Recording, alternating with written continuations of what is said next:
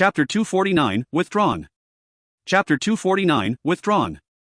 3 days passed in the blink of an eye. Well, for Lan Jue, Zhu Qianlin, and Huali at least. For the talented students of the NEU, it may as well have been 3 years.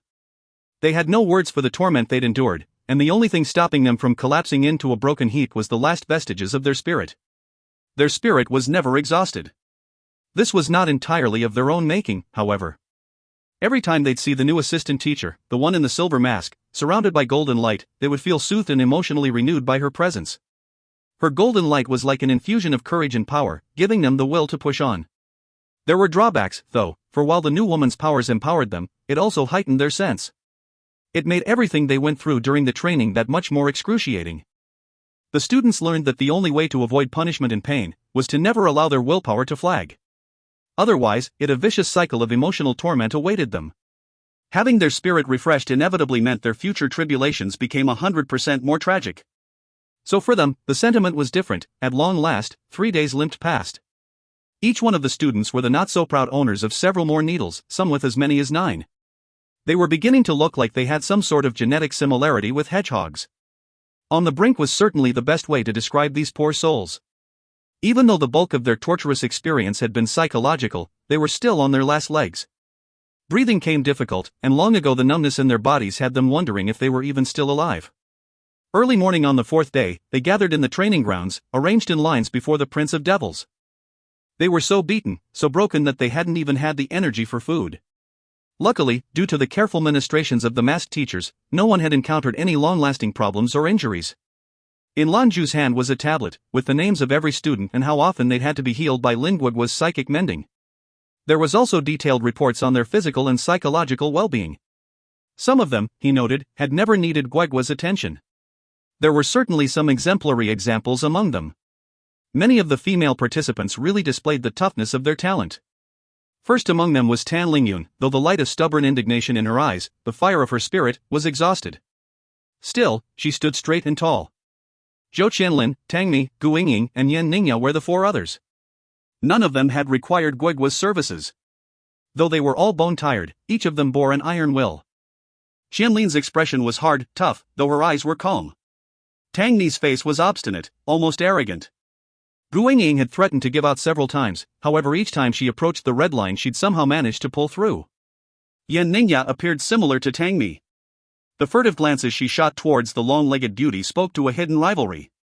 Yan Ningya wasn't part of the illustrious school beauty sect, but was nonetheless a recognized hottie in the eyes of NEU's gentlemen students. Her problem came when she and her brother had entered school. Ever since then, the two were ever in competition with the great fighting duo of Tang Xiao and Tang Mi. It was a seething rivalry that never gave them any rest. One's looks were determined by their parents, and was not something so easily changed without the help of plastic surgery. There was too much pride in Yan Ningya for that, so if she couldn't compete with Tang Mi in looks, it would have to be through ability. She harbored a desperate desire to surpass Tang Mi, and it was this goal that had given her the strength to push on. Her brother, Yan Zhanshan, lacked the mental fortitude of his sister, but his heroic appearance ensured he was enshrined as top 3 of the most desired male students. It had imbued him with a rather serious superiority complex, at least, until Tang Xiao had so handily showed everyone up during the lyre competition. Since then his arrogance had diminished, somewhat. Strength was what a pilot relied on, he realized, not looks. If Tang Xiao could endure against this inhuman treatment, he thought, why then couldn't he? The determination drove him. But surviving was about all they could manage. There was one more who not only managed to maintain, but thrive, like they enjoyed it. Ever since the very onset, when he'd been stabbed with the needle and struck by lightning, Jin Tao was in heaven. The discomfort he'd originally felt in his body was beginning to subside. With every needle that stunted his discipline, he could feel his body reacting. Nothing, however, compared to what he'd gone through with the Genetica. Part of that was due to the fact that he'd experienced it before. He knew what to expect.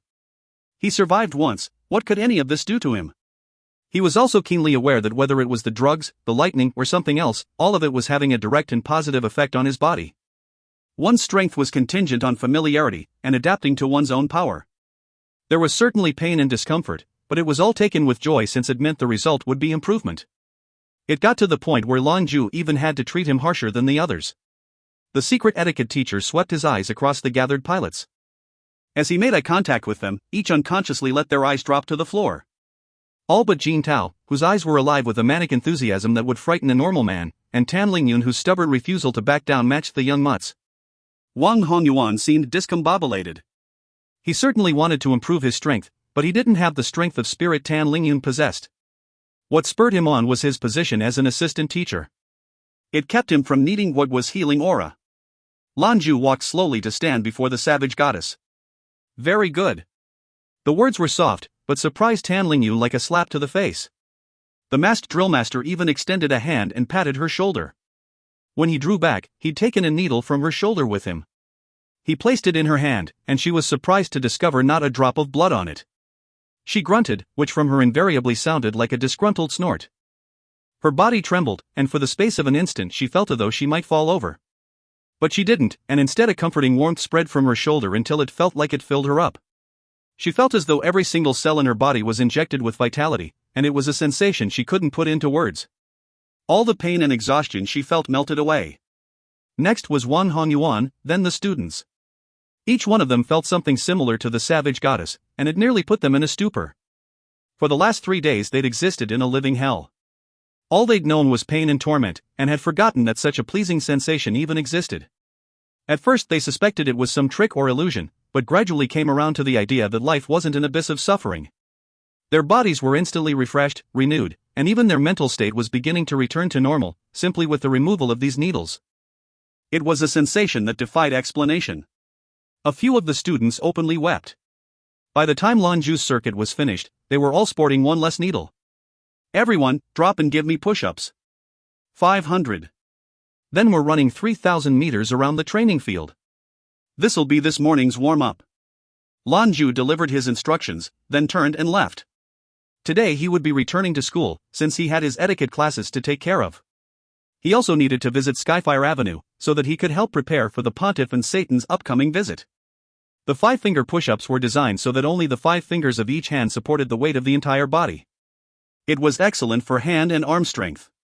Before the needle had been removed, each of them probably would have fainted at the prospect of push-ups and running. Now, though, their bodies' energies were a torrent, and they felt the need to let it all out.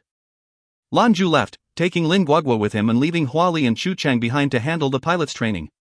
He didn't want them to get too comfortable. This type of physical training had to be maintained. Hey boss, is everything alright? Lin Guoguo shot a glance towards Lan Jue as she drove the verticar. He was planted in the passenger's side, rubbing his face. I'm fine, he answered. My face just feels a little stiff, hiding behind that mask for days. I need a little bit of rest. Guoguo's pretty figure trembled. Too scary, boss. How did you even come up with a training regimen this inhuman? While I was giving them healing, some of them looked like they'd been dredged up from the bottom of hell. Lan Jue chuckled darkly. You think this is the bottom of hell? In my younger days I suffered through 10 times worse. More than a human should ever have to endure. But, if you want power, how can there be no suffering? Besides, they've only just begun. This whole thing has been to give them a solid enough foundation to continue. They've still got nightmares yet to face. Guoguo shook her head. More. I'll tell you boss, I'm ecstatic I'm not part of this training course. Never in a million years. Lan Jue smirked at her trepidation. How could I ever make my Guoguo suffer such things? Your talent is already at the 9th rank, so this sort of stimulation wouldn't have any benefit. It really only works for those of lesser rank, so unfortunately your future improvement is entirely dependent on your own cultivation and knowledge. Lin Guoguo let out an audible sigh of relief, then chortled goofily. I got me a good boss. Lan Jue made Skyfire Avenue his first stop, going directly to the jewelry store on the avenue's surface. There, Xiao and Kur were waiting. When they saw their boss, they were both quite pleased. Lan Jue settled on the stool situated behind the counter, and took a sip of the warm water Xiao had handed him. The jewelry master let out a long, tired sigh. If you find any errors, ads pop-up, ads redirect, broken links, non-standard content, etc., please let us know. Report chapter so we can fix it as soon as possible. Chapter 250, Candidates. Chapter 250, Candidates. One's own home is always the most comfortable. Minding my own business when that old fox, Wu Junyi, snaps me up for this training. Just absolutely screwing with me. The stream of complaints tumbled from Lan Jue in groans. Kur and Xiao were surprised by the vocal displeasure. It was the first time they'd seen him like this. Lin Guoguo humped at him. It looked to me like you were enjoying yourself out there, boss. It's not as bad as you say.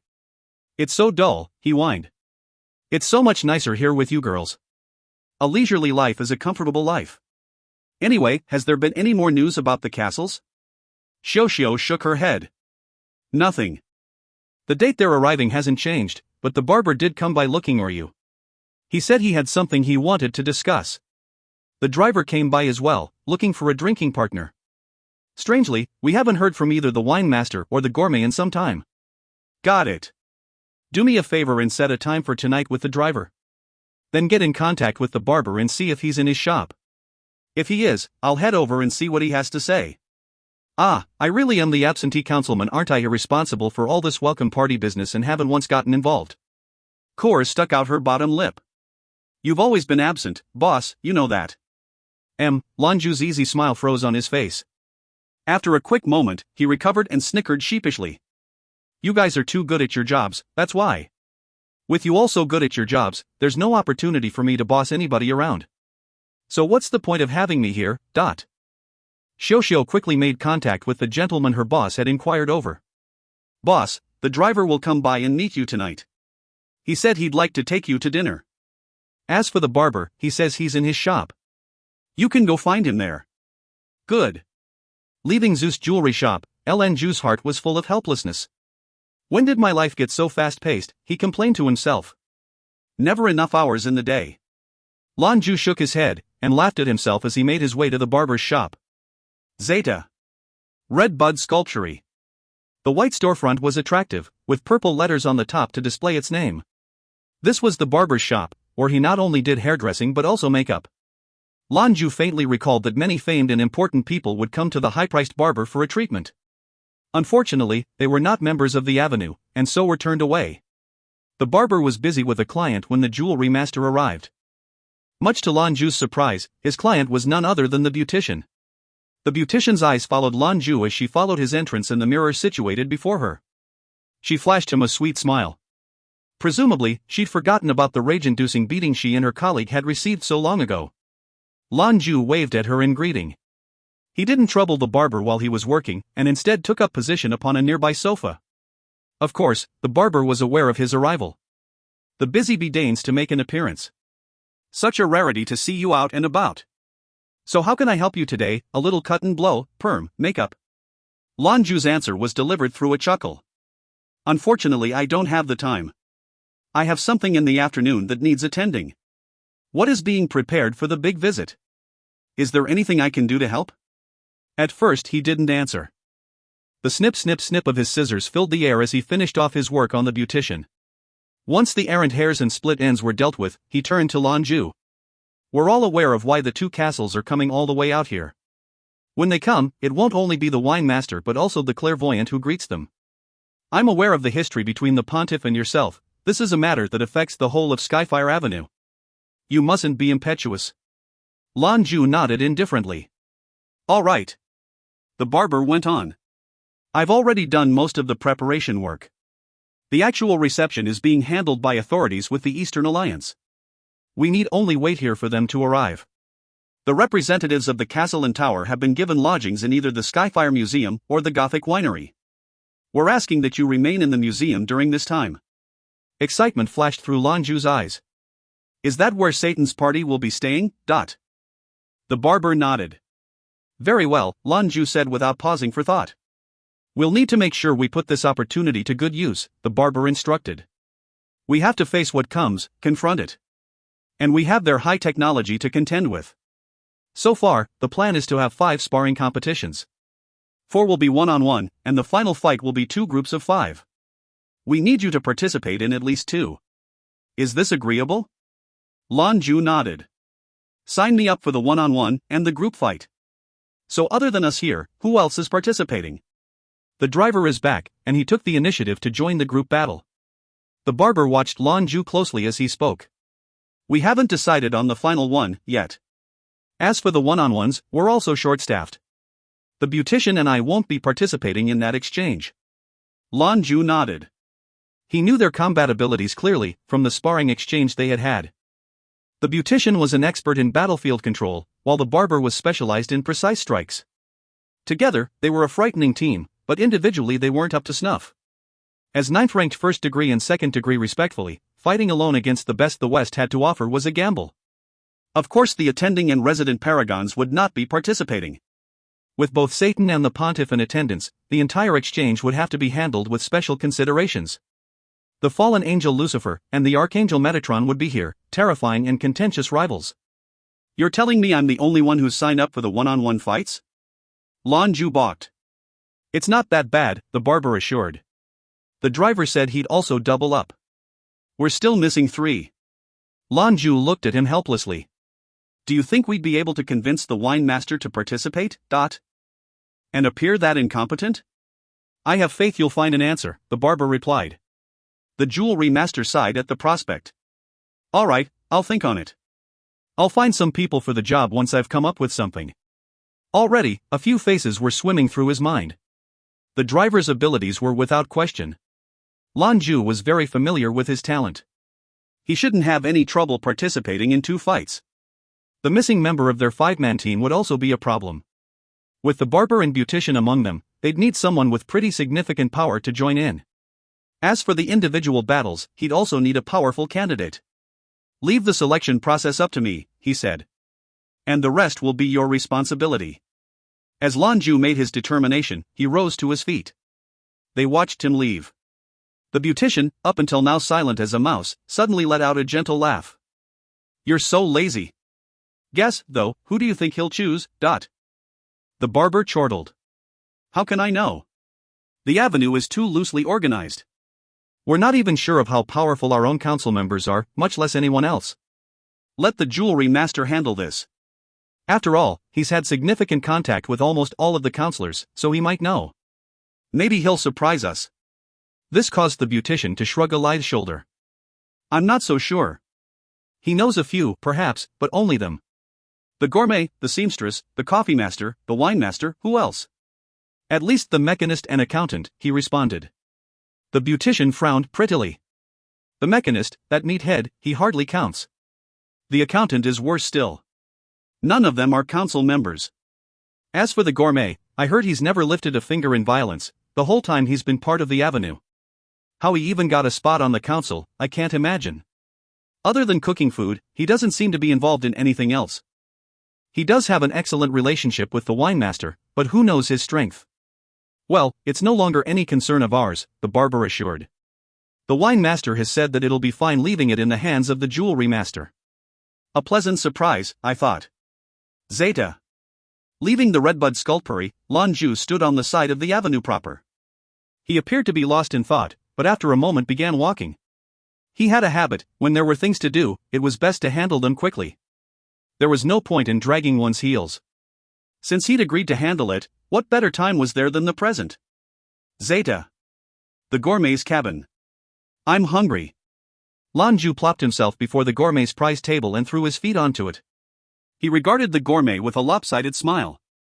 If his students could see him now, their prince of devils so relaxed and accessible, it'd probably blow their minds. The gourmet, sitting opposite him, stared blankly for a moment. He reached out and shoved a plate of soda crackers towards his guest. I had no plans to cook this afternoon. Lan Jue sighed. So I see. How about I cook you a meal, then? You. Cook. For me? The gourmet just looked at him in shock. Lan Jue nodded emphatically. Without any further argument, he stood and made his way towards the kitchen situated in the back of the gourmet's small shop. The gourmet looked as though he wanted to protest, but ultimately kept his mouth shut. Before long, a hissing sound emerged from the kitchen. It was followed by a gust of aromatic steam, as though the ventilation system in the kitchen simply couldn't contain it all. There was a fresh, pleasant scent that followed. The steam caused him to sneeze, but his eyes lit up all the same. He replaced the soda biscuit in his hand upon the small tray before him. He leaned back against the back of his chair and waited, a small smile on his face. Soon Lan Jue reappeared. He set the table with a trivet and a bowl of chili sauce. Then he placed the bowl before his friend. The noodles within the steaming pot swam in boiled water and bean sprouts, with a dollop of chili sauce on top. The pungent scent quickly filled the whole room. Lan Jue handed a pair of chopsticks to the gourmet. He kept a pair for himself and, without any further courtesy, began stuffing his face. If you find any errors, ads pop-up, ads redirect, broken links, non-standard content, etc., please let us know. Report chapter so we can fix it as soon as possible. Chapter 251, The Pauper. Chapter 251, The Pauper. You know my problem, the gourmet said. If it isn't delicious, I won't eat it. I'd rather starve. Oh, I know, Lan Jue answered indifferently. But I also know that noodles are your favorite. It's something we have in common. Go on, give it a try. The gourmet chuckled, then in order to appease his guest began to eat. He recognized all the ingredients, especially the spices which were his favorites. He nodded in appreciation, then ate some more. It was a mistake to assume cooking chili oil was an easy process. In reality, the degree and duration of heat employed while preparing it was integral. It had to be precise, but it appeared Lan Jue had a natural talent for it. The dish was a smattering of oil over noodles, drenched in vinegar. It was simple, direct, and unparalleled. After a few minutes of hearty slurps, the contents of the 2 large bowls was gone. Lan Jue heaved a contented sigh, wiped his mouth, and sunk further into his chair. As ever, your spices make the dish. So what do you think? My craftsmanship isn't bad, eh? The gourmet curled his lips. You managed, after a fashion. But I have this young guy here who shows up out of the blue, and offers to make me a meal. It isn't impossible to imagine you have some ulterior motive. Speak, what do you need? Lan Jue chuckled at the crotchety old man. As I'm sure you're aware, soon the Pontiff's Castle and the Dark Tower will be visiting Skyfire Avenue. There will be talks and spars and group battles. Unfortunately, we're missing a few participants, 1 for the 5-on-5 group fight, and 3 for the 1-on-1 battles. Which would you like to participate in? The gourmet looked at him, stupefied. He spoke softly in response. My reward is a bowl of noodles? Lan Jue shrugged. What else do you want? He thought for a moment, then said, I recall the wine master mentioning once a bottle in his possession. A vintage from the great wine masters from the former era, called Richburg. Lan Jue's eyes nearly popped from his skull. My dear gourmet, you're asking for my life here. That's more precious to the wine master than his own eyes. The gourmet shrugged. I guess you don't want to try it. Not too hasty, Lan Jue said with a wry smile. How could I not? When pairing for a meal, go all out, the gourmet said sagely. As for wines, have you had anything that could be its equal? I'm fairly certain even the wine master hasn't tried it. I reckon that means we have a chance. Lan Jue's face twitched. You aren't going to ask me to steal it, are you? The gourmet chortled. Of course not. We're cultured, distinguished gentlemen. Just wait for me to puzzle out a solution, and help me execute the plan when it's ready. I swear it won't end with the wine master beating you to death. Yeah, never mind, I'll find someone else. Lan Jue vehemently shook his head. Taking from the cosmicus was like snatching food from the mouth of a tiger, he wasn't that stupid. What the gourmet was asking was a death wish. Suddenly, Lan Jue felt his whole body go cold. The gourmet's small cabin became dark as oil, and a chilling aura permeated from every direction. It was like they were suddenly transported to another world. Lan Jue backed away a step. Everything around them had gone black. Only the gourmet remained, seated calmly on the other end of the table. However, the jovial man he'd known for so long was gone, his mood had changed drastically.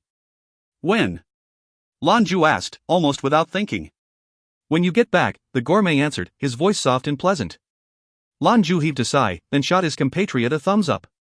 All right, I'll do it. Everything around them turned to normal. The gourmet was seated opposite the table like nothing had happened, his empty bowl situated in front. The scent of spice still hung in the air. But even though the surroundings were back to normal, Lan Jue could see something had changed in the gourmet's eyes. I'm off, the jewelry master said, rising to his feet. I'll join your 5-man team, the gourmet said, quietly. Find someone else for the singles. Lan Jue nodded. Any recommendations? The gourmet nodded. The pauper, and the pharmacist. The rest are up to you. Got it. Lan Jue nodded his farewells, then left the gourmet's small home. Once outside, he wandered down the street with an excited sparkle to his eyes and a knowing smile on his lips. The 2 castles, bring it on. The group battle was already finished, and the single fights were short only 2. The pauper, is it that guy? He isn't a committee member. After taking the elevator to the underground, Lan Jue let his intuition guide him down the street. After a few minutes of walking, he found his target. It was difficult to determine his age, due to the dirt and grime. Tendrils of oily and disheveled hair hung over a dirty face. He was covered by an overcoat so filthy, the last time it was washed must have been the former era. It was only an overcoat by generous description, anyway, as it appeared to be mostly patches covered by more patches. The pauper rested lazily against the corner of a wall, looking half asleep. Were it not for the gourmet's recommendation, Lan Jue would never have considered this man. He approached the poor man and stopped a short distance apart. The pauper's eyes were closed, but as Lan Jue approached his hand flashed out. Lan Jue reacted by snatching it out of the air. It was a tarnished metal plate. Words were scrawled across it, "Permit to panhandle." Underneath was the seal of the Skyfire Avenue Standing Committee. The pauper waved a hand at Lan Jue, as though shooing away a fly. Lan Jue answered with a soft smile. "I'm not with the enforcement team," he said, "you don't need to show this to me." He threw the plate back. The pauper caught it effortlessly, then opened his eyes. His eyes bore the same lackadaisical sense as the rest of him, to where his dark eyes almost seemed dim. He sized the young jewelry master up once or twice, then shut his eyes again. "The gourmet said I should come find you. There's something I was hoping to get your help with," Lan Jue said. At mention of the gourmet, the pauper opened his eyes once again. This time, though, they were clear as day. He swallowed a mouthful of saliva. "Is he inviting me to eat?" The pauper's voice was exceedingly pleasing to the ear, deep, sincere, masculine. "Whether or not he plans to, I can't say." Lan Jue shrugged. "But he did ask me to find you, so I'm sure he has his reasons." The pauper's mouth curled into a frown. "What reason could that be, HM? To bother me, whatever it is. I'm not going. No food, no drink, no pauper. 3 years the beggar, not once the king, heard the expression? I need sleep, so leave me in peace. Stop bothering me." "The gourmet told me the wine master has a particularly excellent vintage on offer, a Richbourg," Lan Jue mentioned offhand. This time the pauper's eyes glittered, like sunlight on a snowy bank. "Really? That stingy old goat has one squirreled away? How come I've never heard this, If I'd have let know, I imagine the ensuing chaos could be heard from planet Luo. His whole cellar is theft-proof." The soft voice came from behind Lan Jue, and he didn't have to turn his head to know the gourmet had made a personal appearance. "Can you give us a bit? Just a sip? With that penny pincher, who knows how long he's had this fine wine locked away?" The pauper complained. The gourmet responded in placating tones. "If I distract him, would you be able to find a way?" The pauper's eyes twinkled. "If I had an hour. Could you manage that?" The gourmet nodded. "Done." The pauper replied with a hungry grin. "What are we having with it?" "Snowflake beef and white truffles," the gourmet answered. "Along with pan-seared blue lobster." The pauper swallowed once again. "It's a deal. When is it happening?" "When you've finished your other responsibilities," the gourmet said. He looked pointedly at Lan Jue. Lan Jue took his cue and explained. "The Pontiff's castle and Satan's fortress are coming for a sort of exchange. We're missing some people for the one-on-one battles, and we were hoping to getting you involved." The pauper's brow furrowed, but he answered positively. "Fine." Lan Jue nodded with a smile, and the gourmet simply left with the business complete. The pauper watched him go with a piteous expression on his grimy face. "Can we throw in another boiled lobster? It's been so long since I've eaten anything with a decent flavor." "Clean yourself up and I'll boil a second," he said, without looking back. The pauper nodded. "All right," he said with sincerity. "Wait for my news." Lan Jue caught up to the gourmet. "I've never heard of this pauper before." The gourmet laughed softly. "He's an interesting character. He used to be an incredible talent, then one day something happened that altered his mind. Some sort of stimulus.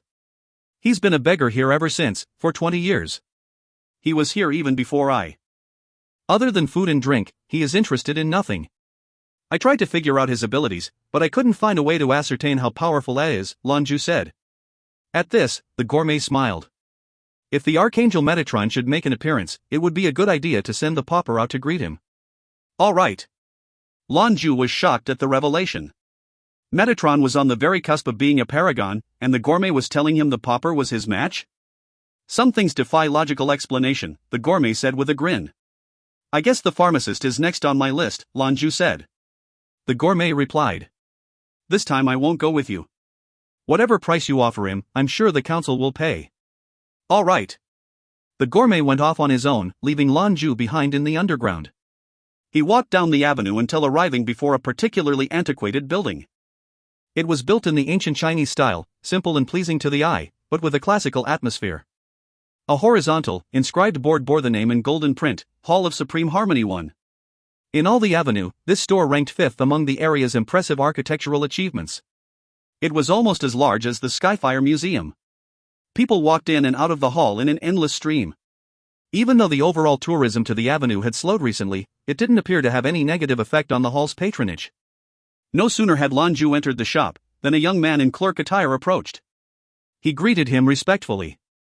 "Jewelry master, you're here? Please, come in." As he spoke, the clerk stepped aside and motioned for Lan Jue to enter with a sweep of his arm. Lan Jue nodded and moved further in. The interior of the hall was even more in tune with the classical style than its facade. It was all redwood, cool stone, and antique ornaments gathered together to create a truly unique atmosphere. Walking through the store was like being transported back to ancient China. One, named after the largest hall in the Forbidden City. If you find any errors, ads pop up, ads redirect, broken links, non-standard content, etc., please let us know. Report chapter so we can fix it as soon as possible. Chapter 252, The Pharmacist. Chapter 252, The Pharmacist. With the young associate's guidance, Lan Jue crossed across over a small lake and traversed a lengthy corridor. Each step of the way was accompanied by the quiet, peaceful sounds of a guqin one. The hallway itself ended in an octagonal pavilion, which was host to a woman. She sat behind a square table, upon which rested the ancient Chinese instrument he'd heard while approaching.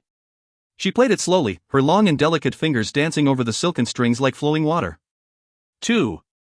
One corner of the table bore a censer, with a single jaw stick poking free. Its pleasing aroma filled the area, as tendrils of fragrant smoke curled through the air.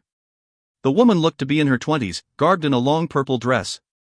Her dark hair was held up in a bun by a jade hairpin, keeping it up and away from her bright and pale face. She was pretty as a picture, an image of ancient Chinese culture and refinement. The music, the smell, the outfit, it certainly made an impression. Once they reached the pavilion, the assistant stopped in his tracks. He turned, and once more indicated for Lan Jue to enter. The jewelry master did so, and waited with a look of silent appreciation as he listened to the young woman continue her song. When she eventually did finish, the final pleasing notes hung in the air like a memory. Resting her delicate hands on the strings, she looked up to regard Lan Jue. With a small, gentle smile, she spoke. "It's been quite a while, jewelry master. How have things been? Is there a problem with my medicines you've come to discuss?" Lan Jue smiled pleasantly. "A joke, certainly. If our pharmacist's medicines are problematic, then there are no decent pharmaceuticals in the whole of the Eastern Alliance. Expensive, perhaps, but nothing can be said with regards to quality." The pharmacist watched him carefully. "I'll admit, I am curious as to why you might require so much high-class medicine. Are we training in army?" Lan Jue offered a lopsided smirk. "It's a secret." The pharmacist indicated the stone stool by the table. Lan Jue approached, and sat. She placed an elbow on the table, and supported her head in her palm. "You didn't bring your contingent of girls this time? A solo visit today, it makes me think you aren't here for pleasant conversation." Their exchange was temporarily halted as a young girl, dressed similarly in old-style garments, arrived with a couple glasses of tea. The contents were a thin green tea, and as they each took a sip of the refreshing brew it was like a cleansing wash. Lan Jue took a second tentative sip. "Excellent tea. You certainly know how to enjoy life." The pharmacist smiled prettily. "Do I? You are daily surrounded by 4 grand beauties." Lan Jue chuckled. "They're friends, more like sisters." The pharmacist's lips curled into a pout. "Men. Such duplicitous creatures. You think I don't notice the look in their eyes when these young women speak about you? I know what I see." Lan Jue's face twitched ever so slightly. He wanted to say something to the contrary, but chose instead to refrain. "What do you want? No more beating around the bush." The pharmacist set her teacup upon the small table and stared at Lan Jue. He complied. "The West's 2 great Adept organizations are coming, and we're going to celebrate their arrival with a friendly competition. A team battle, and 4 single combat bouts. We're still missing a single challenger for the one-on-one fights." The pharmacist's laugh was as pleasing to the ear as her guqin. "All right. Things have been feeling stuffy as of late. Let's say, an S-ranked gemstone, and I'll throw my hat in the literal ring." Lan Jue snorted with bitter mirth. "Of all those on Skyfire Avenue, you're probably the wealthiest. What do you need all of this for? To enjoy life, she said, matter-of-factly. No one to cause me pain, no one to live me, just me and my work. Hoarding for my funeral, one does suppose. If the mighty Skyfire Council should agree with my payment, I'll participate. Otherwise I suppose there's nothing to be done for it, you can find someone more qualified. The pleasant smile on her face was gone, replaced with a frigid expression and an equally chilly tone. This woman, he thought, he was a visitor sharing tea, and she so suddenly had become hostile. Fine. I'll find someone else. A loose organization like theirs, even if they had those kinds of resources, wouldn't pay so rich a price. Stop. The pharmacist called out as Lan Jue rose. The jewelry master just looked at her. If you won't give an S-ranked gemstone, that's fine, she began. You can do me a favor instead. Lan Jue regarded her, surprise evident on his face. You have money, you have power, what else is there that you can't handle on your own? Much less that I can deal with. At this, the pharmacist's expression grew strange. It changed quickly from one of harshness and displeasure to soft and inviting.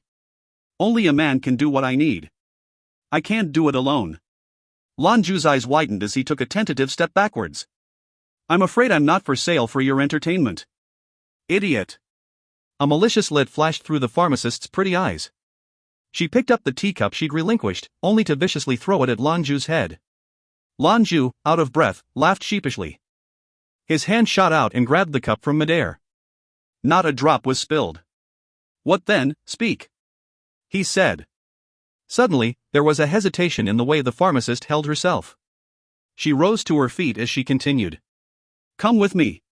She led the jewelry master along the corridor, the opposite way from which he'd approached. A building loomed at the end of their trek. Lan Jue watched her incredible figure as they walked. Narrow hips swelled into a pert and firm backside that swayed from side to side. By any metric, she was quite the woman. And yet Lan Jue was not drawn in by her allure. He stared calmly ahead, and appeared to have no urge to look her over. He didn't want to be indecent. Further, the words of the wine master rang through his mind. They were warnings and things of note, that were revealed to him when he'd first arrived at the avenue and was undergoing his tests. Among those important bits of information was one concerning this very pharmacist. Even in a loose organization like the Avenue, the pharmacist was a special case. She was not a council member, but held more authority than any junior member. Do not provoke her, the wine master had warned. If he did, no one would be able to help him. Lan Jue only knew that she was more powerful than him, maybe 9th ranked 8th degree, maybe 9th degree, he couldn't say. Whatever the case, she was strong. Certainly, this was the reason the gourmet had suggested the pharmacist in the first place. She was definitely a powerful enough adept for what they needed. The pharmacist led him to the building, and inside. They passed through a courtyard, then entered a second. She stopped when they faced the entrance to a room. The room, and in fact the entire building, closely adhered to the architectural principles of the pharmacy, all very ancient Chinese. The wooden doors and window frames were exquisitely designed, and the windows themselves were composed of rice paper. Once more, the pharmacist looked hesitant to proceed. She turned to face Lan Jue. Unless I'm mistaken, you come from a former-era Chinese bloodline, jewelry master. Is that correct? Lan Jue nodded. What I need, she said, is for you to pretend to be my husband, for a little while. Ha? Lan Jue's gigolo comment had been a joke. He had no idea she was actually asking to purchase him. The pharmacist shot him a look so cold it nearly froze him in place. Put it out of your mind this instant. The whole thing would be a farce. More than a husband, I need you to pretend to be a father, my child's father. Lan Jue stared at her in silence. She had no idea the pharmacist had a husband, much less a child. It was big news. Your child doesn't know their own father? He asked. The pharmacist shook her head, sending the long silken tresses trembling. Her face was a mask of bitter resentment. Her father died while she was still in the womb. Because of my sorrow, the poor child was affected, and she was born blind. I've thought for years, searching for any way to return her sight, to no avail. All I can do is keep her close. Lately, though I don't know why, she's been calling for her father. But where am I supposed to find her a father? I was hoping this is where you could help me. Lan Jue looked at her doubtfully. Why me? Because of your power, she said, and your pure Chinese bloodline. My daughter may be blind, but she possesses senses no ordinary person could understand. I couldn't just randomly select someone for the position, otherwise she'd know. This is why you. Then, what do you need me to do? He asked. The pharmacist went on. Just spend time with her, every now and again. If you do this, I won't just help the avenue this once. If in the future there is anything you need from me, I'll happily oblige. On top of that, I'm willing to offer you a special medicine. You're probably aware that my cultivation came as a result of the ancient Chinese Taoist alchemical arts. There is no cultivation method better for reaching the pinnacle of human capacity. The first among these methods is the pill of immortality. Lan Jue considered this for a moment. How long would I be helping you with this? The pharmacist laughed bitterly. I can't tell you. Until she figured it out, or is old enough to understand. This is a very difficult thing you ask of me, he said, a helpless tone to his words. Especially with no deadline.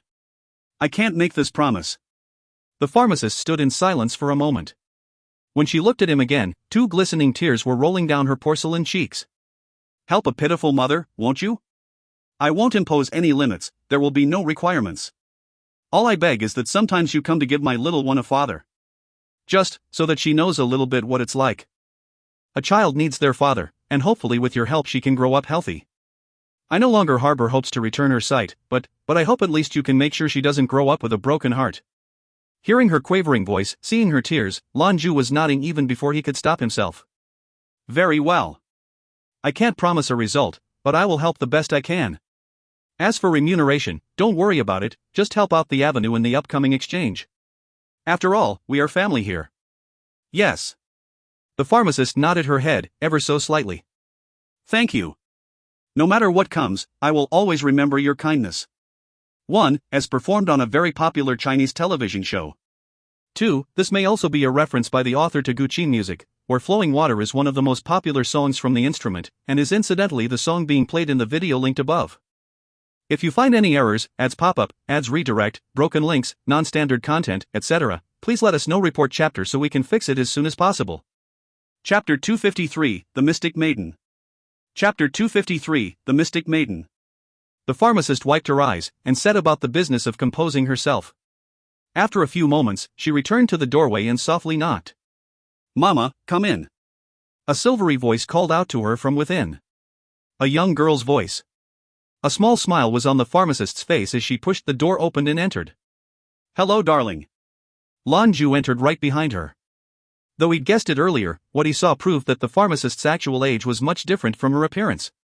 This young girl was older than he'd anticipated. She was perhaps 7 or 8, and so adorable it made one want to just smother her in affection. She wore a small white Chinese-style dress, embroidered with a plum blossom pattern.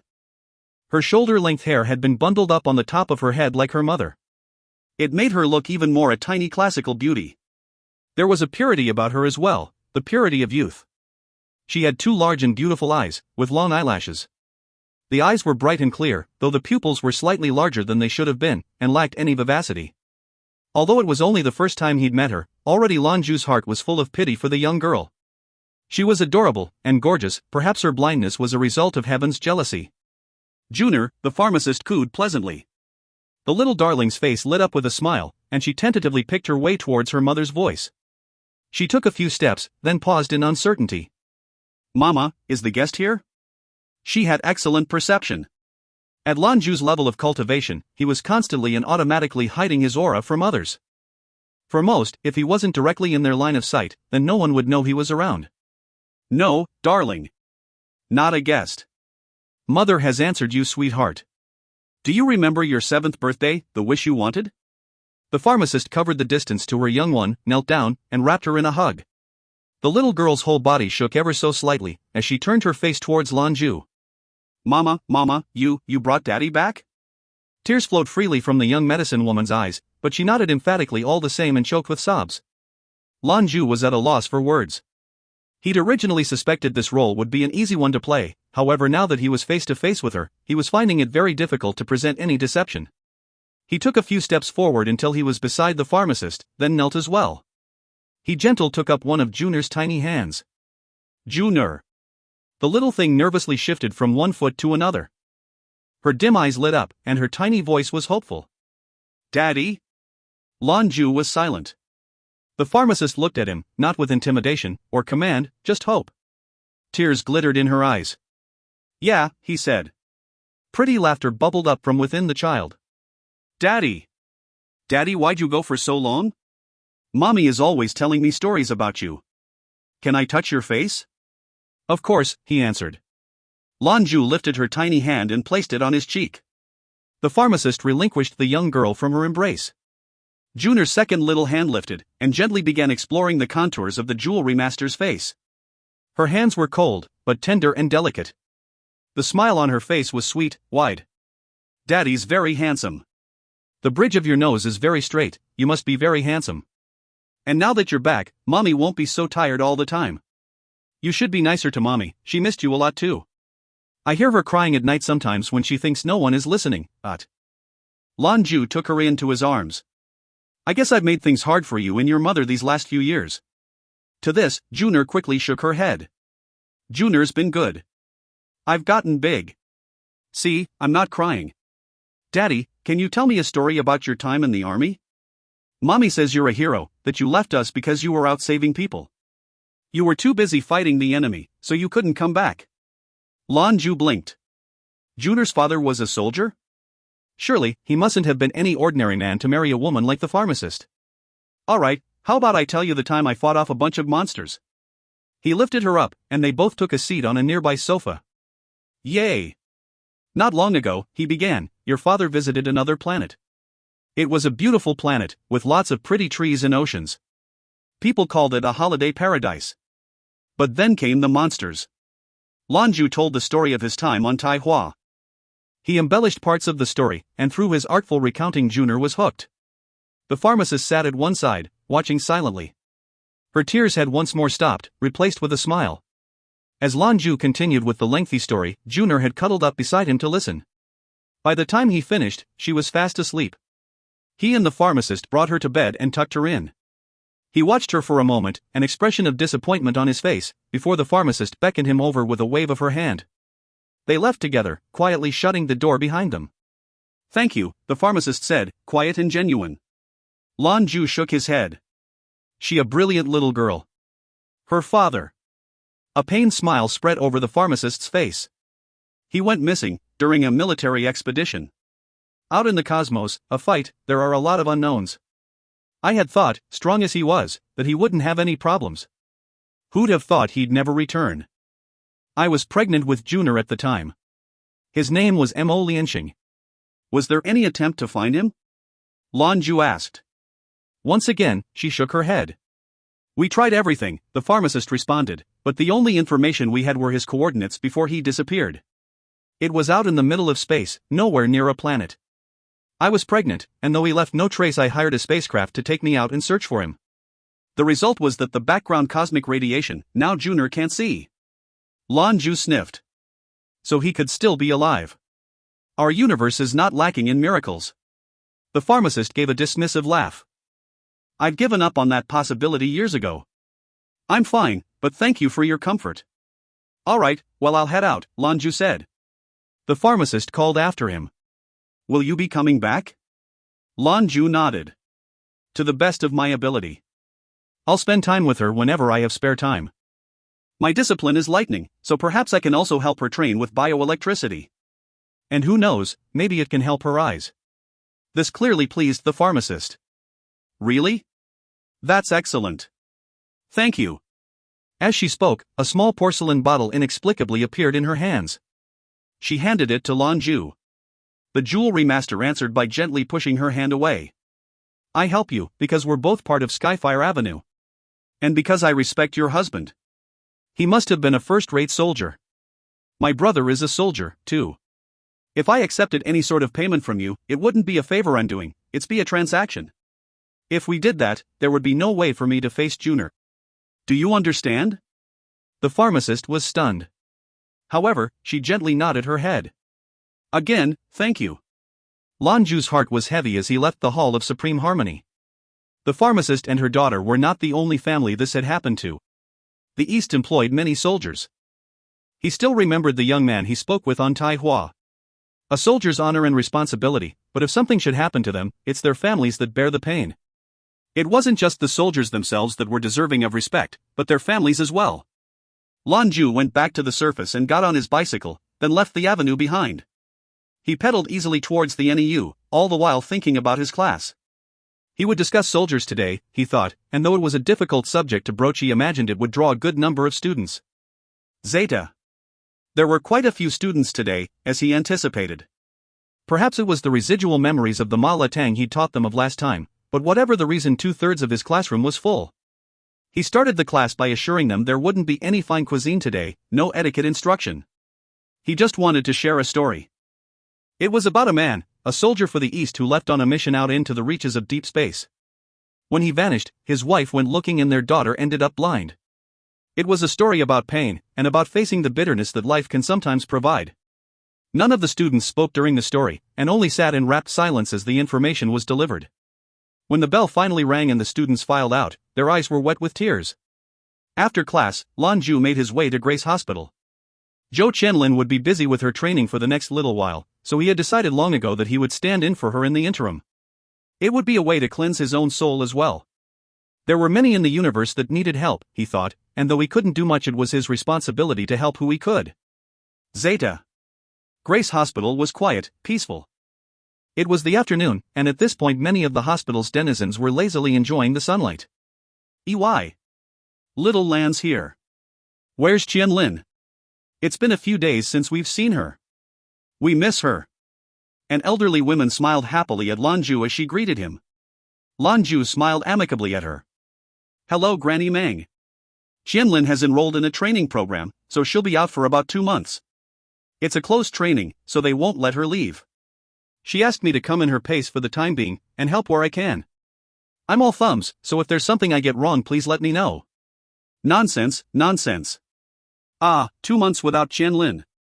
We'll miss her, but you little Lan, don't tire yourself out. Here, I brought you an orange, have a taste.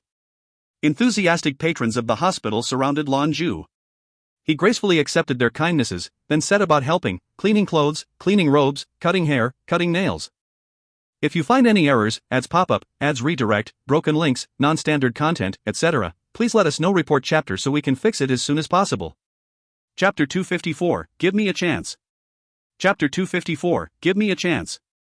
Lan Jue had come several times to Grace Hospital with Zhou Qianlin, so he had become proficient in most of the tasks they usually perform. However, even with his training and discipline, the process was still a slow one. It was night by the time he'd seen to most of the hospital's tenants. As he was preparing to leave for the night, he suddenly remembered one denizen he hadn't seen yet, that old woman who had left him with such a strong impression the last time. He climbed the stairs and walked down the hallway to the final doorway before the end. Stopping before the knock, he quietly knocked. Come in. The quiet, quavering voice called out to him. To him, the voice sounded unhappy. Pushing the door open, he entered. Granny Bess. Hello. Lan Jue smiled pleasantly towards the old woman, who was seated in her favorite spot by the window. As ever, Granny Bess was dressed meticulously. She stared out of the window, but Lan Jue didn't know if she were watching the skies or the roads. She turned her head to regard the young man, with eyes of uncommon clarity. They were gorgeous eyes, that made the viewer think Granny Bess must have been exceptionally pretty in her youth. Lan Jue nodded amicably. I'm here to help clean up your room, and clean your clothes. Granny Bess nodded her head. Without any further discussion, Lan Jue set about his tasks. He performed them as he'd seen Zhou Qianlin do, first cleaning the clothes then returning to tidy up the room. By the time he'd finished sweeping, her clothes were ready. These were all things he preferred, and was very particular about doing properly. He was a bachelor, so he knew how all of this had to be done. When he finished, he approached Granny Bess. Hey there, your fingernails look a little long. Would you like me to help you clip them? Lan Jue asked. She shook her head, lifting her eyes to stare at him. He answered by dropping to his haunches. This meant Granny Bess wouldn't need to crane her neck to look at him. This was the closest he'd ever been to this old woman, and though he couldn't understand why, there was something very familiar about her. He was inexplicably fond of her. The moon will be out. We had fine weather today. Darkness had blanketed the world outside, but the clear skies were alive with dots of distant starlight. The moonlight is beautiful. Granny Bess, you should have some food. Lan Jue said with a smile. Once again the elderly woman shook her head. The moonlight is enough. When the moon comes out, that's when I'm needed. You can go. Lan Jue's heart was heavy, worries that Granny Bess was beset by no small number of weights on her shoulders. Her eyes regarded him, clear and bright, but there was something strange alive in their depths. There was a story in there, somewhere. Lan Jue nodded, and rose to his feet. He opened the door but, with one foot out the door, he heard Granny Bess' voice calling towards him from behind. Be good to her. Lan Jue stopped in his tracks, and turned to regard her. Her eyes were already staring back out of the window. She spoke again, quietly though and mostly to herself. Don't let appearances cloud your eyes. Don't let suffering blot out the moonlight. Lan Jue just looked at her, not understanding. But there was substance there, he knew. He bid her farewell once more, then left the hospital. Granny Bess' words followed him on the road home. Though he didn't understand what she'd said, he felt it held some profound significance for him. By the time he got back to the jewelry shop, his guest was already waiting for him. Did you go looking for me? The driver stood as Lan Jue entered. He wore a dark gray suit with white stripes, a shimmering vest within, and a dark blue tie. His short-cut hair and impressive figure completely the manly representation. Still, even so handsomely dressed, there was still an air of roguelike charm that surrounded him. The chilly flash in his eyes didn't help. Yeah, let me just change my clothes. Lan Jue waved to him, indicating that he sit. He exited to his apartments in the back to change. When drinking, one's environment and atmosphere were important. He'd been comfortably dressed and busy all afternoon, but now that the driver had arrived dressed so formally, he had to match him. When he reappeared, he was clad in a French gray three-piece suit with dark blue stripes. The cobalt blue tie held the whole ensemble together, and paired well with both the color and style. A gentleman's clothes shouldn't exceed 3 colors, otherwise it looked messy and fickle. When the driver saw him, he smiled. His suit was a product of Wendy's, and wearing it was a sign of respect and appreciation.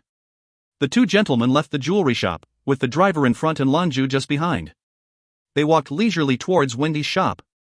The posh interior of the seamstress shop was already prepared for their arrival. The sign outside expressed their current disinterest in visitors.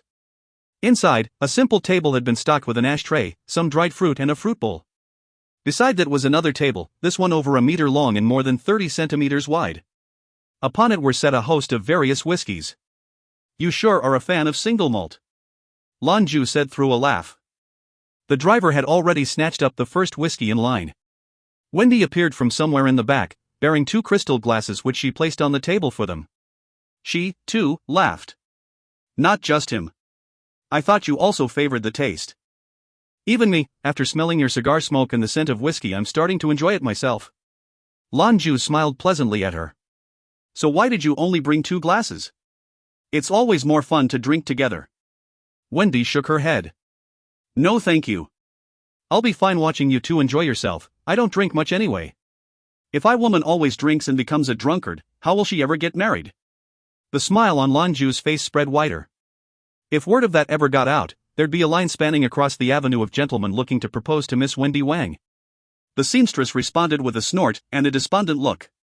All right, the driver interjected, don't pay any mind to this heartless young man.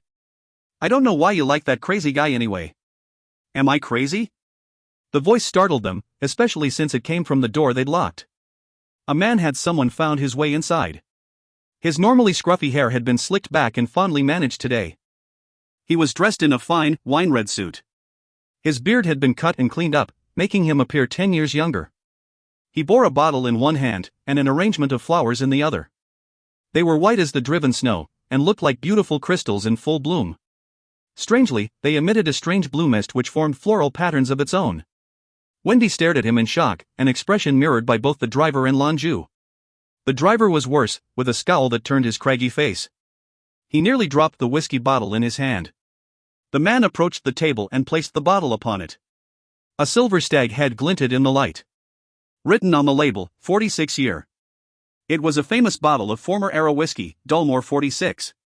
Even in the former era, it was an exceedingly rare find. The man didn't stop once he'd placed the whiskey on the table. He moved around until he was facing Wendy, and stretched out his hand bearing the bundle of flowers he'd brought with him. I'm sorry for making you wait so many years. He's right, actually, I must be crazy. The obsession in my heart clouded my mind. I haven't been able to move past what happened all those years ago.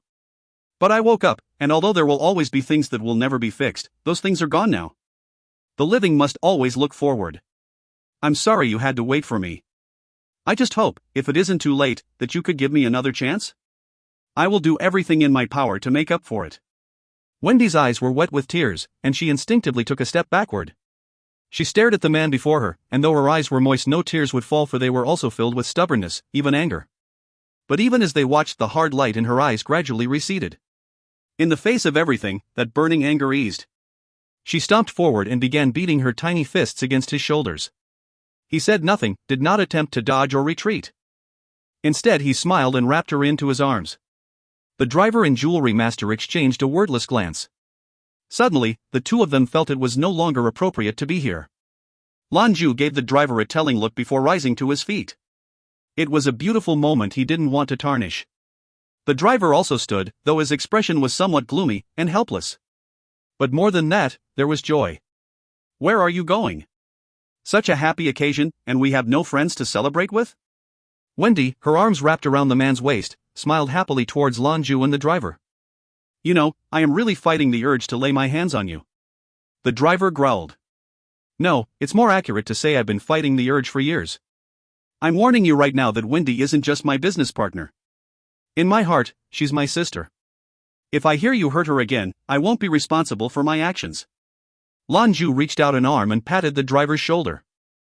"You know you're threatening a paragon." The driver's response was thick with contempt. "I don't care." He stopped suddenly, eyes wide, and stared from the man to Lan Jue and back again. Lan Jue shrugged at him, mirth dancing in his eyes. Wendy lifted her head to look into the man's eyes. "You did it?" The man nodded. "I have. Not because of any power, but because my experiences finally opened my heart, and allowed me to see clearly what I should have learned so many years ago. That was the only way I could discover what was truly important to me. Power was not what I needed. You are what makes me happy, and I'm sorry it took so long for me to realize it. I will use all the rest of my days making up for this debt. I will love you completely, and with the same zeal as one cooks food." The seamstress laughed. Comparing endless love to cooking food, surely there was only one person in the cosmos who could make such a metaphor. The gourmet smiled back at his seamstress.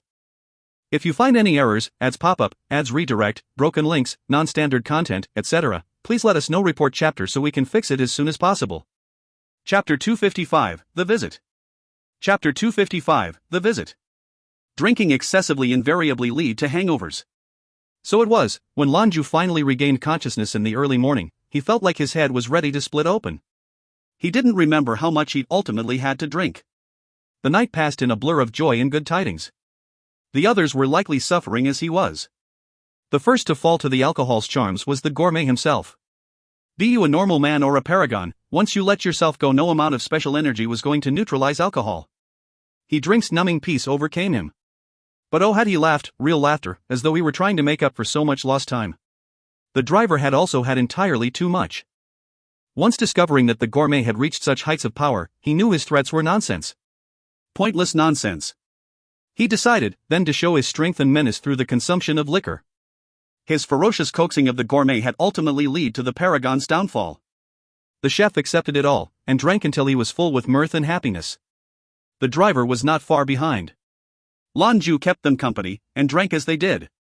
At his level of drinking proficiency, he was able to handle the volume, so long as he poured for himself. But he didn't.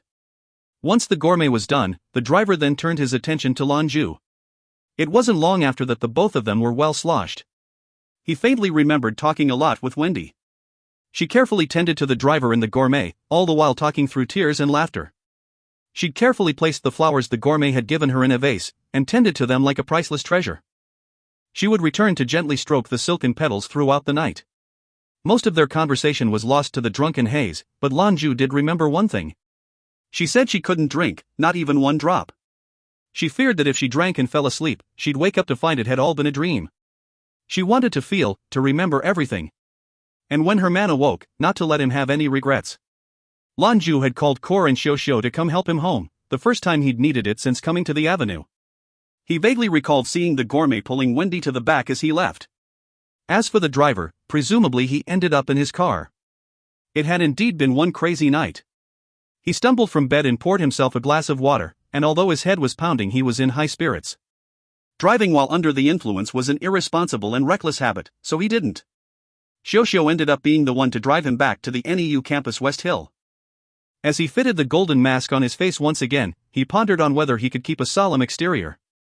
The happiness he felt had spread to every cell in his body. Zeta. The students knew the moment they saw him that something was different. What's going on? They thought. The Prince of Devils is almost warm today. Were you drinking, boss? Lin Jue asked quietly. MNH, he answered. He then turned his eyes towards the rows of students. Today the students were vibrant and full of energy.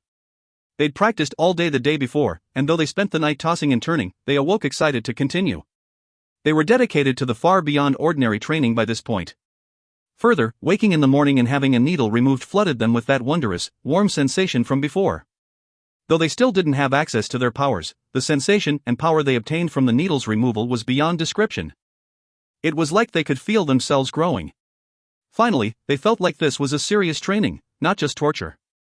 As Lan Jue walked from student to student, pulling needles free, the students' eyes lit up as they experienced that sense of release once again. Paired with the strange change in their drill master's aura, they were starting to believe this Prince of Devils may not be so bad after all. Unfortunately, they were wrong. We're adding 50% to the training you did yesterday. If you can't complete it, you won't be sleeping. Their hell would begin anew. Sweat fell like rain as the bitter exercises commenced. Now, though, the students were different from when they'd started. They had changed. They had had their second needle removed. Eventually the third would come out, then all of them. They were like seals locking away parts of their bodies, their spirits. Once they were all gone, what awaited them? What would they find? Expectation was alive in their hearts, and it was pushing back against excruciating pain of training. You go drinking yesterday and don't invite us. Zhou Qianlin viciously gripped Lan Jue by the neck.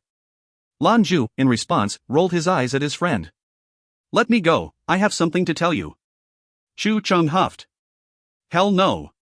Not unless you bring me some of the stuff you had yesterday. Want me to puke it out for you? Lan Jue asked. Zhou Qianlin hurriedly let his friend go. Hey Jue. When did you get so nasty? The masked jewelry master chortled. I learned from you. Sod off. Hua Li snickered.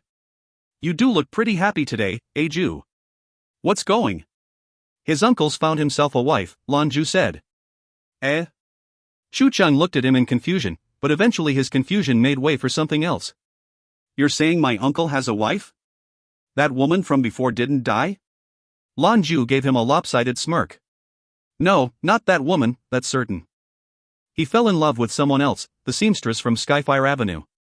Wendy's loved him for a long, long time, but the gourmet has never given her the time of day. That was until last night, when he chose her. Those two have found each other, so I'm happy. Very happy for them. Zhu Qianlin was struck dumb by the revelation. You're saying my uncle's fallen in love with another woman? So, he's gotten over his depression? Recovered? Lan Jue nodded. That's what I'm saying. Zhu Qianlin let out a long breath, he didn't know how to react. Everything that had happened all those years ago had been a massive blow against his family. The worst of it had been his uncle's disappearance. Were it not for the fact that Zhu Qianlin was also strong with Hades' blood, their house would certainly have fallen into decline. And what else? Did he find out who it was that killed her? Zhu Qianlin asked. This I don't know, Lan Jue said. I think you could probably go ask him yourself, if you liked. His mood is very different than it was before. Go to him, perhaps he'll tell you everything. Maybe he'll even go back with you, but who knows? I'm going right now. Zhu Qianlin was gone, barreling across the training field to find his uncle. Hua Li ambled to Lan Jue's side, watching Zhu Qianlin's figure disappear. This is very good news. No wonder you look so happy. If it were me, I'd do the same. In fact, more and more I'm enjoying life here on the avenue. There's so little backbiting and trickery. The atmosphere is loose, no one tells you what to do, but it's kind. In the west we have that bitter stalemate between the two castles. Even the conclave in the north has got terrible internal strife. Skyfire Avenue really is an adept's paradise. Lan Jue smiled at his friend's description. If you like it, then why not stay here? No one will make you leave. The precondition is you couldn't bring Mo with you, that'd be more than we could bear. Hua Li sighed. If it were that easy, then I'd definitely stay here. Unfortunately, there are still some things that need doing. I lack a sufficient excuse to abandon them. So, yesterday we kept an eye on them, today it's back to you. Go ahead and see where your students are at, their progress has been good. You should use the medicine again today. I'll get everything ready. Alright. So it was, today they'd once again turn them all into boiled eggs. Zeta. Skyfire Avenue had changed, adopting an imposing aura as the Adept exchange approached. Everyone knew the West was coming for a visit. It was certainly big news for the Avenue. Of the 18 council members, 15 were present. 3 were unable to quickly make their way back. The remainder prepared to greet the West after their journey. Zhu Cheng's trip to the Avenue had been quick, seeking out the gourmet then leaving right away. He left a message for Lan Jue stating that he needed to go home for some family business. When it came time for the God Team battles, he'd meet them in DreamNet. The words exchanged between nephew and uncle, Lan Jue was not privy to. It was telling, though, that Zhu Cheng had left, but the gourmet remained behind. Today, in the early morning, Lan Jue made his way to the Gothic winery clad in a fine blue suit. The wine master was also dressed meticulously, in a wig and courtly raiment. His face was calm and stoic. Besides the two of them, several others were in attendance: the barber, coffee master, doctor, driver, seamstress, gourmet, beautician, and mechanic to name them. 10 counselors in all. Several others not of the council were also in attendance. Among them were the accountant and the pharmacist. The pauper was also skulking about. The pauper stuck mostly to a distant corner, while the accountant was at Lan Jue's side. The pharmacist stood a good distance from the crowd, clad in a gorgeous ancient-style qipao. She glowered dubiously at everyone and everything, like they owed her money. The surface area of Skyfire Avenue had been closed to all traffic today. The streets were entirely deserted but for the welcome party. The wine master took a moment to regard everyone in attendance. The 2 citadels will be arriving shortly, he began. Let's go say hello. With that said, the Cosmagus lead them towards the far end of the avenue, scepter in hand. The others fanned out behind them as they left the Gothic winery behind.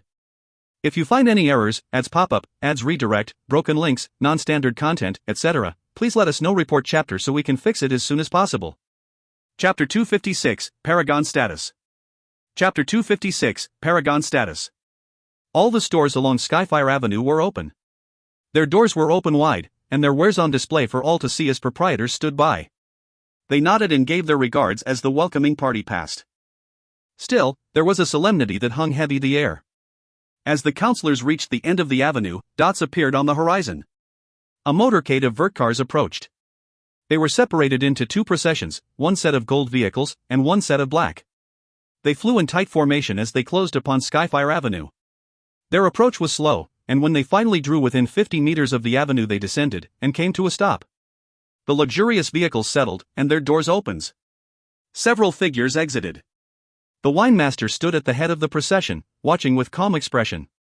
He made no move to greet them. Lan Jue was not far behind. His eyes were hard, and a cold light shone in their depths as he saw the golden cars open and their passengers emerge. There were a few familiar faces from the procession. Raphael, their archangel of healing, was among them.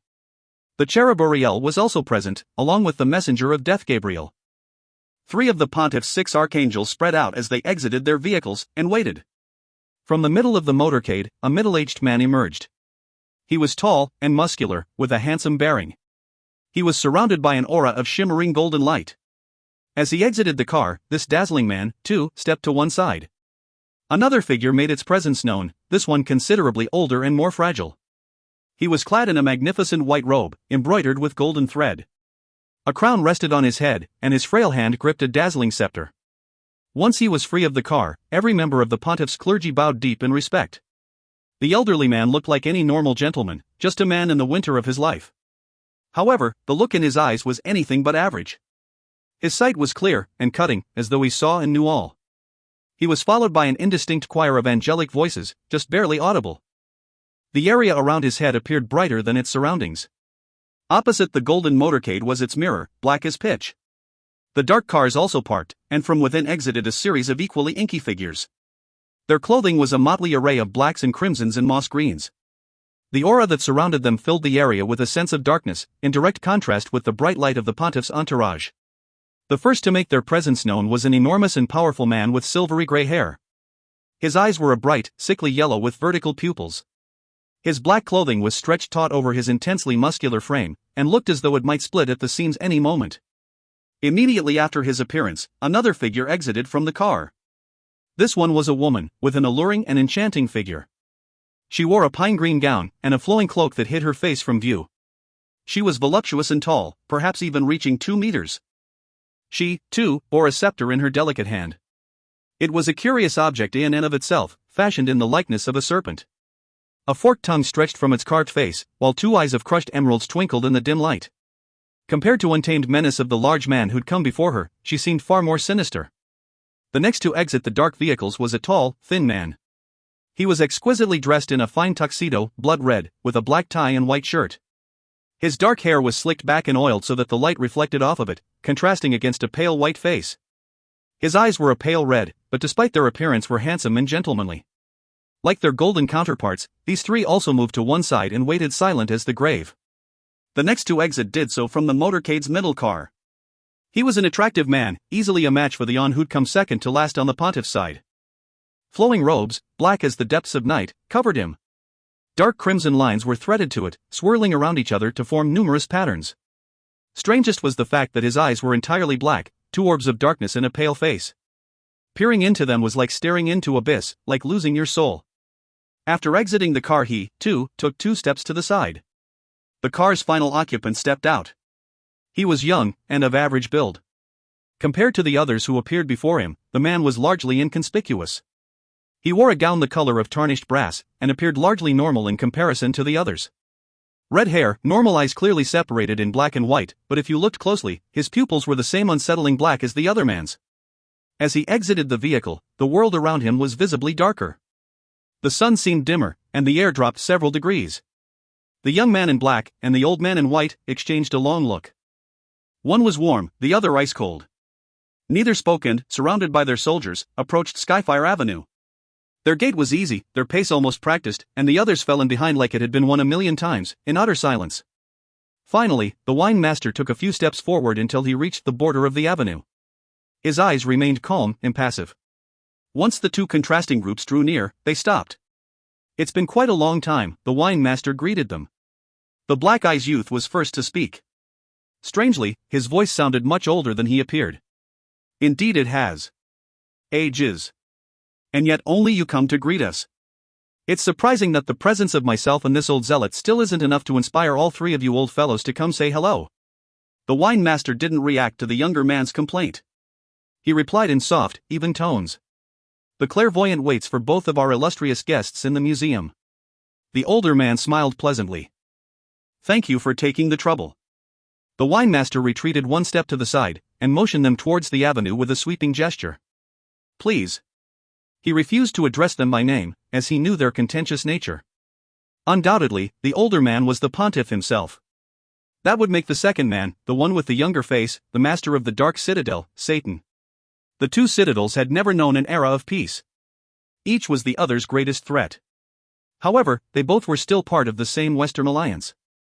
Lan Jue stood now beside the Cosmagus, and sure enough every one of the pontiff's archangels had their eyes on him. None of them looked pleased. The Archangel Michael's absence didn't go unnoticed, and spoke to the poor state of his health. Lan Jue acted as though nothing were amiss, under their intense stares. How could this not rankle them? The resplendent and handsome gentleman stood at the forefront of the archangels.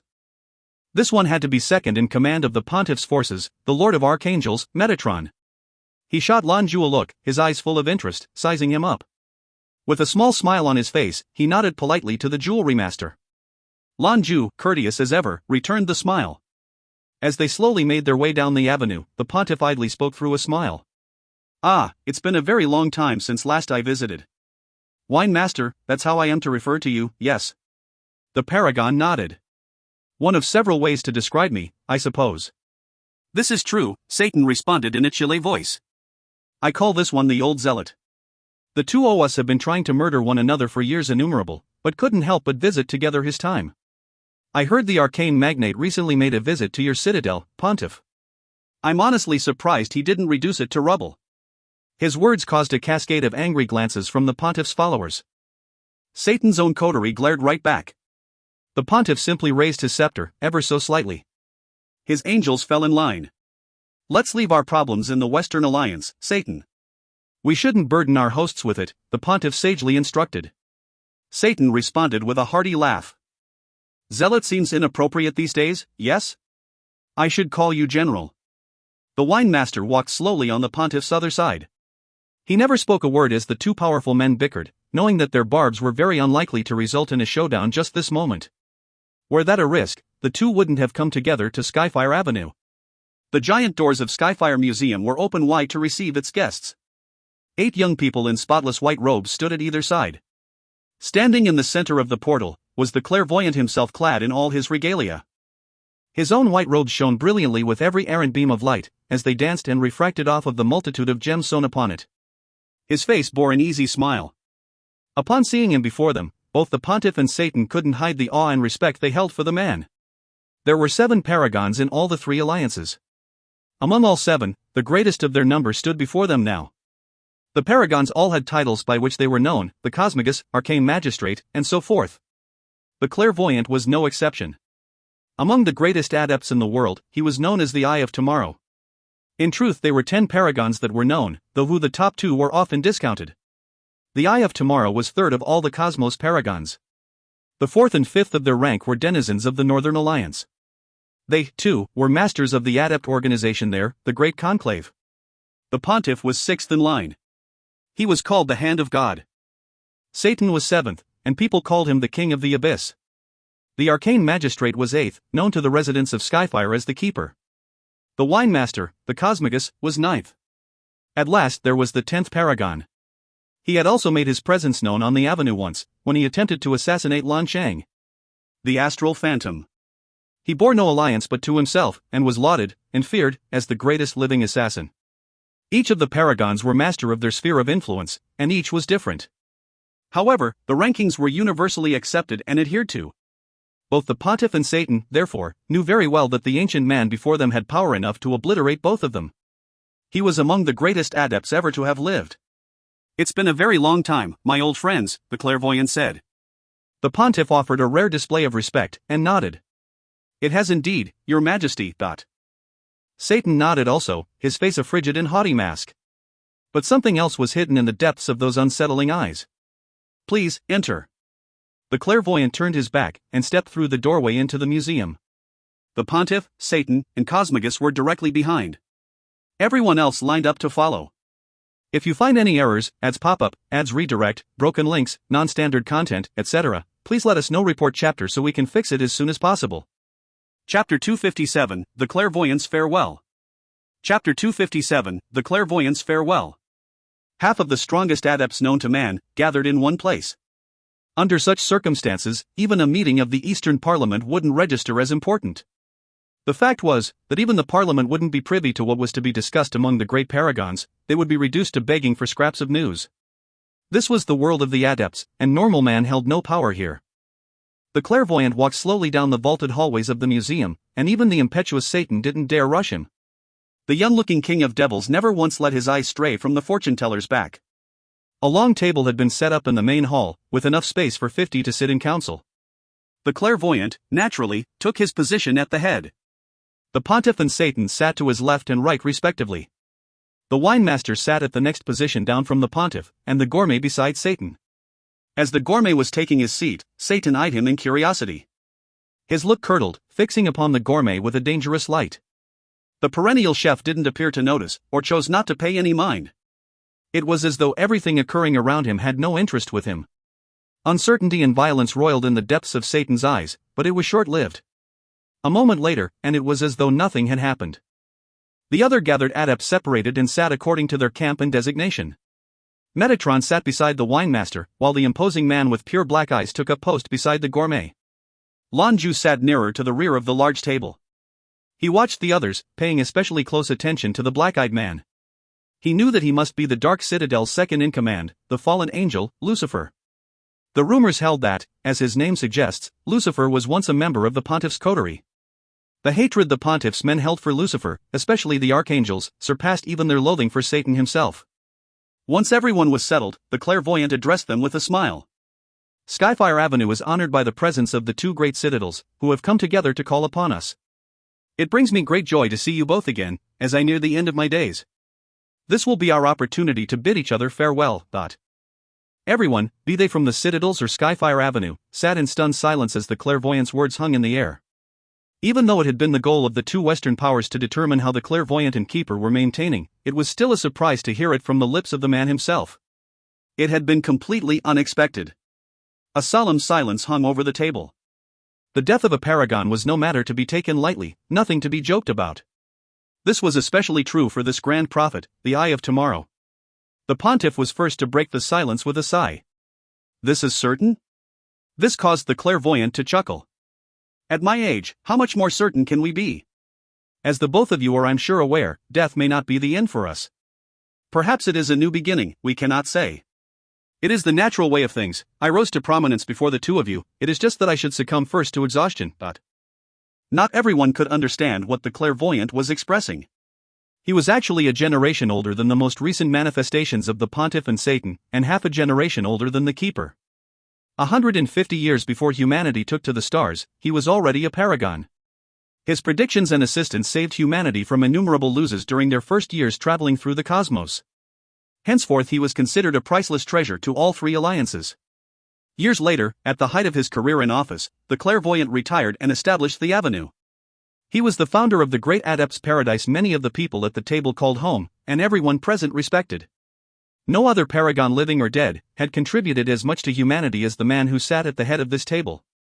Claiming death was not the end was something only a paragon could truly grasp. Exhaustion was also not a term thrown around lightly. As old as the clairvoyant was, he should have left the worlds of man long ago.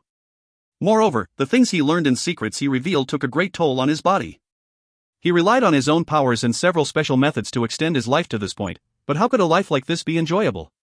Though the pontiff and Satan both ached for a Skyfire Avenue without the Eye of Tomorrow, the loss to the autonomous Adept organization would be immeasurable. They took the news with heavy hearts. His death would be a loss for humanity as a whole. Satan's deep voice interjected. "If His Majesty were to come back to the Dark Citadel with us, I'm sure we can employ some of our own life-extending techniques to help." The clairvoyant met the suggestion with a smile, his drawn face becoming an endless array of wrinkles. "I thank you. The fact that my situation has inspired Satan himself to extend the offer is something to be proud of. However, the fact of the matter is nothing can be done for it. It is not just my life that draws to a close, but my soul as well. But it is nothing to fear. I imagine both of you are curious as to how much longer I will draw breath. Today, with my two old friends here with me, I will reveal that secret. Once you leave here after our exchange, I will be gone within 3 months. The title of chairman of the Skyfire Avenue Council will fall to our wine master." The pontiff didn't utter a sound, but hung his head in solemn consideration. Satan looked on, his brows furrowed. Denizens of the Avenue were openly sorrowful at the revelation. The clairvoyant's smile never wavered. "I would also like to express to all the people of Skyfire Avenue my most heartfelt thanks for their support of our home. Do not grieve for my passing, and know that Skyfire Avenue will only prosper after I am gone." The pontiff sighed once more. "We should not have come. Please accept my apologies, Your Majesty." The Eye of Tomorrow shook his head. "On the contrary, you both arrived right as you were meant to. There are things we shall need to discuss. If the two Grand Masters would attend me." Once more the clairvoyant stood, and headed towards the far end of the hall. Satan and the pontiff exchanged a glance, then stood. Their eyes did not bear animosity or disdain, but fear. Had they not known that the clairvoyant was nearing the end of his days, perhaps Satan and the pontiff would not have reacted as such. However, here was a paragon in the twilight of his life. It was not inconceivable that he might employ the last vestiges of his power to deal with them. It was a mortal threat they couldn't ignore. As though sensing the fear in their hearts, the clairvoyant stopped and turned back to face them. He chuckled. "You mustn't worry, friends. The future needs both of you. I have no interest in bringing ruin upon either of you. Please, come with me. It was as though he'd read their mind, for after the clairvoyant's assurances, both the pontiff and Satan were visibly relieved. It was somewhat of a surprise to both that they would harbor such fear, being paragons themselves. Neither had expected it. The three mighty paragons disappeared through a small door near the back of the hall. The remaining adepts remained where they were, watching in silent curiosity. None could guess what the Eye of Tomorrow had to say to his two contemporaries. Their silence was interrupted when the Lord of Archangels, Metatron, rose to his feet. All eyes fell on him. But Metatron's eyes, they went immediately to Lan Jue. He offered a nod. "Zeus. I speak for the Pontiff's Citadel, and would like to extend His Holiness personal apology for recent events. We humbly ask you forgive our transgressions. We are committed to ensuring no further issue remains between our organization and yourself. Metatron, second only to the pontiff in command of the Great Citadel, punctuated the sentiment by bowing low at the waist to the jewelry master. Lan Jue did not rise, and when he spoke he did so with furrowed brow and chilly tone. Your organization should be relieved. No harm came to my people. The Citadel paid its price, consider the matter settled. Not everyone knew Lan Jue, but there wasn't a soul present who wasn't familiar with the name Zeus. In fact, the majority of the Avenue's denizens weren't aware of Lan Jue's history before he arrived. Upon hearing Metatron address him as Zeus, there were no small number of surprised stares. The one king of the mercenaries was their very own jewelry master. There was also the news of the God Team battle, which had been spread far and wide, and here sat one of their protagonists. Zeus, the Lord of Lightning, one of the 4 divine monarchs. Metatron smiled and nodded, but said nothing further. He returned to his seat. You're Zeus? A second voice called out, deep and strange. It almost seemed to reverberate through the area. Lan Jue's eyes swept towards the origin of the voice. That's right, I am. The question had come from the man who sat beside the gourmet, known as the fallen angel Lucifer. The intimidating man stared at Lan Jue with hard eyes. Finding you was one of our reason for coming here. I trust the princess is in good health. Princess? The gourmet's eyes shot immediately to Lan Jue. The jewelry master gave an indifferent smirk. Mika's very well. But if you're here to bring her back with you, there's no point in discussing the nonsense. The exceptionally burly man who had accompanied the others of the Dark Citadel's forces glared murder at him, and suddenly an overbearing sensation filled the air. Those yellow eyes filled with a crimson-red light. Meanwhile the woman in the pine-green dress watched Lan Jue as though admiring a work of art, while the tuxedo-clad man only smiled and scratched his face with a pallid hand. Excellent, Lucifer said, and left it at that. As they waited, several rounds of drinks, fruit and snacks were offered by a host of white-clad servants. The wine master lifted a cup of water. Welcome one and all. Forgive my lapse as host. Metatron smiled pleasantly. There is no need to stand on ceremony, honored Cosmagus. We are honored to come visit the story's Skyfire Avenue. It is our sincerest hope that this exchange will strengthen the ties between our 2 great organizations. Such hypocrisy from the pontiff's lackeys, the large yellow-eyed man rumbled. He snatched up an apple from on the table and, with a quick squeeze, broke it into pieces. As juice and pulp flew every which way, he slowly licked his fingers clean. Those dark eyes never left Metatron. If you find any errors, ads pop up, ads redirect, broken links, non-standard content, etc., please let us know. Report chapter so we can fix it as soon as possible. Chapter 258, Constantine. Chapter 258, Constantine. You dare provoke us at this table, Wolf King? Growled the angel of death, Gabriel. The burly man flicked his wrist, casting bits of apple towards the opposite end of the table. What are you going to do about it? All of you, Pontiff's boy toys, you're disgusting to look upon. Raphael lifted a finger, and with a flash the apple residue was cast aside before it could offend him and those beside him. Ahem. The man in the tuxedo interrupted with the quiet sound. The Wolf King turned his head towards the man. What are you coughing about? You're just as despicable. Meanwhile the barber chortled at the exchange. His voice was thick with disdain. I can't tell if he's supposed to be a wolf or a mutt. He'll nip at whoever crosses his path. You looking to die, kid? The Wolf King shot to his feet. Sit. The voice was calm, but commanding. The Wolf King shuddered at the sound, as though struck by lightning, and sat back down with no further complaint. As the words filled his ears, he had suddenly been afflicted with a terrible, suffocating sensation of terror wash over him. He knew that if he didn't immediately comply, he'd have been erased from existence. The Wolf King's eyes were dual pools of indignation and embarrassment. He was rude, certainly, but he was no fool. He simply looked at the wine master, proverbial tail between his legs. Lucifer looked calmly towards the paragon. Please excuse my companion, honored Cosmagus. The Wolf King has a hard time controlling his outbursts. This is Skyfire Avenue. The wine master's response was simple and straightforward. Though his words were delivered quietly, they had a terrific and shuddering effect on those who listened. It was like gunpowder, and the slightest provocation would set things off. Both Metatron and Lucifer narrowed their eyes. We aren't sure when the 3 masters will be coming back, the gourmet chimed in. Since everyone's so impatient for a fight, why not begin the Reaper Arena contest slightly ahead of schedule? This will help us avoid trouble with anyone a little too eager to get started. Metatron's handsome face split in a small smile. All right, he said with a nod. Lucifer similarly agreed. Fine. The gourmet and wine master exchanged a look, then the newly minted paragon nodded. The largest battlefield in the Reaper arena had already been prepared.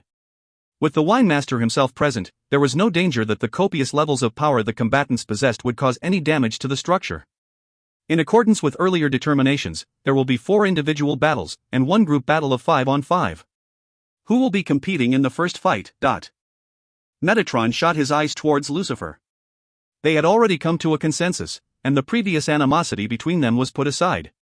A man, tall of stature, separated himself from the group, on the pontiff's side. I will be first. Lan Jue, standing behind the gourmet, took measure of the man. He couldn't help but reveal his surprise, for he had no idea who this gentleman was. He certainly wasn't an archangel. In a contest like this between 2 great adept alliances, tactics were very important. There were things like antagonistic disciplines to consider. If a combatant didn't know the strengths and weaknesses of their enemy, they were at a severe disadvantage. The wine master watched Lan Jue, curiosity in his eyes. The gourmet, meanwhile, waved towards the pauper, who was squatting in a nearby corner. The beggar unfurled and rose to his feet, revealing his height to be no less impressive than the unknown challenger. He hadn't bothered to change from his rags for this important meeting. He certainly stuck out. The pauper will be your opponent, the gourmet revealed. Ah. The transient walked towards the wine master and stood at his back. There was a flicker of doubt in the old master's eyes as the pauper approached, to which the pauper responded with a yellow-toothed grin. Ha! Is the avenue running out of people? You're sending a panhandler after us. At least give the man some food before you send him out to get beat on, the Wolf King growled mirthfully. It was a sentiment largely shared by the denizens of Skyfire Avenue, who couldn't understand why their resident beggar was called on for this task. However, the gourmet was sat opposite the wine master, revealing his status in the avenue. No one dare contest his decision. I'm curious to see when it's your turn. The frigid voice cut through the banter. The Wolf King turned to find the source of the challenge, revealed to be a beautiful woman clad in an ancient-style qipao. Her eyes were hard and unforgiving, trained on him. What? He began, you want to play with me, pretty girl? You and me can find a quiet place to spar. Aware from prying eyes. What do you think? His words were full of malice and lasciviousness. However, the sentiment was ignored, as the gourmet and Lan Jue both raised their brows. The message they deduced from his response was that the Wolf King would not be participating. A few moments later, the 2 challengers were waiting in the Reaper's arena to begin. The wine master would be the judge. No one complained, for they knew a paragon was above such petty things as favoritism and cheating. The pauper shambled off to one corner, and very carefully placed his patched cotton comforter upon the floor. He ambled back to the center of the arena, clad in his patchwork monk's robes, grinning broadly at his opponent from the pontiff's citadel. The tall man, by contrast, wrinkled his nose as though he smelled something particularly unsavory. The purpose of this fight is mutual education. We will not tolerate attempts to injure or kill. If any such attempts are made, we will cease combat immediately. The wine master's imperatorial voice boomed from all directions. Begin! These battles were not for show, they were real competitions. No prologues or redundant ceremonies were required here. They got right down to business. The rules governing power during competitions were largely unwritten commandments in the world of adepts. Skyfire Avenue was hailed as the strongest gathering of adepts because of its total aggregate strength. And how was this determined? By the very activities they were engaged in now. I am called Constantine, the tall man offered. Constantine? I'm the pauper. The dirty man answered through his grin. A thick golden light suddenly burst outward, surrounding the pontiff's soldier. In the blink of an eye, he was like a golden torch. Not all powerful men of the pontiff's castle had wings. The aura released by this one ensured his lack thereof wasn't construed as weakness. Thanks to the power of the wine master, even those observing from outside of the arena were able to feel it. Constantine? The name was foreign to the denizens of Skyfire Avenue, but his presence here meant he must be at least equivalent to the archangels. As the oppressive energy soared, the first one to attack was, unexpectedly, the pauper. He bore no impressive aura, like Constantine, and while his advance was met with a golden halo of his own, it was thin and hazy. It was like looking through threads of fine silk, or a cloud of dust. Remarkably unremarkable, just like him. The pauper was on the move, traversing the distance between him and Constantine in a flash. His right hand lashed out, dark and skinny as a bird's. Constantine huffed dismissively, his right fist exploding forward. As he did, the clear and loud cries of a holy chorus sprang up around them. Layers of what looked like pristine white mountain ranges appeared behind him like a mirage. This was the development of his discipline? What he displayed was available only to adepts who were 9th ranked, 7th degree at the least. The dense aura of his energy washed over the crowd of onlookers. An unknown player with such power, who would not be surprised by the development? Both the barber and beautician sat with sour expressions. They were not participating in the one-on-one fights, but they were part of the team battle. They hadn't expected the two citadels would bring so many who were more than halfway to Paragon status. This one alone could contend with the both of them. Constantine's empowered attack met the pauper's incoming grapple. Boom! The pauper was swallowed whole into the undulating golden light, and as he did, a golden blanket of light covered everything. The resulting wave of power felt strong enough to rival a blast from a battleship's cannon. Metatron's face bore a tiny, self-satisfied smile. Constantine. The pontiff's secret weapon. It was in part because of his furtive existence that the Citadel agreed to this. He was a demon hunter, infamous in the Western underground. His purpose, his specialty, was to destroy evil. Be they Satan's men or even the pontiffs, once Constantine had proof they were sinister, he did not hesitate to deal with them. He was evil's bane. Constantine wasn't here to represent the pontiff's citadel, but to represent the Western Alliance. Even Metatron wasn't sure what his true purpose in agreeing to this was. However, his sense of justice was without question, and that was enough. Gradually, the blinding golden light receded. The arena slowly came back into focus. The pauper was standing where he had been, unmoved. Constantine, however, was about 10 meters removed from where he'd been before the blast. Upon his arm had appeared a shield, shimmering gold, and alive with raging fire. His previously calm facade was replaced with unbridled surprise. No advantage? The demon hunter Constantine didn't have the upper hand? Metatron's eyes narrowed at the unpleasant revelation. Constantine's power relied on his all-consuming sense of mercy and justice. It was where his strength, and thus reputation, derived. The pontiff's citadel hailed him as God's will on earth. He was, in fact, a 9th-rank 8th-degree talent, who once battled with Michael. He managed to hold his own for 30 minutes, and even Metatron was amazed by his breadth of divine empowerment. And yet, facing this unknown, unwashed beggar, he came out of their first collision the underdog. Just as Skyfire Avenue was well familiar with the big names in both citadels, they too were versed in the skills of Skyfire Avenue's councilman. Metatron knew, therefore, that this pauper was not a councilman. So who in God's name was he? If you find any errors, ads pop up, ads redirect, broken links, non-standard content, etc., please let us know. Report chapter so we can fix it as soon as possible. Chapter 259, Cattail Fan vs. Spear of Destiny. Chapter 259, Cattail Fan vs. Spear of Destiny. The pauper chuckled, and rubbed his nose with a dirty hand. When he pulled his hand away, he curled it into a fist. If you keep dispersing your power like that, I won't be so easy on you next time. As his words hung in the air, the beggar took a single step forward. The motion launched him forward with an intense blast of power that screeched like an angry bird as he barreled toward Constantine. The demon hunter's eyes were wide with amazement, and he raised the shield in his left hand just in time. The golden aura spread out around him, coalesced, shrunk, until he looked like he was a statue made of gold. The stifling sensation that had come along with it also vanished. Boom! Onlookers clearly saw the impact this time, free from any blinding golden light. The pauper's fist connected with the shield. Constantine was forced back a step, and his aura shuddered from the blow. Grinning madly, he smashed his fist into the shield once more, and again Constantine was pushed back. 7 times this happened, and 7 times Constantine survived solely by virtue of his massive golden shield. To the untrained eye they looked like simply exchanges, but a discerning viewer would note the changes in the golden aura of the defender. Were those 7 strikes really all the same? In fact, they were not. There was a distinct and unique power behind every one. Constantine blocked each with his shield, but used different defensive maneuvers each time. Still he was being pushed back. As they looked on, suddenly the beggar's form shimmered and grew opaque, like an illusion. Where moments before there had been a deafening chorus of angels, now their heads buzzed with the sound of Buddhist chants. Where a vision of majestic mountains had appeared behind Constantine, a resplendent Buddha shimmered at the pauper's back. The image radiated a sense of solemn grandeur, and rays of golden light shot out from him in every direction. The impish smile on the homeless adept's face was gone, replaced by a look of pious devotion. His fist unfurled, and using just his palm he began to slap at Constantine's shield. Each one struck with the force of an explosion, and rang against the golden shield like as though he'd struck a great bell. The shield managed to deflect each attack as they came, shuddering as one after the other the staggering palm strike were pushed aside. But each time, he was forced to retreat. It was the first fight, and each side had dispatched an unknown soldier to represent them. The resulting power of their matchup shocked everyone looking on. And more surprising still, was the fact this dirty man was a stronger adept than the demon hunter.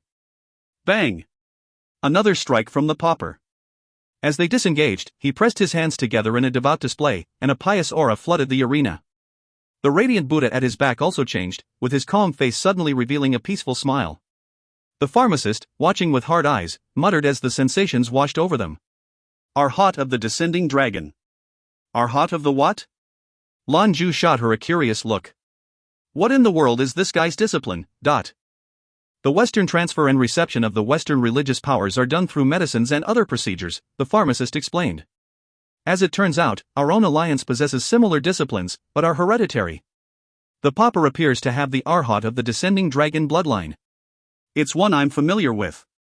All of this happiness and posturing between the three alliances seems harmless, and the spread of disciplines and ability seems fair, but it isn't. I had no idea that the pauper had such ability, and that he was here in Skyfire Avenue.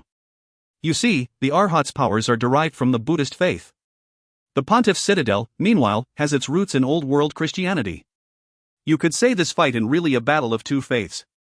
The difference is the pauper's powers are entirely obtained from congenital ability. Constantine's, however, was gained from hard work, training, and pharmaceuticals. Acquired, as opposed to natural, talent grows quickly, but has its limitations. Boom! The pauper's body swayed, and he staggered away from his opponent. After retreating more than a dozen steps, Constantine finally found solid footing. Spider-webbed cracks and scores of dents dotted his shield. The pauper spreads his arms wide. Should we keep this going? Constantine hadn't yet given up, despite his inferior position. On the contrary, his eyes burned with determination. His golden shield flashed with light, then disappeared. Lifting his right hand above his head, the demon hunter curled it into a fist. In a flash, a spear appeared in his grip. The massive weapon stretched over 7 meters. With its appearance, the whole of the arena was bathed in a strange glow. It was like the special pocket the arena was built in was struggling to sustain the manifestation of power. Oh, the pauper said, lifting a brow. So the Pontiff's castle has given you the Spear of Destiny too. So generous. It's no wonder you refuse to give in. Very well then, we'll continue. As he spoke, the pauper waved a hand through the air. There was a flash of golden light, and suddenly he, too, bore a weapon.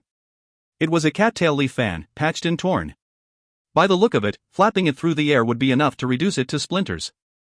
3. The pauper laughed gently, and with an almost dismissive gesture waved the fan toward Constantine. As the fan materialized, something strange occurred. The reality they existed within, having been destabilized by the spear's appearance, settled down and returned to normal. The pauper swayed on his feet like a drunk man, and suddenly there were 6 more of him. Amidst the sounds of guttural chanting, the figures raced forward, dashing in zigzag patterns at their target. They surrounded Constantine. The Pontiff's secret weapon stood, unmoving, with spear in hand as the paupers approached. Once they had, he lashed out with the spear, but his objective wasn't the 7 grimy beggars. Where the tip of the spear ended, a small black dot appeared in the air. As Constantine retracted the weapon, the dot became an infinitely black hole, which immediately began to draw everything toward. However, in the same moment 100,000 dots of golden light appeared all around them. The pauper's mirror images vanished, and in their place appeared a giant hand reaching forth from the void. The spectral appendage grasped at the head of the spear. The raggedy fan, appearing without foundation from nowhere, waved once again. The power it released sent Constantine flying. Bang! Constantine's body slammed against the far wall with enough force to break bone. The massive spectral hand vanished, and the pauper once again revealed himself. He stood calmly, gently waving the fan back and forth in front of his face. The Spear of Destiny was suspended in midair between them. You've lost. The pauper smiled amicably toward his distant opponent, turned, and walked toward the arena's exit. Constantine clambered to his feet. He was by no means dispirited from the loss, however. With an indication of his hand, the spear flew back toward him. With the massive weapon in hand, he too left the arena. Metatron's face was the very picture of astonishment. Evidently, he'd not expected to lose this round. Constantine, he called.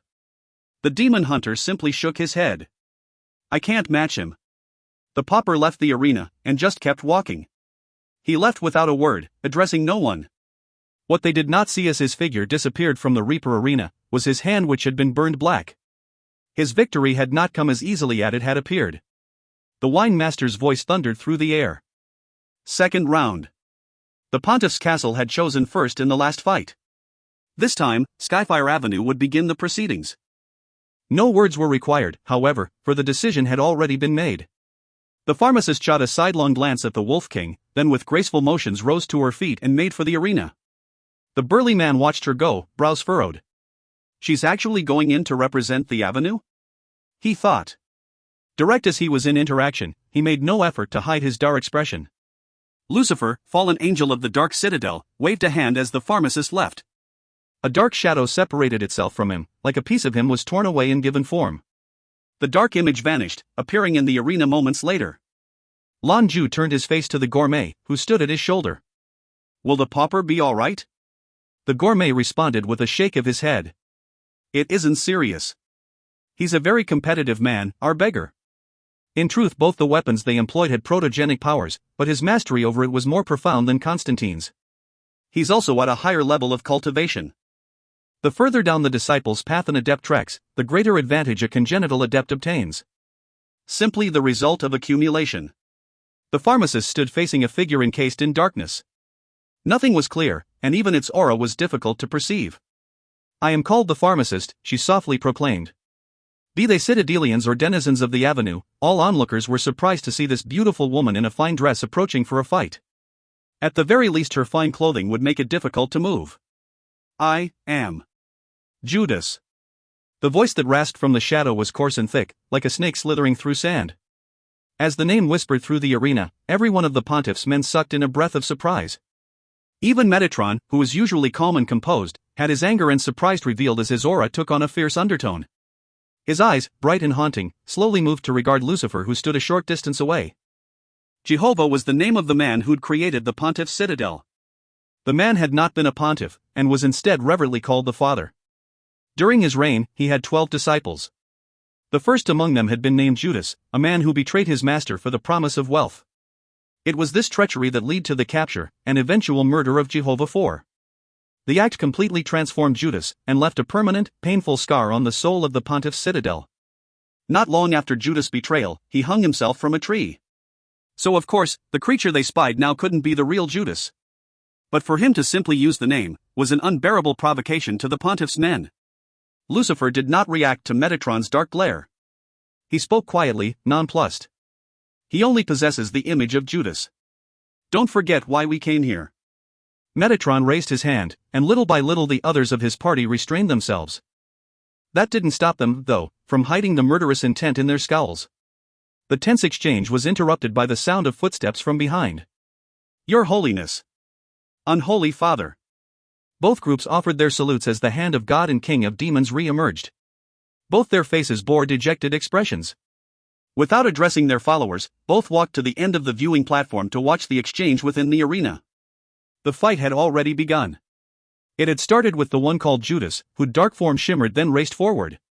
Like a putrid black fog, like a black storm it rolled toward the pharmacist until it enveloped her. The Avenue's representative did not move or attempt to flee.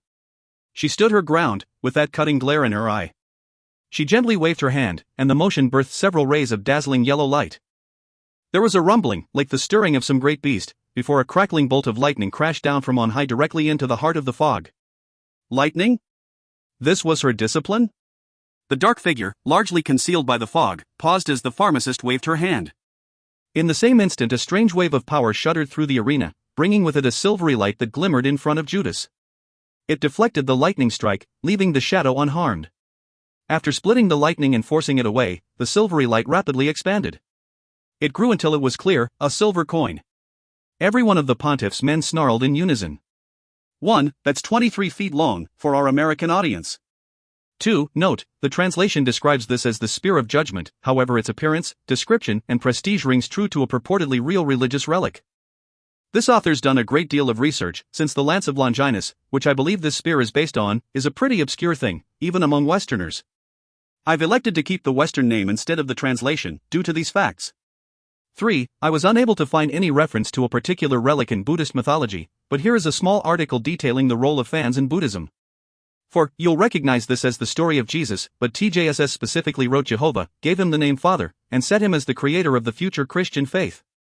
It is likely fair to assume, then, that this is some sort of agglomeration of God and Jesus. One could argue that Jesus is God, the Father, and so Jehovah is actually Jesus and vice versa, but that's a religious discussion for another time. We're sticking to Jehovah. If you find any errors, ads pop up, ads redirect, broken links, non-standard content, etc., please let us know. Report chapter so we can fix it as soon as possible. Chapter 260, Sage of the Heavenly Way. Chapter 260, Sage of the Heavenly Way. 30 pieces of silver. That was the bribe Judas took to betray Jehovah. This one who called himself Judas used the blood money in his defense. More than anything, this was an affront to the followers of their fallen leader. Even the pontiff's face grew dark. Explain yourself, king of devils. We both see this as heresy, Satan returned, his voice cold and sinister. What is there to explain? After deflecting the lightning attack, Judas advanced until he was very near the pharmacist. But as he approached, the beautiful young woman opened her mouth and a beam of brilliant light shot forth. It expanded and warped until it was a massive blade of light, then swiped viciously at the living shadow. Lightning wasn't her discipline? What was this light sword? Judas launched backward in retreat, distancing itself from the blade. Not before the weapon had landed a blow, and where the impossibly sharp sword pierced the darkness that was Judas parted like melting ice. The pharmacist swept out her right hand, and the blade swelled larger still. Now, roughly the same size as Judas, the dancing blade raced forward anew. Lucifer's brows furrowed as he watched the exchange. He muttered, almost to himself, Orient discipline? Sword of the Emperor, a powerful ability from former era China. Is she somehow related to the Sage of the Heavenly Way? No, there's something strange. The light has a high technology feel, waves of high frequency oscillation. Very strange indeed. Venerated as second among all the great paragons was the Sage of the Heavenly Way. The sage was a powerful being that was intensely secretive in their doings and whereabouts, and hadn't been seen in an age. It was said that the sage was also the oldest among the paragons, much older even than the clairvoyant. It had in fact been more than 90 years since the Sage of the Heavenly Way's last sighting. But despite their long absence, the sage's reputation was still illustrious and far-flung. The story goes the man who would become sage did so through the ancient cultivation practices of old China, and attained immortality as a result. His existence was legendary, and was as hotly debated as the existence of God or the devil. However, his abilities had persisted, passed down among his disciples, the most famous being the imperial sword. That's enough, both of you, stay your hand. Satan's voice boomed across the arena. Both the pharmacist and Judas, who had been retreating under assault from the blade, stopped combat. There was a flash of light, and suddenly the wine master stood within the center of the combat ring. All eyes turned to Satan. The strangely geriatric sound of Satan's voice was heavy with irritation. All of this fighting nonsense. Cosmagus, deliver us to our lodgings, all subordinates of the Dark Citadel, any who dare to cause issue during our stay will face mummification by my own hand. With his edict delivered, Satan turned to leave. Wait a moment, a deep voice interrupted. Satan stopped in his tracks, and shot a glance over his shoulder toward the one who dared to address him. We are in Skyfire Avenue, the gourmet said, staring at his family's nemesis. And this exchange was proposed by your organization. You feel you can just come and go as you please? Satan's face grew dark as a thunderhead, and his eyes bore the threat of violence. He slowly turned back to face the gourmet. What are you going to do about it? The gourmet didn't back down. He met the great paragon's gaze with his own. I'm going to fight you. 5 simple words tore through the gathered adepts like a thunderbolt. A challenge? Against Satan? This was the king of devils, uncontested lord of the Dark Citadel. A laugh bubbled out from the dark paragon, full of scorn and dismissal. You think you, having just broken through to Paragon, have what it takes to challenge me? Paragon? This was their second shock. No wonder he had sat across from the Cosmagus to represent Skyfire Avenue. No wonder he had dared to challenge Satan. He was a paragon, Skyfire Avenue's fourth. The coffee master spat out the lollipop that had been in his mouth upon hearing the news. The driver scowled, and made to leave. He pulled the seamstress after him. The gourmet's face, by contrast, was calm as he met Satan's stare. I believe I have the right. The air around them was thick and gloomy. A deathly stillness radiated out from within him, and the entire area looked as though it were consumed in a pale mist, like color had drained from the world. It reflected the sensation in everyone's heart. Rivers of strange, brackish water trickled up beneath everyone's feet, and where it touched them they felt a stifling depression fill them to their bones. They felt like they would simply sink into the depths of these waters and drown. Trickling death. Styx. This is power derived from Hades. The pontiff muttered. Satan's eyes lit up with a dark hunger, and though he didn't appear to do anything, the turbid waters at his feet became a crimson red. It glowed like magma, and stretched out in all directions. Whether it was the water of the river Styx or the magma flows of hell, both were manifestations of protogenic power. If you're to fight, you will not do it here. A beam of silver light shot down from on high, parting the opposing powers of gray and black. The threatening contestation of their powers were unceremoniously severed. The silver beam stretched and became a portal, from which the winemaster emerged. He stood directly between the two men. Hades, excellent. Satan chuckled darkly. He said nothing further, then turned once more and left. The gourmet patted Lan Jue upon the shoulder. Come. We'll need a witness. Lan Jue nodded. Let's go. And a judge, the gourmet continued, this time turning his head to the cosmogus. The winemaster regarded his friend in silence for a moment. Is this really what you want? The chef nodded, determination bright in his eyes. He followed Satan's footsteps with eager strides. Lan Jue followed, until they reached the elevator to the surface. Satan had already walked inside, and was holding the door for the other two. They stepped in as well. The doors closed, and they slowly rose to the upper avenue. Satan's eyes flit between the gourmet and Satan, and that small smile never left his face. There was a sinister enjoyment in it, but also a biting chill. Was it you who took my daughter? Satan asked. Yes. Yes. Lan Jue and the gourmet spoke in the same moment. Satan blinked at the two of them. Who are we talking about? Mika is with me, Lan Jue said, calm and collected. Mina was my lover, the gourmet followed. Suddenly, the temperature in the elevator plummeted. All light was extinguished, and everything was plunged into unnatural darkness. What did you say? Boom! The whole of Skyfire Avenue shook, and a thunderous roar filled every corner. An elevator rocketed from its shaft, exploding into the skies over the surface avenue.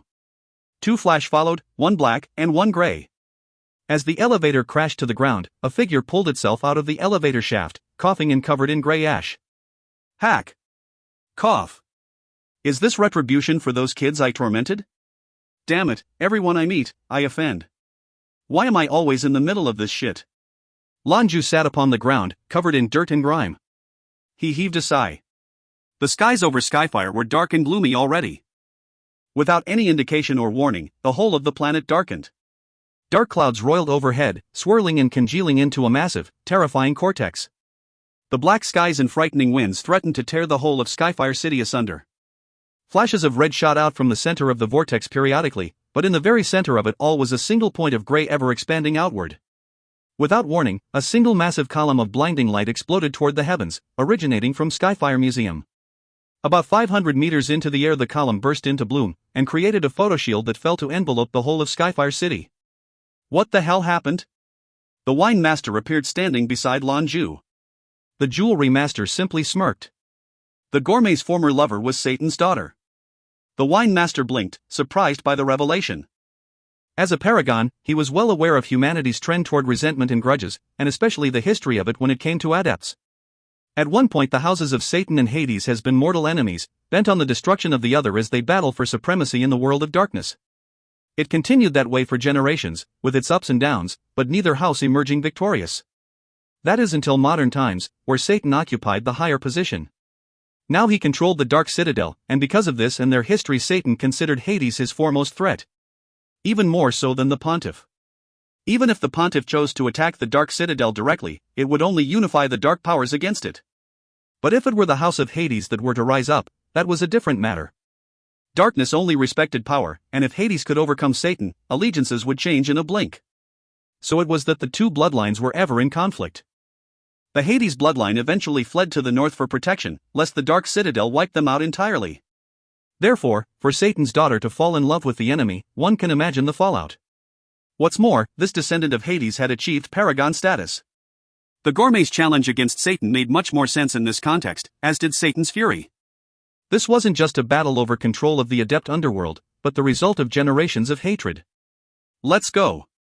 The wine master grabbed Lan Jue's arm, and the two vanished in a flash of light. A moment later, they were suspended in the inky blackness over Skyfire City. As they did, Lan Jue took stock of his situation. The first thing he noticed were the six-dimensional folds that surrounded them, keeping the terrible waves of energy that tore through the heavens from obliterating them. But even with that protection, Lan Jue could feel the terrible power of their protogenic energies wreaking havoc. Wave after wave of maddening power washed over them, threatening to tear them asunder. Pain, fear, death, all of the darkest parts of humanity swirled around them as the two lords of darkness fought for their lives. If you find any errors, ads pop up, ads redirect, broken links, non-standard content, etc., please let us know. Report chapter so we can fix it as soon as possible. Chapter 261, Satan and Hades. Chapter 261, Satan and Hades. This was the power of paragons. Lan Jue was secretly awed by what he witnessed. No wonder mechas were useless once paragon status was achieved. At this precipice of power, their bodies and abilities far surpassed anything mechasuits were capable of. Lan Jue thought back to his time in school, and one of the great professors he studied under. He'd said that the most awesome, most terrifying power in the world of man was a paragon flying a bastion ship. Only a paragon was able to employ such a destructive weapon of man to its fullest potential. Horrific waves of power wreaked havoc over Skyfire City. The wine master hovered beside Lan Jue, watching the battle unfold with unblinking eyes. There was much hidden from Lan Jue amidst the dark clouds that the Cosmagus had no trouble spying. This was a scarce opportunity, Lan Jue thought as he fought to see what he could. If he had hopes of ever breaking through to their level of mastery, he had to feel the fluctuations of protogenic power as they were used in combat. The heart of this unnatural darkness looked like another world entirely.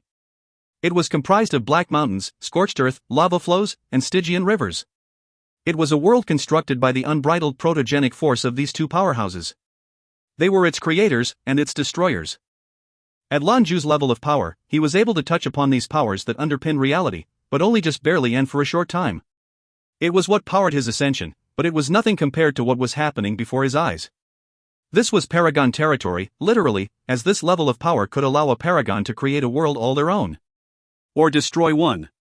To describe a paragon's power in relation to other adepts was like comparing a god-ranked pilot to a sovereign. The difference was enormous. As a result, even adepts at the peak of 9th rank were irritating gnats before a paragon. Resistance to their whims was futile. Columns of nightmarish flame, larger than the avenue itself, swirls like hungry dragons through the heavens. The gourmet let the fires wash over him, but was not harmed. The fires were his, and were birthed from strange, still, grey fires that surrounded him. The king of devils, too, cast out vicious tendrils of dark red fire. However, where his opponent was wreathed in grey, he stood in a corona of purple fire, deep and regal. The difference between them could be condensed to one simple differentiation: the blood of Hades derived its power from the souls of the dead. Satan's was demonic in nature. The manifestations of their abilities may look similar, but their origins were anything but. Clearly the magma flows were dominating in this terrifying hellscape, taking up more than 70% of the overall area. At this level of power, it was indicative of absolute dominance. Satan was right, the gourmet may have been a paragon, but only just, and had yet to fully realize the power of the paragons. He didn't even have an astrum, yet. The end result was a clear advantage for the master of the Dark Citadel. For at least 50 years he'd been learning the scope of his reality-altering powers, equivalent to the pontiff. The blood-red eyes of the king of devils glared with hatred and the promise of violence. The gourmet's own eyes were grey and dim like the eyes of a corpse, seeing far beyond into the abyss. "It was you who brought Mina's corpse back?" Satan's voice boomed through the world they created. For the briefest instant, the gourmet's face looked pained, as though recalling a terrible memory. "It was. Then you killed her, to show us your intent. To weaken the Dark Citadel." His voice had risen as Satan's anger flared. Around them, the rivers of molten stone erupted high into the air. Impossibly hot sprays of lava fell to earth like hundreds of thousands of falling stars. "I was going to make the same accusation against you," the gourmet growled. "If I had, why would I still be searching for the person who killed her? 10 years later, and I still can't let it lie. I suspected my family, suspected her death was them flexing their power, to make me hate you. But I've recently come to the conclusion that it wasn't them. I loved Mina, it didn't matter where she came from or who her family was. She was mine, more important to me than anything. It's time to stop the lies, Satan. Don't pretend you didn't know about she and I, she told me, you sent her after me. She was your temptress. Satan screamed at him, the roar bestial and untamed. He reached out with his right hand, fingers curled like claws, and a beam of caustic purple light tore through the gourmet. He reacted by lifting his arms in defense, and a vortex appeared before him, born of a spectral gray light. As the beam of demonic energy collided with it, the vortex adopted the purple hue. There was no sound, not even a whisper, but the collision of the two powers was cataclysmic. The craggy mountains and lava flows, the flood of life-stealing water and the acres of deadland were a result of the two paragons and their battle. It was a world created from, and reflecting their decades-long conflict. Already occupying most of the surrounding power, the manifestations of the King of Devil's mastery expanded even farther. The gourmet's eyes changed as well, their color deeper and more clouded. Bastard! You think I'd kill my own daughter over you? Mina was my successor. My child. The most talented of us all. She had the capability of awakening the full potential of our bloodline. Even a vicious tiger will not eat its own cubs. We live in a world of darkness, but we are not savages. How could you not understand this? Satan bellowed at his ancestral enemy over the calamitous din. For a moment, the gourmet said nothing. A few seconds passed before he spoke again. Mina's death ruined me. For 10 years I wallowed in self-pity. During that time I thought a lot, I went over every scenario and possibility. I even sought retribution. I found nothing, no clues, no trace. Even the slightest chance, I took. The smallest lead, followed. Nothing. Then I brought her body home to you. Tell me, have you tried to find her murderer? Search? Satan responded incredulously. Why? You were her killer. I searched for you for over 10 years. I hadn't suspected you'd flee to the avenue, and if I had you'd be long dead. What you do now just proves it. My daughter is dead because of you. You are my Mina's killer, and I will end you to bring her spirit rest. The mountains erupted in fiery explosions, spewing columns of lava hundreds of meters into the air. The rivers of molten stone below overflowed their banks and bubbled furiously as Satan's fury blazed. The deadly flows became purple, as did the King of Demons' eyes, and the overpowering waves of his power overtook everything around them. The skies split, the mountains crumbled, and the world came apart around them as corrupted permeated everything. Satan.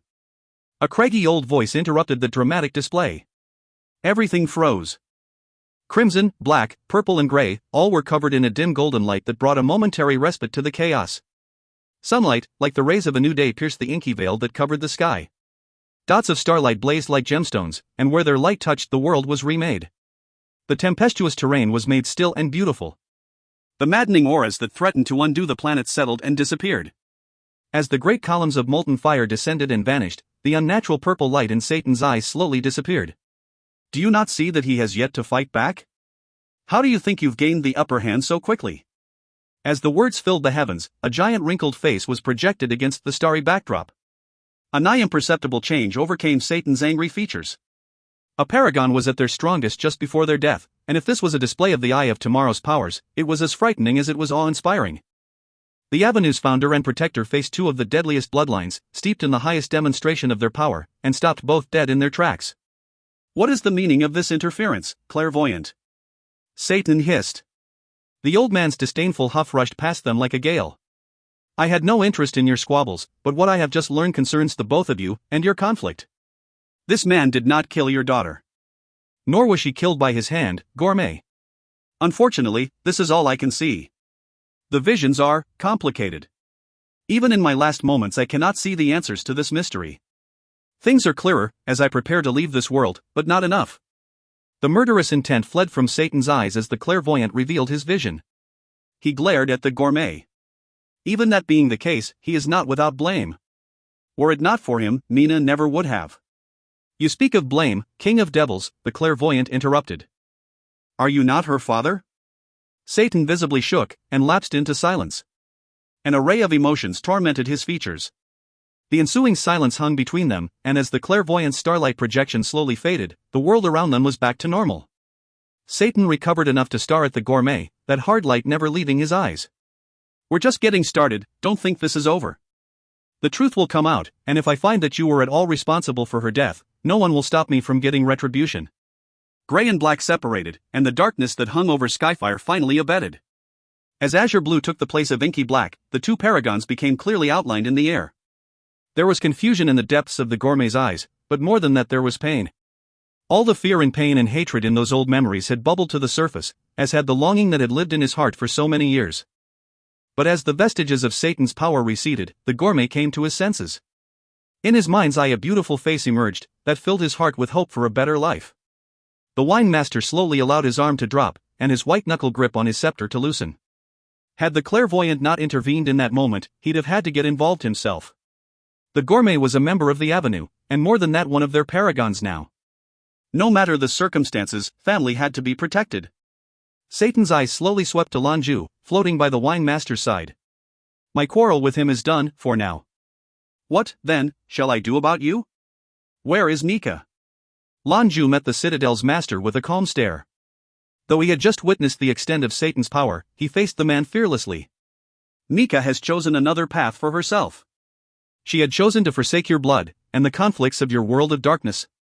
If you truly love your daughter, as you claim, you will respect her decision. If you find any errors, ads pop up, ads redirect, broken links, non-standard content, etc., please let us know. Report chapter so we can fix it as soon as possible. Chapter 262, Satan's Rage. Chapter 262, Satan's Rage. Satan burst into a fit of uproarious laughter. She is my daughter. From the moment she was born, her life belonged to me, to the Satan bloodline. She has no choice, she can only obey. One day, she will be the next Satan, and when that time comes she will dominate the world of darkness. You, who mean nothing in the scale of things, what makes you think you can help her at all? The paragon then turned his attention unto the wine master. Bring my daughter to me, Cosmigus. Me and my people are leaving. I will forget what's occurred between our two organizations, but Mika is my sole successor. She is the last of my bloodline, and is destined to carry it on. She must come with me, there is no other way this plays out. If my demands are not met, I will have no choice but to take her by force, without hesitation. Satan's arrogant, domineering voice rumbled through the skies. His oppressing aura was so strong that the color drained from Lan Jue's face. Satan had only 2 daughters. This wasn't from lack of interest, but his bloodline diluted with each subsequent generation.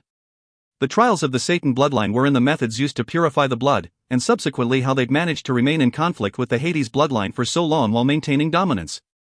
Lan Jue's face was hard, and his voice came cold and threatening. You'll be stepping over my corpse to get her. Satan snorted disdainfully. That's your decision? Your conflict wouldn't be with him alone, Satan. The wine master remained poised, calm, but firm as he stared at the Dark Citadel's master. Do you really want Skyfire Avenue as your enemy? Tendrils of purple crept into the King of Devil's eyes once more, until it consumed them, turned them into dual vortexes of madness. And? What of it, if the Avenue should become my enemy? Do you think you can fight me off? Your prophet is gone and dead, his final prophecies concerning mankind and not the continuance of your pitiful street. That leaves, you, and him? Maybe the magnate. Even if you manage to harm me, your precious avenue will be reduced to ash and rubble. Is this a price you're willing to pay? A dangerous light crept into the Cosmigus eyes. You would create an enduring hatred, that could only end in death. What does some feud mean in the face of my bloodline's extinction? Satan replied. The Hades bloodline now has a paragon, and if I lose a second successor, the Dark Citadel will change hand within 100 years. I am shocked I have to explain the importance of this to you. The imposing atmosphere thickened, for below the warriors of the Pontiff's Citadel stood in vigil. From the archangels to their holy knights, they watched the exchange. In their eyes, a war between the Avenue and the Dark Citadel would be quite a boon. A voice called up from below. I'll go with you. The voice was quiet, calm, but firm. Lan Jue felt his heart leap into his throat, and even before his eyes cast downward he knew that voice. Mika was flying towards them, a fiery red contrail in her wake. She was clad in the uniform the women wore for the jewelry shop.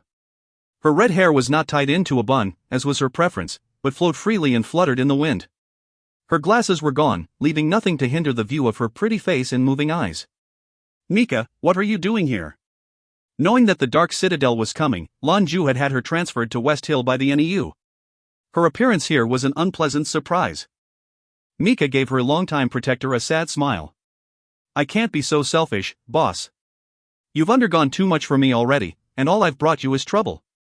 Let me go. I promise nothing will happen to me. I'll always be your Amazon. Upon seeing his daughter, the madness in Satan's eyes immediately abated. He didn't utter a sound and, folding his hands behind his back, simply watched and waited. What is this bullshit? Lan Jue shot back, his anger and frustration bubbling to the surface. When you left with me back in the beginning, I swore to always protect you.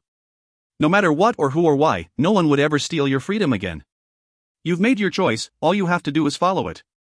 No matter what you say, I will not allow you to leave with him. And what of you, Cosmagus? Satan called over. The wine master's answer was quick and decisive.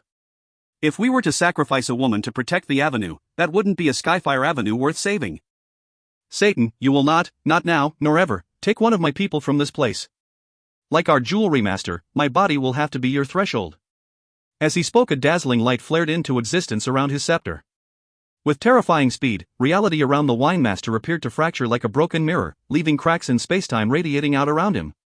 The gourmet appeared beside him in a flash of light, once more surrounded by the grey eminence of his bloodline. The two of them stood shoulder to shoulder, blocking Mika from Satan.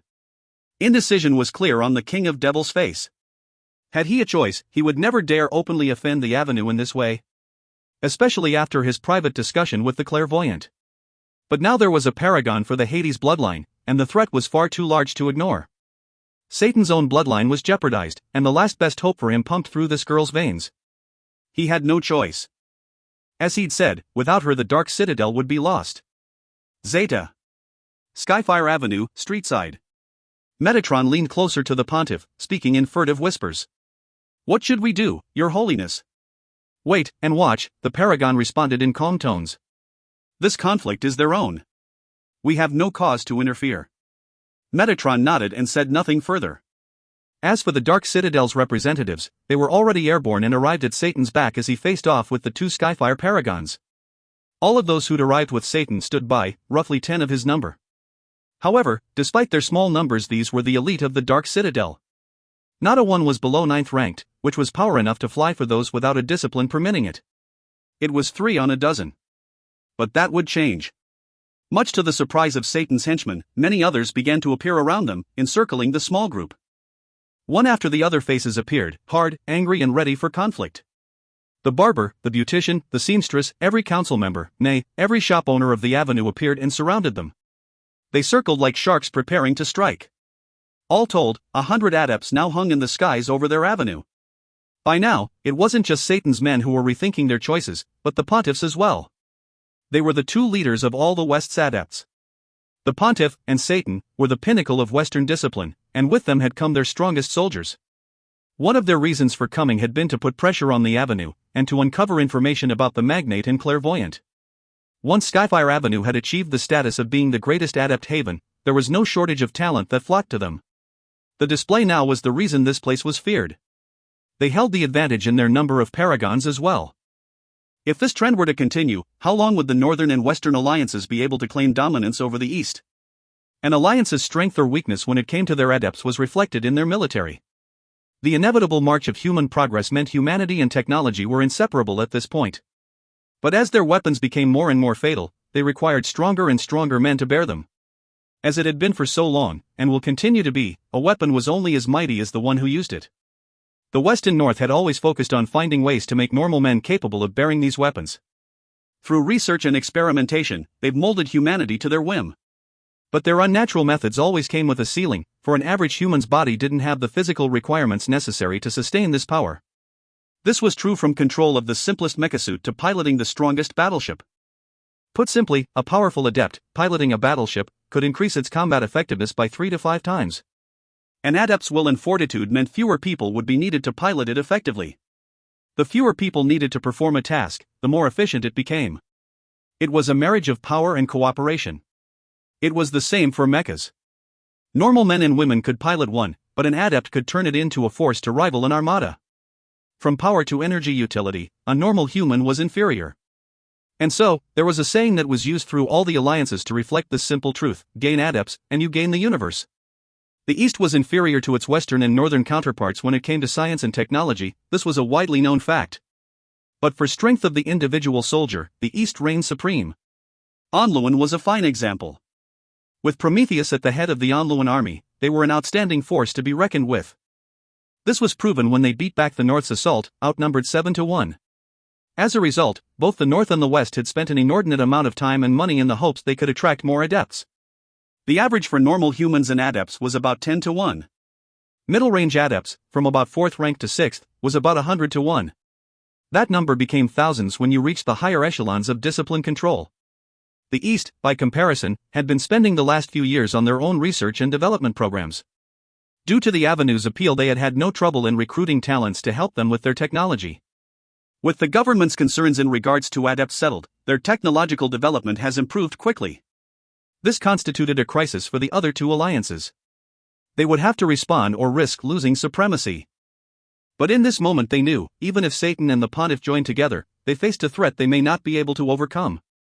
The 100 or so faces watching their every move confirmed that.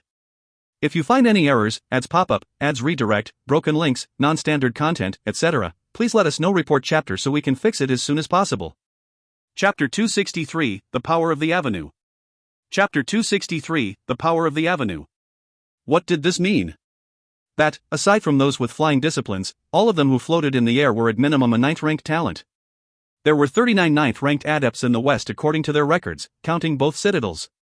Specifically, 21 in the Dark Citadel, and 18 among the Pontiff's number. According to their former intelligence, Skyfire Avenue should have had about 30 of these powerful talents, and then the 3 paragons. The Avenue's power was formidable, but they had thought if they joined forces it would be enough to frighten the Avenue into capitulation. In this moment, it was clear their assumptions were wrong. There were perhaps 70 or more adepts here who were obviously at that level of mastery or higher. Moreover, these were genetic talents, not man-made. Satan wasn't blind to the circumstances. The Avenue's power was far beyond what he'd anticipated. Now he figured, if he tried to openly steal Mika away, there he'd do it with most of his forces obliterated. But he was Satan, master of the Dark Citadel, lord of the world of darkness where only strength is respected. How could he just tuck his tail and flee? Their standoff was interrupted when a wave of strange power rushed past them, originating from the avenue below. An odd voice followed. A mountain of books has many pathways to the summit, and the sea of knowledge is boundless. They were simple, if strange words. However, as the moving voice delivered them, the whole of Skyfire Avenue was embraced by a dim light, a hazy luminescence that hung over everything. It had a milky quality, the light, with threads of inky blackness that meandered throughout. As the waves of power emanated outward, they brought with them a refreshing fragrance that filled them with a sense of scholarly integrity. A column of white light beamed into the heavens. Satan, the wine master, and the gourmet were the most affected by the interrupted, as their faces revealed. Satan's features bore an even nastier scowl. Manifestations of surprise and relief were clear on the wine master and gourmet's faces. But their differences in expression hid the exact same internal reaction. A single thought rang through their minds. This is... On the avenue, the Pontiff was most affected. How could this be? He cried in alarm. For the first time since showing himself here, the Pontiff couldn't control his reaction. The gourmet reaching paragon status was still within their scope of acceptance. After all, the clairvoyant was no longer a threat, and he was more powerful than any of them. But this voice, this light, was a surprise. This rich, scholarly aura could be nothing but pure protogenic power. And this abundant, overbearing energy could only come from one source. The birth of a paragon. Indeed, another was about to join the illustrious ranks of the paragons. Every adept was different, and this was equally true for the demonstration of protogenic power that was released when one became paragon. Some were even able to affect the whole of a planet's aura. Others achieved it without any fanfare or dramatic revelation. How a talent broke into the paragon level was dependent on their discipline. The gourmet earned paragon status when we ultimately and completely immersed himself in the territory his power was derived from, the underworld. As this was a world of his making, no one else was made aware of the breakthrough. This new paragon, having broken through right here on the avenue, made his ascension remarkably obvious. The gentle white light was pure and gentle, harmonizing with the energies of the world around it. The core of it was even restrained. Even the Pontiff wondered if he were capable of producing such a calming, peaceful aura. Most younger paragons weren't ready for the awesome power a paragon possessed, and required a period of adaptation so that they could train themselves to become conduits of this might. The older adepts had had time enough to cultivate themselves to the required level, and their understanding was far more profound. The drawback was that the older adepts had a much more difficult time advancing to higher levels of mastery. It was an unfortunate double-edged sword. Zeta. The whole of the heavens overhead adopted the milky white light, and every student on Skyfire Avenue lifted their head as a wave of harmony and intellect inexplicably washed over them. Whatever problem they were working through instantly became clear, a universal eureka moment. Even the embattled students of the NEU, struggling on West Hill, looked to the skies in curiosity, unable to stop themselves. They were training under Hua Li's direction, and though their disciplines were still sealed, the wave of unstoppable vigor forced their powers to the surface. The arena filled with the sounds of clattering steel as the needles within them fell free of their own accord. They felt renewed, awakened as their power was restored. Hua Li's eyes widened as he spied the heavens, and without hesitation shouted out to his charges. Cross your legs and sit up straight. Meditate on this changes in the atmosphere, let it wash through you. He took his own advice, dropped into a meditative position with his chakras aligned, and closed his eyes to more clearly feel the sensations. To be able to absorb and experience the radiant power of a paragon breaking through was an exceedingly rare opportunity. The more profound an adept's understanding of their abilities, the more deeply they felt such expressions of power, but it helped all who experienced it with their future growth. This was why Hua Li had remained for so long. These sorts of good happenings were so rare in the history of humanity that it would be a tragedy to miss. This is especially true when considering that this sort of protogenic expression wasn't always this beneficial. If the adept had less than sublime control over its exuberance, disasters could easily follow. Especially for the common man. Moreover, not every paragon opened themselves up in this way for the benefit of others. At the very least, this revealed their power to everyone, tipped their hand so to speak. The result was that this sort of thing had only publicly occurred 4 or 5 times in the history of humanity. But each time it did, everyone who experienced it became better as a result. Though there was no way for Hua Li to know which adept specifically had attained paragon status, he was able to determine comprehension was the crux of the discipline. It was something every living thing could benefit from, so how could he let the opportunity go to waste? For the students involved in training, the benefits were immediate and intense. They, too, didn't dare waste a moment. Over the last few days of needles and boiling water they barely felt human, but in this instant they felt renewed. Their eyes blazed with excitement and comprehension. After Lan Jue had removed their second needle, he'd left the rest in for a protracted period, largely because their bodies needed time to adapt to their newfound strength. The third needle was removed by the 7th day, and the 4th needle just the day before. Before now, they all still had 5 needles to go. Now, all 5 tumbled to the ground of their own accord. Every student was stunned, nearly floored, by the tremendous power that welled up inside of them. Everyone sat in contemplative silence, Wang Hongyuan, Tan Lingyun, Lin Guogui, everyone. A quiet tranquility hung over the training grounds. Zeta. Skyfire Avenue. Lan Jue immediately shut his eyes when the power came. Hua Li felt it, and so could he. Everyone hovering in the skies above the avenue felt it clear as day. This included the denizens of the 2 citadels. After their surprise subsided, they quickly shut their eyes in attempts to capitalize on the opportunity themselves. However, despite their efforts, they felt nothing. Helplessly they opened themselves to the power, only to be denied. A craggy, ancient voice reverberated all around them. I seek benevolence, to share my gifts. Unfortunately, our guests came with evil intent. Satan, do you still see opportunity for retreat in the face of your transgressions? A point of light appeared amidst the gathered paragons, and grew in size until it was the dimensions of a man. The blinding light eventually receded, revealing the keeper. He was clad in a simple robe, giving the onlookers a sense of scholastic integrity, of knowledge and culture. He looked precisely like what his title implied, a keeper of knowledge. But strangest of all was his face, for while his voice was cracked and old, he appeared much younger than he had just a day before. His yellowed eyes were now bright and piercing, and now his youthful vigor was greater even than Satan's unnatural youth. The gentle white light dimmed and eventually vanished, though the skies above remained bright. The childish voice returned, though where at first it had been one, now it was a chorus of youthful cries. All men are righteous at birth, and close to their nature. They grow and change, their habits mold them. But through knowledge, through learning, that goodness is retained. There was another explosion of white light, and an image appeared before them that stretched hundreds of thousands of meters. It was the image of a Confucian scholar, with one hand behind his back and the other clutching a tome. His eyes were shut, and as the young voices spoke he nodded sagely. The very picture of leisure and contentment. 1. Thrice Mencius' mother moved, to provide for him a place of learning, but played truant, so his mother cut cloth from the loom. Dou of the Yen Mountains, trained his 5 children, and through their learning grew famed and knowledgeable, passing the imperial exams. 2. The young voices rose to a crescendo, and smaller figures appeared in the air before the massive scholar as they read the three-character classic. Uneducated children are a failing of the father, unindustrious students are born of negligent teachers.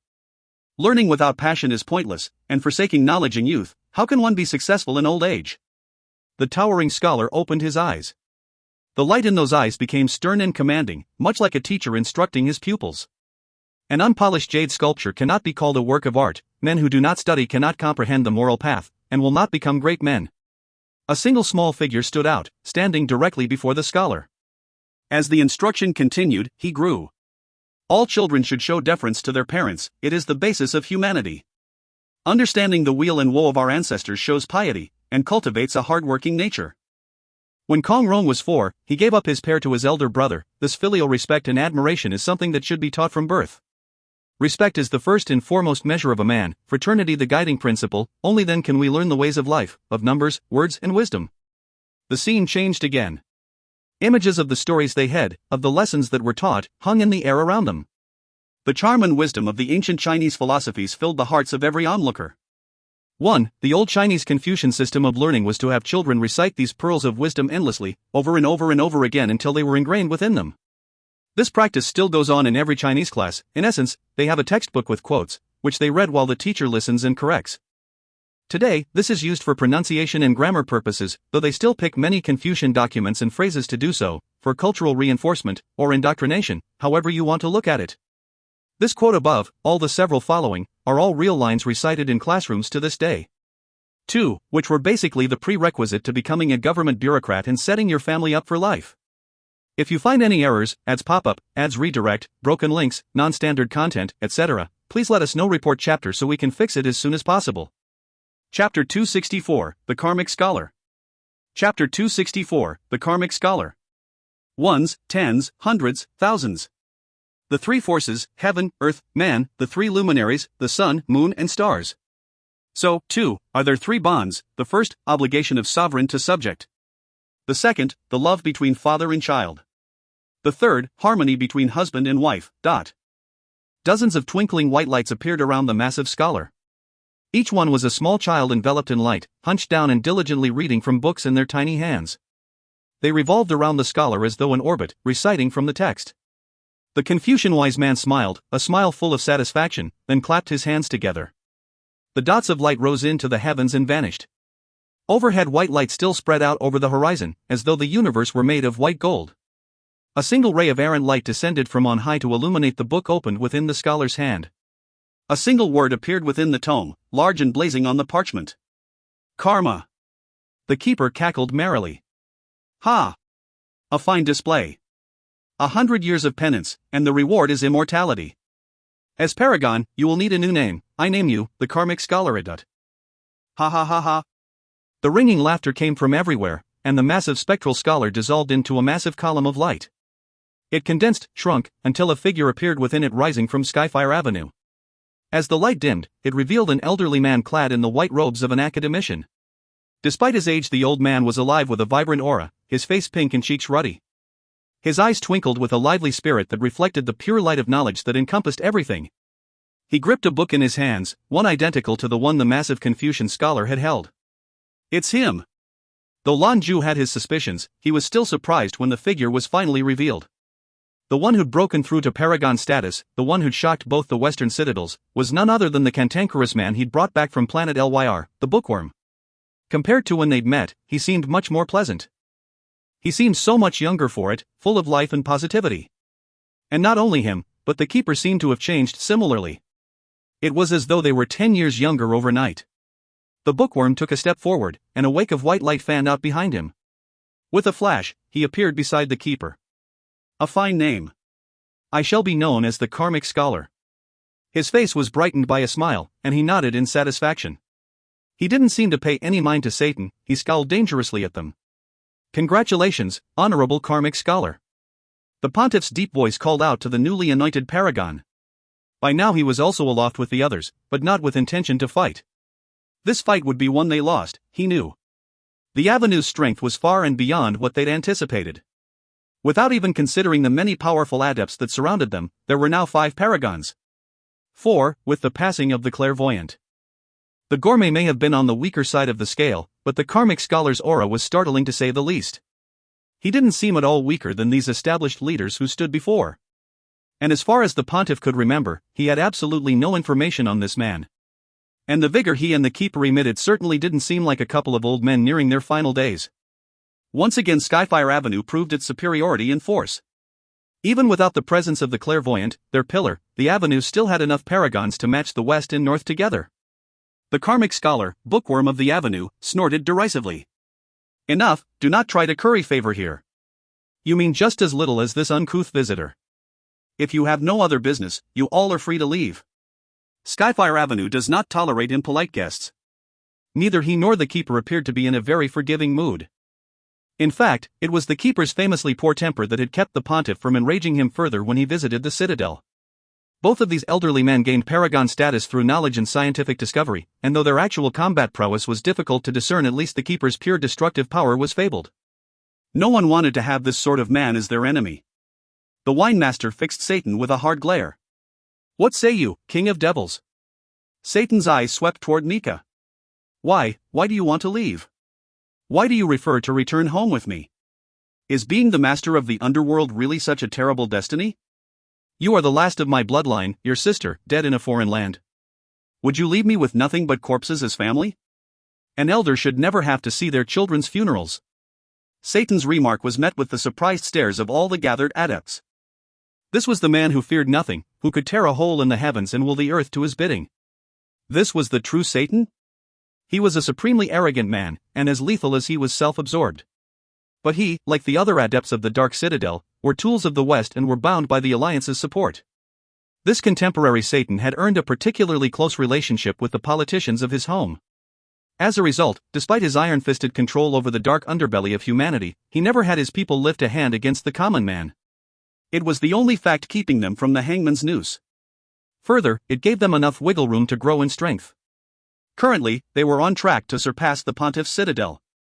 Mika regarded her father with a calm expression. I wanted to leave because I don't want to lose myself to this power. The blood of the king of devils changes you, corrupts your spirit. Do you still remember, father? Do you remember what you were like when I was young? You were fair, merciful, peace-loving.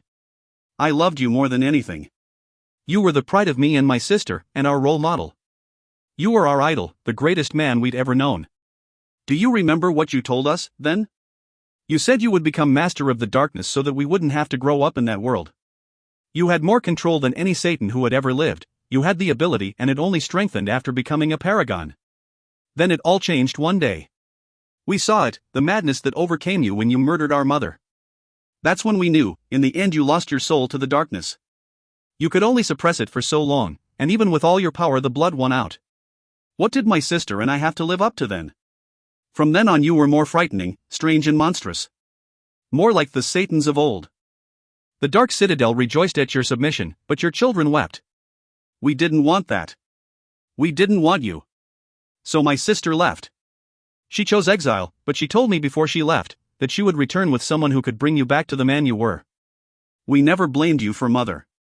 We understood that you weren't yourself. All we ever wanted was our father back. I used to pray every day that she'd come back soon, and then we could be a whole family again. I longed for that loving father we'd lost. He would hug me like he did when I was small, kiss my cheeks, tell me he loved me more than anyone else in the whole universe. I waited, and waited. Then one day my sister did come back. She came back in a box. Her body was so cold, and I could see the pain on her face she must have felt before she died. The marks of your power were all over her, and I trembled as I realized that it had been you. You killed your daughter. You killed my sister. It's true, isn't it? It's true. Why would you want to kill her, when all she wanted was our father back? All that was left after that was me. I didn't want to become like you, to have my children crying for the return of their mother, only to die at their mother's hand. I had to leave, to escape from the Dark Citadel and the poison that coursed through it. So I ran, fled far away. I didn't care about power, the only power I needed was control over this curse within me. That's all. Was that too much to ask?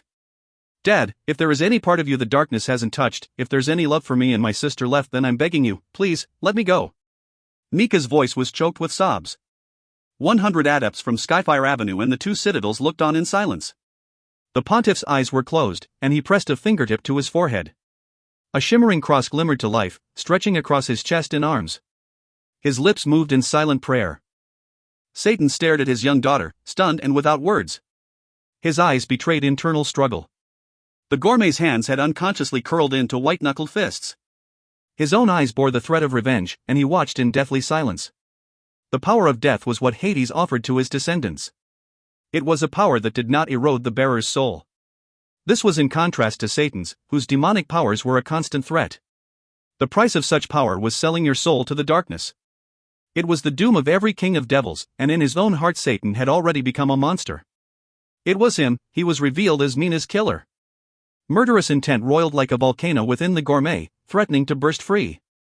No, it wasn't me. Satan gently shook his head. There was no rage, no explosion, no fit, there was only a bone-deep sadness, as he stared with pained expression at his daughter. Mika. The father you loved is gone, and yes, my soul has been lost to the corrupted. I even killed your mother, I can't deny that. But never, never would I harm Mina. It doesn't matter if you believe me, but what happened to your mother woke me up from the madness. It took me 20 years from that day to control it again and master the power. It is still a dark power, but it is not invincible. I am the king of devils, and all darkness falls under my purview. Mina did not die by my hand, this I swear. I'm so sorry. Your father owes you and your sister so much. Hearing you now, though, and listening to what you have to say makes me happy. Now, I finally understand what pushed you two away. It wasn't that you didn't love me, it's because you loved me so much. I apologize for what I've done. I beg forgiveness, from you and from Mina. If you find any errors, ads pop up, ads redirect, broken links, non-standard content, etc., please let us know. Report chapter so we can fix it as soon as possible. Chapter 265, Returning to Base. Chapter 265, Returning to Base. Very well. I will respect your decision. If you truly have no desire to return, then you may stay. On your own. As he spoke, Satan gently nodded his head toward Mika. His dark eyes once more fell upon Lan Jue, who stood at her side. Look after her well. Their conversation concluded, he turned and dissolved into a streak of black light. Without a word to anyone else, he disappeared into the distance. The elite of the Dark Citadel were close behind their master. Soon, all of them were small dots on the horizon. Once more, the pontiff sighed in a show of pity. Kindness lives even in the heart of darkness. I only hope that these sentiments were real. The pontiff turned and nodded to his coterie, and then with them in tow descended back to Skyfire Avenue. It didn't appear as though they intended to leave. As they left, Mika buried herself in Lan Jue's chest and began to sob. The jewelry master returned her embrace, running his hand gently through her fiery red hair. He comforted her quietly, as she shook against him. The gourmet let his clenched fists relax. Could Satan be believed? He was the father of lies. But the claims he never hurt Mina. The gourmet wasn't sure how to process this information. But his ruminations were cut short when a soft hand took his own. He turned, and saw the seamstress looking up at him with a small smile on her face. She nodded, and spoke to him softly. Come, let's go home. He responded with a bitter smirk, then resolutely nodded his head. By the way, the wine master interrupted, you're a paragon yourself, now. What will be your title? Hades? The gourmet shook his head at the suggestion. I refuse to take that name. Even if I took it, it wouldn't bring Mina back. No, I will be called the Infernal Vanguard, ever watching the darkness for her soul to appear. Maybe one day I'll be able to bring her back. The Infernal Vanguard. So the universe would come to know the gourmet, as the 11th paragon, followed immediately by the karmic scholar, Skyfire's bookworm as the 12th. For the next several days the pontiff would sit in conference with his fellow paragons. The winemaster, gourmet, bookworm, keeper and pontiff would all be locked away as they spoke on things no one else was privy to. Lan Jue did not participate. There had been a great deal of misfortune surrounding the Citadelian's visit, but his responsibilities had finished with the reception. There was still much he had to prepare for, at any rate. For protection's sake, Lan Jue decided to bring Mika, Xiuxiu and Kura to West Hill. He would carry on training the young men and women, with their help. They arrived the same time, and when they showed up at the base Lan Jue was surprised at what he saw. The starlit training field was full of students, seated in orderly rows as they meditated. Their needles lay on the ground, twinkling in the dim light. You're back? Hua Li's distinct voice encroached. Lan Jue looked at the golden-masked instructor with surprise evident in his face.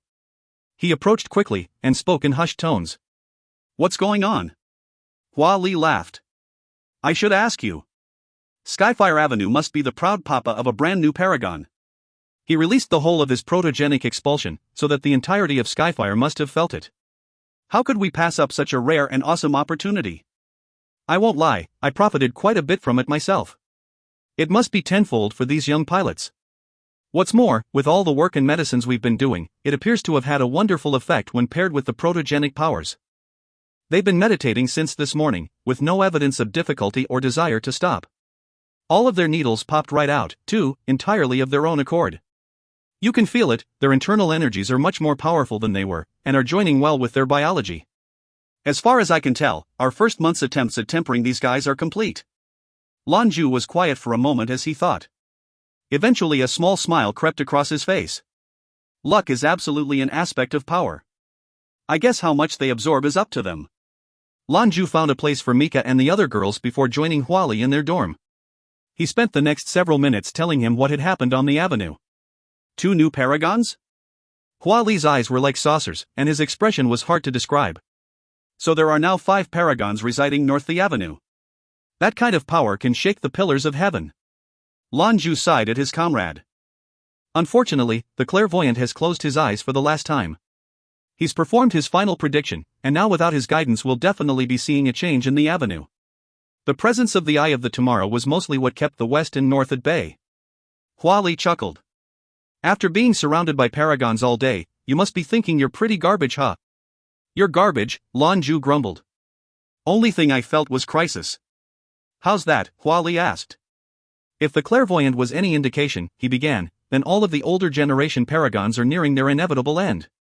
The bookworm and keeper may have found a way to extend their lives, but for how long? The pontiff and Satan aren't necessarily spring chickens, and we can probably safely assume the same for the North's 2 paragons. These men are the anchors of humanity, and they're dying.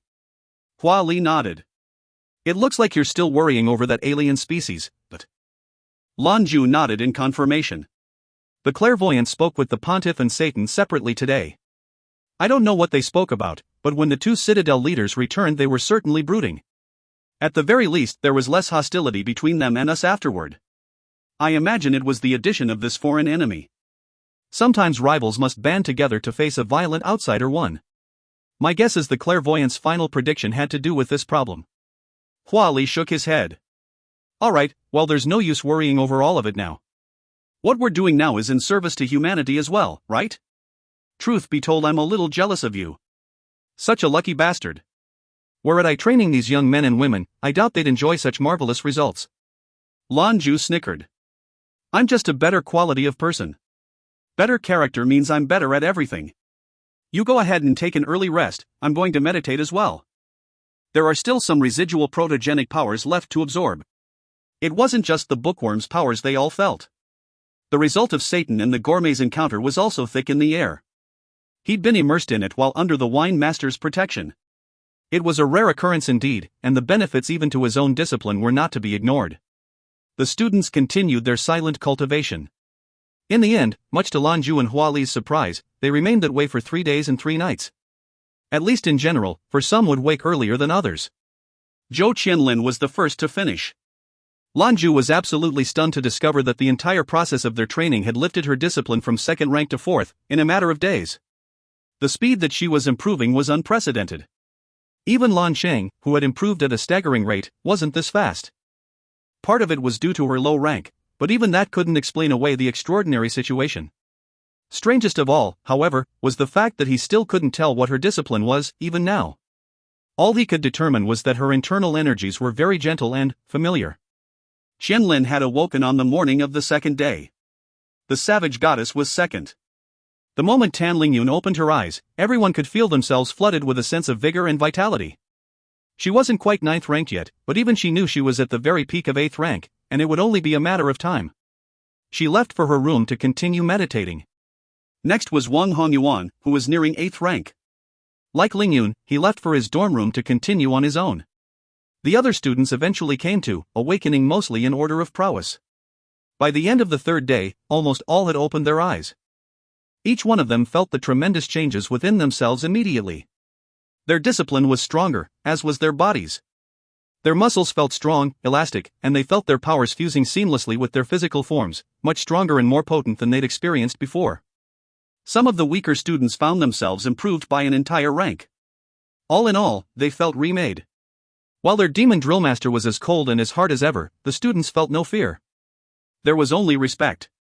All of them were the pride of the NEU, and if they couldn't recognize the effort their drillmaster had put into them, they certainly weren't worthy of the distinction. Originally there had been a great deal of skepticism with their teachers' assurances this class would improve their piloting ranking by a whole class. Now there was no doubt. Not everyone had risen a full rank during their training as of yet. However, the vast majority had seen incredible improvement. Improving one's discipline rank was much harder than improving a piloting class, and what's more, it was common knowledge that improvement of one's talent almost inevitably lead to improvement of their piloting ability. As the body improved, their strength and control did as well, qualities integral to mecha piloting. 3 days and 3 nights had seen stupendous improvement, and yet there were 2 students who had yet to awaken. Lan Jue's 2 disciples remained immersed in self-reflection. Jin Tao sat still, with his shock of red hair poking out in all directions. He drew long, calm breaths that were drawn in and exhaled over the span of a minute. However, underneath the calm exterior, the waves of his power held an explosive quality. Over the course of the week's training, he'd come to understand his own body again. He was faster to do so than any of the other students. The genetica's influence was evident in this way. Tang Zhao's situation was the polar opposite of his rivals. He was much thinner than he had been at the training's outset. He sat, completely motionless, even appearing not to breathe. It was like he was made of stone. Tang Ni had awakened on the second day, but never moved from his side. She kept watch, anxiously waiting for her big brother to come to. The others had all awakened, with the more powerful opening their eyes first. So why hasn't her brother? 1. This is a common trope everywhere, but also in China with historical undertones, especially when fighting against the Japanese. While that isn't the case here, the implication is protect the home and family against outsiders. Historically, this has a relationship with the tentative peace enjoyed by the Communists and the Kuomintang/Nationalist Party when fending off the Japanese invasion of China circa 1937. If you find any errors, ads pop up, ads redirect, broken links, non-standard content, etc., please let us know. Report chapter so we can fix it as soon as possible. Chapter 266, Keeping Watch Over Brother. Chapter 266, Keeping Watch Over Brother. The two had a very close relationship, as brother and sister. Ever since they were small, Tang Mi had bullied her brother, despite being younger. However, regardless of the abuse, the cunning Tang Xiao would always be right where she needed him if everything were to happen. He was her protector. He was a large man, but in Tang Mi's heart he was heroic. She had quite a mischievous streak in her younger years, and Tang Xiao couldn't recall how many times he'd warded her from danger with his own expansive girth. Now, here he was silent to the grave and gaunt as a corpse. How could she not be worried? How could she not feel for her brother? Drillmaster, is my brother all right? Tang Ni saw Lan Jue approaching from her position beside Tang Xiao. She shot to her feet and trotted over when he drew near. Lan Jue answered by moving in front of his disciple. He did not touch him, but stood in silence and looked over his situation. Eventually, a smile split his face and a twinkle lit his eyes. Don't worry, he assured her, he needs just a little more time, then he'll wake up. There won't be any problem. Tang Ni still struggled with her anxiety. But all the others are up already. Why not him?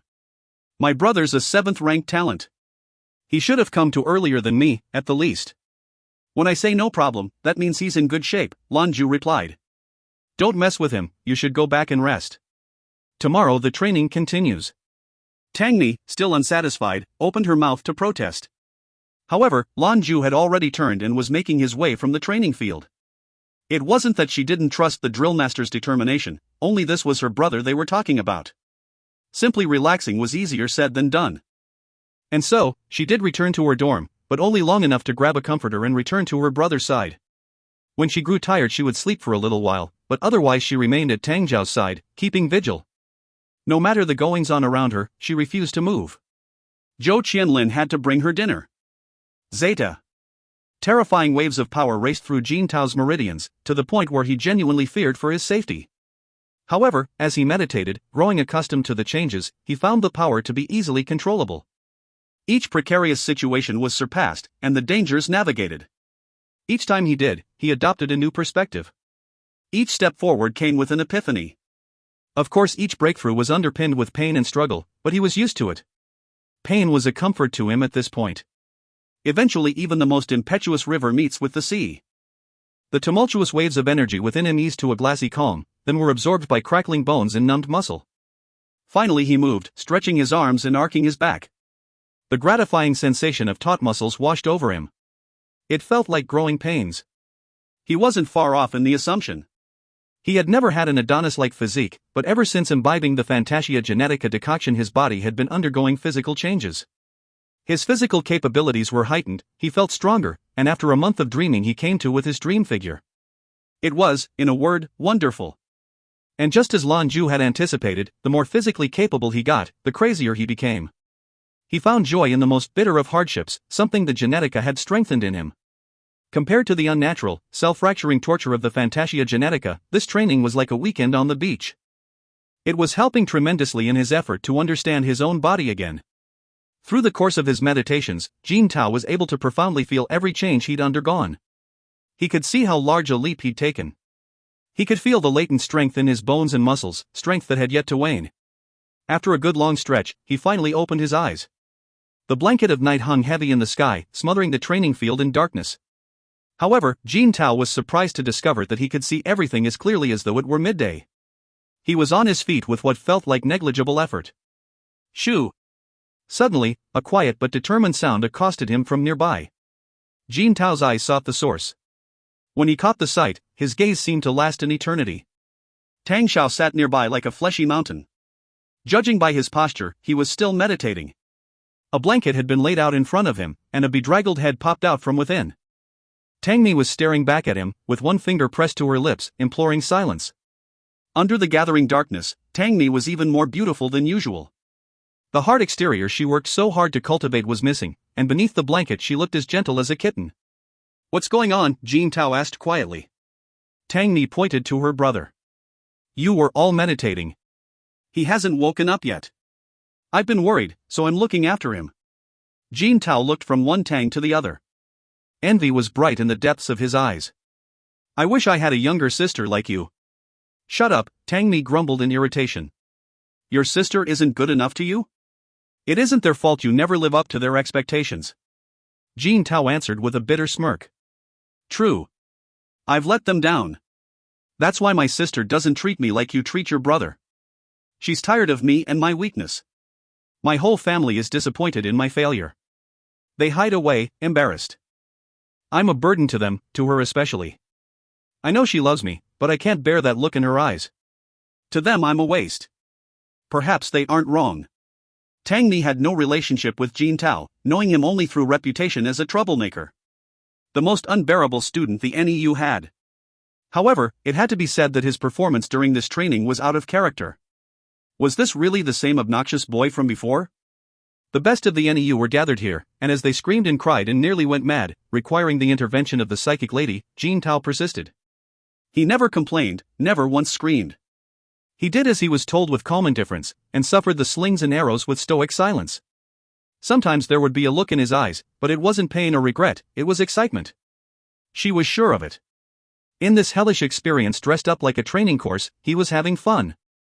Either he was totally insane, or he was much stronger than his classmates thought. "You're performing so well during the training, this proves you've got it. But why haven't we seen this earlier?" Tang Mi asked in curiosity. Jin Tao took a seat beside Tang Xiao, and took a good long look at his rival. "Because of our master.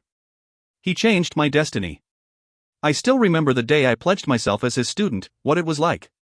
At first Master wasn't interested in teaching your brother and I, he made it pretty obvious. I guess he was in a sour mood or something, so he beat us both to within an inch of our lives. As powerful as he is, it was quick work. But afterwards he used his own abilities to stimulate our discipline. Those strikes of lightning we've been getting, they're the same thing we experienced. At first, I thought I'd been fooled. I'd attached myself to some garbage sadist. But soon after that, I learned this was the greatest opportunity one would ever encounter in my entire life. If you find any errors, ads pop up, ads redirect, broken links, non-standard content, etc., please let us know. Report chapter so we can fix it as soon as possible." Chapter 267, The Same Spirit. Chapter 267, The Same Spirit. Your brother and I were beat pretty badly, but once we'd recovered we found our power had increased quite a bit. Me especially. My discipline rank was very low, and the effects were stronger on me. I thought maybe I was wrong, and this was the best thing that could happen to me. And so I show up day after day, hoping he'll beat on me some more. Later, when your brother and I were formally accepted as his disciples, the master asked if we were willing to tear everything down and start anew. I said I was. That was when he gave me a very sobering opportunity, one that at the very least endowed me with the belief that I can accomplish my goals. I want to be strong, to be able to protect my sister and my family. I want to make them see that I, Jin Tao, am not garbage. All I ever need is an opportunity. Excitement was alive in his eyes. Already he was like a different man, bucking the expectations and assumptions of his classmates. Your master is also the drill master, Tang Mi asked. You also study under Nublet? Jin Tao nodded emphatically. I do. This is him. At first your brother wasn't sure why he was being beat, and thought the teacher was just cruel. Later he also saw the chance we were given. Tang Mi wasn't sure how to react to the news. She was sure it was she who gave her brother this opportunity to get involved. And yet, if what Jin Tao was saying was true, why didn't Tang Xiao warn her, or at least let her know? However, she wasn't sure she would have wanted to know. If she had even an inkling what this demon drill master was capable of, Tang Mi was afraid she'd never have agreed to join this training. She trembled remembering everything they'd been through over the last 10 days. For the rest of her life she'd remember the feeling of that needle as it pierced her. 9 of them. She could still remember the feeling, like she was going to explode. Now that you're done meditating you should go rest, Tang Mi said in her traditionally commanding fashion. The drill master said we'd be continuing with the training tomorrow. Jin Tao shook his head. No need. I still feel like I have a bunch of pent-up energy. I'll wait here with you for a while. So you won't be lonely. Tang Mi burst into a fit of tittering laughter. Are you flirting with me? 1. Jin Tao winced and gulped hard. When he spoke, it was delivered sheepishly. No, no. Of course not, I swear. Never in my wildest dreams. We're from 2 completely different worlds. How could you ever like me? I'm self-aware enough to know that much. Tang Xiao is my fellow apprentice. But if I'm bothering you, I'll leave. Tang Mi looked at him, saw his discomfort. What are you doing? She dropped her eyes and smirked. Still so self-conscious. Just now you spoke so strongly, and then suddenly again with the personal abuse. That's a terrible thing for your confidence and psychology. Even if you become a powerful man, you'll still have problems if this doesn't get fixed. You'll get vindictive. In this world life really is unfair. There is no balance among people. Some people are born privileged, rich, comfortable. Some are born with innately powerful disciplines. But everyone's soul, that's the same. At birth everyone is born with the same pure spirit, unsullied and untarnished. It's the things we experience during life that changes it. Souls aren't inherently noble or humble, so you mustn't look down on yourself. You do you. It's not about being better, or being the winner. You don't even need to prove anything to yourself. You just need to be better, every day. That is success. You need confidence, handsome guy. Tang Mi snuggled deeper into her blanket as her words hung in the air. The night was a little cold. Were it not for Lan Jue's strict instruction not to touch him, she'd have fetched a blanket for her brother long ago. Jin Tao sat still and silent, Tang Mi's words running round and round in his skull. She was one of the school's beauties. Even just their brief exchange was more than he could have fantasized about. She was a woman far beyond his level, and here they were talking. Calmly, amicably, it was more touching than he could describe. He sat in silence for a moment, thinking. Eventually his eyes hardened. I am different, he thought. After everything that's happened, it's like I've entered another world. I'm another Jin Tao, now. Lan Jue and Huali stood in the darkness a distance away, hidden behind their golden masks. They'd arrived once Jin Tao woke from his meditation. After all, these 2 were his personal disciples, how could not pay them special attention? Lan Jue had planned to tell Jin Tao the very same lesson Tang Mi had. In the end it was better she did it, he thought. It seems to have been more effective coming from her. That's a good kid, there. A fine girl. Huali mused. Lan Jue smiled behind his golden mask. What, are we smitten? Huali shook his head. I told you, didn't I? I already have someone. The demon drillmaster turned his face toward Huali. Why won't you tell me about her? How can we have secrets between brothers? Huali chuckled in response. Of course I can't you, he said, his tone mysterious and playful. I haven't succeeded in winning her over, yet. If, someday, she agrees to be with me, then you'll be the first to know. You can share in my happiness. Lan Jue's face was hidden, but his body language clearly displayed surprise. You mean there's a woman in this universe who isn't already madly in love with you? To this, the singer snorted. Perhaps that's why I want her so badly. We always want what we can't have. Sometimes I know it won't happen, but there's always hope. I don't have very many extravagant wishes, and anyway I'm still young. There's still time. Hell, next to you I'm young and vibrant. Lan Jue's tone took on a gruff displeasure. You're a year younger than me. Go on then, tell me about this girl. Is she so beautiful that she can ignore the advances of our illustrious Poseidon? Huali shrugged. You're wrong, you know. It isn't about looks. I'm interested in her heart. She has a huge and righteous heart, who sacrifices herself for the benefit of others. She would give up everything to protect those dear to her. She is brave and empathetic, and she reaffirms the strength in everyone she comes across. To me, she is perfect. For a moment Lan Jue just stared at his friend in stunned silence. I find it hard to believe there's someone fitting that description around here somewhere. Huali turned his face towards Lan Jue, and that's when Zhou spotted the mirth in Huali's eyes. There isn't, I made her up. It took Lan Jue a moment to recover. When he finally did, he responded by lunging at Huali's neck and wringing it. Are you messin' with me? Huali cackled as he fought for breath, allowing Lan Jue to shake him around. Lan Jue eventually let Huali go. He rubbed his forehead. It sounded real. Hell, the look in your eyes was spot on. So what about Emotion, then? Have you told her? Huali nodded. Yup. What was her reaction? A bitter laugh, muffled and short, came from behind Huali's mask. She didn't react. At the time she wanted to murder me, and we haven't said anything about it since. Lan Jue sighed, and shot his friend a sidelong glance. I kinda wish she had murdered you. 1. Researching the phrase led me to an interesting work called The 36 Stratagems on Chasing Women. It is, apparently, a more, specialized version of The 36 Stratagems, an old book on how to trick your way into success. Maybe one day I'll translate them. Here's a quick search on the 36 stratagems if you're interested. If you find any errors, ads pop up, ads redirect, broken links, non-standard content, etc., please let us know. Report chapter so we can fix it as soon as possible. Chapter 268, The Poseidon Program. Chapter 268, The Poseidon Program. Early morning. Silence hung over the valley. The mountains hugged one another, bathed in the golden light of a rising sun. A new day begins. The National Eastern University's West Hill was also stirring, preparing. 50 students stood in 5 orderly lines, buzzing with vitality, eager to begin. There was a hunger in them this morning. They were eager to continue their training. The last 10 days had been like a nightmare to them, but more than that it had been transformative. Just the memories of the training so far were painful to recall, but not one of them would ever forget. The torment of 20 years of harsh training had been condensed to 2 short weeks, but the results were clear as day. Now that the seals were gone, everything was different. Every student could feel differences, some of them profound. 10 days. Though the suffering was beyond compare, it was a brief hell. The past was the past. They rejoiced, not just for the passage and result of the last 10 days, but because they were lucky enough to suffer the lash of their drillmaster. 1/6 of their 2-month journey was complete. What did the next 50 hold?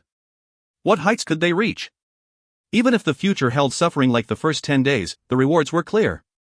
Improvement was born of suffering, and they were ready. 50 students waited.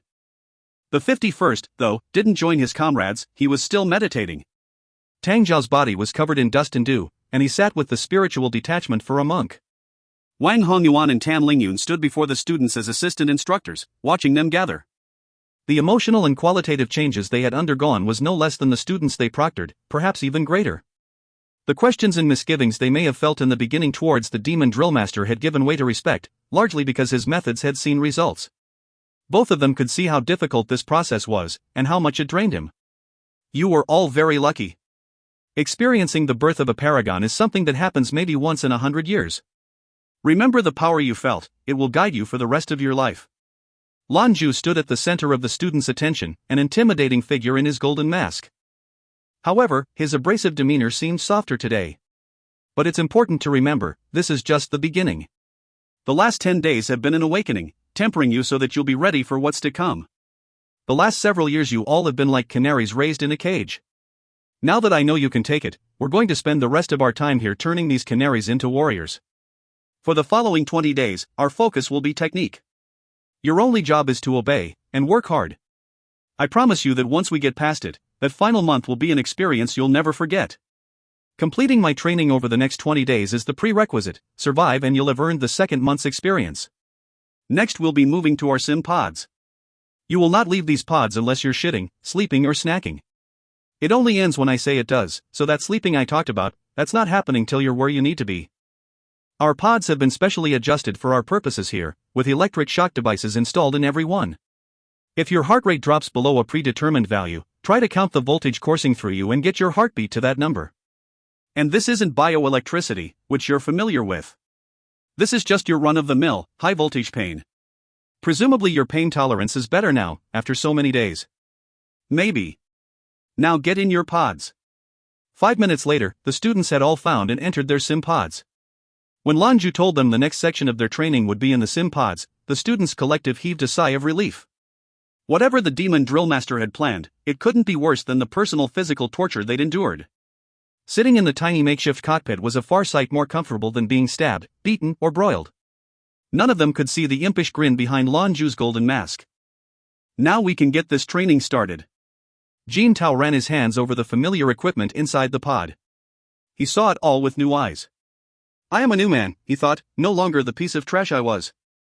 I'll make sure you see it, Professor. I won't let you down. The pod hummed as it started, but the occupants weren't cast into DreamNet as usual. The routines it ran were different. Training course commencing. Section 1, Advancing, Retreating, and Strafing. The fundamentals of movement. Perform each action 100,000 times. Begin. 10,000 times? Jin Tao blinked. For real? That many times? His surprise was interrupted when the screen flashed. A series of floating arrows hung in the air, pointing forward. Instinctively, he coaxed his simulated mecha into motion. As his suit stepped forward, the arrow changed, pointing left. He moved left. The arrows changed with each command, and he continued as instructed. With each correct movement, the arrows changed quicker. Jin Tao narrowed his eyes in concentration. It was easy in the beginning, as the commands came slow. He felt his hands relax from the warm-up. However, as the sim program continued and the arrows sped up, Jin Tao began to find it difficult keeping up. Too fast, this is too fast, right? Jin Tao's brows furrowed as he struggled against the program. However, he still wasn't being overwhelmed. Much to his surprise, he discovered that, though difficult, he was hanging in there. The arrows popped into existence, and almost automatically his hands were in motion. There wasn't any means to test it currently, but Jin Tao was sure his hand speed was much faster than it had been. Maybe it was a result of the training. Front, back, left, right. These were the basic commands for moving a suit. Even a child could do it. But the randomly generated commands were coming faster, and that's where the students encountered their limitations. Moreover, it was boring. 400,000 commands, he was asking. They weren't considered crack students for no reason, so it took them little time to understand this was to teach them about driver fatigue. An hour passed. Fingers, wrists, and arms felt sore and heavy. Their bodies were already fatigued. Fortunately, their disciplines were no longer sealed. Finally, they could modulate their body's output with their powers. This ended up being a curse more than a blessing, though, and they reluctantly continued. Outside of the pods, Lan Jue watched his students from diagnostic screens. From here he was able to monitor the situation in each cockpit. He shot Hua Li a thumbs up. Yup, I'd say this is mean enough. There's some weird sadomasochistic thing going on with the Poseidon group, isn't there? 100,000 times. Forget the students, just looking at the number was giving him a headache. Hua Li answered with a shrug. Guess you should ask my dad that question. I had to go through the same cruelty. My father holds the record for fastest to complete the segment.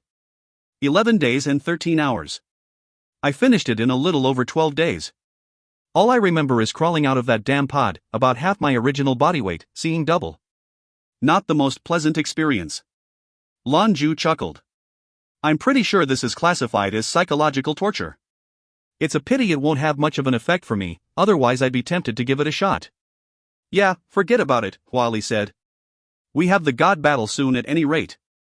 We have our own pair training to consider, keep our bodies in shape. Yeah, Lan Jue agreed. Speaking of, I wonder if Chu Cheng knows his uncle is a paragon. More importantly, the gourmet never accepted the mantle of Hades, likely leaving it for his nephew. It doesn't look like our newly minted Infernal Vanguard has any plans to return to his former family. Huali chuckled. If I were in his position, I wouldn't go back either. Life on the avenue is slow, laid back. Hardly any responsibility. I can bet the gourmet has grown quite attached to the lifestyle. It sure is a surprise to discover Skyfire Avenue has so many titans of the adept world though, I'll tell you. This brought a bitter smirk to Lan Jue's face. You and me both, brother. I had no idea just how strong the avenue really was until recently. It was like the two western citadels came crashing it and hit an iron curtain. But the clairvoyant, the memory of the respected, elderly leader of the avenue filled him with a gloomy depression. Of the avenue's paragons, Lan Jue had the most contact with the wine master. After him was the keeper. He only met the clairvoyant a couple of times, but that didn't diminish his estimation of the man in the least. In some ways, he was far and away superior to his two counterparts. Lan Jue would forever remember the clairvoyant's eyes, orbs that seemed capable of piercing reality. He could see the universe in a way no one else could. Huali sighed. It doesn't matter how strong you are. In the end, all humanity must bend to natural law. The clairvoyant's help and accomplishments will never be forgotten, so long as humans exist. He will be remembered in the annals of history. He might not have been the strongest paragon, but if you wanted me to pick one person who was widely beloved and respected, it'd be him. Lan Jue agreed. You're right in that. Now all we can do is swear to protect and maintain the organization he spent his life building. Huali's answer was a determined nod. Let's go. We have some training of our own to conduct. I won't go easy on you this time, I'm warning you. I've been enlightened by all of this myself. Today, you'll know the extent of my power. Lan Jue looked at his friend. PFF ha ha ha, dot. If you find any errors, ads pop up, ads redirect, broken links, non-standard content, etc., please let us know. Report chapter so we can fix it as soon as possible. Chapter 269, Hand Cramps. Chapter 269, Hand Cramps. It is said there are many levels of hell, and to these students the sim pods were certainly one of them. After the first day, their eyes were bloodshot. After hours of careful piloting, their breathing was ragged and their hands shaky. The computer program which ran the sim was designed to base its pacing on the pilot's physical condition. The speed rose and fell, adjusting to be only slightly less than their highest capability. The better a pilot was, the faster the program delivered commands. Naturally, it also meant they could finish their tasks sooner. Moving mecha suits wasn't just shoving a joystick. It took more than a single button press to perform an action. All of the commands had to be performed smoothly, harmoniously, because even the slightest error could mean your enemy's victory. 400,000 movements, and this was just the first go-round. The first lunch, many ate quite a lot of food, of course due to the amount of exercise they'd endured. Those unfortunate souls vomited it out by the end of the day. Working for so long in the sim pod was torturous, with the spins dizzying and the shocks nauseating. It was quite a physical trial. What the students didn't know was that these pods were designed for adepts for 7th ranked or higher. Several of them would likely be unable to finish the program. The deadline was 20 days. The Poseidon group designed it that way, with a final evaluation when the program was complete. Anyone who was capable of finishing could certainly be considered an ace pilot. Sovereign rank was their destiny. If Lan Jue had wanted to perform this test at the beginning of the training, he suspected less than 1/5 would be able to pass. Now, however, Tang Xiao finally awoke from his meditations the day the sim pod training began. He opened his eyes, revealing pupil-less orbs of white. His eyes rolled back to normal, but then his whole body began to react. His large form grew thinner, almost like a new person. By the time the shift was finished, he looked like a far more toned, and, strangely, handsome, version of himself. He looked more like his sister as well. Looking down at himself, Tang Xiao's face showed satisfaction. He found it difficult to contain his excitement, and his flashed in his eyes. "You're okay?" A moving voice intruded, from not far away. He turned his head, and his eyes met a silver-masked woman who waited nearby. He knew it was, hers was a voice he knew well. His face twitched instinctively. "Hey Mika," he said through a nervous laugh. Mika nodded her head in satisfaction. The boss was right. Under all this pressure, your discipline has had a second awakening. It looks like you've broken through to 8th rank. With your genetic talent, you've probably already surpassed Wang Hongyuan. What he needs is to accumulate more energy, then he'll break through as well. Tang Xiao smiled. What's the next exercise? Complete the routine in the sim pods. Under Mika's instruction, Tang Xiao quickly gathered himself and entered the program. The first to finish the initial leg was Tan Lingyun. She completed the simulation in 1 day and 4 hours. For 1,000 high-speed commands, she felt like she needed to puke. Then the second leg started. Complete in sequence, 8 directional movement commands. If you fail, the exercise starts over. The 4 commands from earlier became 8. There were no specifications on how many times this would be needed, only that missing one would start the whole thing over. Of course, when the arrows appeared they did so significantly faster. The program AI was constructed to modulate speed, determined by how well they did in the first section. Tan Lingyun, therefore, had to perform at her peak capabilities from the very beginning. In total, the sim lessons numbered 8, and all of them were concerned with fundamentals. That did not mean, though, that they would be easy. While I had only given Lan Jue and Xu Chang a basic overview of the training method.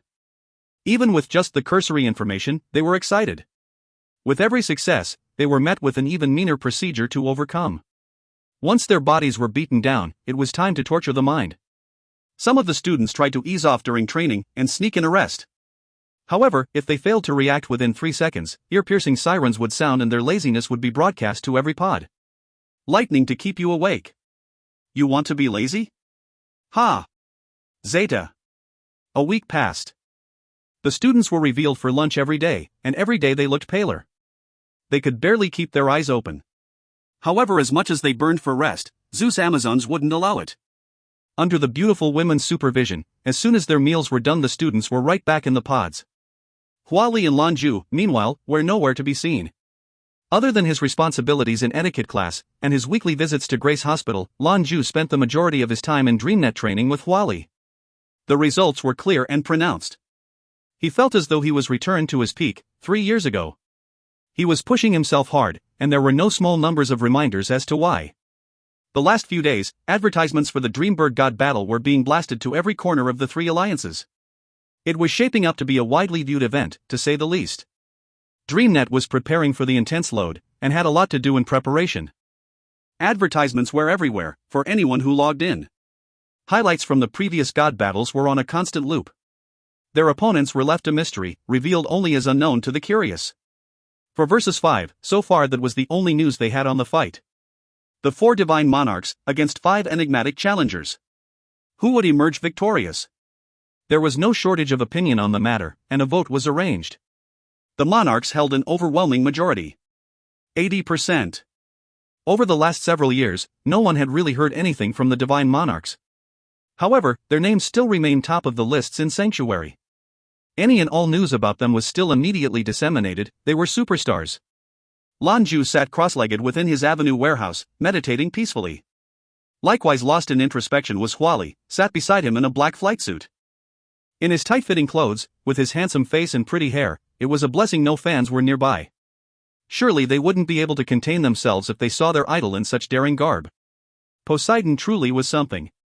It's time, Huali said, opening his eyes and looking toward Lan Jue. Lan Jue nodded. Indeed he was right, it was time. The God Battle was here. The 2 young men rose as one, and walked across the warehouse in silence. Wordlessly, they entered their sim pods, and booted into DreamNet. There was a flash of light, and their monitors revealed Dreamberg. They were already in Sanctuary. Almost immediately they felt the weight of 1 million viewers on them. It hung thick in the air like a mist. In Sanctuary alone, there were over 100 mecha pilots of all styles, watching with bated breath. Lan Jue and his companion shared a glance. This was quite the scene to be greeted with. Every one of the spectators in Dreamberg were God-class pilots. In all the alliances added together, there were perhaps 300 God-ranked pilots on record. About half were here now. The Divine Monarchs would have been familiar with several of them, having been former competitors. Others were unknown. More than a few glared with open hostility. Zeus. Poseidon. You finally decide to join us. This is quite the spectacle we have today. They say the victor gets an S-ranked power gem. Are you thinking of selling it? The offer came from a man with a strange, jocular voice. Lan Jue spied the voice's origin, coming from a small and frail individual. The man stood before them, with abnormally long arms folded across his chest. His face was hidden behind a clown mask. The fingers resting on his biceps twitched and jerked restlessly. Knave. It's been a long time. Lan Jue called back amicably. Indeed it has, the tiny man responded. What has kept you so busy these last few years? Why haven't we seen you? You know I've been waiting for a rematch since forever. We really should, losing is not something I'm comfortable with. Lan Jue chuckled. When we get a chance maybe. Unless you're one of our opponents today. Take a guess, the clown chortled mirthfully. I think not, Lan Jue said. Truth be told I hope you aren't. The knave shrugged. Unfortunately, your wish is not granted. I won't go easy on you, later. You're really participating? Both Lan Jue and Hua Li asked simultaneously. Both of their faces adopted a distinct shade of displeasure at the revelation. Thankfully, their masks hid it. He was a strange-looking man, and yet not. He even had a name, simple and yet not. In reality he was one of Dreamburg's strongest denizens. And, the fastest hand speed on record. The knave liked to boast that no one knew how fast his hands actually were. Lan Jue, meanwhile, was fourth on the leaderboards with 87 commands per second. And the clown? 103. There really was nothing, man or otherwise, with faster hands than he. He and the knave had indeed fought once, here in DreamNet. It had been one of his most trying ordeals. He could still remember struggling to keep up, but more important, the knave was the only person he'd ever seen who could properly employ 3 doppelgangers. There were disadvantages to having too fast a speed, though. He sometimes had difficulty controlling his hands as they worked at higher speeds. Lan Jue had won their exchange by analyzing the knave's habitual movements. He'd gambled on it, and the gamble had paid off. In the end, the knave occupied number 10 on the lists of Sanctuary's strongest pilots. At this point, Lan Jue's hand speed had increased substantially, but no matter the change it was still a far cry from what this clown was capable of. Although single battles were different from team fights, having the knave on your enemy's team was a nightmare the Divine Monarchs would have to face. If you find any errors, ads pop up, ads redirect, broken links, non-standard content, etc., please let us know. Report chapter so we can fix it as soon as possible. Chapter 270, Prelude. Chapter 270, Prelude. So it was, upon learning of the knave's presence on the opposing teams, both Lan Jue and Hua Li's expressions darkened. The Divine Horsemen numbered 4, remember. But they wouldn't be facing an even competitor, the challenging team had 5. If the knave was any indication, the others on his team were likely to be just as frightening. Other than you, who else can we expect? Lan Jue inquired. It's a secret. The knave cackled at them. I can't tell you. But don't worry, you'll find out soon. Anyway, they're all old friends. You have nothing to worry about. Now, if you'll excuse me, I think I'll go warm up my fingers. Old friends? It was the last thing Lan Jue and Hua Li wanted to hear. At the very least, old friends meant they were just as strong, if not stronger, than that smug clown. The battle was looking to be more difficult than they anticipated. Hey Jue, it looks like maybe the DreamNet Guardian is determined to have us lose. Hua Li muttered quietly. Lan Jue had already recovered from the unpleasant shock of the knave's revelation. He addressed his friend calmly. Don't think too much. We have to face the situation objectively and tactfully. The knave's appearance was a game. They're trying to get in our heads, so no matter what we encounter we must keep our composure. Come on, with the big guy on our side, what do we have to be anxious about? Hua Li nodded once, and said nothing more. There was a flash of red, then, and a silhouette appeared directly before them. It was Chu Chang, garbed in the regalia of his avatar, Hades. Here. Hua Li instructed.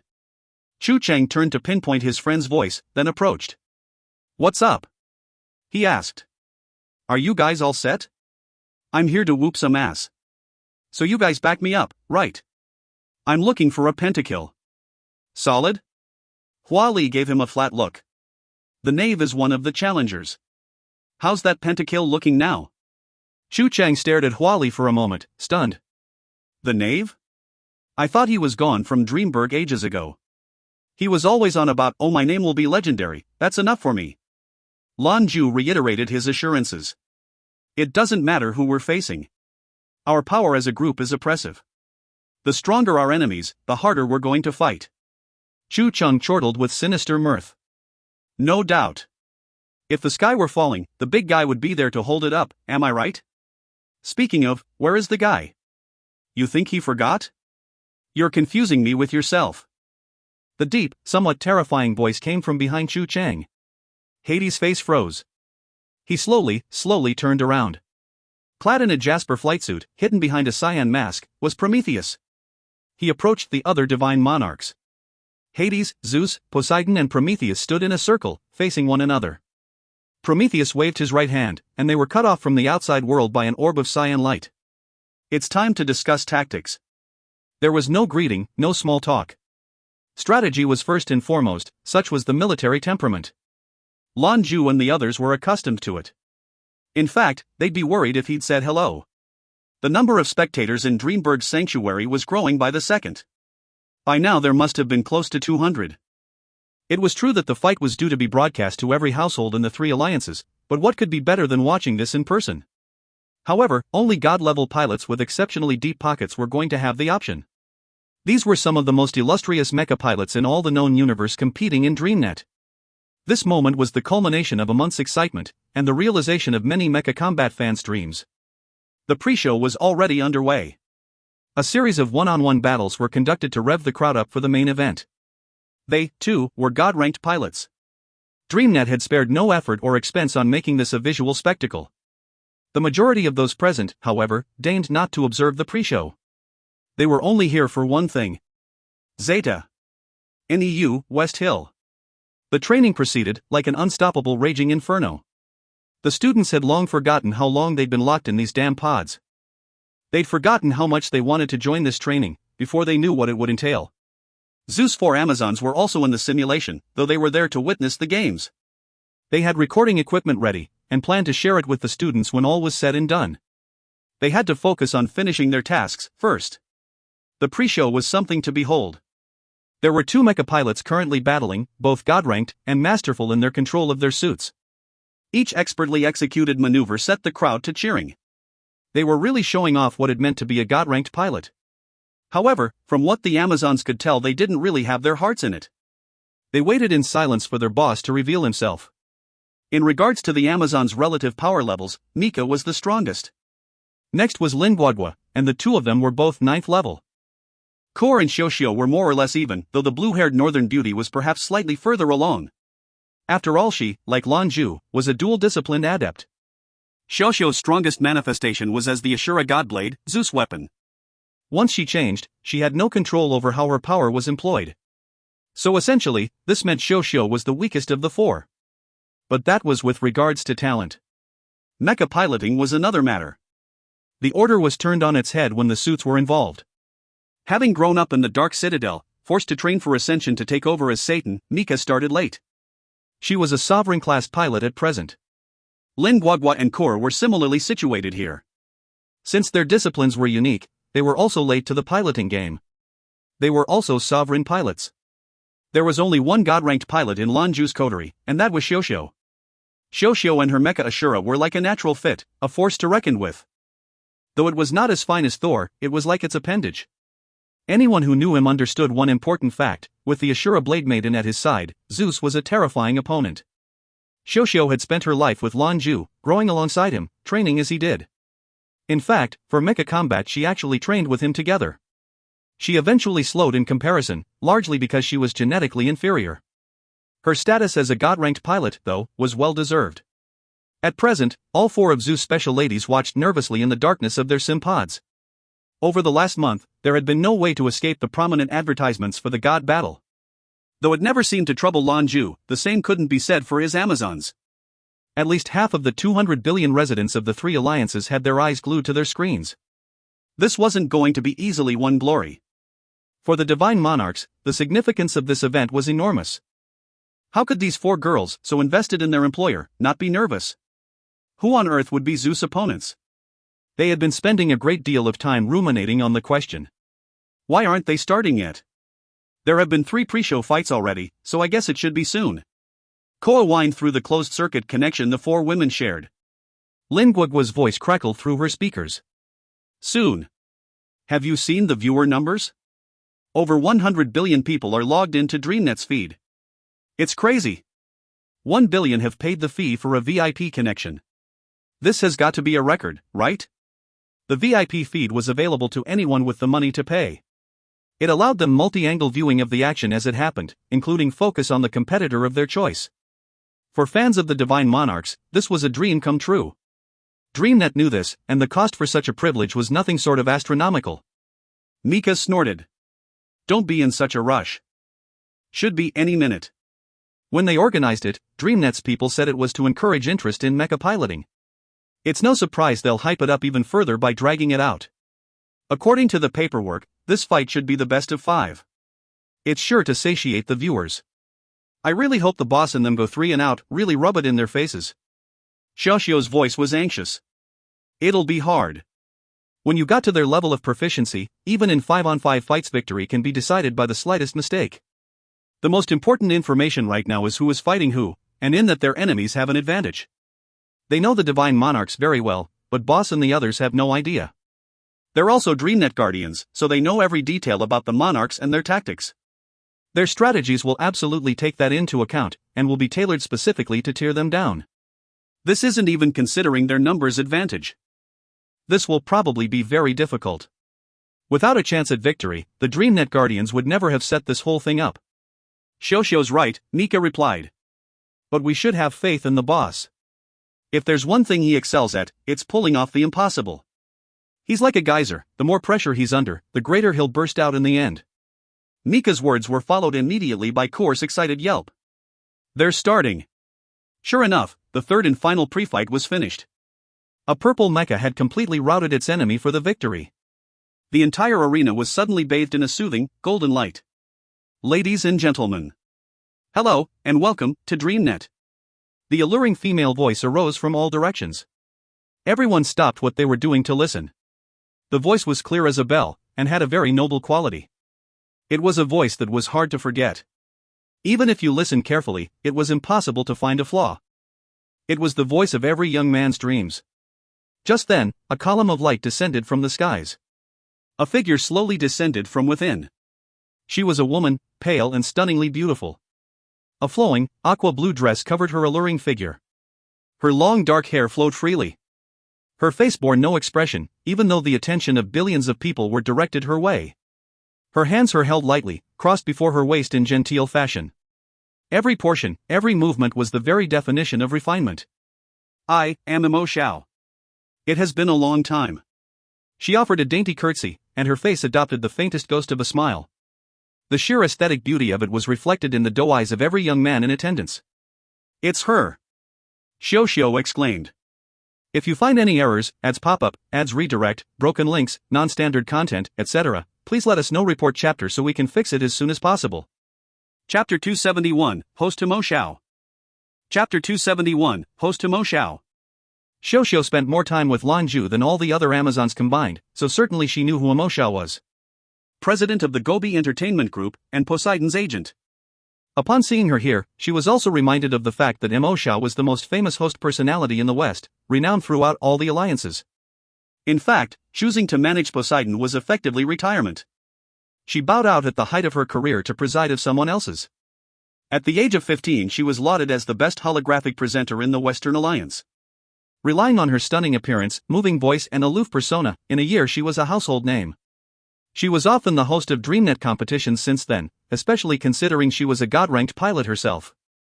Her poignant commentary during the fights was enough to convince all skeptics.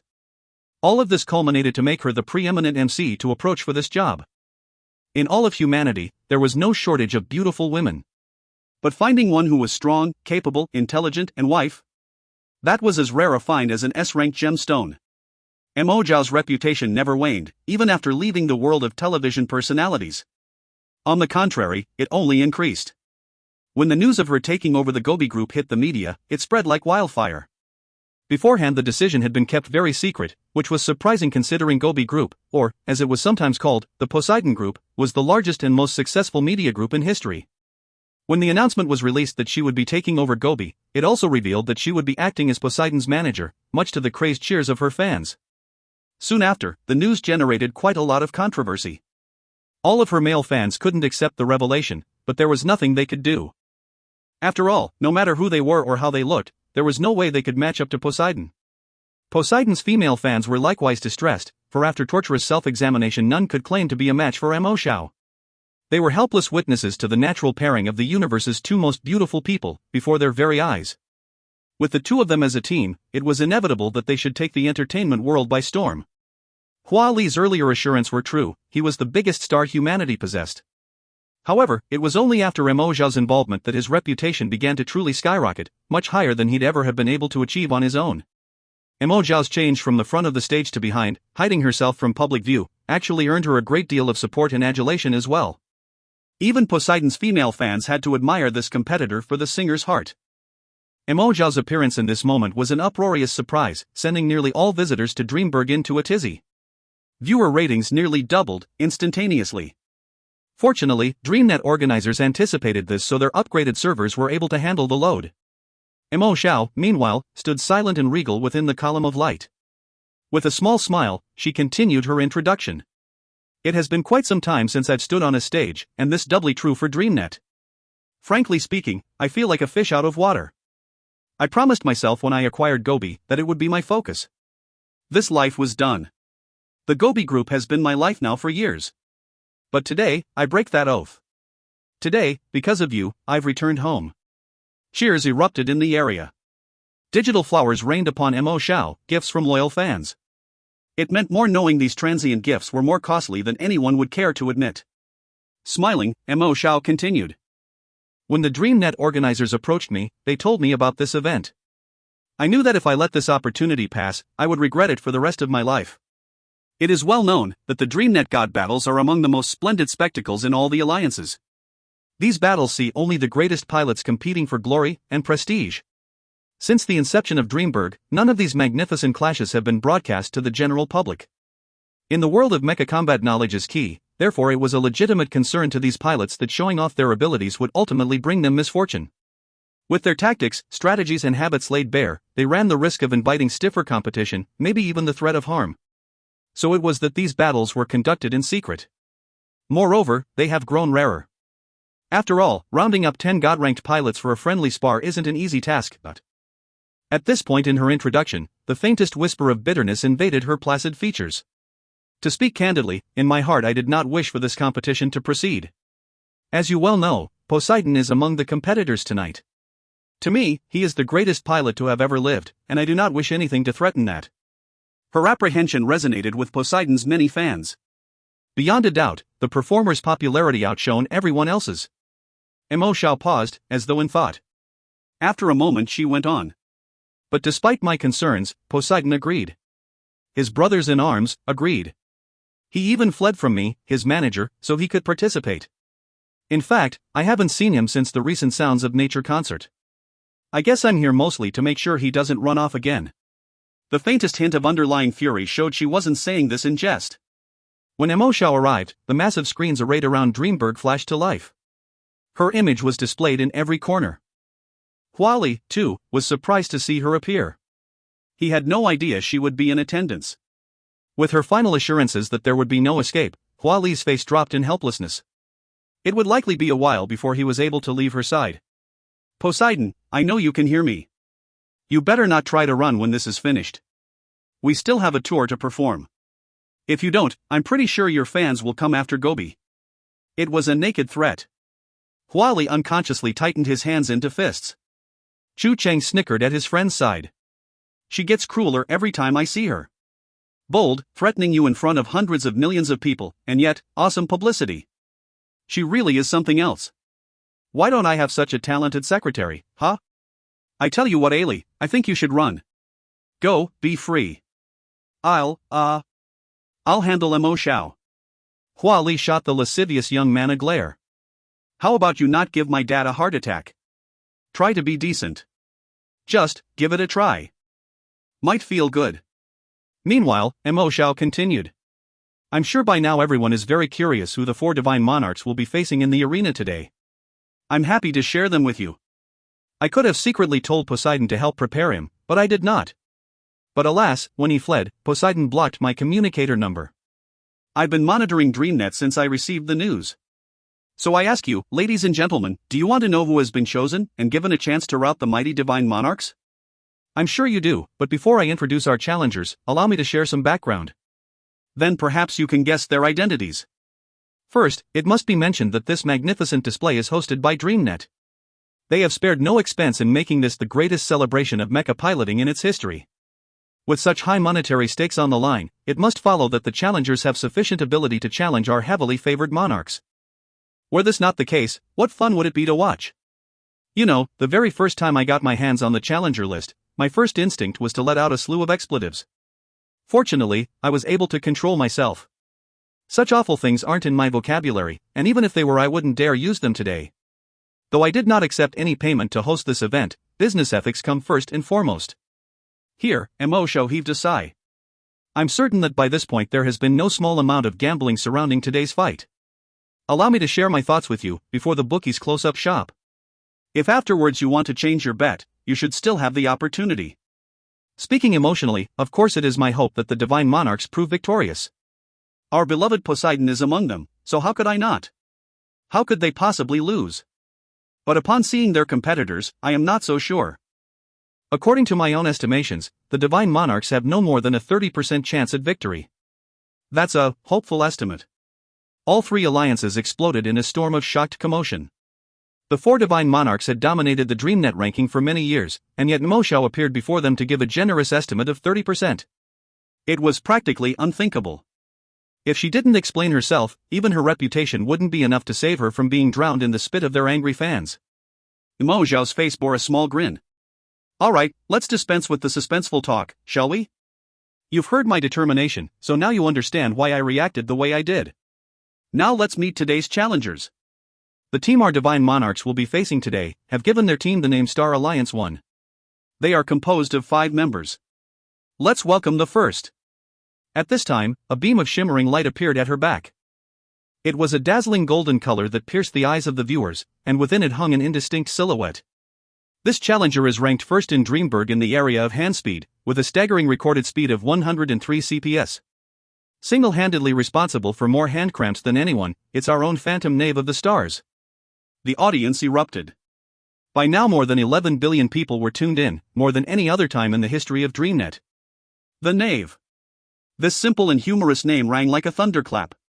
Full credit for the English name goes to Viol1369. Today we're a translator team. If you find any errors, ads pop up, ads redirect, broken links, non-standard content, etc., please let us know. Report chapter so we can fix it as soon as possible. Chapter 272, Oppressive Opponents. Chapter 272, Oppressive Opponents. Mo Shou took a deep breath, her expression solemn and serious. When she spoke again, her voice was grave. Any true fan of mecha combat will know the Knave, at the very least by name. Often imitated, but never surpassed, his reputation is hard to beat. But lest we forget, he isn't just the owner of the universe's fastest hands. He is also 10th in total power level out of all Dreamberg's illustrious God-ranked pilots, and the only known pilot to successfully use 3 doppelgangers in combat simultaneously. 103 commands per second, ladies and gentlemen. If it were me, my hands would break before I could ever get close. This is not something the Knave need fear. I can still recall when I first heard about him. He was so fast, he damaged DreamNet's hardware, something that cost them dearly, I can assure you. It's that much more surprising, then, that he came forward to represent DreamNet in this battle. Perhaps he paid them back. Now here he is, the fastest known pilot in the universe, a man whose reputation was built on skill, but little by little, the figure bathed in golden light became clearer. The same man who'd approached Lan Jue and Hua Li earlier reappeared. Mo Shou slowly turned, and made her way to the Knave's side. Greetings, Knave. Unless I'm mistaken, you once said your greatest wish is to become a legend. Is that why you decided to participate in today's event?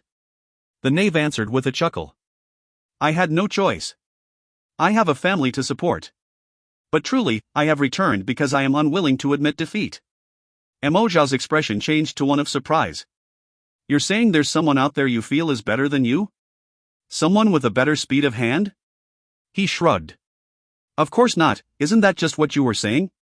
There were many who attempted, but none have come close. My legend is solidified.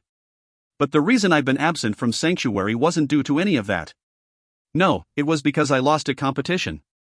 None of the audience would have seen it, but a glance at the rankings would probably help you guess who bested me.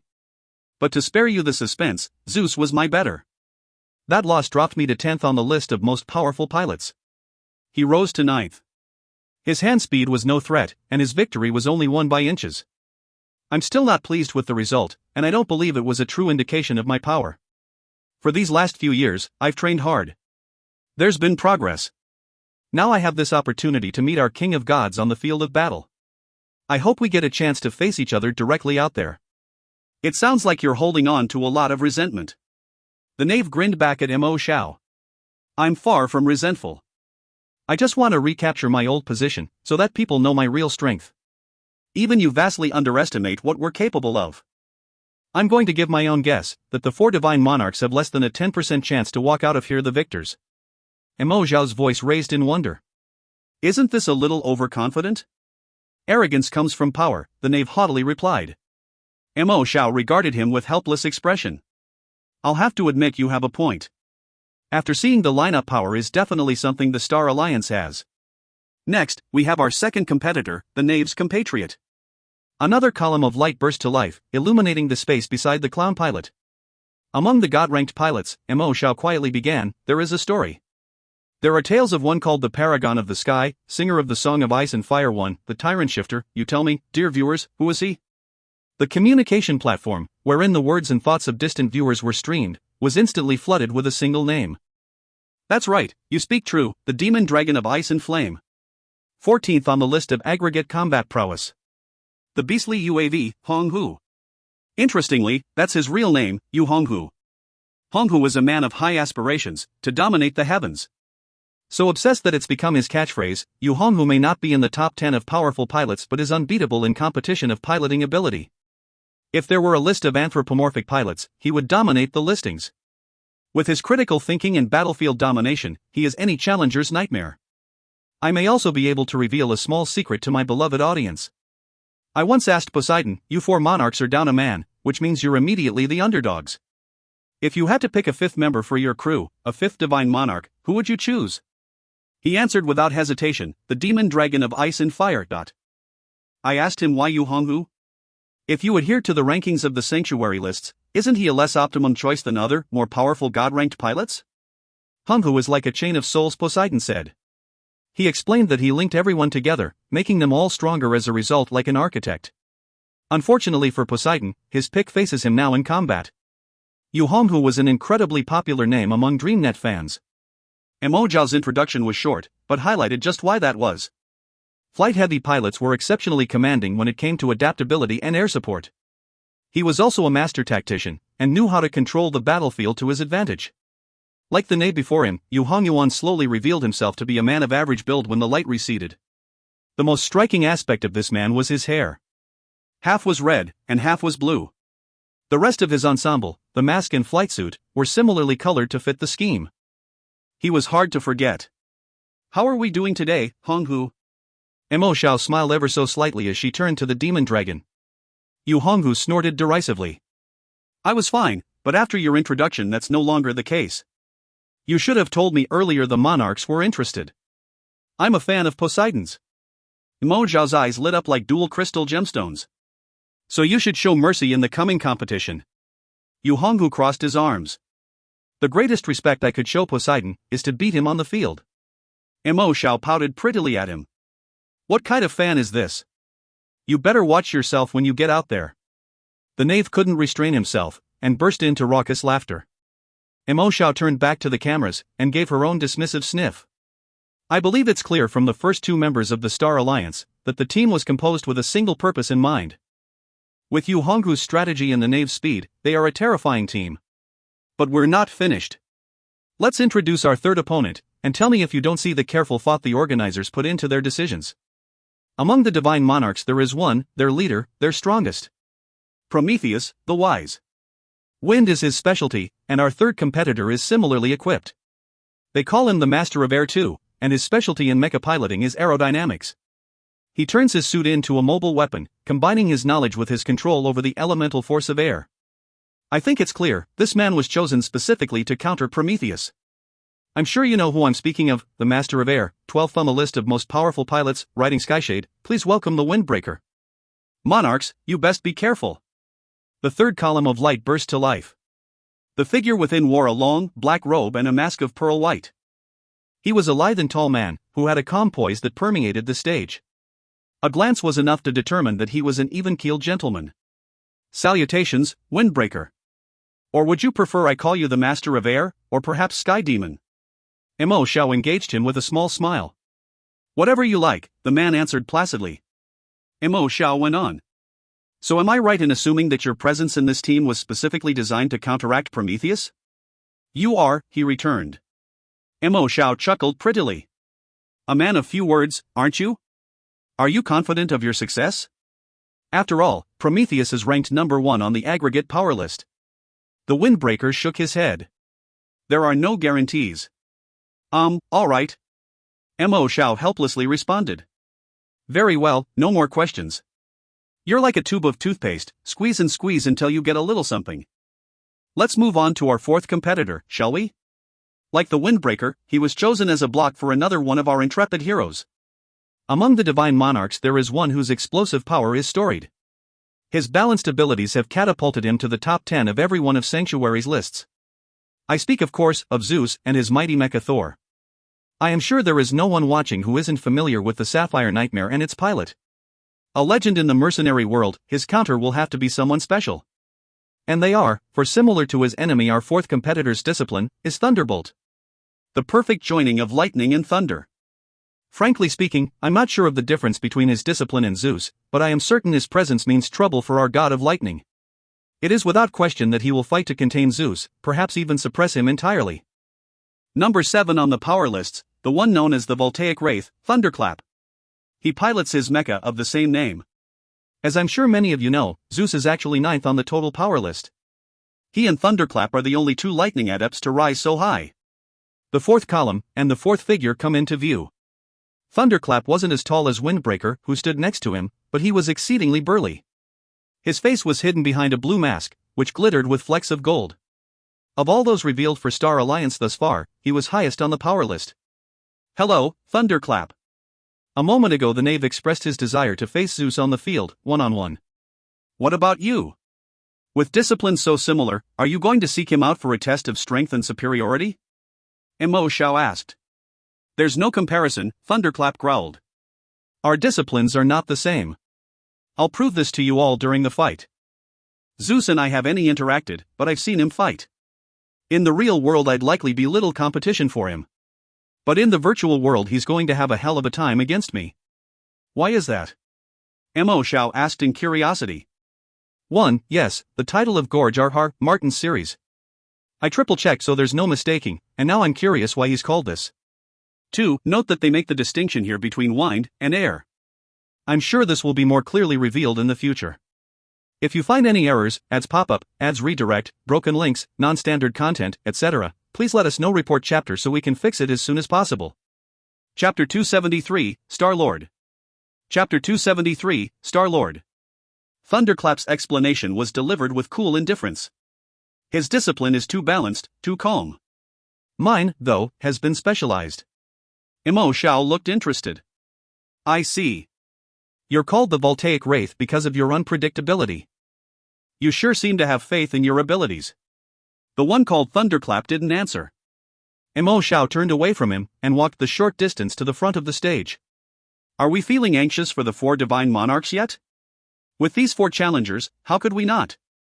Already their total power isn't far below our defending champions. Not to mention, they've been specifically chosen as counters.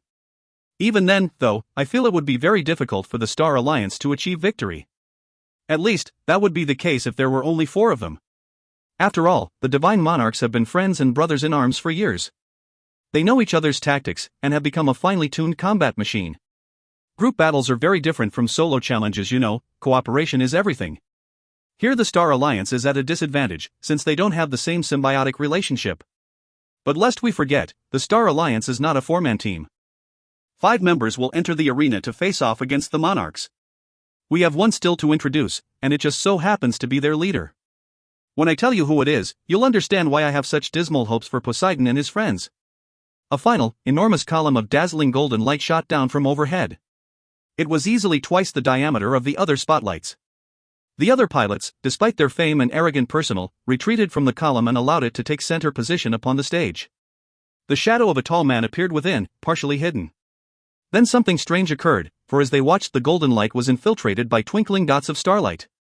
On the outset, the twinkling spots were golden, like the light they inhabited. However, gradually they became an alluring silver.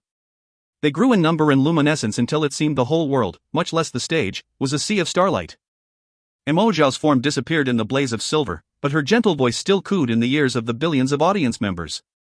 In the world of mecha pilots, there is a special group of men, who they call gods. They are living legends, who have abilities that transcend mere mortality, who ride in on machines that are like gods themselves. They stand at the peak of humanity, visions of perfection who command terrible power. Among these elite few, there is one, a legend among legends. There is one who has never been defeated in combat. Whenever he appears, a madness consumes DreamNet. Once, in full view of the public, he defeated 5 terrifying challengers all alone. Before the rise of the monarchs, he dominated the listings. Even with the arrogance to face a team on his own, he has never lost a fight. That is until 10 years ago, when he mysteriously disappeared without a trace. According to the rules of Sanctuary, a pilot who was absent for more than 5 years has his rankings removed. Any information we have is ancient history. As the monarchs rose to prominence, they took over as the top god team, because the top spot was suddenly left open. But there was one list no one dare tamper with. In fact, the keepers of DreamNet came together to decree that his name will forever live at the top of this one special list. It's a list he still dominates to this day, a list that all of DreamNet, Dreamberg, Sanctuary, even real-world pilots agree is the only list that really matters. Total combat prowess. Already there were many in the crowd who had begun cheering raucously. In their hearts, and especially in the hearts of the older generation of pilots, one name was written. Lan Jue, Huali and Chu Cheng spoke, all in unison. It can't be. Even Lan Sheng, a man who routinely stared down armies with the calm of a Buddha, clenched his fists. Emojiao's voice rose in a crescendo of emotion. Ladies and gentlemen, I give you the powerhouse of the Star Alliance. The invincible warrior of DreamNet. First under Heaven 1, the Star-Lord Deimos 2. The Star-Lord. A simple name that raced through the crowd like a nuclear weapon. The audience erupted into insanity. The name had already surpassed legendary status. In the world of mecha piloting, the Star-Lord was practically inhuman, no less storied and respected than the greatest paragons. Perhaps even more so. Since the creation of the first mecha suit to now, no one has ever come close to his level of power and mastery. Deimos. The name was an intrinsic part of the cultural zeitgeist. No one knew who he actually was, which only lent an element of mystery to his domineering story. There had never been any sightings in the real world, either. His mecha, also called Star-Lord, was as famous as he was. There were countless pilots who complained that he was a glitch in the system when he first appeared. Recordings of his fights were worth more than one's own life. For most in the world of mecha piloting, this was their idol. Never once since he achieved it had Star-Lord's position as most powerful pilot ever been usurped. It has been 20 years, but the name remains. This was the leader of the Star Alliance, and their opponent, the invincible Star-Lord. His figure slowly came into view. He wore a white robe which reflected the light from a host of multicolored stars that followed him. His face was concealed by an unadorned mask, white as driven snow. With his appearance, the DreamNet server array was immediately in danger of overheating from the strain. Their backups kicked in to mitigate some of the insane response DreamNet users were throwing their way. Could they be blamed? Who could have imagined the 4 divine monarchs would be facing the uncontested master of mecha pilots, a man who had vanished for a decade? Now their true enemy was revealed. Star-Lord, God among gods. Now the truth was revealed, with the monarchs facing 5 exceptional god-ranked pilots, led by a living legend. Emojiao's determination made far more sense now. Even a 30% chance of victory seemed generous. Not even 30%. The knave's pompous threats were disregarded by many in the audience, but their hearts sank with the appearance of Deimos. Few doubted the clown now. Now, 10% seemed like a fair estimate. Still others had suspected this fight would be dull. While the Star Alliance was good, the monarchs were an unstoppable force to be reckoned with. The challengers weren't strong enough to compete. But with their leader revealed, no one could underestimate the Star Alliance. They were terrifying. Anyone who was capable of landing their name on Sanctuary's combat prowess top 10 lists was a hero for mecha pilots.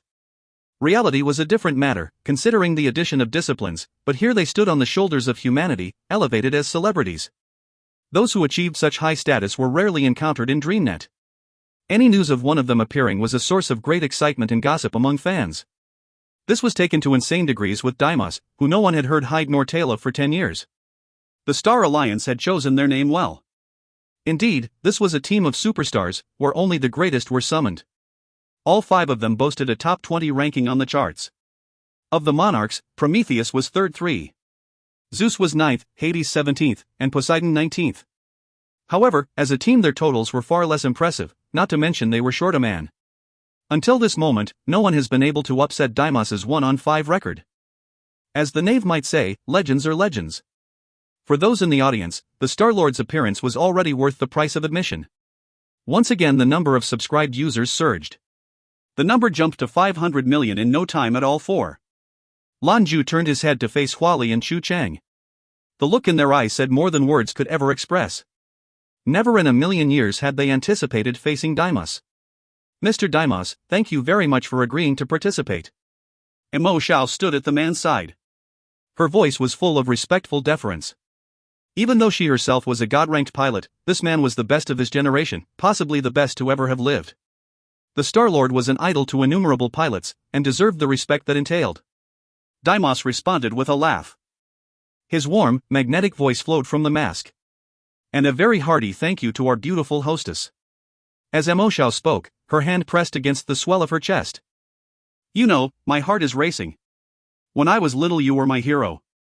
If you would have asked me then, I would never have believed one day I'd be sharing the stage with you in DreamNet. This earned another chuckle from the man. Indeed.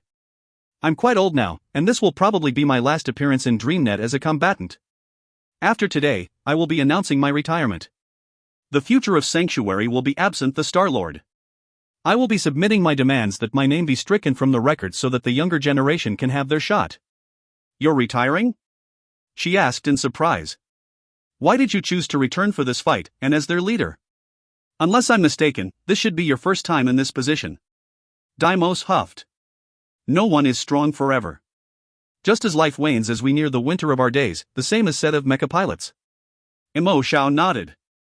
I really must know, why did you choose this fight to come back after such a long hiatus, especially as team leader? Unless I'm mistaken, this is your first time taking on the role. When I chose to fade out 10 years ago, it was because I felt that DreamNet had no further need for me. Deimos began. I was also too old to represent it like I had. As everyone knows, controlling a mecha sets quite a strain on the body. This is just as true for the simulations as it is for the real thing. As I am now, I'm perhaps only a third or fourth of where I was during my peak. Already I find it difficult to remain in DreamNet for very long. As for why I'm here, there are 2 reasons. The first is to bid farewell to my fans and friends. The second is so that I can see what constitutes excellence in today's world. I'm here to see just how powerful the new generation is. 1. A phrase used for ancient emperors. 2. Naming note, the name TJSS has given him is, literally translated as Moon Void. Interesting as that is, it doesn't fit the epicness of this guy. Unable to find a closer equivalent, I decided to name him after one of the many moons that dot our solar system. I settled on Deimos, which is the name of both the Greek god of terror, due to his terrifying prestige on the battlefield, and keeping with the Greek naming theme, and a moon for Mars. 3. In the previous chapter they claimed he was first. After double-checking, the list names were the same, so it was likely just a mistake by the author. This number should be his actual ranking. 4. Potentially confusing. Chinese numbers are weird in and of themselves, to the point where my assistant teachers and I would have to argue and write out any numbers we were trying to teach kids. The reason for this is because they don't go into the 10-whatevers, like 10,000. Instead they call that, or 1 10,000s. So 100,000 would be 10 10,000s. 1 billion, you can imagine, gets tougher. To compound the issue, there are VIP fees you can pay to get a special video feed, which he'll occasionally delineate separate from total viewership. So for clarity's sake, there are 100 billion people from all the alliances watching the show. 500 million of them are paid into the VIP stream. I think. It did say more than that before, so who knows really? A lot, is what we're trying to get at. If you find any errors, ads pop up, ads redirect, broken links, non-standard content, etc., please let us know. Report chapter so we can fix it as soon as possible. Chapter 274, Wheel of Fortune. Chapter 274, Wheel of Fortune. Mo Xiao let out a sigh. Only a fourth. I must admit, this eases my mind greatly. I'm sorry, Star-Lord, I must watch what I say, but you must understand that this involves our beloved Poseidon. Though you could not see his face, Daimos' voice sounded as though it were coming from around a smile. I wouldn't expect anything less. But you know, I was quite handsome myself, in my younger years. Mo Xiao tittered flirtatiously. If we were born in the same generation, I'd be very interested. But despite your humble assurances you're not at your peak, I do believe any team with you in it is unlikely to fail. Even though I want to stand by Poseidon, I can't see how he and his team have any chance at victory. Daimos shook his head. Not so, of course they have a chance. Combat isn't as simple as a contest of pure might. How your power is used, what tactics you employ, those are more important. Prometheus is a young pilot I respect greatly, and I hope he surprises me today. I greatly look forward to losing to his team. It was a strange sentiment, and one that would likely be considered arrogant if it had come from anyone else's mouth. Coming from Daimos, however, it was simply fact. Mo Xiao responded by offering Daimos a low, respectful bow. She then returned to the front of the stage. Very well. Now, all of today's challengers have been revealed. But where there are challengers, there are protagonists. And our heroes for today have dominated the Sanctuary top lists for years. I'm sure we're all very familiar with who they are, so I'll waste no further time with introductions. Please welcome your divine monarchs. The god of wisdom, Prometheus, and his mecha, Zeus. He is our monarch's commander and strategist. The lord of hell, Hades, riding his mecha Cerberus. His explosive power is as frightening as his discipline. Lord of lightning, Zeus, the legendary king of mercenaries. Mecha, Thor. The perfect combination of speed and power, with a head as cool as a veteran commander. He is the only monarch who is in the top 10 of 3 lists: combat prowess, god team battles, and hand speed. Saving the best for last, our final hero is a man I love as much as I hate. Poseidon, if you don't come home after this competition, I will announce to the world precisely where you're hiding. You will drown in a flood of frenzied fans. Mo Xiao's pretty voice had adopted a decided vicious undertone. Poseidon. Mecha, Triton. His specialty is control and defense. Ghost of the battlefield, and your god of the seas. 4 identical columns of golden light descended from the heavens. 4 figures appeared as dark silhouettes in the blazing light, eventually revealed to the masses. Prometheus, with his black and green mask, Hades, in red, Zeus in gold, and Poseidon, in a mask of sea blue. The 4 men were all of approximate stature, tall and imposing. Though they were hidden behind masks, their appearance nonetheless set the crowd to roaring. Mo Xiao's voice rose to overcome the din. Ladies and gentlemen, this much-anticipated fight is about to begin. Pilots will be given 10 minutes to warm up and prepare. Then, let us witness what promises to be one incredible fight, what DreamNet has dubbed the Miracle Battle. The Star Alliance, led by their terrifying and powerful commander, facing off against the legendary Divine Monarchs. This is the wonderful spectacle we have in store. Beyond any doubt, this battle will forever be burned in your memories. It will go down in history as the greatest DreamNet battle ever recorded. Suddenly the world around them shimmered, and everything became illusory, like a dream. A few moments later, and the simulated world was clear once again. Dark green, crimson, violet and sky blue, the monarchs dashed across the screens in their mechas. The various sim enemies around them violently exploded under their assault. Their earth-shaking power was magnificent to watch. Such was the performance whenever the divine monarchs competed. They were once the perfect team, a powerful force of destruction. Despite the fact that they were always a man down, they dominated every obstacle in their path. Their fighting style was elusive and confounding, with tactics as dissimilar as their disciplines. Swift as the wind, static as a forest. Simple, but masterful. God-ranked battles like this were never broadcast, available only to those who could enter Sanctuary and afford to pay the fees. It was only due to the organizers' special approval that this holographic video was made available. The battle hadn't even begun, but already the emotions of the crowd were high. Countless figures and countless sim pods waited with bated breath. The whole of DreamNet seemed to buzz with excitement. Practice only lasted 10 minutes, but every second was a wonder. As the monarchs dispatched of their final opponent, the screens blazed with light and then went dark. With the warm-ups concluded, the miracle battle will begin shortly. This historic battle of the Titans will be the best of 5. The first team to reach 3 victories is catapulted to the top of the charts. To maintain the integrity of the games and their reputation, DreamNet has ensured that none of the contestants are aware of the arena map beforehand. However, they are certainly all familiar with each of the potential maps. All of them are classic maps employed daily in the simulation, with their own special characteristics in play. Combatants will need to adjust if they wish to most effectively employ their abilities. 5 maps have been arranged, carefully selected for advantage and disadvantage. Without further ado, the first Miracle Battle Combat map with B. Mo Xiao let the suspense hang for a moment as she looked over the crowd. The Wheel of Fortune. The world of gloomy darkness flashed, and filled with light. The terrain that was revealed expanded farther than the eye could see in all directions. Group battles were different from one-on-one fights. Pure combat arenas weren't suitable. After all, with the combatants being God-ranked pilots, an empty arena couldn't play to their respective strengths. It'd be over in a matter of seconds, and what enjoyment would be found in that? For this reason, all God battles were performed in a variety of complicated environments.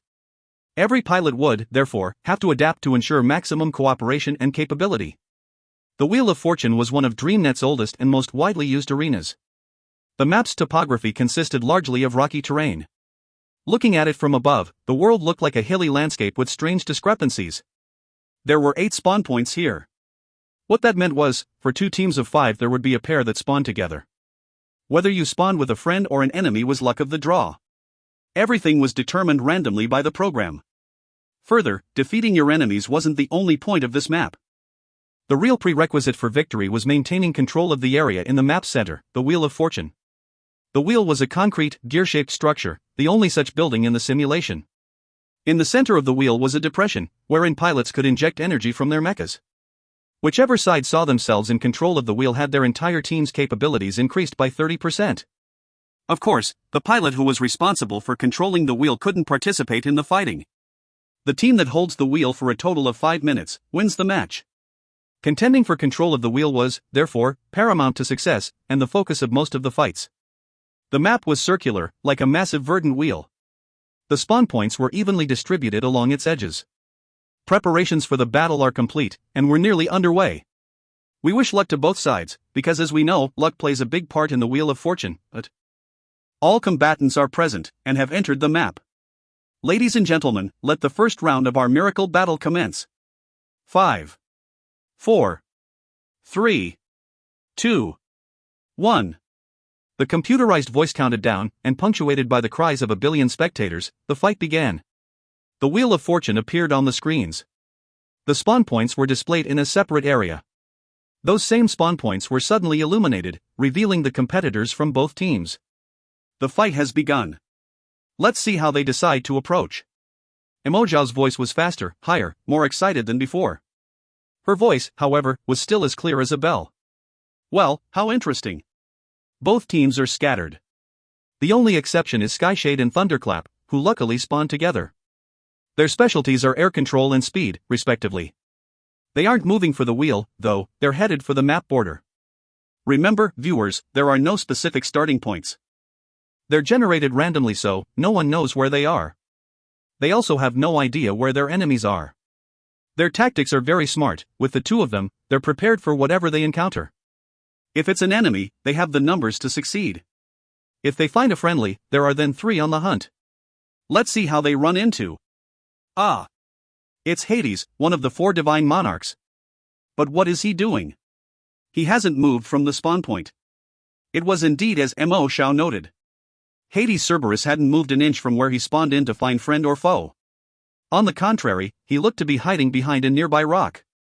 All of Cerberus' systems appeared to be shut down. It wasn't just him. The golden dots on the overhead map indicating the divine monarchs all showed the same. None of them had moved, or even turned on their mechas. If you find any errors, ads pop up, ads redirect, broken links, non-standard content, etc., please let us know. Report chapter so we can fix it as soon as possible. Chapter 275, Ingenious Tactics. Chapter 275, Ingenious Tactics. Thunderclap and Windbreaker were very familiar with this particular map. As a result, they knew the best way to approach the wheel. I know enemies were encountered, the next stop were spawn points. Hades, meanwhile, was expertly hidden from view. In god battles such as these, timing was everything.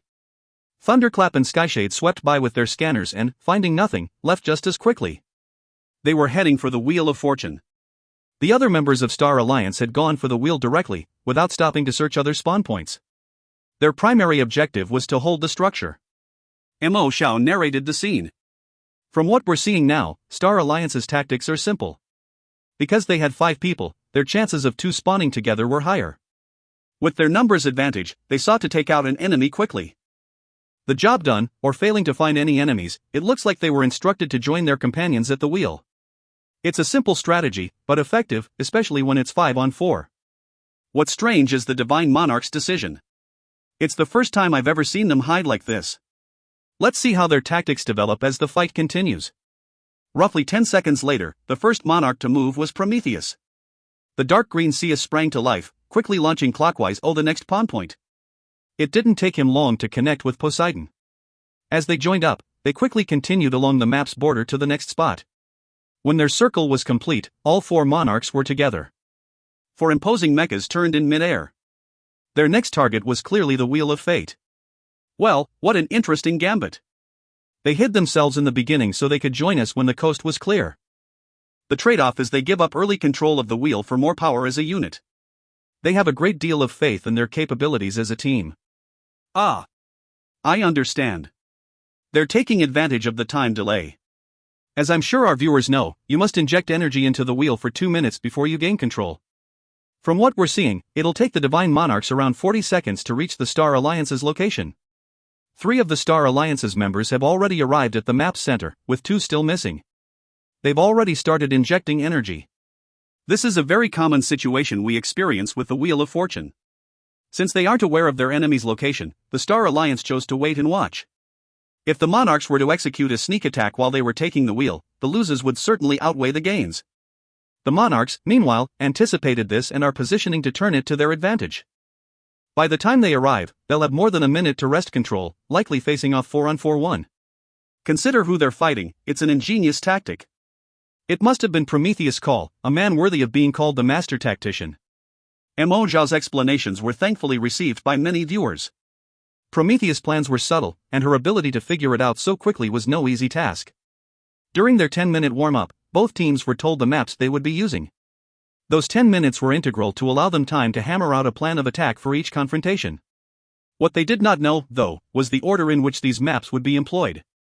So it was that the moment the simulation changed to the Wheel of Fortune, Prometheus was calling out orders. Hide. Advance clockwise, and regroup. So far it's worked well in their favor. After the 4 Divine Monarchs had joined up, they raced ahead with Thor at the forefront. Zeus, Hades, and Poseidon followed. The Wheel of Fate came into view.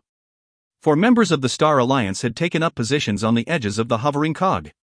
They peered into the distance, vigilant for their opponents. The wheel was itself 150 meters in diameter. A single high-speed dash was enough to reach the center. Zeus and his allies could see the defenders from a distance. Star-Lord, Thunderclap, Phantom 2 and Skyshade stood watch whilst Yu Honghu's Bahamut took control of the wheel. Opportunity and risk often manifest side by side. Prometheus' plans were successful, getting them the upper hand by diminishing their opponents' numbers. But the risks were high. If the Star Alliance should succeed in gaining control of the wheel, their 30% power increase would mean a Monarch victory was highly unlikely. Mo Xiao continued to analyze the fight while switching between camera feeds of the 2 teams. Before long the Monarchs were nearly at the wheel. Any closer and their figures would be visible to the enemy. The Wheel of Fate hung suspended in the air, hovering over the ground below. Its position in the high ground made a concealed approach impossible. Zeus, Triton and Cerberus broke off, launching out in different directions while Thor pressed onward. They hid themselves behind rocks and other terrain. Zeus' Sapphire Mecha never slowed, instead gaining speed as he dashed forward. He was completely exposed. The Wheel of Fortune was in constant motion, spinning on its central axis like a clock. The 4 members of the Star Alliance, perched on the edges of the structure, spun with it. The first one to spot Thor's approach was the man who shared his talent, Thunderclap. Thor. We've got Zeus Thor on the horizon. Thunderclap cried over the comms to his compatriots. Hold your ground. Don't initiate combat. Daimos' charismatic voice replied. They did as commanded, not simply because he was their team leader, but because it was as Mo Xiao had said, any pilot from this generation venerated Deimos like an idol. Regardless of the fight's outcome, they get to fight alongside this respected veteran of their trade. That was enough. Beyond that, none of these pilots were new to the game. They had an intimate understanding of the map, and knew the appropriate strategies to use. It had only been a scant few minutes since the match had begun. Why was it Thor was by himself, they wondered. It stank like a trap. But Thunderclap was itchy. After all, he was here specifically to deal with Zeus. One was 7th on the aggregate power boards, the other 9th. Both their disciplines dealt with the lightning element. He sat within his sim pod, eyes flashing with the excitement of battle. He was looking forward to this battle, a fight he'd been anticipating for a long time. Their clash would determine who would become DreamNet's master of lightning. Thor's advance wasn't exceedingly fast. By Thunderclap's estimate, he was still about 500 meters out. Thunderclap stood in a cloud of bluish-black light, a strange corona of energy that matched the mecha's painted surface. Clearly, the power that crackled around him was like Thor's own, but there were differences. As Thunderclap watched, fighting his desire to engage, Thor burst into motion. In the space of an instant, the dazzling blue mecha was racing forward at breakneck speeds, while simultaneously emitting blinding rays of powerful light. The purplish blast sprang out, and hung over Thunderclap like a net. By the time the light dimmed enough for Thor to be visible, he was practically on top of them, shimmering spear in hand. 500 meters was crossed in the blink of an eye. Staggering waves of power barraged Zeus' competitor.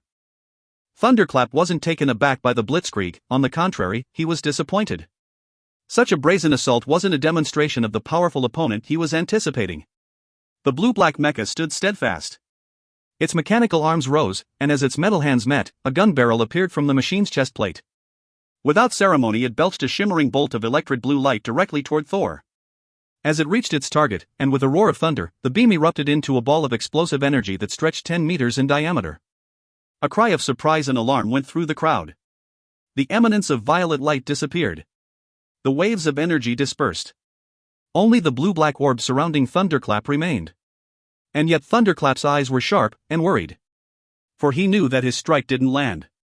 There was a flash, and almost before he could react, the blazing golden tip of Thor's electric spear was lunging for his chest. Both of the pilots were masters of the lightning discipline, with an emphasis on speed. Thunderclap's weapon, a sizzling electric halberd, helped facilitate his defense. He unconsciously coaxed his mecha into action, and the halberd shot up to deflect the spear's attack. Then, with a flick of his wrist, Thunderclap caught Thor's spear in the opening between the blade and the haft. In truth, Thunderclap was surprised his block and grapple had been so successful. But he capitalized on the situation without hesitation. With Thor's spear caught against it, Thunderclap pulled his halberd close while simultaneously rushing forward to collide with Zeus' suit. As they met, a bloom of staggering electric energy exploded around them with Thunderclap at its heart. The difference between Thor and Thunderclap was simple. Thunderclap's specialties lay in thunder and lightning. As in the real world, lightning preceded the sound. All of his weaponry centered around this. Thor, meanwhile, was a more balanced machine. Although it was named after the god of thunder, its use of electricity or thunder was limited. This was DreamNet, after all. Zeus couldn't empower those strikes with his discipline. A well-rounded approach was his preference. Because of this, Thunderclap was sure his own mecha superior to Thor. 1. Since one person has to be continuously injecting energy into the wheel. Prometheus chose to give up early control of the wheel to face a more even battlefield. 2. It wasn't explicitly stated in the ROS, as far as I remember, but this is the Knave's mecha. If you find any errors, ads pop-up, ads redirect, broken links, non-standard content, etc., please let us know. Report chapter so we can fix it as soon as possible. Chapter 276, Cloaks and Daggers. Chapter 276, Cloaks and Daggers. Thunderclap was ever in the pursuit of perfection in his field, speed and power. As a result, his explosive capacity was dominating. In the process, however, he had to give up defense and energy conservation. Landing an attack or gaining the upper hand was followed by the rage of a thunderstorm. Thor, his weapon locked and his movement constrained, was certainly caught in a disadvantageous position. With years of combat experience at play, Thunderclap was certain Thor had no recourse, no means of escape. But just as Thor's defeat seemed inevitable, a gentle blue light appeared between them to ward off the blow. The shield of blue energy undulated as Thunderclap's strike crashed against it like a tidal wave. The electric power was harmlessly diffused into the atmosphere around them, and brought the blue-black mecha to a shuddering halt. Not good. That was the first thought to race through Thunderclap's mind. But even though he didn't have the time to determine what happened, his experience kicked in. Almost unconsciously he responded the best way he knew how. A thruster flared to life, and once again a dazzling electric blue light blinded the eye. Instead of an explosive attack, however, Thunderclap launched himself backward in retreat. But it was too late. The previously brash and ineffectual Thor charged at its opponent, surrounded by erratic flashes of electric light. The mecha's advance was not a straight line, but instead descended in an elegant arc with Thunderclap as its target. Even among God-ranked pilots, Thunderclap was exceedingly fast. But his retreat was not controlled. His thrusters sent him careening backward, unable to control speed or direction. Thor had no such problem, and as he raced forward, a beam of red light birthed stark shadows across the whole of the wheel. Where it landed, an intense and terrifying explosion erupted, directly in Thunderclap's path. He disappeared in the mushroom cloud. Blinding blue and intense red mingled in the aftermath. Other members of the Star Alliance turned as the explosion drew their attention. By then, though, it was too late for them. No opportunity for respite was granted, for as all eyes turned to the blast, a ray of cyan light appeared. In the same instant, a darker blue beam intersected it in the air, forming an enormous X. Thunderclap was caught between both. He perished amidst the sounds of his machine being blown apart. No more than 15 seconds had passed since their collision, and just like that, the Star Alliance was down a man. Zeta. 15 seconds earlier. Amazing. His plan was nothing short of brilliance. Mo Xiao quickly cried out in appreciation. Look closely, Thor races forward, but he's wearing a cloaking gem. Unless I'm mistaken, even C-rank gems are very expensive, and are able to create a stealth field 10 meters in all directions. Wow, I wonder how wide his field is. Prometheus, Hades, and Poseidon have them as well. They've turned off their main engines, so even the best radar can't pin them down. It's kept them hidden during their approach. Look there, just as Thor went in for his first attack, the cloak activates. Here's what happened. Thor's first advance used a flashy but ultimately pointless strike, designed to get his opponent's attention. Thunderclap was fooled, and used his strongest attack. It was in that moment, following Thor's rush, that the other three monarchs engaged in a surprise attack. Thunderclap never saw it coming. How could he not have anticipated this? He clearly underestimated Zeus. Perhaps it's this. For Thunderclap, Zeus is his primary target, and the most important enemy. From 2 years ago the word was out that he wanted to challenge him. Now fortune set the two against each other here. He was overcome by excitement and impulse. He saw his long-desired victory at hand. Poor Thunderclap had no thought for the other monarchs. That's it, they're in close. Prometheus, Hades, and Poseidon have re-engaged their engines. Thunderclap is gone. He used the power of his namesake, but he never even suspected Poseidon's marvelous intervention. Thunderclap has been slain. Mo Xiao's rapid-fire analysis and narration washed over the stunned spectators. Excitement buzzed in her voice. It was a sudden and emotional change for those who suspected a quick monarch loss. In the space of an instant, the seventh strongest mecha pilot in DreamNet was no more.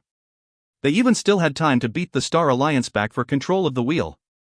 What sort of unspoken, secret understanding did the monarchs have with one another to allow them to fight so well? Under the concentrated force of all four of them, Thunderclap never stood a ghost of a chance. None from the Star Alliance came to their companions' rescue. The mini-map displayed Star-Lord, Phantom and Bahamut converging on the Cog's central location. Thunderclap had managed to warn his friends after Poseidon blocked his charge. Almost immediately, Star-Lord was able to determine that Thunderclap was out of the fight. He commanded the remaining forces to vehemently defend the wheel. Sending anyone to defend their fallen brethren would simply have been playing into the monarchs' hands. As for the monarchs, they wasted no time rushing the center after dealing with their first foe. They'd leapt from an inferior position to one of dominance. With Bahamut focused on activating the base, the battlefield was now 4-on-3, giving the monarchs a numbers advantage.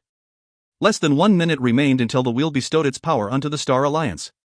The entire exchange had lasted only a few moments, but the audience was electrified by it. They felt like they'd been dropped in the middle of a war zone. They stared wide-eyed and with bated breath, afraid to miss a single moment.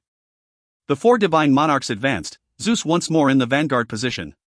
In contrast to before, though, Hades was right by his side. Prometheus and Poseidon took up the rear.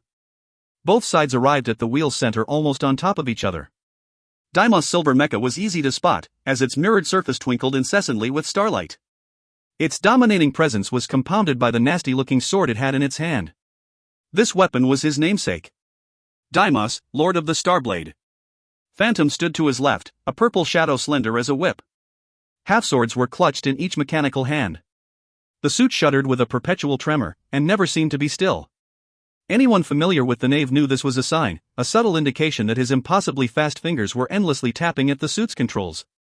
He was like a coiled spring, ready to explode in deadly force at the drop of a hat. Bahamut was white, and exuded a quiet calm despite the hectic backdrop. It bore no weapon, but both of its arms were unnaturally thick. This was especially true of its hands. By this point Thor had retrieved its lightning spear. By the time both sides met, there was no hesitation. Zeus launched himself headlong towards the knave's phantom. Hades broke off and tore vertically. His suit shimmered with a red-hot light, while his arm fractured into a mess of golden slag. The disparate pieces of mecha reforged themselves instantly into a mid-sized, maroon-hued cannon. Spots of angry red light began to gather in the maw of Cerberus' heavy artillery. Meanwhile Poseidon, positioned behind his fiery comrade, focused his attentions on Skyshade. Zeus, dual moonblades in hand, was left to face the most powerful mecha pilot who ever lived, Star-Lord. Amazing! We have a duel between Prometheus and Deimos. I can barely breathe. The other pairings are just as dramatic. We have the fastest hands in DreamNet against the man who took his place on the power lists, 4th in speed and 9th in power, while on the other side we see the incomparable Poseidon versus Skyshade. Cerberus has already engaged his most powerful distance weapon, the Hellfire Cannon, and is charging a volley. While the wheel is indestructible, Bahamut is stuck in the middle and will have to eat an attack. How will Deimos choose to deal with this situation? They're down a man with the second focused on the wheel. Can they find a way to ward off the monarch's advance? The first pair to clash were Phantom and Thor. Phantom shimmered as they raced headlong toward one another, and there appeared a second purple mecha at its side. They broke apart, coming at Zeus from both flanks. Doppelganger! You could count on one hand the number of people able to employ doppelgangers effectively in combat, and the knave was among their finest. Thor didn't hesitate to respond, birthing a second sapphire image a few meters away. 2 Thors and 2 Phantoms were poised for engagement. Neither side were as of yet employing their most powerful energy attacks, relying instead on mecha maneuvers for the upper hand. Thor's spear shimmered like some ethereal thing, casting out a blanket of spectral copies toward the Phantom. It reacted with a crossword slice of its dual swords, which sent shock waves of power spiraling outward. Spectral spears and shock waves collided in midair, and the resulting corona of energy was temporarily blotted out their encounter. Look at this amazing display of hand speed. It's simply terrifying to behold. Zeus' hand speed seemed remarkably improved over what we have recorded in Sanctuary. My guess is he's broken 90 CPS. We all know what the Phantom is capable of, and his hand speed of 103 is in full display right now. Neither of them are going all out, but already my eyes are having a hard time following. Let's see what's happening with the others. Triton gripped its famed trident tightly as it raced toward Skyshade.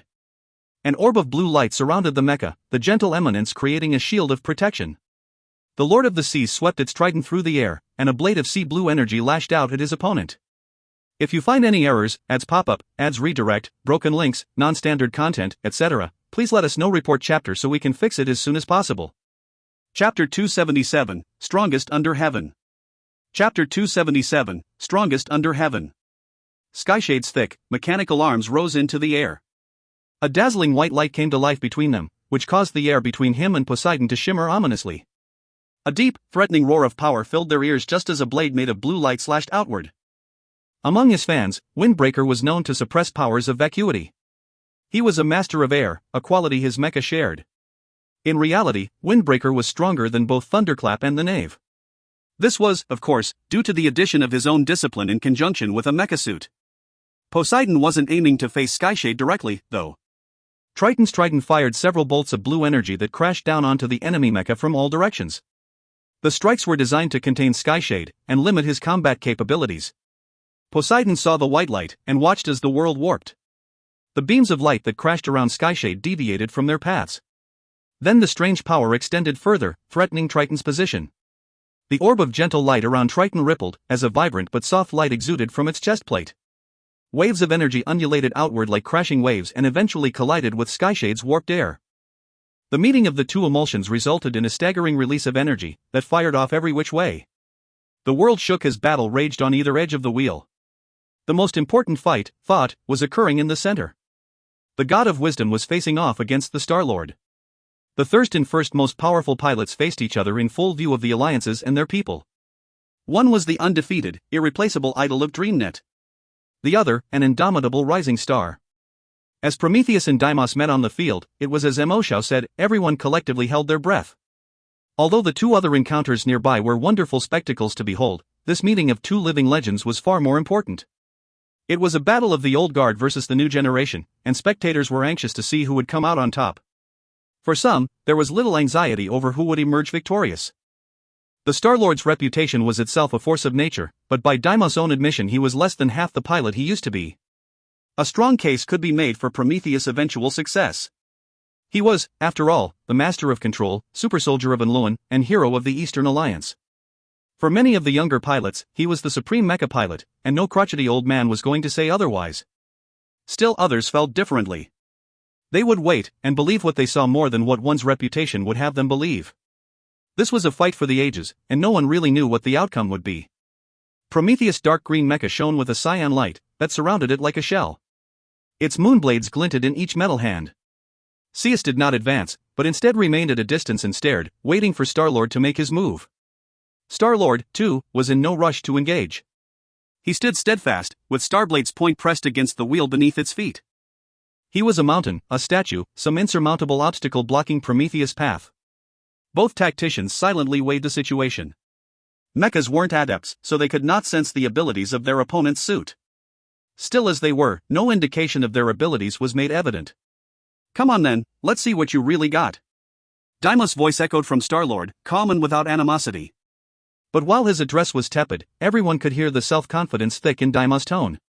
Prometheus was on the move, as though accepting the old hero's invitation.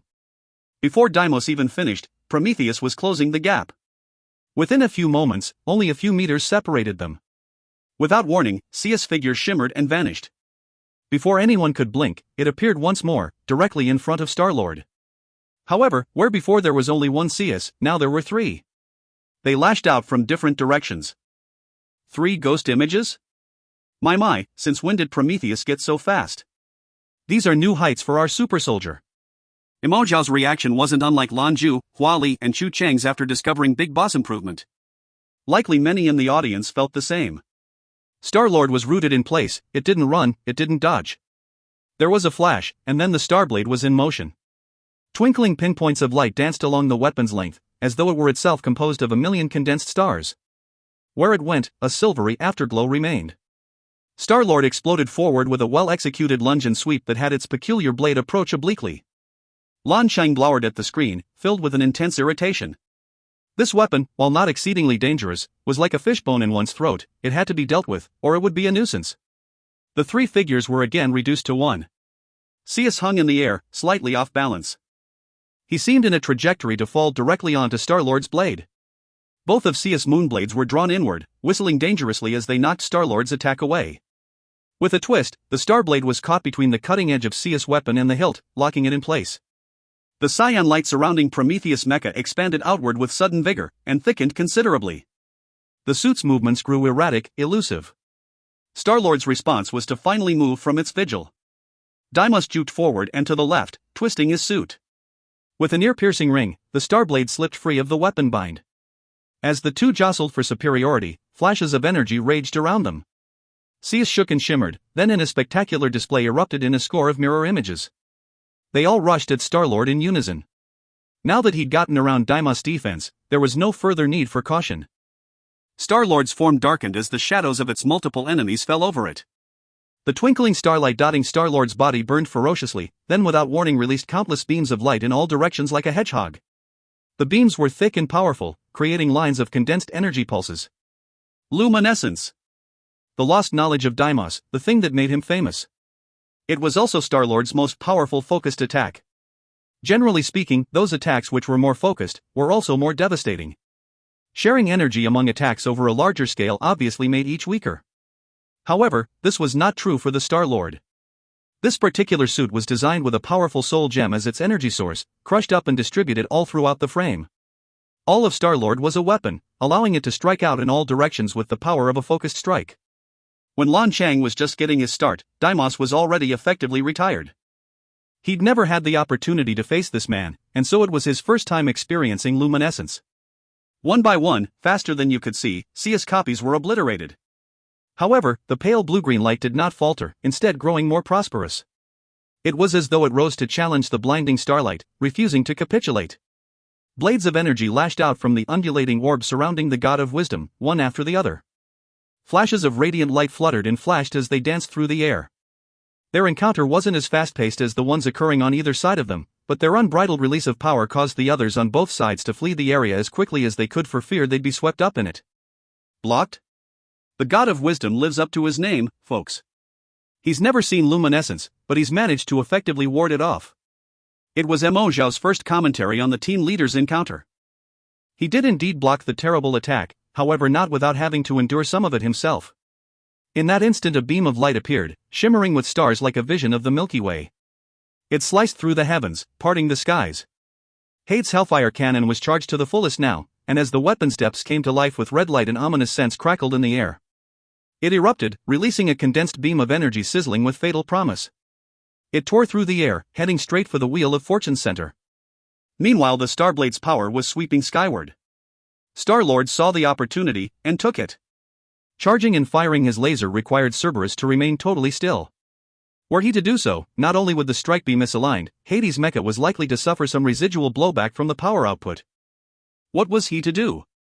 Zhou Qianlin was faced with a grim choice: either he could continue his attack, which would almost certainly destroy Bahamut but would leave himself open for destruction, or move and miss his opportunity, possible damaging his own mecha in the process. Face the danger, or interrupt charging the wheel. Shit. He made his decision. If both he and Bahamut were destroyed, it would bring the playing field back to 3-on-3. It would, however, give his team more breathing room to take control of the wheel. With Star-Lord's focus on him, it may open the field for the big guy. And all Lan Jue needed was one real chance, then the Star Alliance was doomed. Cerberus did not move. It poured every ounce of energy it possessed into the Hellfire cannon. Zhou Qianlin's face was dark as he watched Star-Lord's attack approach. Then his screen went dark. Boom, boom. The two violent explosions occurred almost on top of one another. The center of the wheel was a hellscape of acrid smoke and fire, while simultaneously Cerberus was reduced to a molten ball of slag. Star-Lord's blade, which struck with the power of 10,000 suns, hit its mark perfectly. With such a strike, and no shields, Zhou Qianlin was right in his determination. He never stood a chance of getting out alive. The Star Alliance was no longer pouring energy into the wheel. But be it Lan Jue, Lan Jue or Huali, the monarch's hearts were dark with anxiety. Each of them were god-ranked pilots, the best of the best. Their battlefield awareness was meticulous. This high-stakes fight was no exception. True, the wheel's capture was interrupted, but they were almost certain the charging had stopped early. It meant the unease they felt heightened as a two-toned figure appeared in the haze. Fires glinted off the red and blue metal as a suit rose from beneath the wheel, and headed their way. Bahamut. Impossible. Zhou Qianlin, alone in his dark sim pod, stared incredulously at the screen. He couldn't believe what he was seeing. Somehow, the dragon of ice and fire had not been destroyed by the full force of Zhou Qianlin's power. If you find any errors, ads pop up, ads redirect, broken links, non-standard content, etc., please let us know. Report chapter so we can fix it as soon as possible.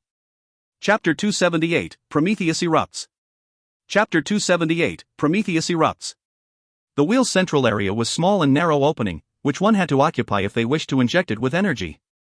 It was a dangerous gambit since flooding the wheel left you exposed, and unable to employ any defensive countermeasures. When Hades fired the Hellfire cannon, Bahamut had still been in the center. At that point, it was too late to retreat and escape unscathed. Yu Honghu had taken too long. So how did he survive? Zhou Qianlin was now simply a spectator. He adjusted the cameras for full view, and focused it on the wheel. The center could be entered from the bottom, so he panned his camera there. He was surprised to discover a blue and red figure dangling there. Zhou Qianlin finally came to his senses. So crafty, he thought. Bahamut was using a remote device to inject energy into the wheel. The mecha itself never entered the small area, hiding instead on the outside. When Cerberus' attack was incoming, Bahamut quickly cut connection with the wheel, took its device and hid behind the indestructible walls of the structure. The whole thing had been a trap. The Star Alliance never expected to fully control the wheel in the beginning. Now, they once again held the advantage. However, Prometheus wasn't going to let that stand. Seus changed from a dark green to a resplendent jade before their eyes. It pulsed with vibrant energies that energized its surroundings. Once the release of energy seemed to reach a critical mass, Seus shot forward and collided with Star-Lord. The moment Prometheus saw Star-Lord shift focus to Chu Chang, he puzzled out the Star Alliance's plan. Late, but as he well knew, even the best-laid plans often went awry. This was no exception, and they still had a chance. The crux lay with Star-Lord himself. His attack on Hades, protecting Bahamut, reduced his energy reserves to perhaps half. If they could defeat him before Bahamut finished with the wheel, victory was still within reach. Seus dashed forward like an emerald green beam of radiation, invisible to the naked eye but for the vibrant color. Like a terrible, living blade of wind, Seus went for Star-Lord's throat. Everything had happened so quickly. Star-Lord repelled Seus, brought down Hades, then faced the opposing team leader once again. It all passed in the space of a thunderbolt. This time, though, Star-Lord was without his weapon. It was still returning from its attack on Hades. It could be argued that there had been no obvious mistakes from either side as of yet. Hades had made a quick and decisive determination based on the information he had. Prometheus was just as quick to take advantage of the opening he saw. Hesitation meant death in fights such as these. Even after seeing the trap they'd laid for him, Chu Chang had no regrets. At least he'd given Lan Qing a chance. He couldn't help but yelp excitedly when he saw Lan Qing finally go in for the kill. Get him! Win or lose, they fought with everything they had. If they really ended up losing to this powerful foe, at least they went down swinging. Star-Lord was still unarmed. Though powerful and deadly, Star-Lord's drawback was his attacks needed time to refresh. Deimos watched with narrowed eyes as Seus pressed forward on the warpath. The twinkling starlight that emanated from his mecha flared brightly in response. Star-Lord's metallic figure dimmed considerably, like it was not real. Slow-motion cameras were able to catch the scene. The reason his suit seemed so strange to look upon was because it was actually in a state of extremely fast motion. It would move back about a meter, and then leap forward the same, all in a fraction of a second. The elbow of its sword arm was extended like a battering ram. Boom!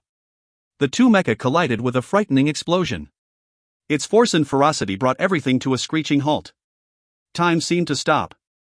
Zeus, Poseidon, the Knave, and Windbreaker, all of them turned their attention to the ballooning mushroom cloud. Without question, Prometheus and Deimos had connected. The victor, however, was unclear. The other combatants watched with bated breath. Whoever stepped from the smoke would likely determine the end of this fight. A white figure went soaring from the debris like a cannonball. It tumbled through the air, but as it did, the glittering swipes of the Starblade could be seen behind it, warding off Seus' pursuit. Repelled! Prometheus' strike hadn't finished the Star-Lord, but put the old master on the defensive. Emo Zhao's voice rang clear in the ears of all onlookers. That, ladies and gentlemen, is why Deimos is the best of the best. If he were at his peak, I guarantee that strike would have been easily avoided. Now you can see that he spoke true. He's a little slower with his response times and control. Even still, his wisdom and combat understanding are unparalleled. It's obvious why he's touted as the best pilot alive. Star-Lord's chest plate was badly damaged, and its left arm was missing after the collision. It was really in remarkable shape after facing down one of Seus' most powerful strikes. While Star-Lord was careening off into the distance, Seus was relatively still. It remained in the blast radius of their meeting, spinning rapidly. Between the smoke and speed at which it spun, no one was able to clearly see the damage Seus had sustained. Bahamut had managed to arrive at this point, and blocked Seus' advance in order to give Star-Lord time to recover. Bahamut was a fitting name for the mythical-looking mecha. It had two thick, powerful wings and dragon heads, one blue, and one red. At present, both had their mouths open in nightmarish roars, belching dragonfire at Seus. In the same instant, two beams of green energy lanced outward from Seus' location. They were faster than the eye could follow. Before anyone had time to react, the strikes had found their target. The beams arced away from Star-Lord. They weren't even intended for Bahamut. Instead, the strikes parted and made for the enemies on either side, Skyshade and Phantom. The whole of the Wheel of Fortune turned a metallic, dazzling blue. Everything looked like it was being seen through a film of electric energy. It was coming from Thor, whose body was releasing scores of serpentine lightning bolts. The erratic strikes fell around Phantom, pinning it in place. Triton, meanwhile, thrust forward with its trident as soon as Seus was visible. An impossible large reflection of the trident appeared, tearing through the air to obliterate Skyshade's defenses and run it through. All three actions happened almost simultaneously, perfectly executed in tandem. Thor and Triton let their enemies have it, giving everything they got a half second after Lan Qing's intervention. Their foes had no choice but to face the full brunt of their power. Zeus beams of light arrived. Boom! Boom! The two explosions happened one after the other. The pincer attack was set up without telegraph, to the point where the knave and windbreaker only discovered their doom after it was too late. If one blocks the front, they can't block the back. Prometheus' power and planning ended two of their opponents in one fell swoop. The knave had sought to employ his exceptional hand speed for defense, and split into three mirror images. However, Thor never gave him a chance. Without concern for energy conservation, the arcing bolts of electricity were easily able to suppress all three doppelgangers.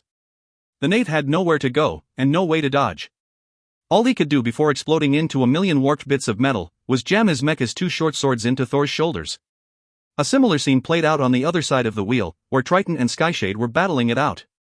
Poseidon's machine may not have had the sheer power of Thor, but what it lacked in damage potential it more than made up for in battlefield control. Skyshade protected himself with a shield of compressed air, called to reality when Triton summoned the massive trident.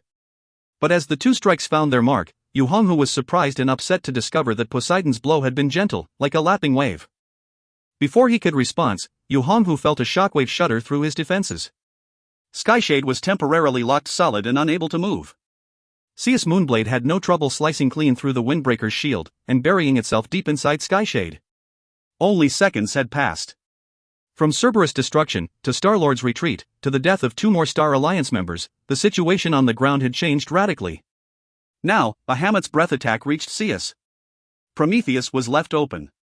His strike against Star-Lord, and the subsequent coup de grace on the other two, had drained all of his suit's energy reserves. None remained for defensive maneuvers. Bahamut let everything he had go in the breath attack. His team was down 3 men, but removing the strongest monarch from the occasion would be a game-changer. Star-Lord was still in play, with Starblade ready to go. This wasn't over. Boom! As Bahamut planned, Zeus went up in flames. Without anything to mitigate it, Bahamut's attacks were difficult to ward off. However, as the two-headed dragon opened its maws, a strange cyan gear quietly appeared and affixed itself between the dragon heads. Zeus' destruction was followed by a blinding release of light, and a blast of energy that blanketing the entire wheel. Bahamut was so focused on the inevitable kill it didn't notice the gear. It didn't notice the dim blue light that suddenly shone out from it. Yu Honghu did notice when his screen went black. Boom!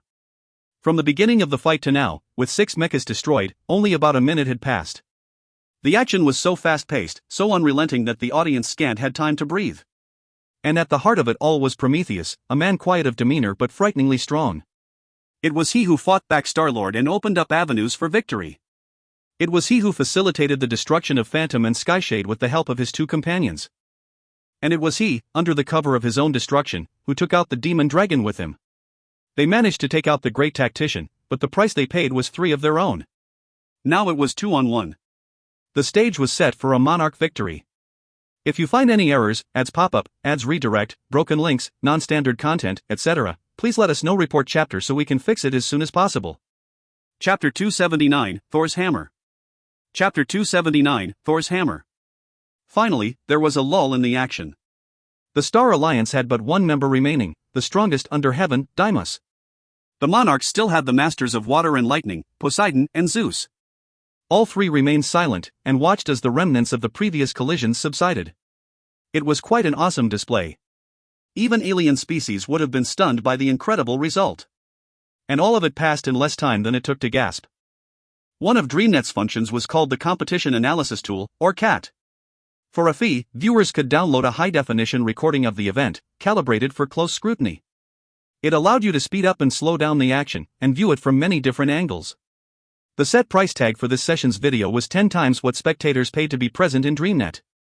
The reasoning, according to DreamNet's advertisers, was that they had to pay out a lot to entice God-ranked pilots to participate. This was a way to recoup losses.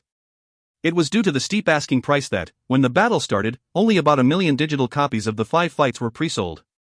If only 3 fights occurred and a winner chosen, some of the funds would be returned. By now, however, those numbers had changed.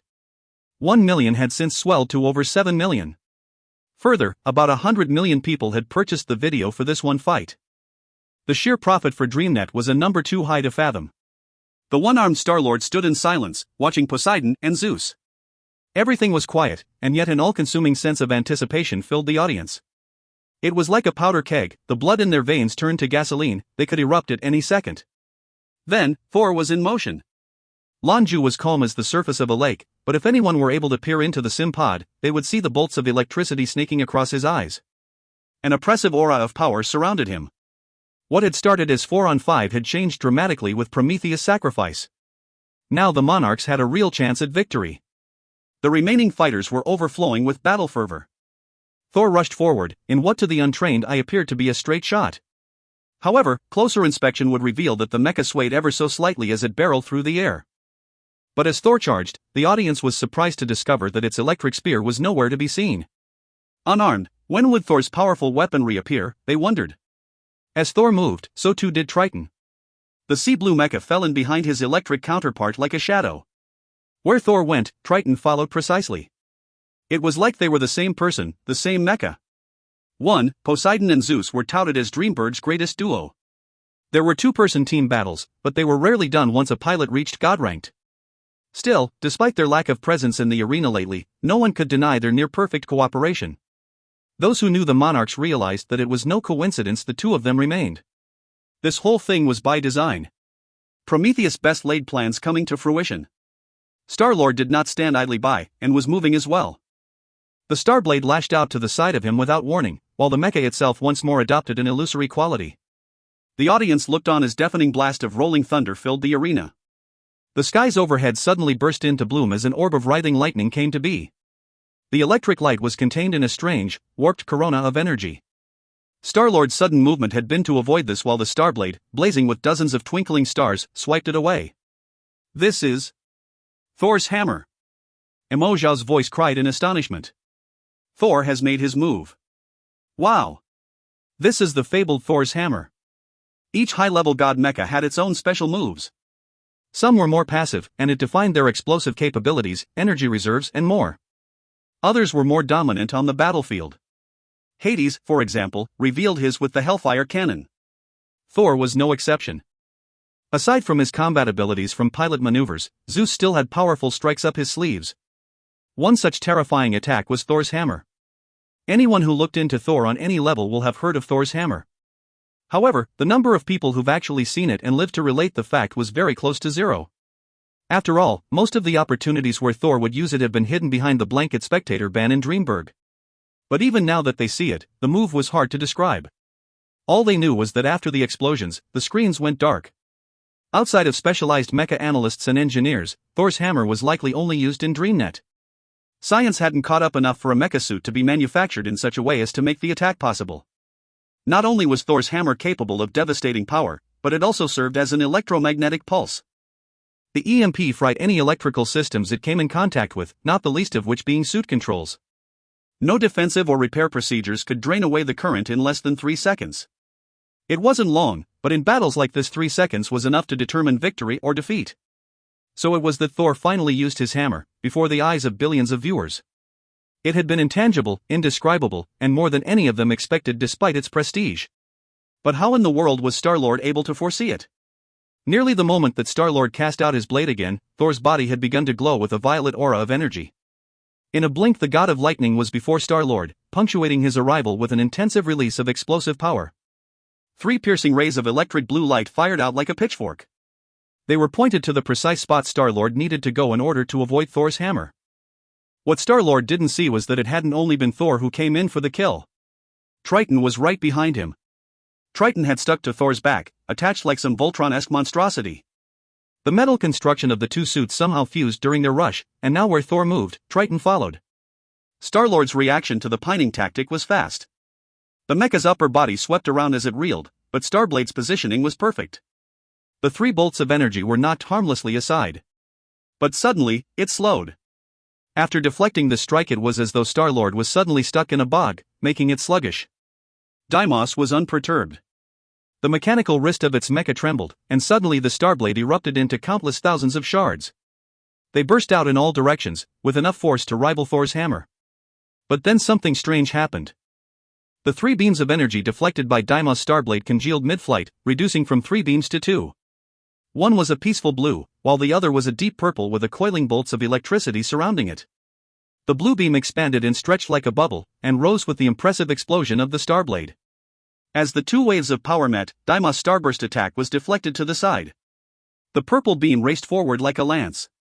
It struck the hilt of the starblade, and then proceeded directly into the mecha that bore it. Crack! Crash! The staggering sound of thunder and lightning deafened the onlookers. Star-Lord was instantly covered in snaking bolts of purple electricity. The suit went rigid. In the same instant, dual threads of golden light exited from beneath Thor's armpits. They expanded until they were like two golden vipers, and lashed out at Star-Lord's chestplate. But Thor wasn't finished. The sapphire mecha raised its arms high, and there appeared in its hands a massive deep blue warhammer. Resplendent contrails of light followed as Thor brought the weapon crashing down on Star-Lord's head. The others who had been defeated, the Knave, Thunderclap, Yu-Honghu, and Windbreaker, couldn't help but be struck dumb by what they were witnessing. At this level of competition, the first thought in a pilot's mind when encountering a strike like this was whether or not they could survive it. None of them could honestly say that they would. Was this the power of Zeus and Poseidon? Of course, the frightening series of attacks drew exceedingly high energy costs. Of course, the odds of a god-ranked mecha suit being equipped with S-ranked energy power gems were high. Were that the case, they had nothing to worry about. Star-Lord's chestplate began to glow, with a six-pointed star pattern etching itself therein. A misty golden aura sprang up around the assailed mecha. Thor's descending blow was cast aside by the golden aura, and in the same instant the star pattern on its chest fractured and exploded outward. The golden aura ejected further outward, and filled the area with twinkling starlight. The glimmering dots of energy draw together until they were like a chain. It gripped fast to Thor's weapon and refused to let it move. Boom! The entire arena was cast into a gloomy darkness, but for the center where gold and purple joined in a spectacular display of chaotic energy. All three remaining mecha disappeared within it. Imo Xiao, responsible for narrating the scene, gasped audibly. Star-Lord really is far below where he was. If our living legend had been at his peak, he'd never have been caught in this reactionary situation. His reaction times, control and battlefield awareness all are not what they once were. He's still got his knowledge, but is that enough? Before she could finish her thought, a digitized voice called over the simulation. Star Alliance, victory. Little by little, the roiling, angry ball of energy that filled the arena slowly faded. When it did, Thor and Triton were still visible. Star-Lord was still caught in a prison of snaking electric tendrils, so damaged that its mechanical innards were visible. Its all-important Starblade was absent. As the combat came to an end, the statistics were revealed on another screen. This included mecha damage. Daimos' suit sat at 87% damage, but was still standing after everything it had endured. The local chat exploded into vociferous cheers and vitriolic complaints. All the while, Cat's sales soared. If you find any errors, ads pop up, ads redirect, broken links, non-standard content, etc., please let us know. Report chapter so we can fix it as soon as possible. Chapter 280, Chang'e's Domain. Chapter 280, Chang'e's Domain. How could anyone understand what just happened in this battle without a recorded analysis? How could Daimos win after being in such a disadvantageous position? Lan Jue sat within the dark sim pod, shock evident in his eyes. In that moment, he himself thought they'd won. In the end, though, everything that led up to the explosion flashed through his mind. In truth, once Thor and Triton joined, the attacks hadn't just been Thor's hammer or spear. In the moment when Thor's hammer burst against Star-Lord's protective shields, Triton's trident was also stretching out in preparation for Hua Li's strongest attack. He was just waiting for the right opportunity. But Lan Jue knew he messed up the moment both sides collided. Thor's hammer was definitely strong enough to break through a mecha's shields. However, it needed time and positioning. Truth be told, it was a short time needed, but enough for someone as talented as Daimos. Thor and Triton's attacks were already alleviating by the time Star-Lord pushed its shields out further. That was when Lan Jue saw the real Starblade. As they watched the sword transformed, seeming to reflect the vast expanse of the Milky Way galaxy in its depths. It exploded, sending out resplendent beams of energy in all directions. Distracted and blinded by the blast, Hua Li and Lan Jue didn't know it had impaled them until everything was already finished. They lost. Star Alliance had taken the first victory in their contest for the best of 5. Consequently, the 4 Divine Monarchs, the best God-ranked team according to polls, were the losers. But what the audience did not know was that this loss filled the Monarchs with confidence. Star-Lord's stunning upset had not been a result of exceptional piloting, but of his mecha-suit's installed components. Shields and swords are what won him that victory. They were frighteningly effective, but in the end they were things that required triggers. If they could anticipate these things and plan for them, the next time it happens in a fight they'll be ready for it. On the other side, the knave, Thunderclap, Windbreaker and Yu Honghu were anxious despite their victory. The four divine monarchs were much stronger than they'd imagined. It wasn't just their cooperation, but even their individual strength that the Star Alliance had failed to properly determine. And when it came to battlefield control, Prometheus was far and away superior to Star-Lord. Were they not already down a man, the monarchs likely would have come out of that last fight victorious. Yes, indeed, the Star Alliance ended up dominating, but their confidence at a rout was shaken. In the final moments, Lan Jue shared his final analysis with Lan Cheng. "Very good. Let's keep it up." Those 6 words were all Lan Cheng had to say. With the completion of the first fight, a resting counter had begun to tick down. A complete 360 analysis of the fight wasn't yet available, but simple recorded playback was enough for them to recap what had happened. Many of the audience were doing just that, with their eyes glued to a slow-motion playback of the action. Mo Xiao had to take a moment to regain her composure before continuing her duties as host. "What you just witnessed you will likely only see once in your entire lifetime. I feel honored to have been able to watch, and will forever be remembered fondly as a cherished memory. Really something splendid. If I hadn't seen it all with my own eyes, I'd never believe it. This fight wasn't just about power and mecha piloting, wisdom won the day. What a treasure that I got to be a small part of it." No advertisements plagued the audience as the intermission stretched on. However, the large screens did have a highlights reel of the last fight on constant repeat. Ad revenue wasn't likely to be tremendous, but the number of people queuing up to buy cat copies already had spent enough to feed a mid-sized planet. The audience knew that it was an historic fight for DreamNet, but since they hadn't been able to see the conclusion clearly, they were yet to feel the excitement. As before, they were allured by the charm of the team members, so what was a few dollars to have a permanent record of your hero battling it out? This was especially true for mecha pilots, for having the opportunity to analyze such a high-level fight would undoubtedly serve their skills well in the future. Our next map for the second fight, China's domain. Mo Zhao's silken, alluring voice called out the information. The domain had once been DreamNet's go-to arena, a classic choice. It was suitable for all manner of combat and competitors. It was a simple square map, with highlands in the 4 corners that doubled as spawn points. The sole decoration was an exquisite statue in the center, of a beautiful woman, Chang'e. Moonlight hung over the statue and its surroundings like a blanket. Any mecha that the light should touch would be granted invisibility. That is to say, the first mecha to reach the center would have a significant advantage. There have been any number of tactics and strategies developed for this map. The most popular was called the Moonlight Blitz. The idea was to have a team's most agile suit race for the center and wait in ambush, causing as much damage as possible on the unsuspecting enemy. When the revelation of the next map was made, any pilot who'd been around for the last 5 years was filled with a pleasant nostalgia. In such a simple and straightforward map, what would the Monarchs and the Star Alliance show them next? For spawn points, 9 pilots, and an objective just like the last time.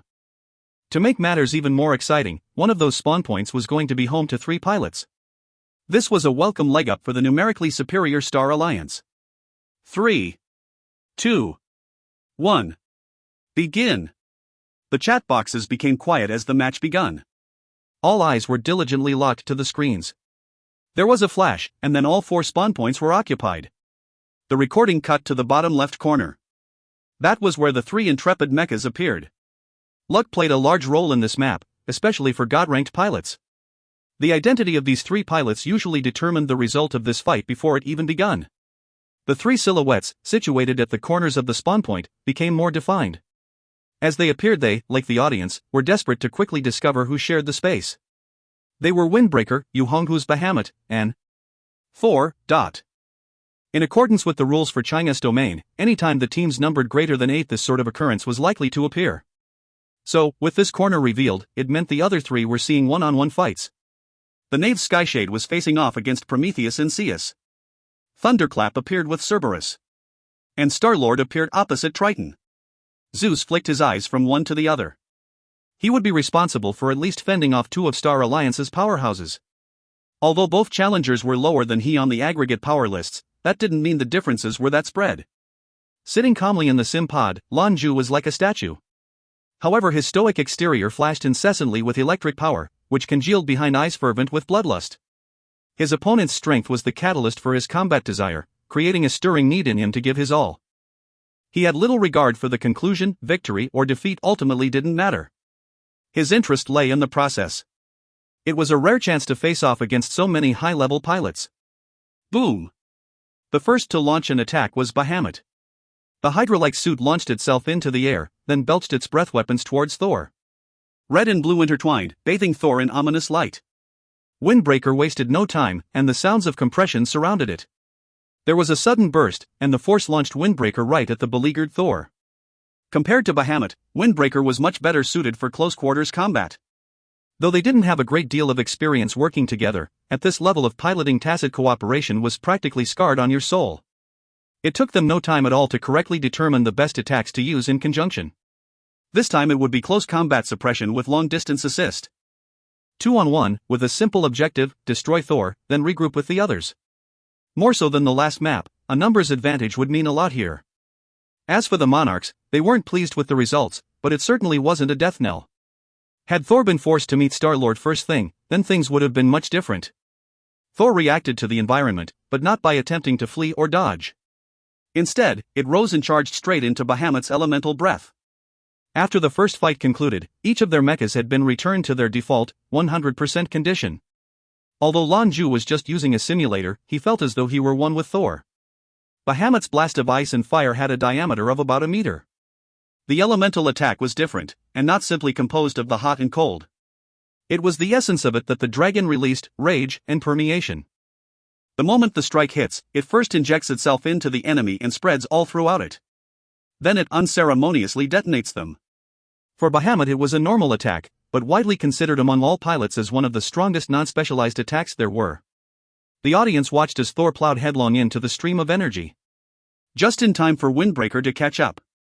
Just then, Thor's sapphire figure became somewhat cloudy, as though viewed through dirty water. Its large mechanical arms lashed outward, and became a massive hand crashing down from the skies.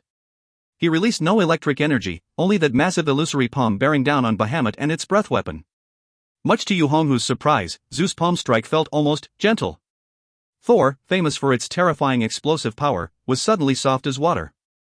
Breath and calm collided, but did not explode as one might expect. Instead it blocked it, deflecting the flow of energy away. In the same instant Thor split into two, and the mirror images raced forward on either side of Bahamut's breath attack. What's more, now the ice and fire breath were being deflected backward towards its source. Windbreaker had gotten within striking distance. Conventional thinking held that he already had his strike waiting and, the moment he collided with Thor and Bahamut's breath attack, his own strike will seal the deal. With the power of two god-ranked pilots crashing down on it like a wave, Thor would be obliterated. 1. China is a mythical Chinese woman who was sent to the moon with her jade rabbit. She's roughly equivalent to the man on the moon in the West, though her story is much more dramatic. Take a look. They say now that Mid-Autumn Festival is the only time China and her husband can be together, crossing over a river of stars. If you find any errors, ads pop up, ads redirect, broken links, non-standard content, etc., please let us know. Report chapter so we can fix it as soon as possible. Chapter 281, Doppelgangers. Chapter 281, Doppelgangers. Windbreaker was struck dumb with surprise. He was ready, waiting to strike the killing blow on Thor. But when he arrived it wasn't Thor in front of him, nor any explosion from the collision of their two powers. Instead it was the deflected breath weapon of his own companion heading straight for him. Before he had time to react, the strike rammed against his own shield of compressed air. Thor, now separated into two identical images, simply went around. In short, both Thor and Bahamut were assaulting the beleaguered Windbreaker. But that palm strike.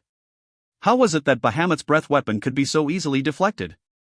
Controlled? It was the primary question running through Yu Honghu's mind as he helplessly watched the interaction. Thor would not be answering his question. As for his strike, it already reached a target, just not the one he wanted. However, Windbreaker was not your average pilot. 20th on the aggregate power lists, he was among some of the most talented pilots there were.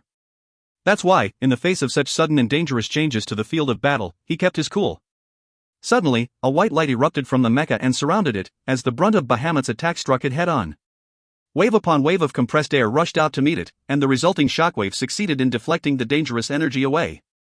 Windbreaker's entire metal frame had, by this time, become a brilliant titanium white, blazing with the power of a small sun.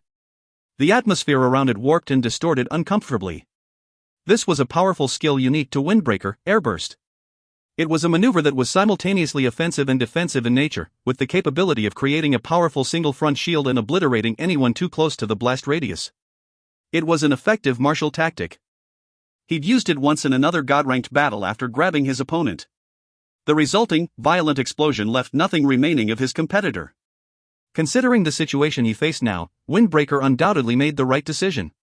The most upsetting revelation was how quickly Thor turned the two of them against each other. It was 2-on-1, but even a trade of Thor for one of theirs wasn't something they could afford.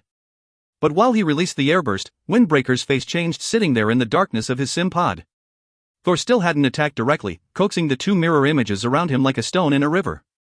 He fused back into one once he'd passed Windbreaker's sphere of influence, and rushed directly toward Bahamut.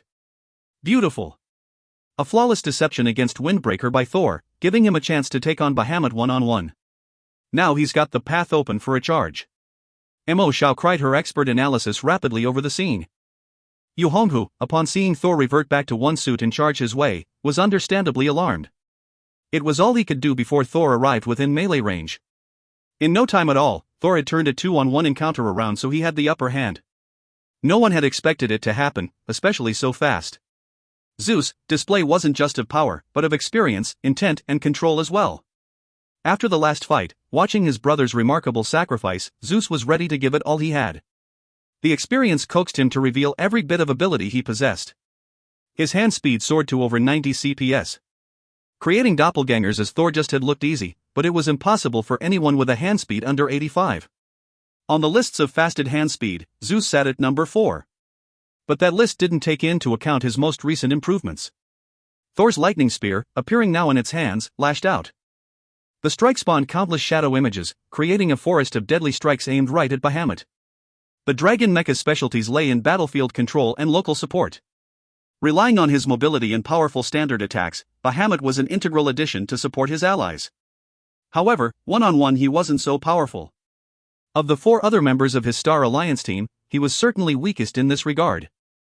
Thor was right on top of him, so even with his speed advantage he didn't have the time to employ it. All he could do was face what was coming. The two dragons' heads began to spurt plumes of energy. The red emulsion swept around the suit and congealed to form a light shield, in the hopes of deflecting Thor's melee onslaught. Bahamut's powerful strikes were long-ranged, and not calibrated for close combat. Windbreaker's first priority had to be making sure Thor didn't get too close. Thor appeared to regard denser as Windbreaker watched, and the myriad spear strikes all melted into one. Zeus' massive mecha suddenly erupted with color of its own, disappearing in a golden orb and stretched cone-shaped as Thor launched itself forward. Like a golden comet, the towering mecha collided viciously with Bahamut's shield. Bolt Cutter! Mo Xiao exclaimed. Much like Thor's hammer, Bolt Cutter was one of Zeus' unique abilities. Its purpose was to break through, like a hardened ballistic missile. Bahamut's shield parted, offering little more protection than a shell of warm butter, like it was hardly there at all. The dragon mech wrenched itself to the side, and brought its long tail over like a hammer. But Thor was ready, once again displaying his mastery of the craft. He anticipated Bahamut's defense, and his response dropped the jaws of every onlooker. Once again, Thor split into two instead of splitting left to right, however, this time it was above and below. Staggered doppelgangers. Wow! Creating the doppelganger illusion one on top of the other was particularly difficult, even when compared with the traditional left-right formation. This was due to the powerful weightlessness the pilot felt while performing it. The physical cost and hand speed required were on a different level. The masterfully performed maneuver allowed Thor to completely avoid Bahamut's tail. His lightning spear crackled as it swung through the air, and caught Bahamut's tail in its center. As the spear connected, it immediately infused Bahamut with countless coiling bolts of golden lightning. Windbreaker, meanwhile, had just finished deflecting his friend's breath weapon with an airburst. It turned to come to Bahamut's rescue. Thor didn't look back. It thrust its left hand backward, and from the mechanical palm shot out an orb of roiling electric power. It tore through the air toward Windbreaker, and if one looked closely they could see an electric hammer simmering in the orb's heart. Empowered Thor's hammer. Windbreaker froze. Before these fights had started, he and his companions had broken down the 4 monarchs' abilities. He was particularly familiar with Thor's hammer. Up until today, any opponent of Thor's who encountered the hammer never once pulled away to victory. When the hammer came, all you could do was run. It was a well-known fact in Dreamburg. Windbreaker's form shimmered, and then it also fractured into 2 doppelgangers in the hopes of avoiding Thor's hammer. His hope was to do as Thor had: split, avoid, merge while keeping his speed up. But his hand speed simply wasn't fast enough. He only had one choice. dodge, and make a mad rush to save his friend. The golden orb expanded, and eventually detonated in mid-air. Hundreds upon thousands of lightning bolts lashed out like furious snakes, while thunder rolled all around them. Windbreaker had no way to approach without getting struck. Thor never turned to watch his rear flank, he didn't need to. The spear strikes had set Bahamut off balance, who tried to rise above the kill zone. Golden light enveloped the mecha. As he did, the skies darkened. From on high, suddenly and with frightening power, a lightning bolt easily 5 times the size of an average mecha came crashing down. 7 times this occurred, all of them in the same spot. Eventually, the chaotic burst that was Thor's hammer subsided. From the ground below, another light flared to life, this one a deep violet. It took off for the skies. Thor's starfall. Bahamut was no more. Only a few seconds had passed since the fight started, no longer than the time it took to settle into one seat. It had started 2-on-1, but Thor already dispatched one of his enemies. Although Thor had shown quite a powerful display in the first battle, he'd held back due to Prometheus' presence and his battlefield control. Now, he was making a statement, it was I who climbed these sanctuary lists. See my power. His place on the power lists was no longer indicative of his real abilities. Windbreaker stopped his headlong rush. Alone in his sim pod, the pilot scowled as an unprecedented sense of repression hung over him. Thor was a terrifying force to reckon with. The remains of Bahamut fell to the ground in smoldering pieces, while Thor rose to the heavens. Sunlight glinted off of the polished sapphire frame, highlighting the lack of damage. Thor didn't even stop to pause as its trajectory began to swing it back down. Its next target, a windbreaker. The calming wind took a deep, long breath as though coaxing more air from his legs. He fought to adopt the emotional state of his moniker. The mecha's thick arms splayed out, and once again that white light shone outward as the atmosphere around it condensed. The other 3 spawn points were also hotspots of action, replete with explosions and waves of power as the god pilots clashed. For the first time, many of the audience members were beginning to understand the power a god-ranked pilot commanded. As they looked on, strikes powerful enough to obliterate space stations were exchanged with inhuman speed. Only 15 seconds had passed since the start, but in that time 3 pilots had fallen. The first had been Bahamut, but Poseidon and the Knave quickly followed. Star-Lord had handled Poseidon masterfully, escaping the confrontation unscathed. Prometheus had dealt with Windshade, but it cost him one of his moonblades. Only Thunderclap and Cerberus remained in stalemate. The main screen remained trained on Thor and Windbreaker. By the time the audience had reacted to what was happening, the other 2 fights were already finished. Cat sales continued to rise. After all, the audience barely had time to register what was happening with Thor. How could they see the others? The victorious combatants, Prometheus and Star-Lord, both raced toward the map center where Chang'e's statue awaited. In the previous fight, teamwork had been integral. However, as most pilots knew, Chang'e's domain forced combatants to focus more on individual encounters. In this competition it was impractical for everyone to try and meet in the center for a team fight. It was in part due to this that Chang'e's domain fell out of favor for competitive matches. Star-Lord looked to have the advantage here, due to faster flight speeds. Prometheus was a fraction of a second behind. Both of them could have chosen to aid their respective allies, but they didn't. Taking charge of the map's center, to them, was the most important thing. If you find any errors, ads pop up, ads redirect, broken links, non-standard content, etc., please let us know. Report chapter so we can fix it as soon as possible. Chapter 282, Shrewd and Ruthless Star-Lord. Chapter 282, Shrewd and Ruthless Star-Lord. Star-Lord was the first to reach Chang'e's statue. Under the dim moonlight, Deimos Mecha became an indistinct shape in the shadows, until it eventually vanished altogether. Not a moment later, Prometheus found his way to the map's center as well. The area was blanketed in an ominous silence as the 2 competitors shut off their main engines to maintain stealth. Neither Deimos nor Prometheus had seen each other since the fight's beginning. The audience, however, had a bird's-eye view of everything. They could see every movement from the 2 team captains. Each had taken position in a corner and, with their engines dark, looked very much like statues themselves. There they sat in silence, waiting for the others to come searching. Hades and Thunderclap were still duking it out, with Cerberus pilot facing an uphill battle. Aside from Star-Lord, Thunderclap was the strongest pilot in the Star Alliance. Some would say stronger even than his rival, Zeus. But Hades was stronger than Thunderclap predicted. By the time Thunderclap claimed victory, half of its frame was destroyed beyond recognition. Cerberus' Hellfire cannon had grazed him, and the result was a left leg and arm that were now puddles of molten metal. Thunderclap, while still motive, was essentially castrated after their clash. More surprising was Thor and Windbreaker's fight, which had just concluded. Everyone's attention was on Zeus and Star-Lord, and so did not see the thrilling conclusion. After finishing off Bahamut, Zeus turned the momentum toward Windbreaker, who had since recovered from his earlier hopelessness. The mecha's shell of compressed air surrounded a sizable swath around it, and waves of it battered Thor from all directions. His head was clear, and his tactics simple. Windbreaker knew that Thor came out the other end of his conflict with Bahamut unscathed, however he must have expended a fair amount of energy by this point. And this was so. Sustaining against such powerful strikes couldn't be done indefinitely, and so Windbreaker was determined to keep up the pressure. He would rely on these strikes to keep up the pressure on Thor, eventually exhausting it. The area within 300 meters of Windbreaker warped nauseatingly, like the air was boiling. Zeus could feel the increased atmospheric pressure crushing Thor from all directions. Zeus was restraining his suit's speed. He was finding it difficult to see Windbreaker through the undulating air. This was one of Windbreaker's specialties, atmospheric refraction. Not only did the compressed air apply pressure to the enemy, it also hit him as the thickening atmosphere refracted light. It was almost as effective as cloaking. This ability meant Windbreaker had no need to rush for the statue. It could hide itself wherever it chose to. Thor came to a halt in the air, the errant bolts of electricity that always surrounded him quieting down. Both hands clutched the shaft of its spear, as Zeus quietly searched for any indication of his enemy. Lan Jue empowered his shields, in anticipation of an attack as well as to help ward off the buffeted blasts of compressed air. Windbreaker appeared suddenly at Thor's back, silent as the grave. He did not rush forward, but instead coaxed his mecha to approach from low altitude. Then, the mecha's thick mechanical arms reached out to grab Thor's legs. It was a well-planned angle of attack. Hidden approach, hard to anticipate, and difficult to break out of. Windbreaker was executing his plan. Honor would be recovered by succeeding in where he'd failed before.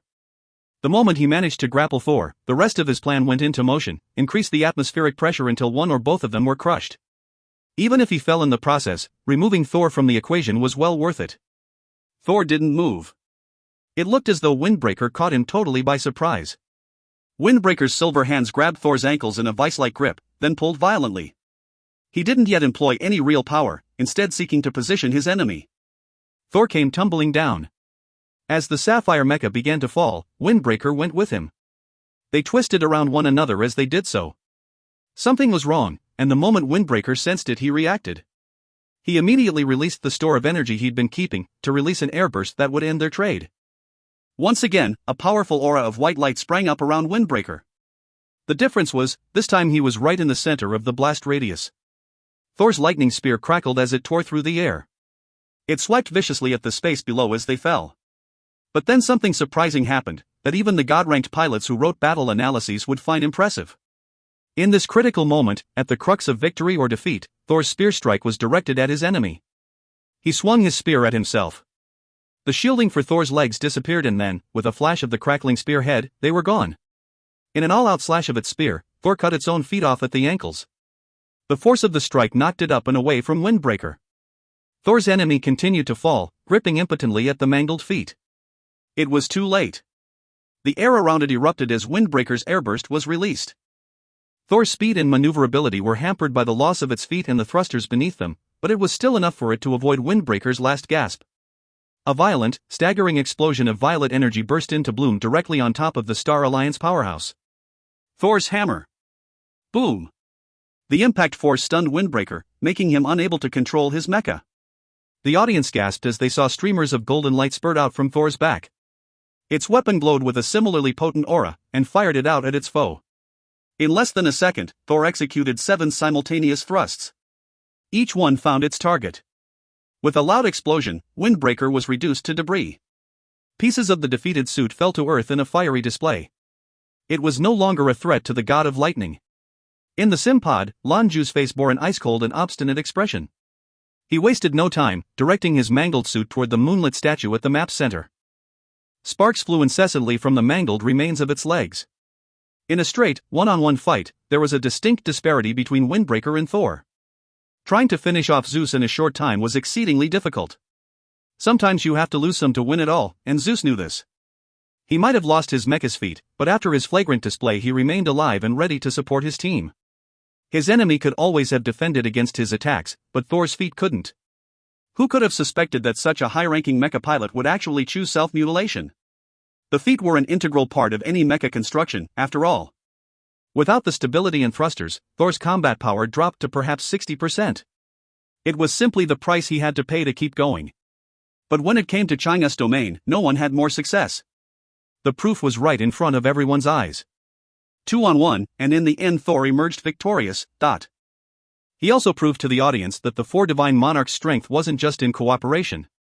They were nearly as strong apart as they were together. The last 3 years had been rough on Lan Jue, but not crippling. After the events of Taihua, he returned changed, stronger, calmer, and more detached. He had matured as a combatant. Meanwhile, Thunderclap had managed to finally make it to Chang'e with some effort. Judging by the damage, however, it didn't look as though he would be a threat. 2 against 2. The audience held their breath as they waited to see who would win this nail-biting exchange. The tension was palpable. Zeus and Prometheus separately were demons on the field. Together, their fans were sure they could overcome anything. But that's what was said in the last fight, when Star-Lord turned the tables and took the win right out from under them. Could it happen again? No one knew. But they were all anxious to see how this decisive battle would end. Thor arrived sooner than Thunderclap, having sustained less damage. When the statue came into Zeus' view, his communicator crackled to life. Lan Qing's calm voice outlined the next part of their strategy. Just then, something caught Zeus' attention. There was something glinting on top of Chang'e's statue. He noticed that the light released by the statue was stronger. Originally its stealth field covered 500 meters in any direction. Now it felt much farther. This was... No, it's not moonlight. He came to the realization just as an intense beam of energy came hurtling toward him. Thor flew headlong into it. Nearby, a figure went up in a blaze of light. Lan Qing's voice went silent on the other end of the communicator. Lan Jue watched as his screen went dark. Winner, Star Alliance. It was over? Skyfire Avenue's jewelry master sat in stunned silence. What had happened? How could he have been so handily defeated? How could they have lost, a second time? Even if they hadn't have had the upper hand, they should have at least had a chance at victory. Lan Jue's self-pitying reverie was cut short when his brother's voice came through the pod's communicator. The fault wasn't with you. It was me. Star-Lord self-destructed, blowing all of the power gems in his suit. I underestimated the time it would take for him to initiate the meltdown. He didn't hesitate. What's more, it seems like his suit's energy matched perfectly with the moonlight from the statue. The primeval energy it was releasing covered the power from the statue, and we couldn't tell the difference. Indeed, from what the audience could puzzle out, Star-Lord, Prometheus and Zeus were all destroyed simultaneously. In the end, only the half-destroyed Thunderclap remained alive. That put the Star Alliance up 2 victories. One more, and the Divine Monarchs would lose their crown. If you find any errors, ads pop up, ads redirect, broken links, non-standard content, etc. Please let us know. Report chapter so we can fix it as soon as possible. Chapter 283, Evolution and Retirement. Chapter 283, Evolution and Retirement. In the eyes of the audience, there was no satisfaction to be had in this fight. The comment section was a plethora of curses and unmitigated irritation. Deimos had led his Star Alliance to victory, but in the hearts of the onlookers the Divine Monarchs were the real winners. Thor's valiant showing was proof, defeating both Bahamut and Windbreaker with nothing but his own abilities. It left quite a profound impression. Since when was Deimos reduced to relying on self-destruction to win a straight fight?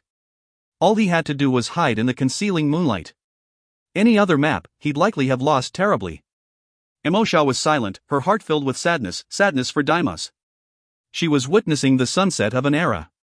The Star-Lord was too old now, and had to use cheap tactics to obtain the upper hand. Just then, a smooth and sultry voice filled everyone's SimPods. Ladies and gentlemen, salutations. This is Deimos. 8 words were enough to command absolute silence from everyone. Why was the Deimos speaking after these 2 fights? According to DreamNet's policies, he shouldn't be interrupting a competition. Did it have something to do with his actions? He continued. Of your 5 matches, 2 have been completed. I have 2 announcements to make. The first concerns myself, and the second all of DreamNet. With this news, many of the audience members began to panic. What did the best mecha pilot the universe had ever known want to say? Even before his disappearance, Deimos was famously tight-lipped. We will begin with the first. After today's competition, regardless of the outcome, I will be retiring from DreamNet. These will be my last fights. Last fights? This hero of a bygone era was retiring, which meant his name would be stricken from all the lists. He would fade into history. Several in the comments section grumbled about the hypocrisy of this announcement after winning 2 fights. Deimos went on. For the second matter, I represent DreamNet in making the announcement. After today, DreamNet will be down for 3 months. With the exception of some universities and private simulators, all public pods will be collected and recycled. But don't worry, everything be back. DreamNet will be taking this time to upgrade its services to all of the alliances, ushering in a new era for this generation's pilots. The shock of Deimos' retirement was already a newsworthy item. The addition of DreamNet's shutdown and subsequent upgrade caused an uproar. Roughly 100 years had passed since DreamNet's founding. Throughout its run, the system had constantly undergone upgrades, but they were largely procedural adjustments. Never once had the entire network needed to be shut down like this. For 3 months, DreamNet would be unavailable. In truth, there were several gaming networks that were analogous to DreamNet. Were they not afraid of being surpassed by the competition? Then there were the true fans, who took DreamNet for granted. For many, this was a second home. How could they close their home for 3 months? How could they get used to it? Deimos was not finished. I imagine many of you find this strange, maybe upsetting. Why would this upgrade need such a large-scale operation, even recycling all of its sim pods? I'll tell you. This upgrade will bring DreamNet into the future, an upgrade that will change everything. After the new pods have been installed, they will allow users to employ their discipline in the simulations themselves. However strong your talent, DreamNet will render it in real time. Finally, Adepts can compete in a safe place, holding nothing back so that they may learn and improve with one another. Of course, this includes mecha piloting, and all suits will thus be able to sustain and utilize its pilot's powers. To punctuate this another way, DreamNet and the real world will end up with an 85% compatibility after these upgrades are complete. Afterwards, pilots can rely on DreamNet for all of their training needs. Discipline simulation? Deimos hardly had time to finish before the comments section exploded. In truth, an upgrade like this had been rumored for a long time, though it was largely conjecture. No one could have anticipated that the announcement for such a revolutionary upgrade would be made during this God-ranked battle. And it wasn't just the audience, even the divine monarchs were stunned by the revelations. Lan Jue's first reaction was that of admiration. DreamNet had chosen a spectacular moment to reveal their future plans. It was likely DreamNet had never enjoyed an audience like the one they had today, and then choosing the famous Deimos as their mouthpiece made the announcement that much more hard-hitting. It made everyone excited for the 3-month hiatus. However, intermingled with that admiration was indignation. The DreamNet Guardians never revealed any of this to them. Instead, they had claimed this exchange was to raise the fighting power for all of humanity, in preparation for invading foreign foes. The other 3 monarchs had similar thoughts. They had been fooled. None of this was something they wanted or agreed to. Deimos' voice was still speaking through their communicators. Presumably you are all wondering how this will affect combat in DreamNet going forward. You needn't wonder, our next fight will be using the new system. Call it a diagnostic test. Hey Ju, what the hell is going on? Hua Li's voice interrupted the broadcast. He had been told earlier about the new pods. Alone in his pod, Lan Jue shook his head. I have no idea. I was never told any of this. Where do they get off making this sort of decision for us? This time it was Chu Chang, his voice thick with irritation. Before he could answer, a voice from outside the pod caught Lan Jue's attention. Come on out a second, the voice implored. It was strangely familiar. Shocked at who he knew to be outside, Lan Jue disconnected from DreamNet and opened the pod. Outside stood a man in formal attire, with a wig and a glimmering scepter. It was the Wine Master. Wine Master? What are you doing here? Lan Jue asked in surprise. In lieu of response, the Paragon waved his scepter. There was a flash of silver light, and suddenly 2 new sim pods appeared where there had been nothing. Compared to the original pods, these were about twice as large. The quality of the materials used looked amazing. By now Hua Li had also exited his pod, and looked quizzically at the Wine Master. The Wine Master looked at the 2 of them for a moment, then began to speak in his traditionally quiet voice. Deimos' announcement was a spur-of-the-moment decision. This wasn't part of the plan when you 2 were being recruited for the task. It was supposed to be a simple competition. There was no time to bring you all into the loop. We hope you forgive the circumstances. We ask that you use these pods for the next fight. Lan Jue couldn't help but scowl as the Wine Master explained the situation. What's the meaning of this? Is there some sort of relationship between DreamNet and Skyfire Avenue? He asked, his voice clearly revealing displeasure. The wine master answered with a nod. Not just the Avenue. The Three Alliance, the Conclave, even the Two Citadels. All of us are in constant contact with DreamNet. Since the beginning, the network has been run by those in power. Considering the circumstances, this upgrade is absolutely imperative. We just didn't expect things to be ready so quickly. Once the bookworm broke through to Paragon, the problems that had blocked him were overcome as well. He had a series of revelations and, with the help of the Keeper, was able to push the project through to completion. So, the DreamNet administrators had a meeting and decided now was the time. They would borrow this event to make the announcement. Everything the DreamNet Guardian told you before was true. Humanity will face an unprecedented foreign threat. The Northern Alliance has already dispatched another exploratory mission, this time with a mothership-class battle frigate fully equipped for combat. According to the situation as it stands now, the enemy can appear at any moment. This is why DreamNet is in such a hurry to get this upgrade finished. It is paramount that we do everything we can to prepare humanity for this confrontation. We hope you can understand and cooperate with the changes. Hua Li's brows furrowed. Is it correct to assume then, that you yourself are a DreamNet Guardian, Your Majesty? Once again, the wine master nodded. You could say that, though it's very rare that I show up anywhere in DreamNet. I'm not a pilot, just an adept.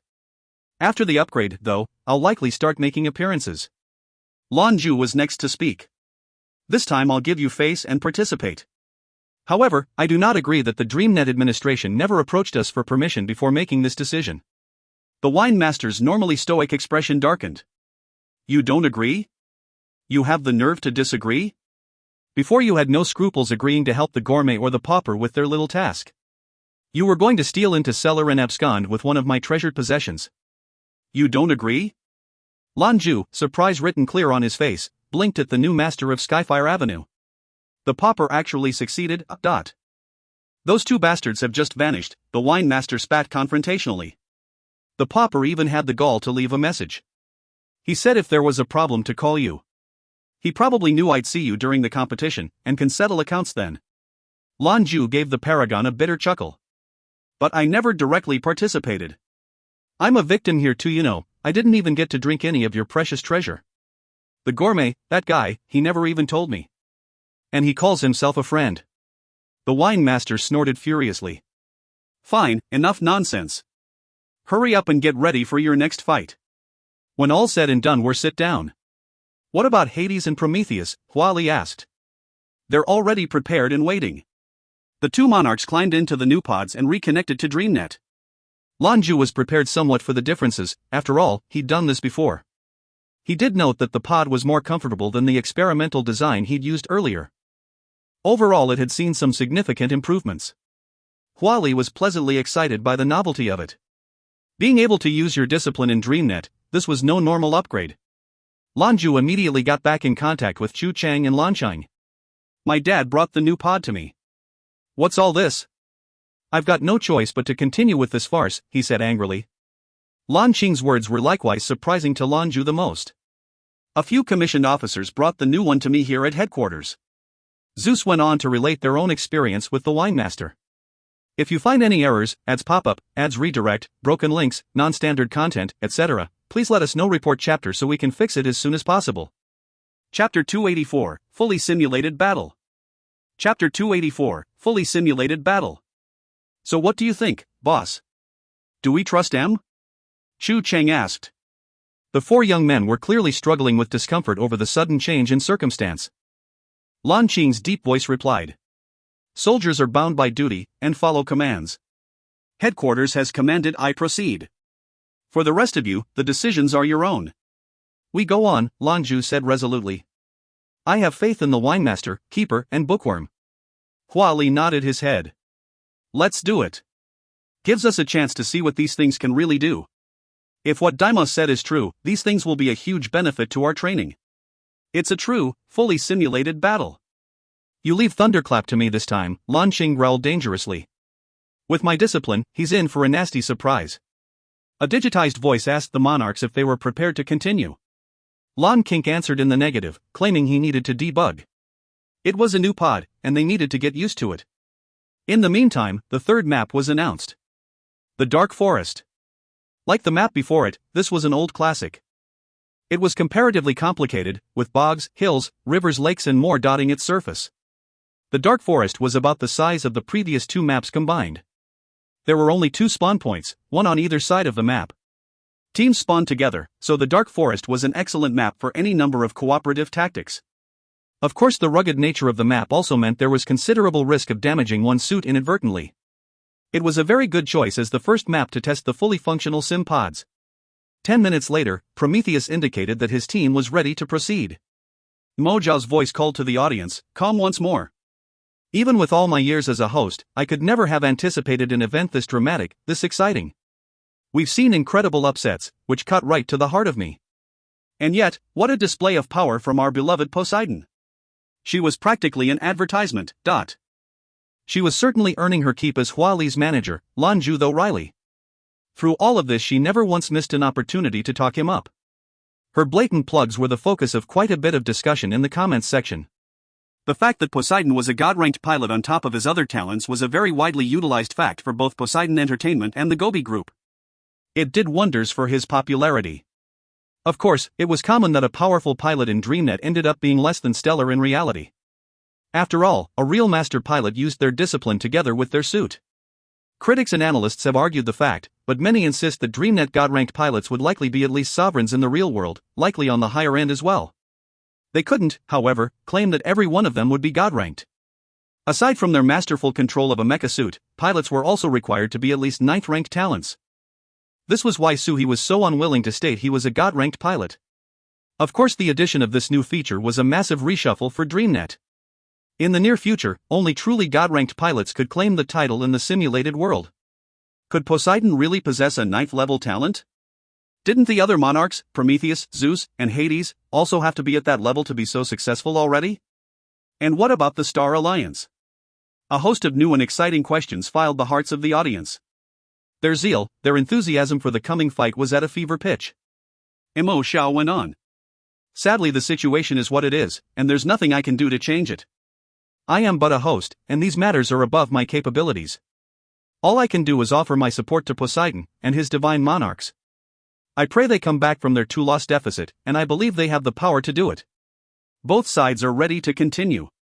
Fight number 3, the Dark Forest. Begin. 3, 2, 1. Commence combat. The screens flashed, and the audience squinted against the gloom to see the Dark Forest appear. The Star Alliance appeared at the map's northern border.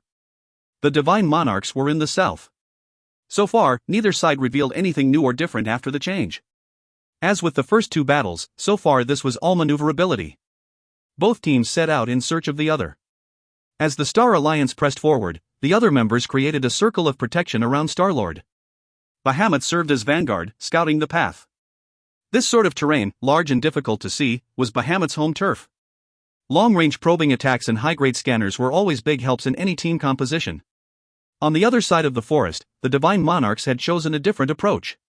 Instead of remaining together, they set out through the trees in 4 different directions.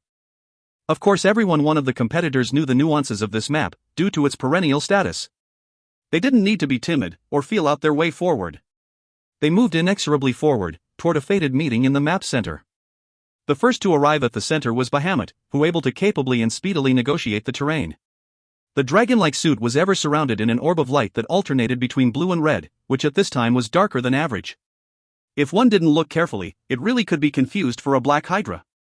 Were it not for the occasional flicker of the aura, no one would be able to tell its true color. The machine cunningly swept through the area, its 2 heads peering in different directions. The most emotionally affected competitor from the last match was Yu Honghu. He had been so easily fooled in a god-ranked match, in front of a full audience. Under the magnificent and terrible force of Thor's starfall, he'd lost. He never even had a chance to really show some force. He was determined to remedy that mistake this time. Just then, a flash. Blue and purple intertwined as a figure appeared from the shadows. And speak of the devil, here to open old wounds. It was none other than Thor. Bahamut refrained from rushing in for an all-out attack. Yu Honghu's first reaction was to report Thor's location to the others. With the information shared, both heads released jets of energy from the maws toward the Sapphire Mecha. Just as Zeus didn't know their abilities, they didn't know just how powerful he was. The first encounter would be seeing what each other was capable of. There was still a significant distance between the two of them, enough for a talented pilot to flee if needed. Two roiling balls of energy tore through the air, leaving sizzling contrails in their wake. It took no time at all for them to reach Thor, aimed just right. Thor's figure launched forward, sped up, and changed direction to get out of the way of Bahamut's attack. The maneuvers were needed, for the dragon's breath were tracer blasts. Two orbs of power stuck right to Thor's heels, and were gaining. Thor froze, then turned and slapped at the projectiles. Poof! With a whimper, Bahamut's attack was dispersed. No collision, no explosion. Thor swatted it away like one would cigarette smoke. Discipline? What discipline was this?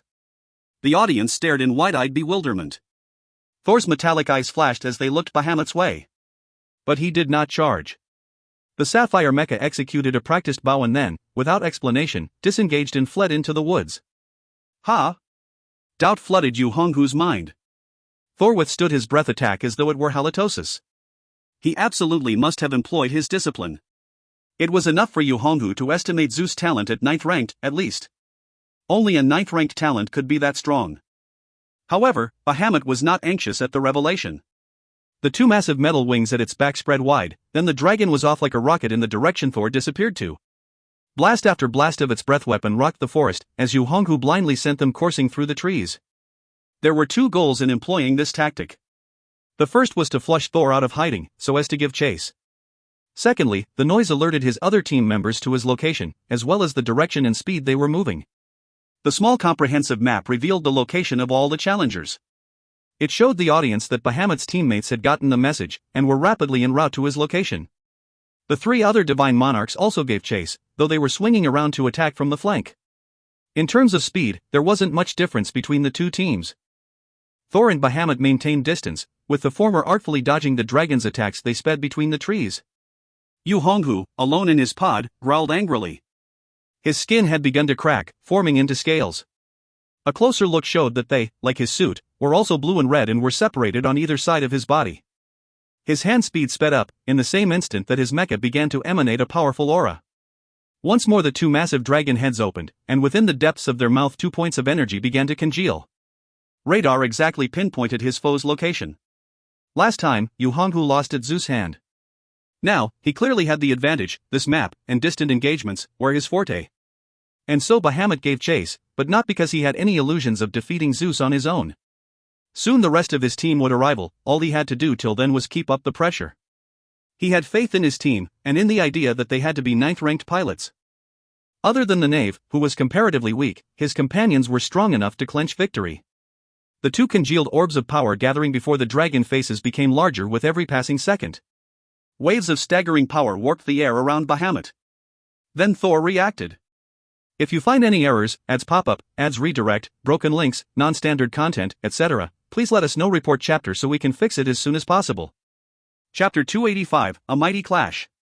Chapter 285, A Mighty Clash. Thor's maneuver seemed exceedingly strange, with him retreating rapidly like a beam of light.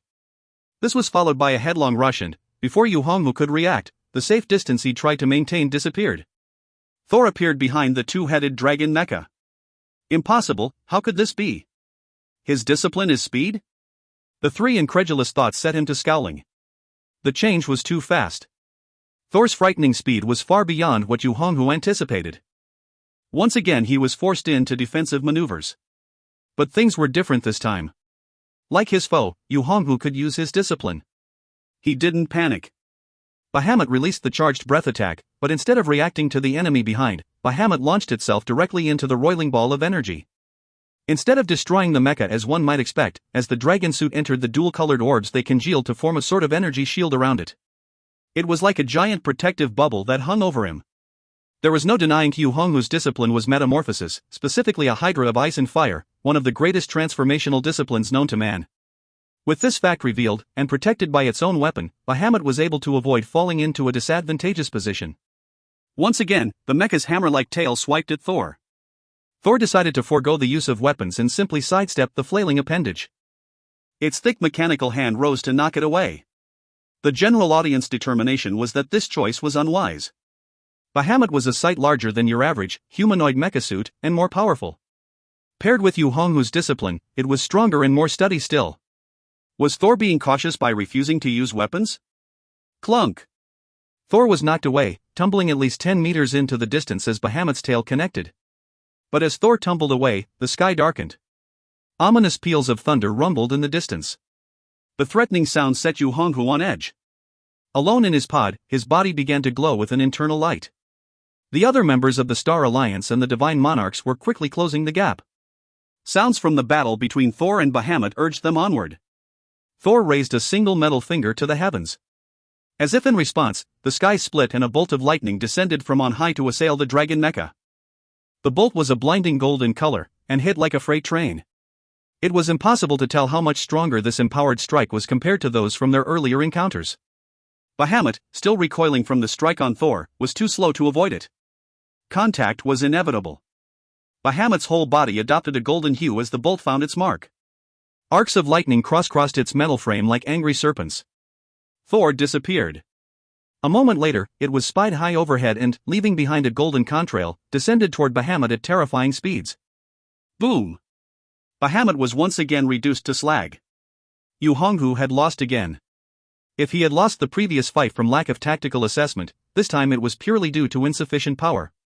With a slap and a single attack, Bahamut had been given more than it could withstand. But it wasn't the loss that made Yu Honghu feel like there was a boulder on his chest, it was Thor's appalling speed. Even specializing in speed, he was outclassed. Mo Shao earnestly continued her duties, calling out the action as it appeared on the screen. I've just found out there's no way for me to comment on what we're seeing. Like all FOU, I have no idea what disciplines these great pilots possess. I haven't the slightest idea how Thor was able to suddenly become so fast. Could it be that Thor's discipline is actually speed? Perhaps Zeus is able to share speed with his suit? After destroying Bahamut, Zeus stopped trudging the warpath and retreated several meters from the point of collision. His speed was back within expected parameters. This fight was now 4-on-4. The 4 Divine Monarchs converged on Zeus' location from all directions. The remaining Star Alliance members were suddenly hemmed in, forced into a standoff. Each of the 4 Divine Monarchs' mechas glowed according to their intrinsic powers. Thor's dazzling display was especially prevalent, and it filled the Star Alliance with dread. Zeus, do you dare to meet me solo? Thunderclap called out over calms. 1. Most of the time, silence was strictly adhered to in battles such as things. Thunderclap seemed to have no claims parting with tradition. He didn't even finish before his mecha was racing forward to intercept his rival. He didn't seem the least bit anxious about besieging all 4 Divine Monarchs. Star-Lord, Skyshade, and Windbreaker hung back. Thunderclap was on his own. This was the arrogance of high-level pilots. Zeus certainly wasn't under any obligation to face Thunderclap one-on-one, but choosing sneak attacks over direct confrontation would likely earn the God of Lightning considerable disdain from his fans. None of this violated any regulations. So be it, Lan Jue replied, simple and direct. Thor detached himself from his compatriots. There was a flash as the mecha reached out its right hand, and then there appeared a shimmering golden spear of lightning caught in Thor's grip. His weapon is a sword. Watch out, Zhu Qianlin warned over the team channel. He'd learned this the hard way after losing a duel against Thunderclap in an earlier fight. In fact, had Thunderbolt not taken the initiative and challenged Zeus, Hades likely would have proposed one himself. These one-on-one showdowns were a dramatic display of force. Zhu Qianlin strongly believed that, with the use of his discipline now permitted, he'd have had no trouble dealing with him. Both mechas and their pilots bore names related to the chaotic force of lightning.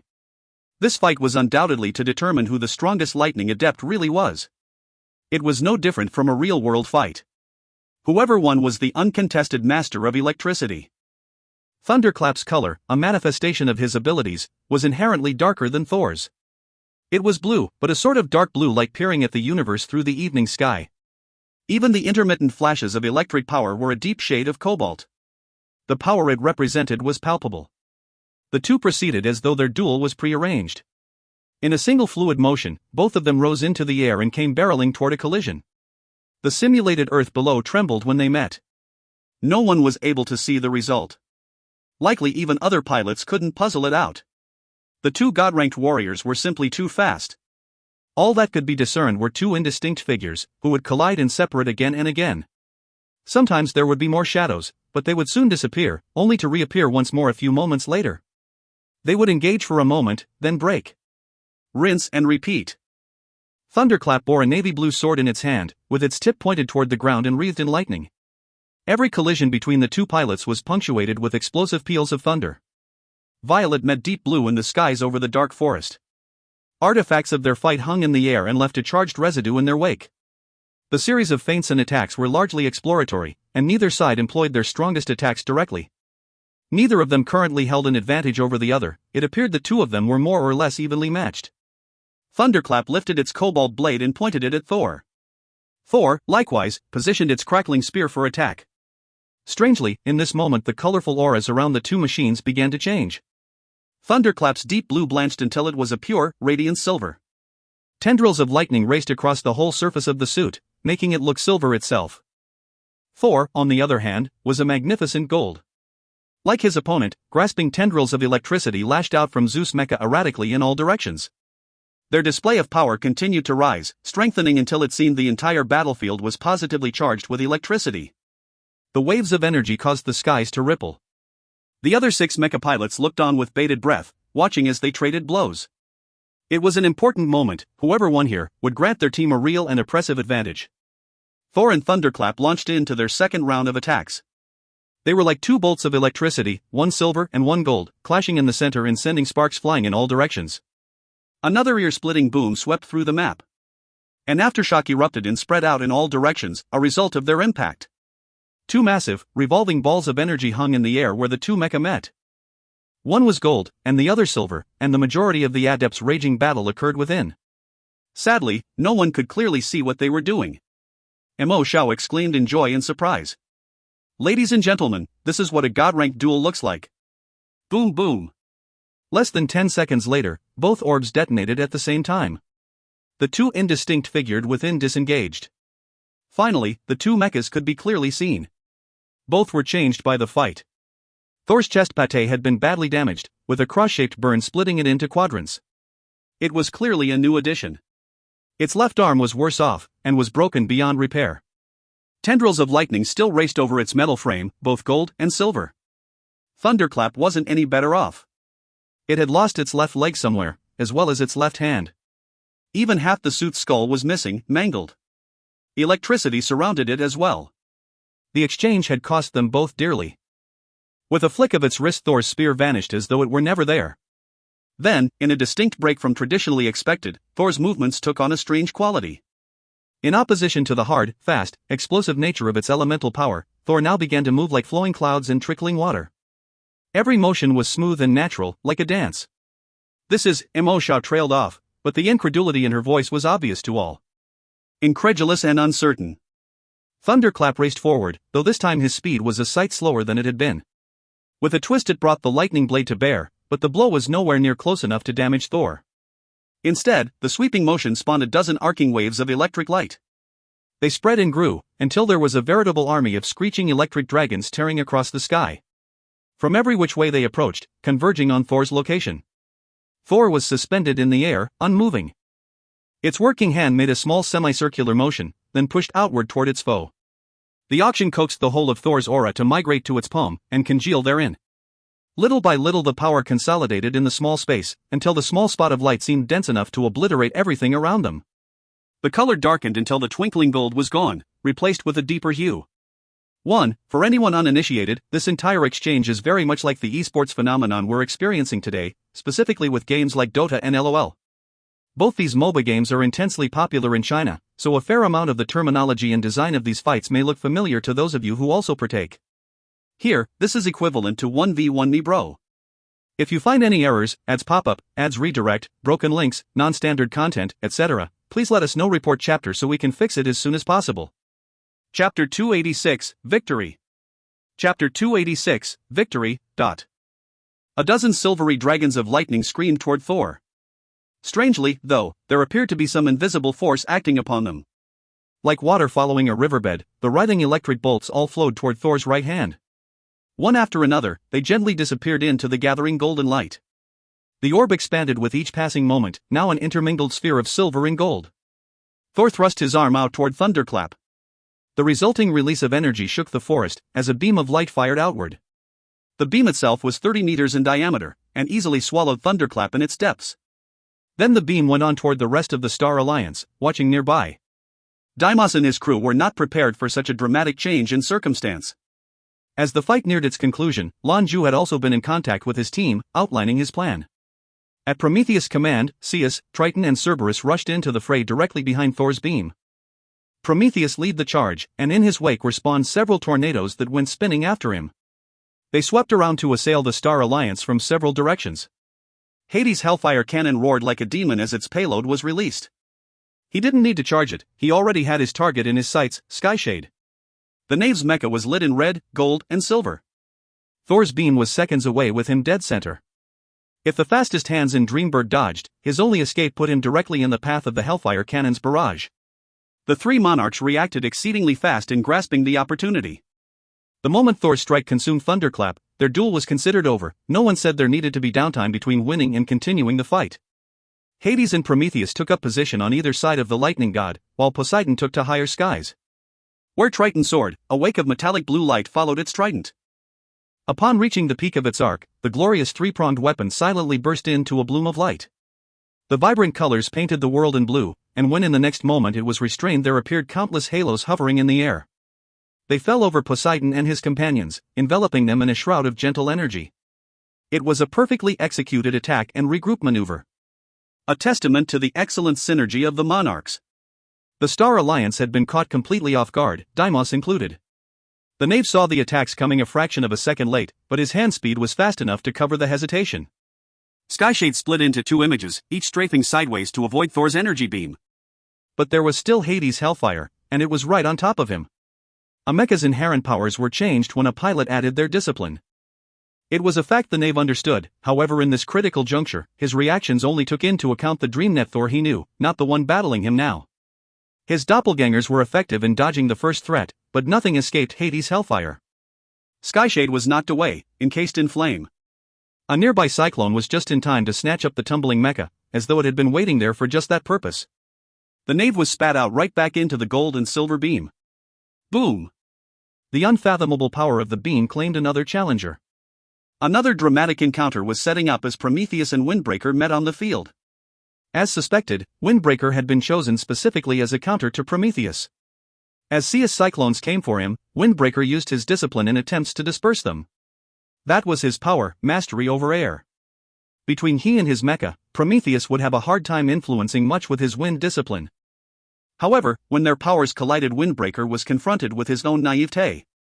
His control over air wasn't enough to stop this wind, like it had a will all its own.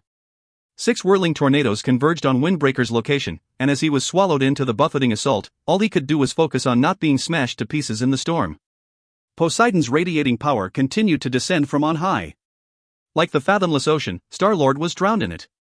Thor then focused its beam at the Star Alliance's leader. The moment he became the target, Deimos was in motion. His first reaction was to take an oblique juke up into the side. As he did, those twinkling stars appeared again upon the mecha. Halos of resplendent light burst into existence, and merged to create a shield that looked like a microcosm of the galaxy surrounding Star-Lord. Still, Poseidon's boundless depths attack was their first.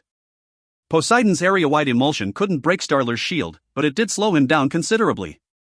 Starblade flared to life, with a myriad of constellations appearing along its make. It split the boundless depths like a tree parting a stream. He cut a majestic figure with sword raised high to face the incoming tide. However, this didn't stop the other 3 silhouettes who were coming at him from 3 angles. Eventually Poseidon's energies overwhelmed him, and Star-Lord lost control of its motive functions. Deimos could only watch from his cockpit as Thor's golden beam filled his screen. Boom! The galactic orb detonated, sending out twinkling detritus as though the Milky Way itself had exploded. In its center blazed an orb of fire so bright, it was like a mother star at the heart of the galaxy. It was stunningly beautiful. And yet, there were few to appreciate its beauty. For the audience, the more important circumstance was what the fireball meant. Star-Lord, the greatest mecha pilot to have ever lived, first under heaven, was beaten back. Deimos had finally been bested.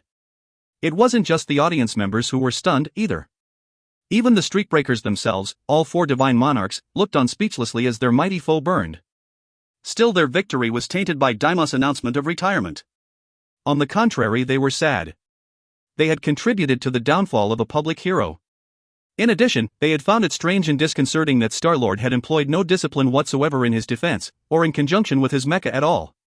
It meant, or might have meant, that this man who had dominated DreamNet for so long was in fact a weak adept. He relied on other things to get himself the advantage in combat, and that alone catapulted him to the very peak of the mecha pilot world.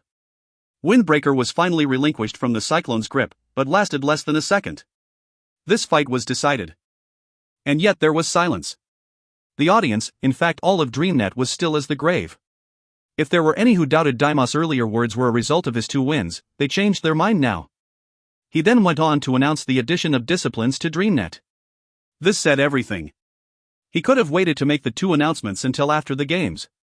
He could have preserved his spot at the top of the lists. But he didn't. Instead, he used his own defeat to showcase this new era in simulation. It was a fine display of spirit and dedication to the cause. If you find any errors, ads pop up, ads redirect, broken links, non-standard content, etc., please let us know. Report chapter so we can fix it as soon as possible. Chapter 287, Electric Payload. Chapter 287, Electric Payload. As the match ended, the 4 divine monarchs approached the swirling ball of flame that was Daimos. The mecha gathered round, and as one, bent low at the waist in veneration. At this point they had no further qualms with DreamNet or their guardians. Daimos had paid far more in his time than any of the divine monarchs likely will. He gave a majority of his life for DreamNet, and that was to be respected. I can't say I'm happy with this result, Emo pined. His words mirrored the feelings many spectators shared. I imagine that, even though the Star Alliance lost this match, we'll forever hold Daimos in our hearts as one of the greatest pilots to have ever lived.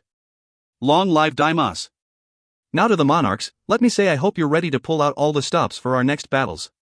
Let your actions bring honor to the first under heaven, until his very last strike.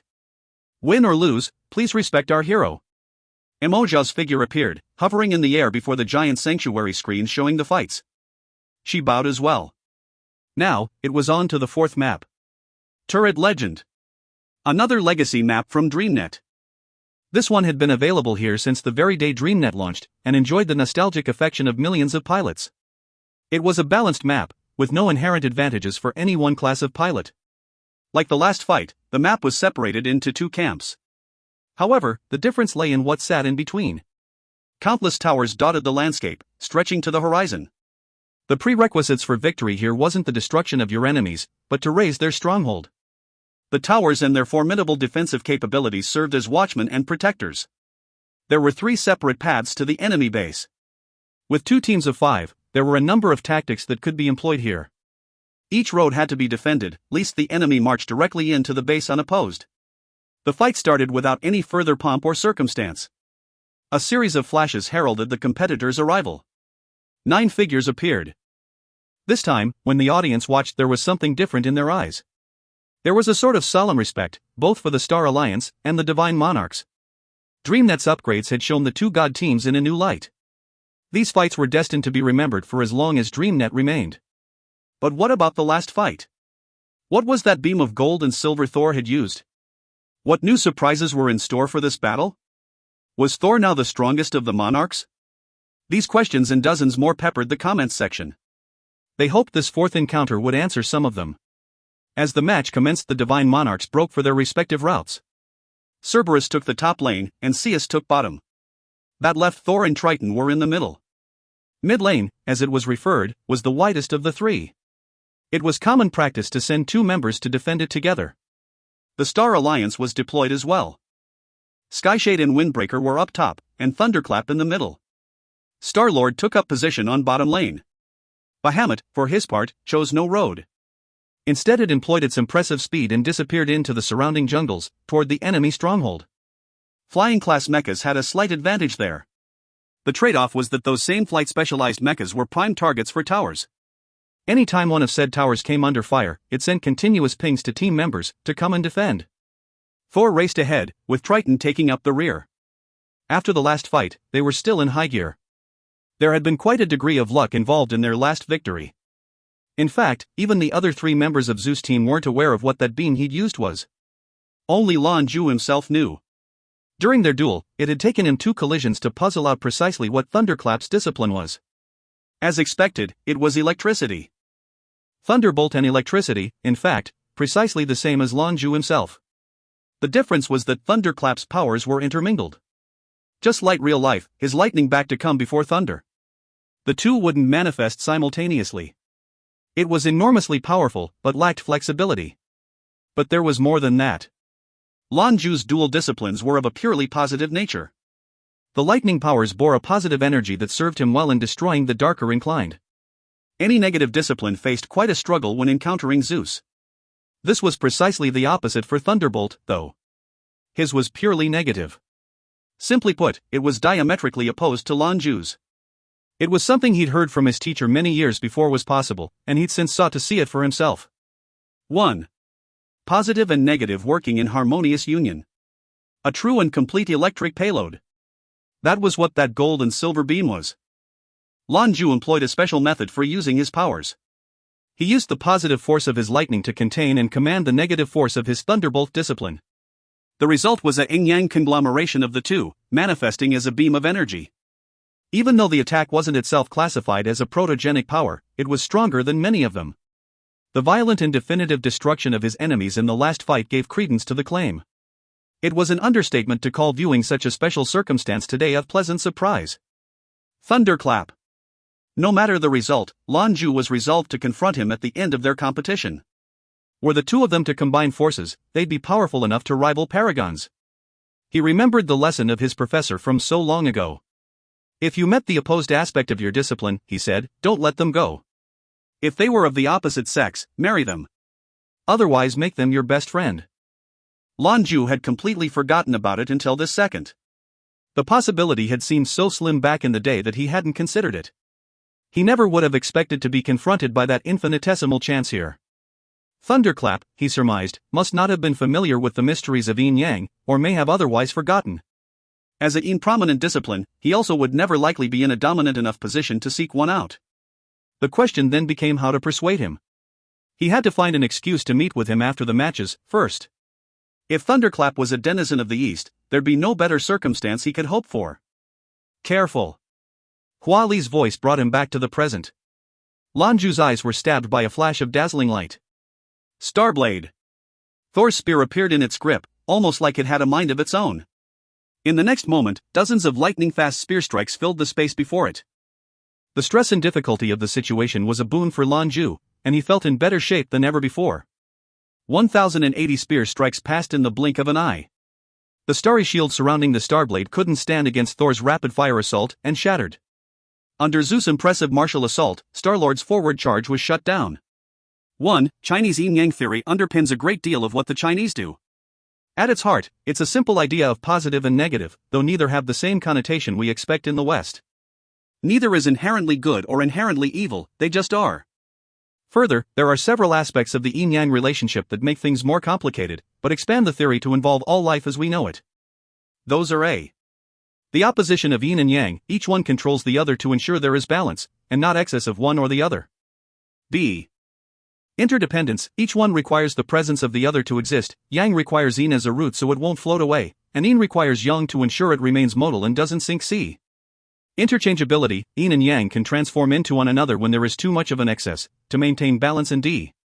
Interconsumption, the relative levels of the two forces are ever in flux as they strive for balance, a little bit of the one exists in the other.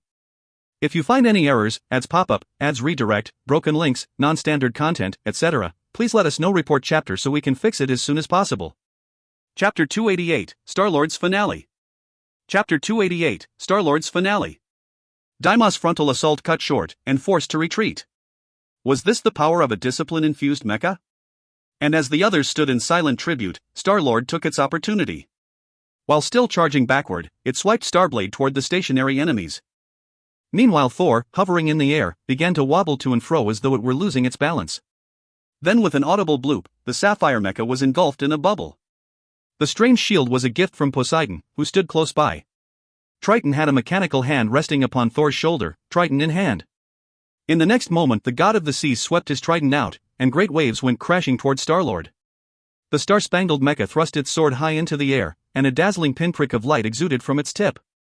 Triton, meanwhile, started to wobble just as Thor had before, like Poseidon was having trouble wresting controls.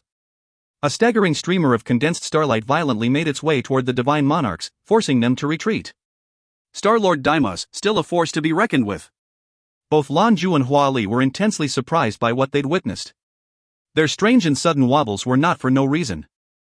Each time either of them had tried to advance, Daimos had placed a shot precisely in their path. They had only just begun to move when Daimos correctly assessed their intention and cut them short. Their rhythm was shattered. Thor's indomitable advance was barred. Knowing his enemy's motives in advance? Daimos was that intelligent? Unless, it wasn't that he didn't have a discipline, his discipline was foresight. Star-Lord's attacks laid siege to Thor and Triton's shield. Its mighty sword never paused, and the torrential attacks kept coming. However, as the audience watched, they noticed that Star-Lord's attacks weren't actually damaging their targets. It wasn't that the strikes weren't fierce or swift. They simply weren't strong enough to penetrate the shield. Were one to only consider mecha construction, Star-Lord was in a class all its own. Even compared to the tricked-out Thor in Poseidon's deep pockets, Star-Lord was a terrifying force. But things change when disciplines are added to the equation. Star-Lord's attack hadn't changed since the last few fights, before the new sim pods were introduced. However, Thor and Triton were infinitely more powerful now. In skill, technique and tactics, Daimos was nigh impossible to overcome. But in sheer power, in discipline, the younger pilots had the advantage. This was the difference between being an adept and not. It was for this reason it is true all god-ranked pilots are also accomplished talents.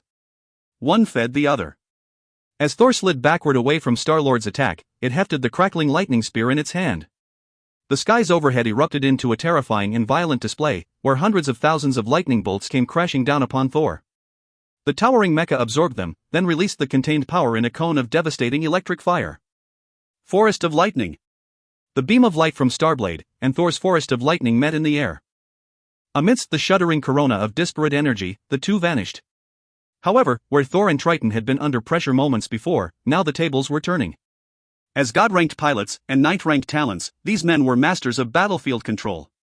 Without any hesitation, making a split-second decision, both Thor and Triton were in motion. They positioned for an area attack. Golden blasts of lightning joined with crashing blue waves. They seemed to cover the whole of this simulated world. Despite Daimos' wealth of experience, he was still losing ground. The comments section was silent. Many of the older pilots shut their eyes, bitterly refusing to watch. They knew DreamNet's upgrade meant this was the end of an era, and they didn't want to see it happen. Would Daimos, heroic pilot, legendary powerhouse, have to exit his kingdom in this way? They feared it might be. But in the end, boom! Star-Lord disappeared into the storm of destructive energy. Mecha, sword, and pilot went up in flames. A unified cry went up through the audience, no. But there was nothing they could do to change the result. Daimos' fall was indicative of the rest of the match. Thor and Poseidon tore down mid-lane unopposed, which drew the ire of Star-Lord's teammates. They came thirsting for revenge, eventually converging in the center of the field. The Monarchs and Star Alliance went head-to-head, but the end had already been determined. In the end, the Monarchs lost Poseidon and Hades, but the Star Alliance headquarters was destroyed. The Monarchs had won their second victory. Niao Shao had not continued to offer explanations or analysis during the fight. From beginning to end, she maintained her silence. When the fight was finished, everyone was quiet. There were no more illusions about these matches. Daimos, originally the strongest of the Star Alliance by a massive margin, was now the weakest. The anxiety and suspense was gone, and the audience knew Prometheus would give the enemy no quarter. No matter how many battles followed, the result would be the same. Mo Shao by this point had received some information. She looked it over and then, with serene expression and a small smile, began to speak. I apologize, I've been very quiet. Watching this last fight, I could hardly breathe. Unfortunately, this is the inevitable march of time, as the newer generations grow and improve, the elders are left behind. Still, it's not what we want. I actually have some news from the 4 Divine Monarchs. They would like to announce that they are forfeiting the 5th and final fight. With this development, we would like to announce the winner of today's first ever God Team competition, the Star Alliance.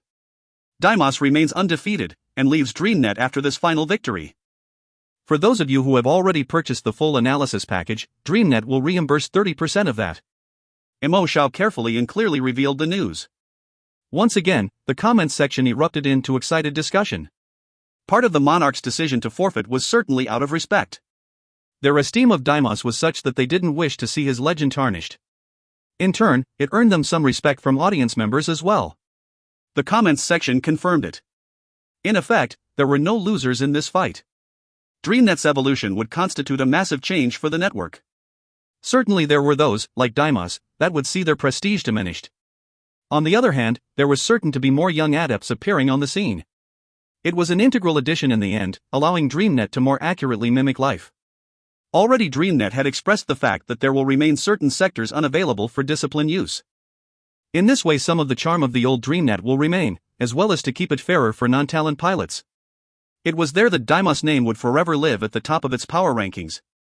These were DreamNet's plans and machinations for the near future. Undoubtedly the results would be more than favorable. At the very least it will overshadow any grumbling about the change. "Hey bro." Zeus' voice called over the comms. Prometheus was alone in his pod. No one could see the sadness in his eyes. "What is it?" "There's something I need to discuss with you," the younger Lan went on in a quiet voice. "All right. We'll open a dedicated channel." Lan Qing did just that. There were few methods more reliable for absolute secrecy than a god-ranked pilot's conversation in Sanctuary. Their exchange didn't last very long. Chu Chang and Hua Li waited patiently for them to finish. Both of them were content to stand in silence, ruminating on the circumstances. Neither appeared to be in a pleasant mood. Although victory was all but assured, it wasn't a win they wanted. The top spot was poisoned. Likewise, had there not been a sudden change in DreamNet structure, their defeat would have been inevitable. The same would have been true if Deimos was an adept. After a little while the two brothers finished their conversation. Prometheus nodded at Zeus. "All right, we'll leave it there for now. I've got to head out." A voice interrupted Lan Qing's exit. "I was wondering if I could have a word with the four of you," it said. Shock froze the divine monarchs in place. It was Deimos who approached them. Several figures walked to the gathered monarchs. At the head of the small entourage was the first under heaven. Thunderclap, the Knave, Yu Honghu and Windbreaker fanned out to either side. The whole of the Star Alliance stood and stared at their rivals. Deimos didn't look any less regal after the affair. He stood straight and tall, slowly made his way toward the others. Lan Qing stopped. Clearly he couldn't leave just this moment, not least because he was interested in what in the world Deimos had to say. Even with all his wisdom, he couldn't puzzle it out. Were it simply about his retirement, or the upgrade to DreamNet, there were better avenues. Instead he'd chosen this one. The Star-Lord waved a thick hand. In response, the world around them became a universe of twinkling stars. Constellations swam in the dark expanse that surrounded them on all sides. Eventually the lights receded and a room was revealed. All 9 of the competitors appeared within. Hua Li trailed off as his eyes stared in bewilderment. "Discipline." Lan Jue's eyes were wide. This wasn't some DreamNet function, it was discipline. Deimos was indeed an adept like the rest of them. Now he felt them, the waves of power pulsing from the Star-Lord from somewhere deep within. They had been well hidden. But now he felt it. Terrifying was the only way he described the sheer volume of ability he felt. They were all wrong, he surely was a powerful adept. But, then why didn't he use it during the fight? "Sir, what's the meaning of this?" Lan Qing coldly greeted. "Forgive me," Deimos replied while shaking his hand apologetically. "I hope you all don't think I'm looking down on you, or was taking it easy. In truth, I can't use my discipline in combat. I don't have the ability to control it anymore. Seeing as we're safe and separate here, there's also something I want to talk with you about." The 4 divine monarchs were finding it difficult to respond. Their minds were muddled by the strange revelation they just had. Yet they felt at ease with Deimos, and felt as though they could trust him. There was no time for small talk or wasted words now. But what did he want to say? Deimos lifted his hand again, and removed the mask from his face. "If you find any errors, ads pop up, ads redirect, broken links, non-standard content, etc., please let us know. Report chapter so we can fix it as soon as possible." Chapter 289, Deimos is. Chapter 289, Deimos is. Masks were an integral part of a god pilot's outfit here. In DreamNet, there was no way to change one's appearance, so they existed to protect anonymity. Deimos looked. When the first under heaven removed his mask, all 4 divine monarchs stared in disbelief. Not because he was old, but in fact quite the opposite. He looked like a young man. His handsome and vibrant face belonged to a man in his 30s, with eyes that twinkled like the depths of the universe. It must have been those he used as inspiration for the color of his mask. Standing there, he radiated a gentle, dim light. It wasn't strong, and didn't bear any powerful sense. It was difficult to express, but not unpleasant. For reasons unknown, Lan Jue felt something familiar about him, about this aura he released. Daimos was famous some 50 years before their encounter today. He certainly be looking this young. Perhaps he used some sort of special scientific process to regain his youth, like the Keeper and Bookworm? Or perhaps he wasn't even the original Star-Lord. Daimos laughed. I imagine there's a lot of confusion in all of you right now. How could Daimos be that young, you might be asking? Let me start by assuring you that I am Daimos, but I am not, at the same time. You're looking at a mask, just a mask of the former me. Lan Jue and his companions were still befuddled, perhaps worse than before he'd started talking.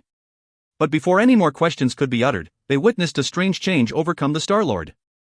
Huali, Chu Chang and Lan Cheng handled the transformation well, considering. It was Lan Jue who was particularly struck by it. As the young man's face began to age rapidly, he was sure he knew this man. And indeed he did. He'd known the Star-Lord, first under heaven, 4 years. How can this be? Lan Jue asked in utter disbelief. It was like his lightning discipline was sending bolts through the recesses of his brain, and yet all the things that weren't clear before suddenly made sense. Daimos' face bore a small smile as he watched their expressions change. As they looked on, they watched this heroic individual age 100 years before their very eyes. Wrinkles sprang up and spread across Daimos' face, which grew paler and more gaunt with each passing second. Ho's body became frail, thin, and weak, and he began to stoop like the weight of years lay on his shoulders. Only those 2 twinkling eyes retained the youth of his former appearance. Eyes that could see the whole of time and space. How can it not? Jewelry master. Lan Jue's eyes were big as saucer. He simply wasn't prepared for the number of shocking circumstances he'd experienced today. But first among them was this, because never in a million years would he ever have expected Daimos to be the clairvoyant. Yes, Daimos was indeed the clairvoyant, founder of Skyfire Avenue and the 3rd strongest paragon to have ever lived. Did that mean Daimos was the clairvoyant's real name? Was this truly the frightening powerhouse of DreamNet, known as First Under Heaven? The clairvoyant only smiled. All right. The rest of you can remove your masks as well. The statement was directed to the rest of his team. The knave was the first to comply. When Lan Jue finally spied the face of the clown, his mouth curled into a scowl. It was a face he was very familiar with. The coffee master. The jittery man chortled at Lan Jue. Yeah, you had no idea the fastest hands ever would be mine, huh? You know, when I first found out you were Zeus, I couldn't believe it. And I still don't agree with these results. If it hadn't have been for the addition of our disciplines, I'm positive we'd have one without trouble. The knave was actually the coffee master. Lan Jue couldn't believe what he was seeing. It was like all the surprises from his entire life were rolled into these last few hours. After the knave's revelation, the next person to remove their mask was the one under continuous assault from Zeus. Bahamut. Jewelry master, I have to say you pack one hell of a punch. Let me introduce myself, I'm the bartender. We're not at all familiar with each other since I'm rarely in the avenue. The wine master has, unfortunately, stolen a good deal of my business. He was a middle-aged man, handsome, with a head of long blue and red hair split down the middle. He had a calm expression and gentle eyes. There was no animosity for his destruction at Lan Jue's hand. Hello, bartender, Lan Jue replied. He looked at those gathered, wondering if they all were. Windbreaker stepped forward and removed his mask. How? Lan Jue couldn't help but sputter out the word, but was too stunned to finish the thought. As Windbreaker removed the back, their body shrunk like a popped balloon. His large and robust figure became thin and curvaceous. With the mask removed, a smiling face greeted him, one he knew well, Wendy, the seamstress. Wendy tittered. Why not, huh? A pleasant surprise, right?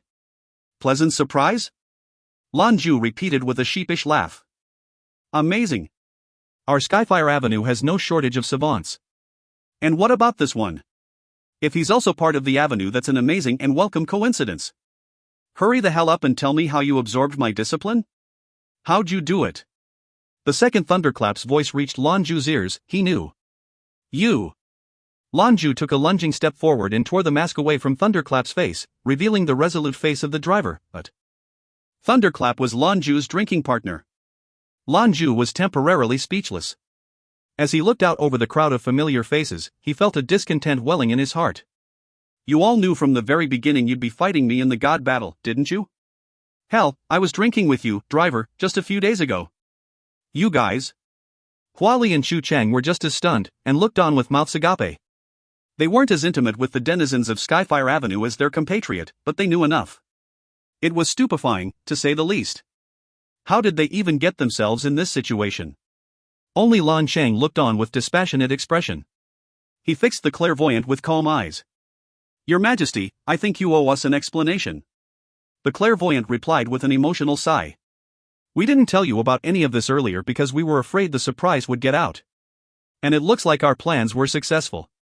Lan Jue couldn't help but interject. "So this DreamNet upgrade is a result of Skyfire's involvement? No wonder it was the wine master who brought us the new pods." But the clairvoyant shook his head. "No, they're only relying on us to manage the upgrade and distribution. DreamNet represents the whole of mankind, and I can tell you that everything Piao Hong told you before is true.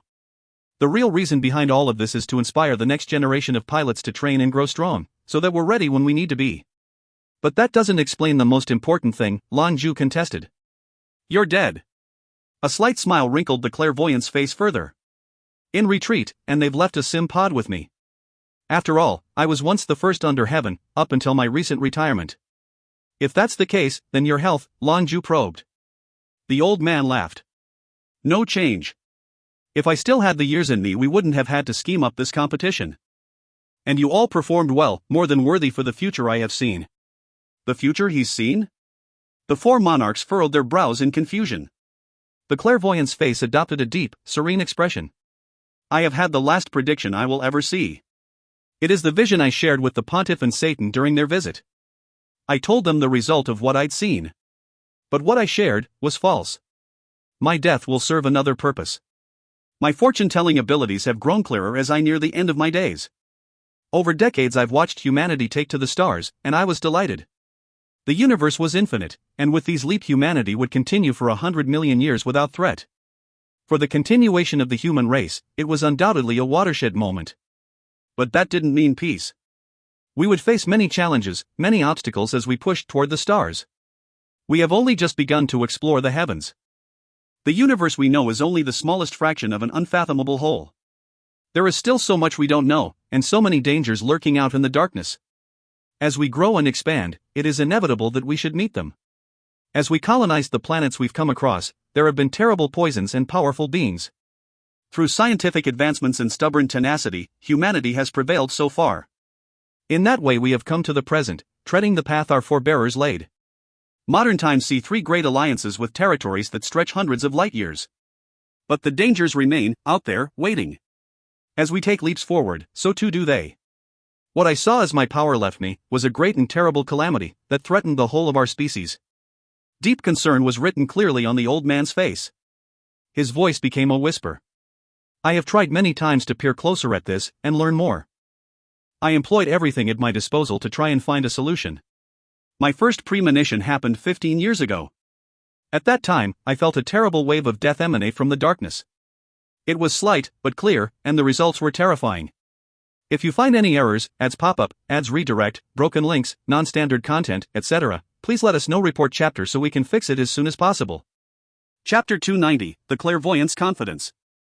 Chapter 290, The Clairvoyant's Confidence. I was in decent shape at that time, which was good since I expended a great deal of energy in completing the reading. I had worked desperately in hopes of finding out more, perhaps a way we could avoid encounter this terrible premonition. But what I found was nothing. If that sense of destruction should fall over humanity, there was more than an 80% chance it would spell the end of our species. As for that 20%, that was the chance that 10% us would somehow survive. It meant extinction would be delayed, but not stopped. Lan Xing, Chu Chang, Huali, and Lan Jue simply listened in pensive silence as the clairvoyant told his tale. Had this come from anyone else's mouth, the monarchs would have dismissed them as doomsayers beneath attention. But this was the clairvoyant. The eye of the future. They wouldn't dare question this great sage of humanity. An oppressive sense hung over the gathered pilots. Like their team leader, the seamstress, bartender, coffee master and driver bore similarly solemn expressions. It was likely the first time they heard these dark omens as well. As time went on I would continue to search time for an answer, so long as my body was capable. In my time here I've seen that there is an element of predestination in everything. And yet, under specific circumstances with specific factors involved, variables exist to change our fate. In the universe we live in, there are no pure stalemates. So I dedicated the remainder of my life searching for the light in the darkness. Vitality in the stillness of death. Prophecy after prophecy, my hopelessness grew. My body weakened with each effort. Although I used every technique I'd learned to extend my life, a man's life is ultimately finite. Even paragons are slaves to the rules of nature.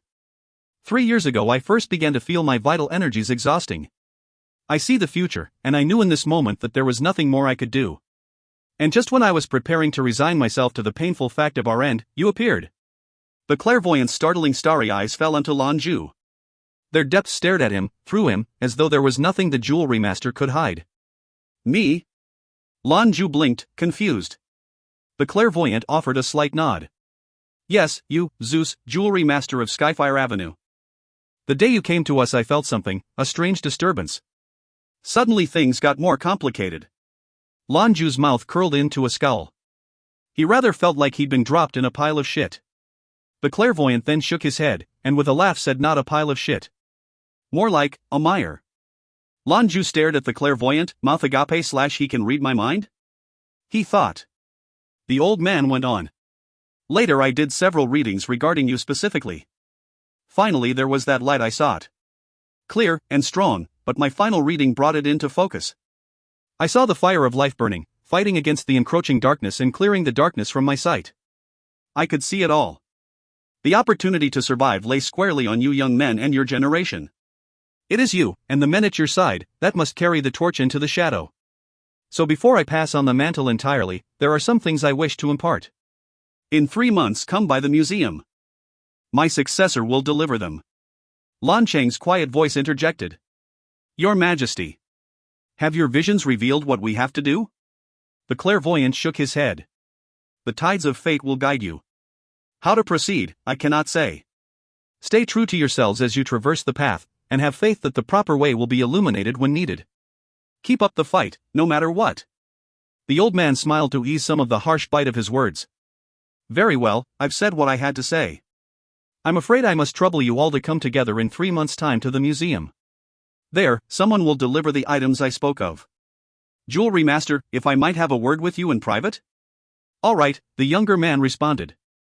With a wave of his gnarled hand, the clairvoyant called upon his powers to envelope both of them in twinkling starlight. No one outside of the beam would be able to hear their exchange. Skyfire Avenue is the result of my blood, sweat, and tears, the clairvoyant began. It was my hope from the very beginning that through my efforts I could help the human race improve and grow stronger.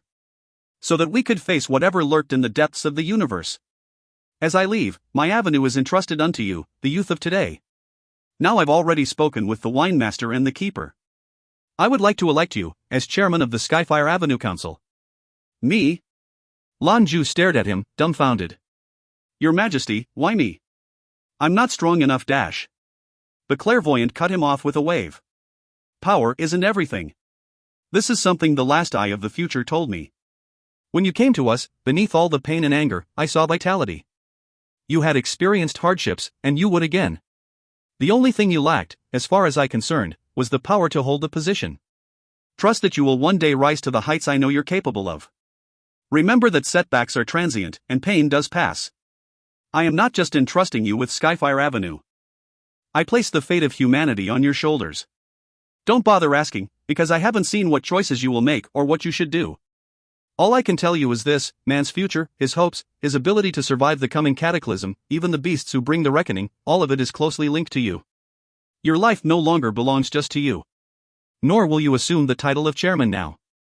But once you are ready, and I'm sure you will be, the responsibility will fall to you. But responsibilities are not easy. In contrast to the others, I must leave you with a task. The wine master will help you see it through. I'm ready, Lan Jue replied without hesitation or inquiry. Peering into the clairvoyant's clear, deep eyes, he just knew it was something that needed doing. His mind inadvertently wandered to the young soldier he'd met on Taihua. His words rang in his ears: our obligation is the safety of the public. Now the situation arose again, but instead of a young soldier, it was an old one. Surely the message was the same. It was not a duty to be taken lightly, but looking at this old man who had dedicated his life to the betterment of his species, a fire grew in his heart. He felt his blood, hot and anxious, coursing through his veins. Unless I'm mistaken, Zhu Di was your teacher. The old man said. Lan Jue blinked. How'd you dash? the clairvoyant smiled. Originally I had no idea. But watching you today reminded me of the man. You fight like him, and in fact that palm attack of yours is an old technique from ancient times he liked to employ. I can see you have cultivated essence, but only he can point you on the right path to improvement from here. When you've reached the heights of 9th rank, seek him out. Zhu Di, first among the paragons. No one knew his whereabouts, only that he was an Easterner. The real power of the alliance. This was, in part, why the East was considered above the West and North when considering Adept power. It was also why the West and North were in a tentative alliance to undermine the East. The Great Master left no trace of his whereabouts. But he was around, that was certain. About 20 years ago, the North mobilized its armies for a large incursion on Eastern territory. That was the last time Zhu Di made his presence known. The results of that battle were, according to the North, confidential. No one was entirely aware of what really occurred. All that was certain was that the North turned tail and fled as quickly as they could, and they haven't made any overt signs of hostility towards the East since. Even among paragons, Zhu Di was a legend. Not even his compatriots knew precisely how powerful he really was. Lan Jue quietly nodded his head in agreement. The clairvoyant's eyes were alive with starlight. Since you're one of his disciples, you should know that there are more than just we 10 paragons in the world of man. My task for you is to seek them out. If possible, gather them together. We will need their strength in the twilight of humanity's existence. Lan Jue felt his heart skip a beat. Of course there were more than just 10 paragons. There had to be more hidden in every corner where man has tread. He still remembered something his father once said. He was not the strongest of all humans, just strong. The clairvoyant said something similar now. A strange feeling began to well up inside of him, the fighting spirit. The courage of a warrior. The clairvoyant spoke again. The wine master has some clues that can be used to help direct you to him. You should go with him. Remember, though, that we don't have much time. You must use this opportunity to grow stronger and gather our forces. Yes, Lan Jue affirmed. With a wave of his hand, the clairvoyant dismissed the column of light separating them from the others. The elderly master's eyes flit to the coffee master, seamstress, bartender, and driver. Each of you are outstanding members of the new generation, masters of mecha piloting. I may have set up the Star Alliance, but now it is your responsibility to continue it. You are also members of our avenue. Jewelry Master, in the future I hope you end up leading this Star Alliance in my place. It's time for Skyfire Avenue to organize. Lan Jue looked toward the other 4 members of the clairvoyance coterie, and nodded. The driver met his gaze with a wry smile and, shaking his fist in determination, nodded in agreement. All right, I swear it. Lan Jue's words were solemn and serious as he made his promise to the soothsayer. If you find any errors, ads pop up, ads redirect, broken links, non-standard content, etc., please let us know. Report chapter so we can fix it as soon as possible. Chapter 291, Everyone Passes. Chapter 291, Everyone Passes. DreamNet's evolution was underway. Deimos, the Star Lord, has retired. The Star Alliance is lauded as the greatest God-ranked team in history. A day after the games, it was front-page news across all 3 alliances.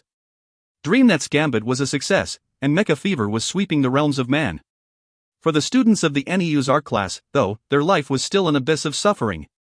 While the sim training the Demon Drillmaster had them doing was very basic, it was a far sight better than the razor blades in boiling water they'd faced earlier. Of course, as time progressed, so too did their feelings. Eventually they determined these pods not to be simulators of mecha combat, but a vision of what hell must be like. They could not hesitate, even for a moment, otherwise they were punished. That jolt of electricity only need to be experienced once to convince the students they didn't want to try it again. It was like their insides were squished together and pan-seared. The feeling indeed was. They had no recourse but to put their full effort towards completing the tasks. Indomitable will persisted, until it didn't, and then the shock stimulated them back into action. They were performing at their peak, because anything less equaled pain. This program designed by the Gobi Group was constructed to increase their fundamentals, so that they became second nature. They would never forget these basic movements, they were so deep in their muscle memory they performed them in their sleep. Beyond that it was dull, but required their full attention at every moment. After the 3rd day everyone's face was pale, drawn and gaunt. They looked like a coterie of starved vampires. As they left for the cafeteria on the 5th day, every student needed help getting there. After 7 days, only a fraction of the students could keep down food. But for Tang Xiao this was a silver lining. After all, there was no better way to lose weight. Jin Tao was one of the few who were able to take any sustenance. Like Lan Jue determined so long ago, here was a young man who was vicious, rabid, and would relentlessly pursue whatever he felt to be right. No matter the hardships, his willpower saw him through. And he ate like a glutton. Other than he, the only others who could eat were 3 women. The savage goddess was one, and though she was a sovereign-ranked pilot before they'd begun, she didn't look any better than the students she was looking after. But she did have a much more solid grasp of the basics, and that helped. She was progressing faster than any of the other participants. Tang Ni was also among them, and though the training hadn't even progressed to the 1-month mark, the changes she'd undergone were surprising to behold. She hadn't smiled in ages, and her pretty face grew hard and frigid. Her capricious and headstrong actions had caused her classmates to suffer inhumane torment, and it was a fact she lived with daily. The lesson was a scar she still felt stinging. I won't drag anyone down. I will be the strongest. A woman's tenacity will trump a man's strength any day. The mantra ran through her head again and again. Though she would vomit up a portion of everything she ate, she persisted. Her brother found it hard to watch, and any time he felt the need to step in, Mika was there to violently dissuade him. The final girl still able to eat, much to Lan Jue's surprise, was Zhou Qianlin. She was also performing best out of everyone, Tan Lingyun and Wang Hongyuan included. Her clearance speed may not have been as fast as Tan Lingyun's, but her adaptive abilities were unmatched. Though there was a pallor to her face as well, it wasn't as pronounced as the others. Zeus Amazons were all simultaneously impressed and surprised by what they were seeing. As Lan Jue and Huali were not present, they were in charge of observing the students. Qianlin was the one they spent the most time watching. Their ultimate determination was that her balanced capacity and adaptive abilities were almost superhuman. What others had to grit their teeth and fight vehemently to sustain, she did with half the effort. During mealtime she didn't eat as much as Jin Tao, but ate as she normally would, as though the effort she was expending on training wasn't having any adverse effects. It was like this training wasn't anything different from the normal one she'd participated in at school. 11 days passed. They were approaching the fasted recorded time this procedure had been completed. Of course, no one participated in this batch would be able to beat it. In fact, many of them were reaching their physical limit. Killing one's students wasn't conducive to proper training, though, so the program was designed to be at least moderately humane. When a body reached critical dehydration levels, the pod itself injected them with nutritive fluids to keep them going. There were also medications to keep them alert and awake so that they could finish. When Huali and Lan Jue returned, they began by carefully examining the conditions of their charges. The most surprising discoveries for the demon drillmaster came in the form of his client, Zhou Qianlin. Huali was stunned by the progress of all the students. They're doing much better than I'd have expected, Huali revealed to Lan Jue. Oh? Lan Jue turned his masked face toward his friend. Huali continued with a nod. They're progressing very quickly. If they keep this up, they'll be done in around 20 days. Barely managing is much better? Lan Jue muttered. Huali's response was curt. Do you have any idea how many of the core Gobi personnel are able to even compete this simulation? No more than 30%. We have very strict selected criteria to Gobi, too. What I'm saying is, these kids are already better than most. Of course your bioelectricity and the medicinal baths have helped, but I suspect the protogenic powers they absorbed were most helpful. It helped them assimilate all that they experienced before and catalyzed their potency. It's a perfect cycle. The training methods build on each other, making them better than the original. Lan Jue gave a little chuckle. Good. And just wait till I get Paragon. I'll let you know and we can find a second batch to start training. Huali rolled his eyes. Yeah, sure. I think I'm more interested in when I get Paragon. To be honest, though, I hadn't thought coming to Skyfire would be so good for me. Not only do I get some residual protogenic powers from a Paragon, but the inspiration from our god-ranked battles is great. I feel like I'm on the verge of a breakthrough myself. Lan Jue nodded. That's great. Same here, ever since coming back from Taihua I feel like my improvement has sped up considerably. We have to keep it up. The clairvoyant's words have got me motivated as well. Huali replied with a helpless expression. Unfortunately, I'm afraid I have to be leaving. If I don't, I'm legitimately terrified of what Mo Xiao might do. You saw her threaten me, in front of billions of people, right? Lan Jue gave a soft smile. Head back. You've hung around here long enough. But Mo Xiao's a good girl, alright? I think you two'd be a good fit. If this dream lover of yours isn't real, consider the girl. Huali petulantly waved away his words. Cut that shit out. Look, being here hasn't been a vacation, alright. But I had a good time. Look after yourself, and call me if you need anything. Lan Jue's face fell as he sighed. I'm not sure what circumstances we brothers will meet for next. Hua Li looked at his good friend in the eye. Don't put any undue pressure on yourself. I don't know what you and the clairvoyant talked about, but humanity's safety is everyone's responsibility. Don't fool yourself into thinking you're some kind of savior. You've got partners in crime. Whatever comes, we handle it together. Lan Jue's heart was full of camaraderie. He reached out and patted his brother on the shoulder. Hua Li took the opportunity to wrap him up in a fierce hug. Alright, I'm out of here. I'll be back in 3 months. The big guy in Xuchang will too, I'm sure. The 4 brothers will meet again. I expect you'll be a good host and keep us entertained. Lan Jue chuckled and nodded. Lan Jue left, with little he had to gather. He left Skyfire silently, without pomp or circumstance. It wouldn't be long before his next Sounds of Nature concert, though. Zeta. The first one to finish the sim program, unsurprisingly, was Tan Lingyun. Relying on her supernatural gifts, she completed it in 15 days. Despite her physical fitness, when she exited the pod she nearly collapsed, emaciated as she was. Lan Jue had his Amazons immediately submerge her in a medicated bath. 6 more finished on the 16th day. Wang Hongyuan, Tang Xiao, Tang Mi, and Gung Yang. On the 17th day, 7 more. Jin Tao emerged on day 18 along with 19 others. Almost all of them immediately collapsed into a coma. On the 19th day, nearly all of the remaining students were done. Only a few holdouts remained. Zhou Qianlin was among them, and hadn't yet completed the simulation. Lan Jue, looking over the data, found what he'd expected. Though she adapted well, her basics weren't as strong as the students who majored in combat. On the morning of the 20th day, the remaining students exited from their sim pods. All but Zhou Qianlin. It wasn't until nightfall that she emerged. Finally, everyone was finished. Of course the next few days were no better, it was just a change of scenery. Hours of boiling and turbid soup was the theme for a while. By now, however, the students considered this a spa treatment over the training regimens. They determined boiling to be a better torture than being stabbed or electrocuted. If you find any errors, ads pop up, ads redirect, broken links, non-standard content, etc., please let us know. Report chapter so we can fix it as soon as possible. Chapter 292, The Second Stage of Training. Chapter 292, The Second Stage of Training. Through the process of the 20-day GOP program, students had completely absorbed the stimulation from Lan Jue's bioelectricity. Everyone's progress was slightly different, but the largest improvements were almost exclusively seen physically. They were stronger and leaner than when they started. It also meant the energy they could sustain through their disciplines was stronger. It was most evident after their training, however, as there were no more screams or whines as they sat in the boiling water.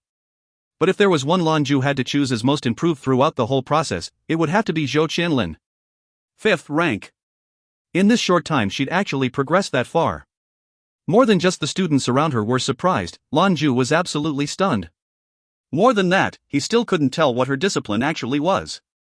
It was exceedingly strange for a 5th-ranked adept to still be waiting for their discipline to awaken.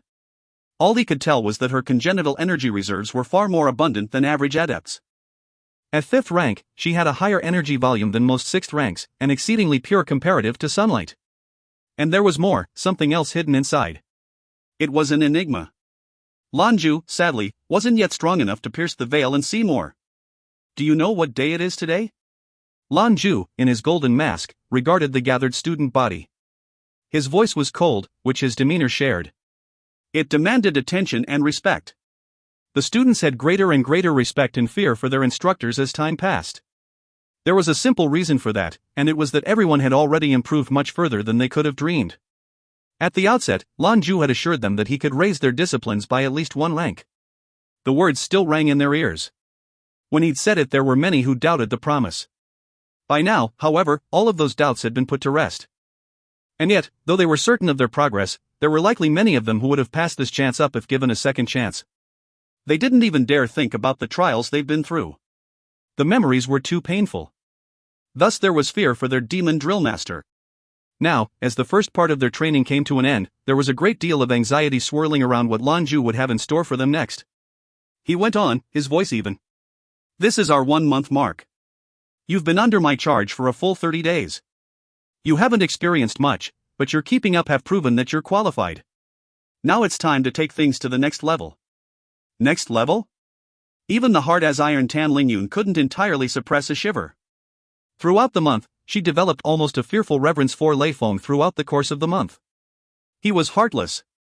But she, too, could sense her improvement.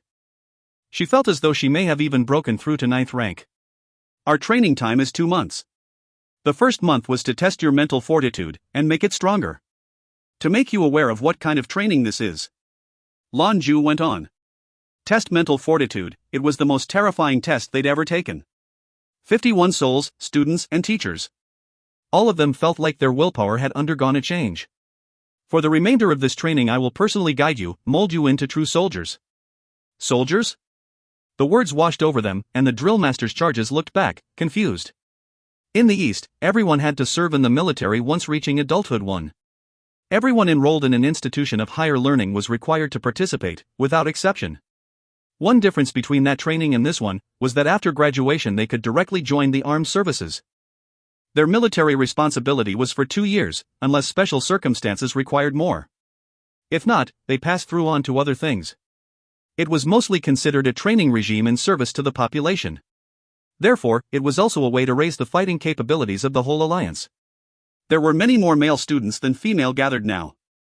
Many of them had dreams of being soldiers, of charging their metal suits into battle. However, their skills and training were far below expectations for a true warrior. Then there were others who desperately tried to avoid the required training. Dodging military training was a felony, and was strictly forbidden unless under extreme circumstance. And now here was their drill master, telling them he'll turn them into soldiers. But while there was no small measure of apprehension, there was also curiosity growing in the students' hearts. Starting now, you've got 30 minutes to gather your things for a field trip. We're going in for a change of scenery. Remember, there is no quitting. You had your chance when the classes started.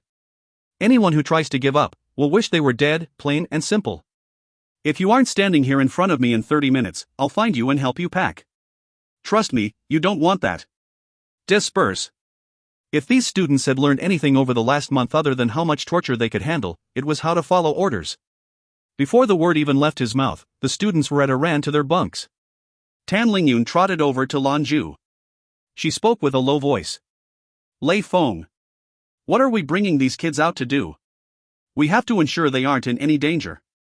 Lan Jue locked her in place with a hard stare. You are an assistant drill master. I make the calls here. You have no right or qualification to be second-guessing my training regimens. You just need to obey.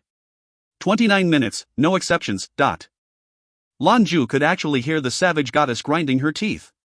But ultimately she said nothing, and left to prepare like the others. As he watched her leave, his heart was full of a dark satisfaction. If you want to tame the savage goddess, you have to be twice as savage. 30 minutes later everyone was in place, standing at attention with their rucksacks slung over their shoulders. A hover bus was waiting for them. Lan Jue clapped his hands.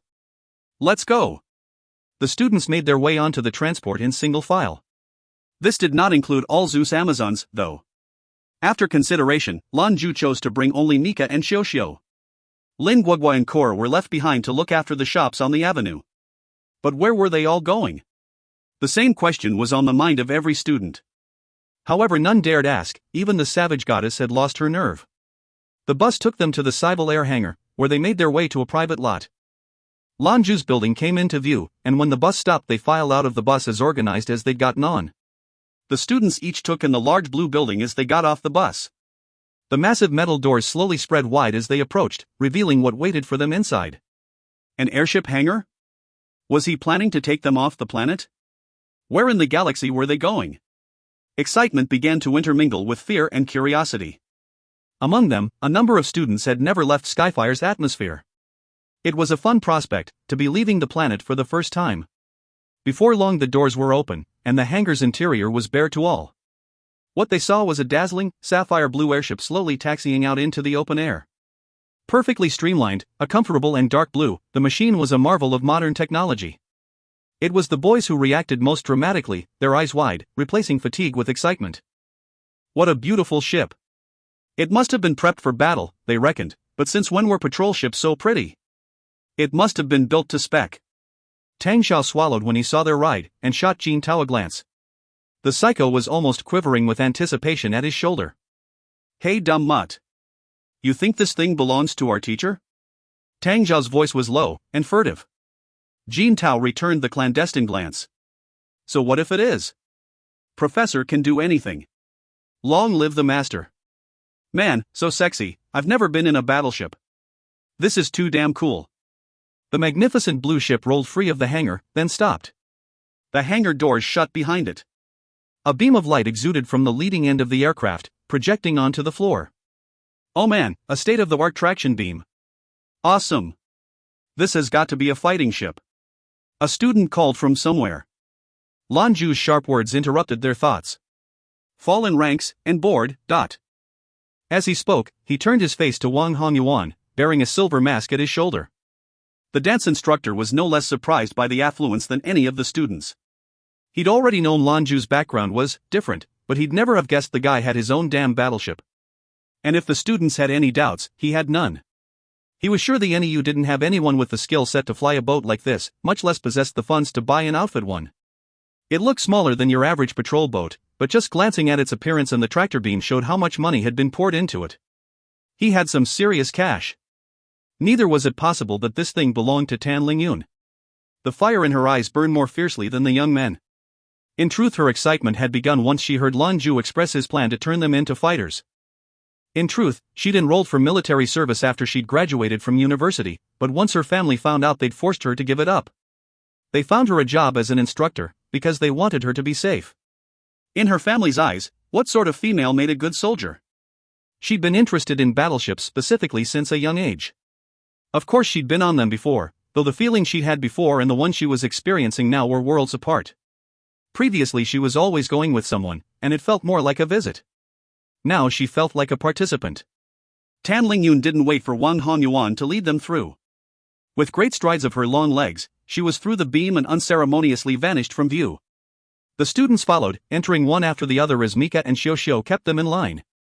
The familiar hum of Zeus 1's engines spooling up filled the air. This is something they do in China. Once while in middle school, and again while in high school and then college, students are required to undergo military training, which lasts about a month if I remember correctly. In middle school they spend this time making kites and singing patriotic songs. In high school/college this becomes standing in formation for hours in the sun, then running several kilometers. In the end there's no real connection to the military. Thankfully I was exempt when I was doing my schooling. If you find any errors, ads pop up, ads redirect, broken links, non-standard content, etc., please let us know. Report chapter so we can fix it as soon as possible. Chapter 293, Plastic Bags. Chapter 293, Plastic Bags. The students were surprised at how small and narrow the interior of the ship was. Although it wasn't small by conventional standards, compared to its bulks it was less than anticipated. Several metallic chairs had been added, recently, by the look of things, in the center of the bridge. It looks so big outside. Why's it so small in here? It's got to have like a lounge area, right? Tang Xiao muttered inquisitively to himself. Jin Tao sniffed in disdain. You know nothing. Where do you think a lounge is, eh? This sorts of ships only have a cockpit. This is where the crew rests and works. There's nothing else. The rest of the bulk must be the ship's propulsion systems and weaponry. Look at the weapons panel there, it's more than 7 meters long. Enough firepower to take on a fleet. You'll need at least 4 crew members to run all the weapons at once. For a normal patrol boat, you'd only need 1. We're basically sitting on a miniaturized destroyer. Tang Xiao listened with rapt attention, and looked at his fellow disciple with amazement. Jin Tao, how do you know so much? Dumb Mud beamed with pride. I may not be the best student, but I've loved airships since I was a little kid. I read all about them whatever chance I got. Of course I'd know a few things. By now everyone was on board and in the bridge. Aside from them, there was only one other person. He was a young man, not much older than the students who stared at him. Clad in sweatpants and a t-shirt, with the stick of a lollipop jutting from his lips, he seemed well at ease. He raised his eyes from the screen for just a moment to regard the gaggle of young men and women, then went back to work. It was no surprise that these mecha pilots would be interested in a fighter ship. The moment they entered, the cockpit's decibel level shot straight up. Some spouted whatever knowledge they had about airships. After all, it wasn't just Jin Tao who had a passion. There was a flash of light, then Lan Jue, Mika and Xiuxiu appeared on the bridge. Silence! Lan Jue's august voice commanded.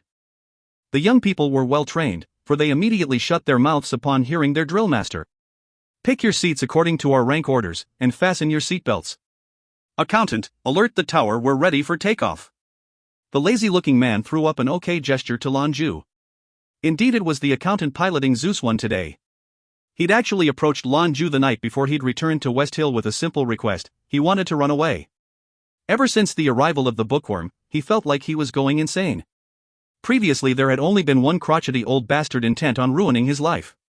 Once he'd finally got used to that hell, a second hateful geriatric showed up. Before the bookworm became the karmic scholar, he'd begun force-feeding as much knowledge as possible to the accountant. He knew well that if he failed in his endeavors to prolong his life and reach paragon status, he didn't want all he'd learned to go to waste. 1. The keeper, natural, did not disapprove. The bookworm had many students, but there were only a very select few he chose to pass on the entirety of his knowledge, as a disciple. Most students only learned an infinitesimal part of what he knew. The bookworm was also particularly interested in the accountant's discipline. So his collusion with the keeper was more of a conspiracy to create a sort of science and tech superscholar. At long last the bookworm achieved his goal, leaving only the keeper to look after the accountant during his studies. It was now or never, his opportunity for freedom had arrived. Lan Jue still felt like he owed the accountant afterlife, and so he went in secret to the keeper to plead the young man's case. The old pedant did not object, and left him in Lan Jue's charge. He didn't let him go without purpose, however. To use Lan Jue's words, he was to make good use of waste materials. Zeus One's navigation was temporarily under the account's purview, now. At any rate, the young pervert was just glad for the opportunity. The students sat in accordance with their rank order. The furniture was set so that there was only half a centimeter of space between them, so they banged together with each slight movement. Comfort is not a consideration. Once settled, they tried to look every which way at once with eager eyes. A lot of the desperate fear that followed them dispersed. No matter what the demon drillmaster had in store, they got to travel to another planet for their training. That was pretty sweet. Lan Jue strode to the front and addressed his students in a calm voice. After discussion with the school officials, we agreed that 2 months wasn't enough time. Here on out, there is no time frame for when this training will end. It will most likely be longer than the 2 months you signed up for. You will have 10 minutes to tell your family, and tell them you're safe. Anyone who shares details of what we're doing here will have a special training protocol designed just for them. Tell their family? Just the prospect of speaking with those almost mythical caregivers was enough to inspire some students to tears. Xiuxiu and Mika walked handed out communicators, and made sure Lan Jue's orders were followed. The golden-masked drillmaster stood before them and watched in silence. None of these talented students could be considered fools. They all knew precisely what Lan Jue was talking about when he told them to keep the training under wraps. None of the pain or misery that was the vast bulk of their lives now, only happy smiles and puppy dog tails to placate their worried parents. It had been a full month of torture. Many of the students couldn't hold back tears upon hearing from their loved ones, but it was inevitably followed by Lan Jue's cold stare. 10 minutes passed in a blink. The communicators were taken away. By then the students' appearances had changed. They looked far more at ease. Lan Jue brought their attention back to him. Soon we'll be leaving for another planet. The pressure on you, the intensity, will be higher than the first month. Believe it. You can relax during the flight. Prepare to depart. Rest? The students exchanged looks of disbelief. They never thought they'd hear such a nice word come from this demon's lips. Lan Jue couldn't care less what they thought. He simply made his way to the wide, comfortable captain's chair and took a seat. He then shut his eyes and focused on clearing his mind. Mika and Xiuxiu, hidden behind silver masks, took up position in their traditional spots. Zeus One slowly taxied to the runway, then after a minute, took off toward the cloud cover. It pierced through like a fine sapphire needle, and before long they were in the emptiness of space. Fast. This was the thought on everyone's mind as they rattled in their chairs. They each had a front seat view through the ship's transparent shielding that afforded them a look of Skyfire from thousands of kilometers overhead. After exiting the atmosphere, the ship steadied and continued on its trajectory. As the ship set itself to cruise velocity, the silence and isolation of space hung over them. The beauty of space was a stunning visual, no matter how many times you'd seen it. It was the first time for many of these students, and the starlight reflected in their wide eyes. Hand them out, Lan Jue quietly commanded. Xiao rose to her feet, holding a sack as she approached the students once again. She extricated plastic bags from within and passed them out. What was all this about, the students wondered? Curiosity was writ clearly on their faces. Lan Jue arose as well and stood before them. All eyes fell onto their teacher. In modern times there are two things that encapsulate our current understanding of science and technology. One are the mechas you each are well familiar with. The consistent progress of mecha suits has made our species stronger. Many, mostly boys, but not all, desire to become mighty pilots, riding these great metal constructs into battle against their enemies. But aside from them, there are also airships. Combat airships, specifically. We relied on them for colonization of the galaxies, and still do today to defend us against those who wish us harm. Both of them together are the force behind our military power. As several of you have surmised, the ship you're on now is fitted for combat. I promise you, there's a whole lot of punch in this tiny boat, enough to tear a battleship in half. It's been fitted with more materials and power gems than an expedition freighter. Don't make the mistake of looking at this like a patrol boat. Seeing the students' eyes grow ever more interested, Lan Jue obliged. Interstellar travel is lonely business. Usually this ship is equipped to support about a dozen crew members. The seats you occupy are a temporary addition. You can understand, then, why comfort is not a priority. So to combat this loneliness, our in-flight entertainment will be a demonstration of just how nasty this little boat really is. Is it really stronger than a battleship, you wonder? Well, I can't reliably assert that this is the strongest patrol-class ship ever built, but it's certainly up there. What do you say, are you interested in a little showing off? Hell yeah! Someone called out. This wasn't to placate their teacher, but to express genuine interest, and was a sentiment shared by several more young men. Tang Xiao was conspicuously silent. Tang Xiao couldn't help but frown as he stared at his professor. He knew his teacher, and it was definitely not his style to be so nice. And then there were these plastic bags. Lan Jue nodded his head in sinister satisfaction. He turned to the accountant. Are we ready? You know it. The accountant's response was excited, jittery. His fingers drummed rhythmically on the keyboard like rain on a tin roof. From what the students could see, he was typing at about 40 CPS. Those who noticed were surprised indeed. Could it mean this young guy was also a god-ranked pilot? Lan Jue returned to his chair and, leisurely but pointedly, fastened his seatbelt. Nika and Xiao followed suit, though markedly faster. A stifling sense of foreboding filled Tang Zhao's heart. The students felt the automatic harnesses in their chairs tighten and click into place. I'm not sure if I went into this before, but the study situation in China is dismal. The sheer number of people means everything is a struggle to pull ahead of the pack. Success only comes, in the minds of the older generation, through accolades in school, and graduating from a good college. If you fail to do this, you are doomed to a life of penniless struggle where no one will love you, you will fail your family, and society will shit all over you. That's the bleak future anyone not stellar in school faces, again, according to common knowledge. As a result, schoolwork is stupendously difficult and voluminous. This photo shows a girl with just her high school exams. I promise you that she had at least 50 pages of homework due before each exam. High school students especially will go to school at 6, and often won't come home until 10 or later, and then they have to complete their homework. The pressure to succeed in school is so great, in fact, that during the Gaokao, their equivalent of the S80s, police are on high alert to help students get to testing locations, be on the lookout for suicides, and drive students to the hospital if they have panic attacks. There's a saying in China that God cries for the students during Gaokao, so it always rains on the day. It was true for almost every year I lived there. Long story short, this might better equip you to understand why the accountant is pissed. If you find any errors, ads pop up, ads redirect, broken links, non-standard content, etc., please let us know. Report chapter so we can fix it as soon as possible. Chapter 294, Redline. Chapter 294, Redline. The safety restraints did just what they were intended to do. They gave the students a sense of support. But, wait, that means full speed. The accountant called out, and everyone felt the ship shudder as its main engines engaged. The terrifying forces pressed them hard against the seat, and the skin of their faces flapped as inertia took its toll. They felt like the acceleration was threatening to tear the skin from their bones. The scenery outside the cockpit screen blurred, and everything took on a dreamlike quality. The speed played with their perception, too, and made it hard to think. They could only sit there and let it happen. Zeus 1 continued to quadruple its speed until it neared sublight speed.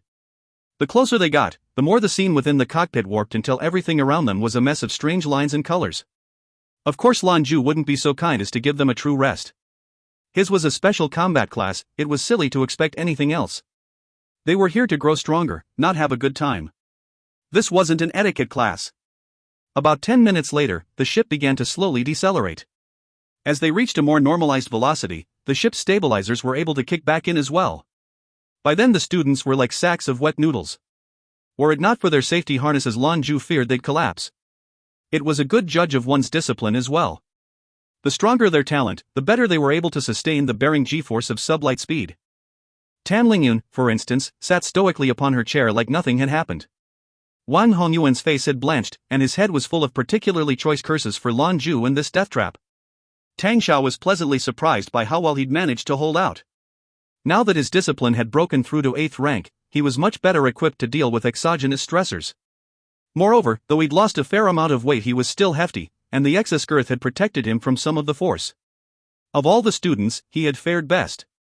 Although several of them looked worse for wear, they were much better off than most. A normal person had a significant health risk if they had tried to go that fast without stabilizers. But these were adepts, and mecha pilots no less. This wouldn't cause any lasting harm.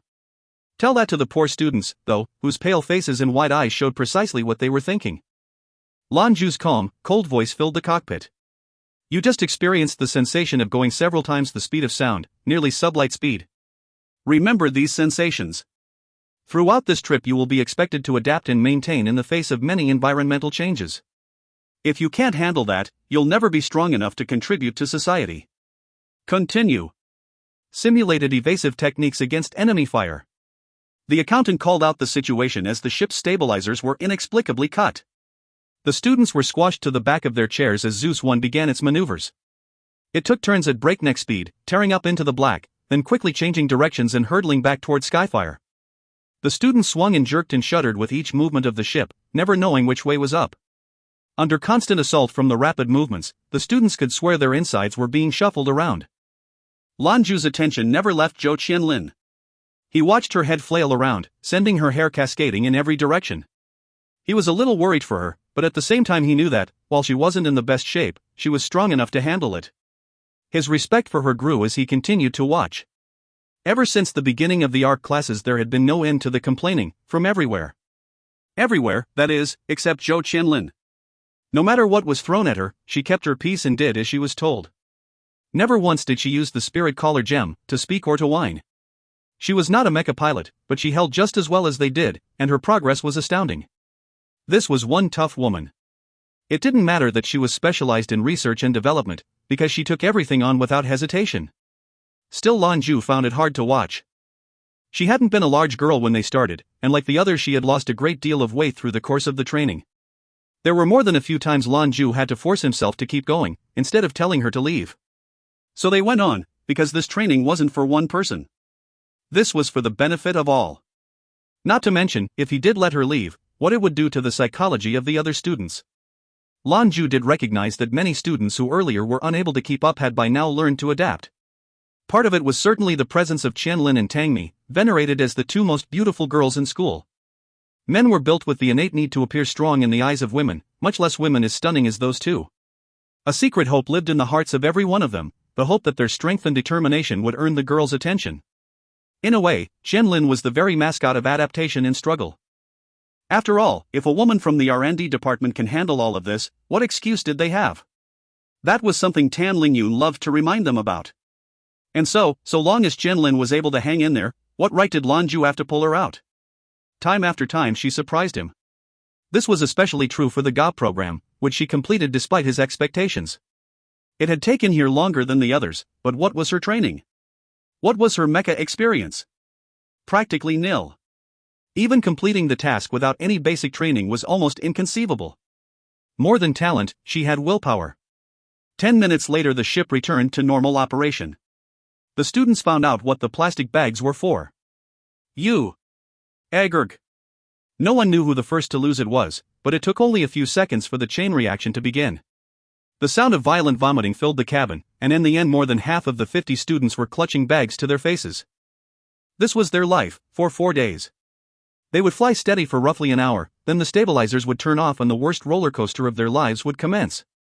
Lan Jue made sure that these students understand all the different ways a human could suffer. From beginning to end, Lan Jue held his tongue.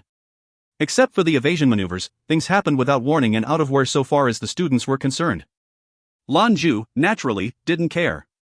The vast emptiness of deep space was broken up when a large planet appeared within Zeus One's field of vision. He shot toward it. The young pilots held on to the armrests of their chairs, only remaining seated because their harnesses wouldn't let them curl into a ball. When the planet came into view, a few openly wept for joy. They'd earned a new appreciation for solid ground. A few dreams of combat had been crushed by the experience, certainly. They never wanted to live through something like this again. 2 patrol boats, silent as specters, suddenly appeared off the bow of Zeus 1. Warning! Warning! Weapons lock, recommend engaging shields. That was the ship's mainframe, its thoughts given digitized voice by the computer. Mika reacted right away. Her fingers danced over the control board in front of her, and a cipher appeared on her screen. The 2 ships turned around and took up position on either side of their ship. The harsh sound of the ship's alarm ceased as the weapons lock was cancelled. The 3 ships proceeded in formation toward the planet below. Meanwhile, the students were given a moment to recover. They'd all lost count of how many plastic bags they'd gone through. Even Tan Lingyun couldn't hold back. Torment didn't begin to describe what they'd gone through. Clean yourselves up and put on a straight face. You're making it look like I'm mistreating you. The second part of our little excursion is about to begin, Lan Jue said. The students stared at him in disbelief. Of course you're mistreating us, they wanted to howl. Torture. Nightmare. Someone please kill me. Of course no one dared voice their misgivings. Lan Jue rose from his seat and made for the exit. He passed Zhou Qianlin but paid her no mind. But the soul caller gem warmed. Lan Jue, how are you? Holding there? Zhou Qianlin, fine. If you can't handle anymore, tell me. I'm fine. Zeus 1 quickly pierced the atmosphere, revealing the khaki-colored earth below. Their surprised faces peered through the windows set within the fuselage. Their shock wasn't due to any inherent beauty the planet possessed, but rather because it was hideously ugly. It looked like a ruined mass, destroyed by some forgotten cataclysm. Their eager eyes scanned the horizon, but there was no water, no life anywhere. Nothing, stretching endlessly to the horizon. An undeveloped planet? The same thought ran through everyone's mind. Lan Jue's voice called them back to the ship's interior. At some point their drill master had returned to stand in front of them. So what do you think, looking over this place? Tang Xiao. The large pilot sputtered his answer immediately. It must be suitable for human habitation. No signs of vitality, no water, no plants, but judging by the size it's definitely a planetary body and not a meteor. Judging by the time it took us to get here, this place is probably within the Eastern Alliance, but right on the boundary.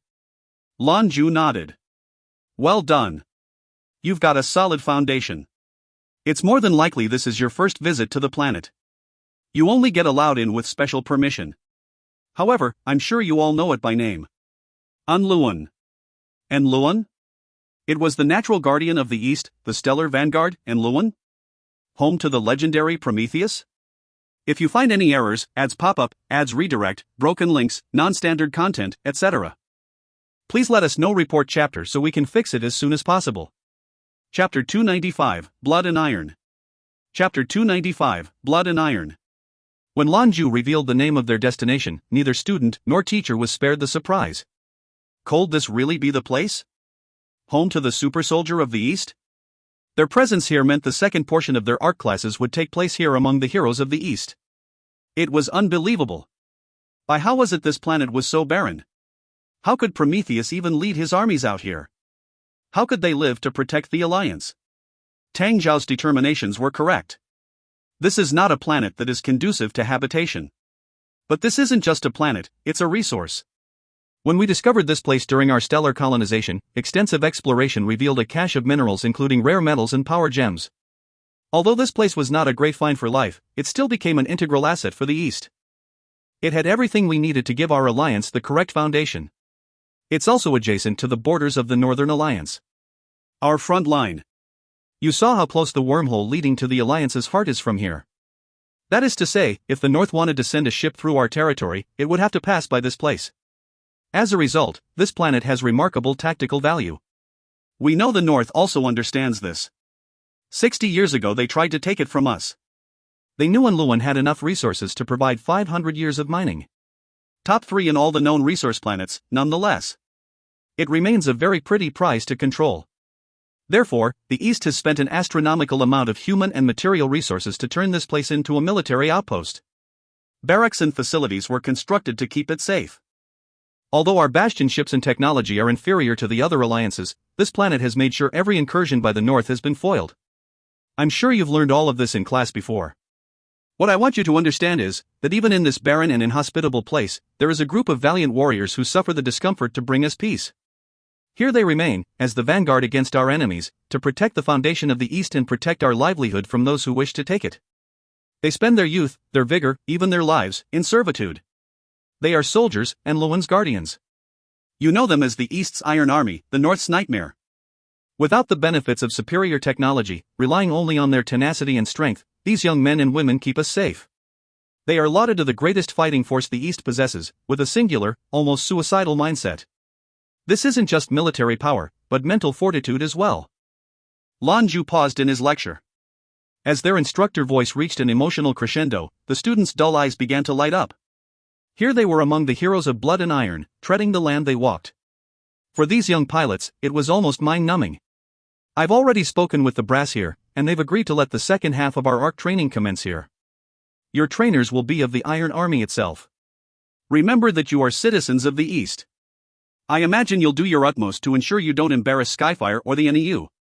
Appreciate how rare of an opportunity this is for you. No outsiders have stepped foot in this land in over 10 years. Henceforth I will be treating you like soldiers, like Luan's soldiers. For the next month you are no longer students of the National Eastern University, but its protectors. When we leave you can do so with head held high, because you got to defend the Alliance shoulder to shoulder with the soldiers of blood and iron. Because you were brothers and sisters in arms. Lan Jue's motivation address lit a fire in their hearts. All of the pain, all of the exhaustion that they'd suffered so far was worth it.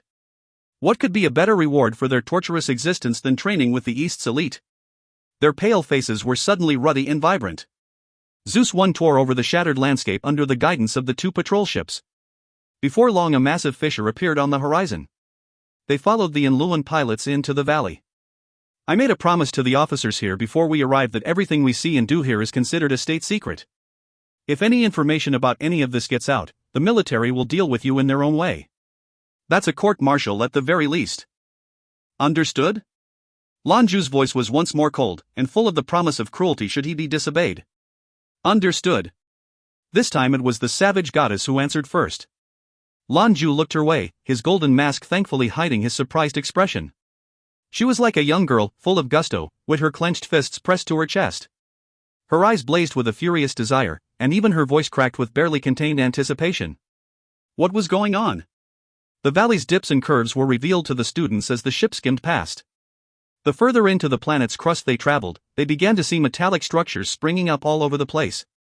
It almost looked like this entire planet had been converted into a makeshift bastion ship. As they entered the base, they lost their line of sight to landmarkers. They no longer were able to differentiate location or structure, and they didn't know if they were facing east or west. Thankfully the small ships on either side lead them to a small landing strip. Zeus 1 touched down there. Remove your harnesses and disembark. Lan Jue commanded. The accountant rose along with the others. This was a wonderful vacation, as far as he was concerned. Piloting this magnificent ship was always a treat. It satisfied a craving to bring them here, and the accountant was well satisfied with the boat's performance. The violently vomiting students may have also contributed to his enjoyment. As the students and teachers of the NEU exited the airship, they were greeted with the smart ranks of a military welcoming party. There were 10 in all, clad in immaculate black military uniforms. They were tall, strong, and looked straight ahead as though they were made of stone. They looked calm, but closer inspection revealed the icy poise of a warrior. Each of them bore 5 golden stars on the armband tacked to their left arm. This was the symbol for the Eastern Alliance 1. Their right arm bore a patch with a dragon embroidered in blood red. The East called itself descendants of the ancient Chinese bloodlines. This badge was a nod to those olden days, and was known as the mark of blood and iron. Only the greatest of Luan's soldiers were permitted to wear it. It wasn't just some meaningless honorific either. It was a token of heroic achievement, and the dream of every young fighter. All of the students present were students of mecha combat, and were well familiar with the tales of these soldiers. They knew what it took to earn that badge. It was also the first time they'd ever seen it in person. They looked back as the contingent of living legends welcomed them to their home. One such legend told of an Eastern government representative who was giving a speech during some public activity. Someone ran up and interrupted what he was saying, and begged that he postpone the rest for fear the crowds would become dangerous. The man's bodyguards rushed forward to bar his way, but then the stranger pulled out one of these badges. The senator, upon seeing the mark, immediately stopped his speech. He commanded his entourage and the local venue workers to disperse the crowd. He ended up giving the rest of his speech through another medium. As his speech concluded, before the entire audience, the official bowed to the young man who made his concerns known. This senator would become our chairman, Zhou Qianlin. That soldier would die in battle 3 years later. The mark of blood and iron was an accolade, awarded to the best the Iron Army had to offer. It remains there so long as they remain in active service here on Enluan. When they leave, the badge is returned. It was an honor that simply defied explanation.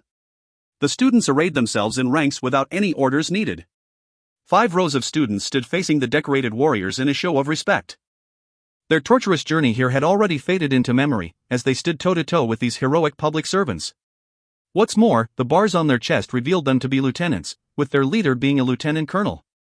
Lan Jue separated himself from his charges and stood before the gathered soldiers. He snapped to attention, and gave them a sharp military salute. The unit commander stepped forward and mirrored the greeting. The sounds and smells of metal flowed around him. Gao Lei, battalion commander of the 1st Enluan Independent Mecha Pilot Corps. Lei Feng, drillmaster for the National Eastern University's Advanced Robotic Combat Training Regimen. Lan Jue returned. We have the honor of representing Vice Admiral Lan Qing in welcoming you to Enluan, Drillmaster Lei Feng. Please contact me directly if you need anything. Lan Jue nodded his head. Thank you very much. Gao Lei nodded back. If you would please follow me, we'll take you to your bunks. The commander turned and strode off without any change of expression. The 10 soldiers who brought with him turned as one unit, and followed on his heels in perfect formation. They looked like a crack mecha battalion, like they were machines themselves. Their unyielding presence was almost oppressive. Lan Jue followed, with the accountant, Nika and Xiuxiu just behind. Tan Lingyun and Wang Hongyuan led the students forward. The savage goddess tried to look in every direction at once. The look on her face was in stunning contrast to normal, so it was a good thing the mask covered it. She looked like she was in love. One, modeled, I'm sure, after the 5 golden stars of the Chinese flag. If you find any errors, ads pop up, ads redirect, broken links, non-standard content, etc., please let us know. Report chapter so we can fix it as soon as possible. Chapter 296, The Brothers Meet. Chapter 296, The Brothers Meet. These were real men. Tan Lingyun's heart was full of admiration for the young soldiers. At the same time, a face swam up to the forefront of her memory, a face she'd never actually met. However, she'd lost count of how many times it appeared when she closed her eyes. Gao Lei led them to their quarters, which were nicer than expected. In fact, they were nicer than the NEU dorms as well. Though only around 8 square meters, each student had their own room.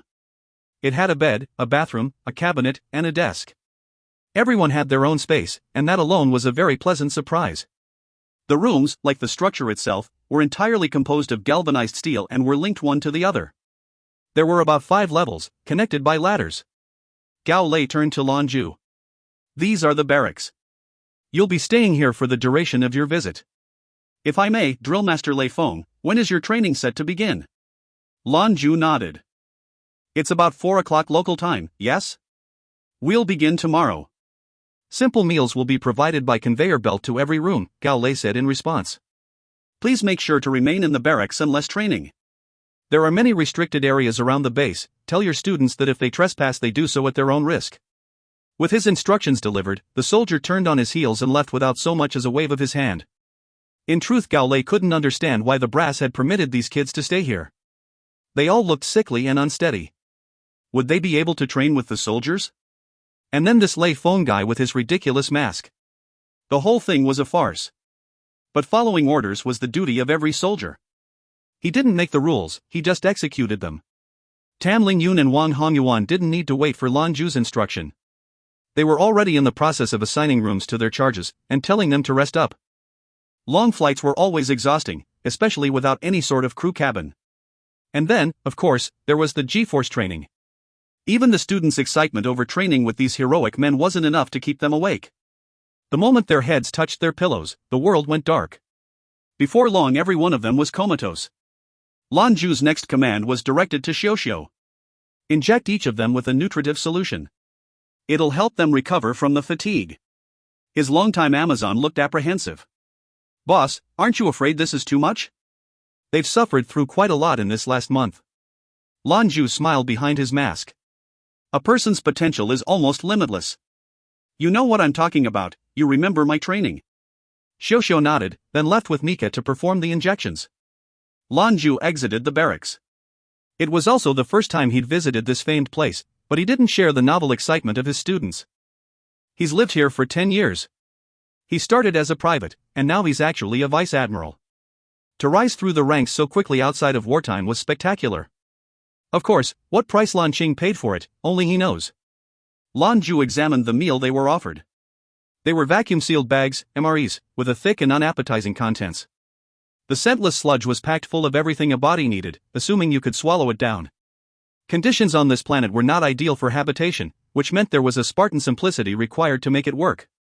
Life here wasn't only war and preparation, but it was still more than most could suffer. The moment Lan Jue stepped out from the barracks, 2 soldiers blocked his path. Laser rifles were raised and trained on him. You are not permitted to leave the barracks without orders, the soldier on the left nearly growled. Lan Jue nodded, but did not move. I'm waiting for someone, nut. The 2 men lowered their weapons, and returned to their watch. They were like statues, standing in resolute silence on either side of the door. Lan Jue remained as well, with similar posture to the young soldiers. Silence prevailed as the drill master waited. The soldiers paid him no mind in the beginning. But as time passed, and no one came, they began to grow curious. Half an hour crawled by. Life on Enluan was exceedingly lonesome.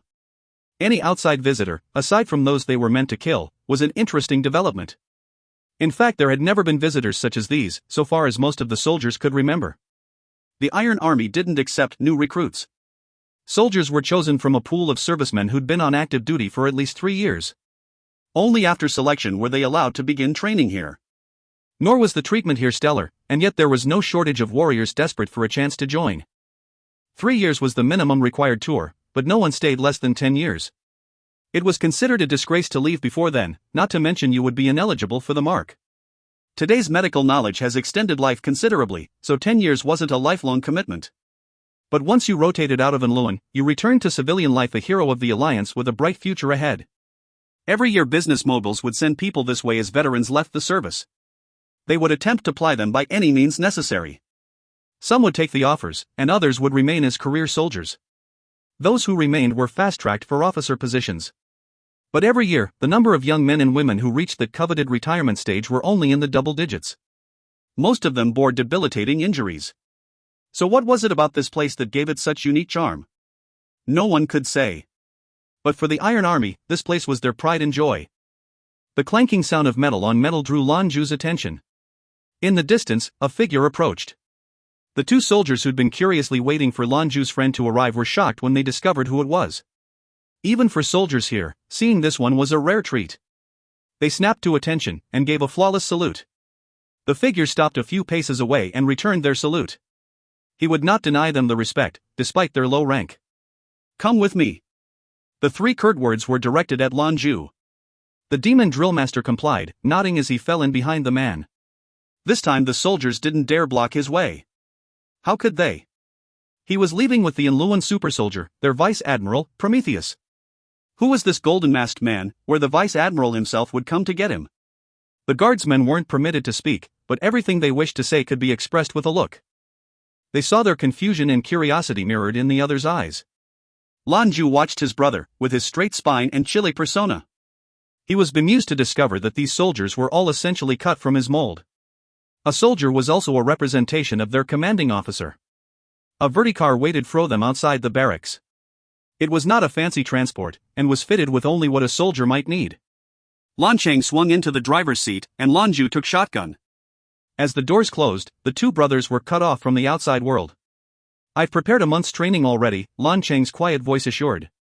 Lan Jue nodded, looking over his uniformed older brother. He didn't know why, but suddenly he felt a wave of sadness pass through him. Lan Qing, perhaps sensing the emotive change in his sibling, looked his way. Have you spoken with that one from Skyfire Avenue? Lan Jue knew his brother was referring to Thunderclap, known to the denizens of the avenue as the driver.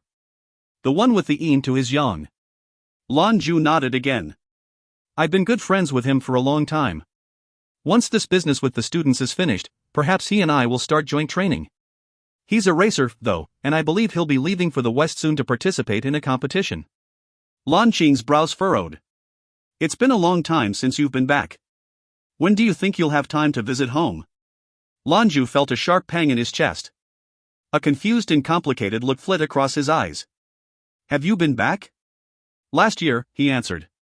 Dad's doing well. Lan Jue opened his mouth, but hesitated a moment before speaking. Did he mention me? Lan Qing shook his head. I tried to. I saw disappointment in his eyes. I actually called him not long ago and let him know what was going on with you. He didn't answer. Lan Jue reacted by sputtering a bitter laugh. Really? I'm a disappointment. Lan Chang let the silence hang in the car for a moment. You should go visit. Lan Jue only nodded. So if these guys do well enough in your training course, brother, do you think there's a chance for them to join the Iron Army? Lan Jue asked. Lan Qing shook his head without giving it too much thought. No. We can't buck tradition. If they want to come to Enluan, they need the requisite service experience. Then there are all the assessments and tests. Anyway, do you think these kids are actually interested in being soldiers? Lan Jue was silent for a moment. I can't say if they want it, but I can sense the tenacity in them. The things I've put them through can't be much different than what you do here.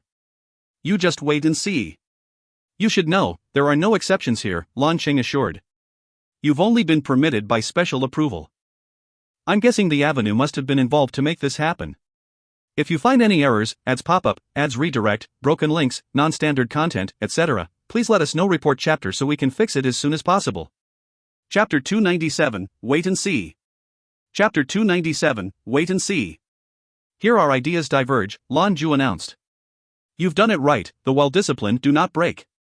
But don't forget what the clairvoyant told us, we will face a cataclysm, one that'll threaten all of humanity.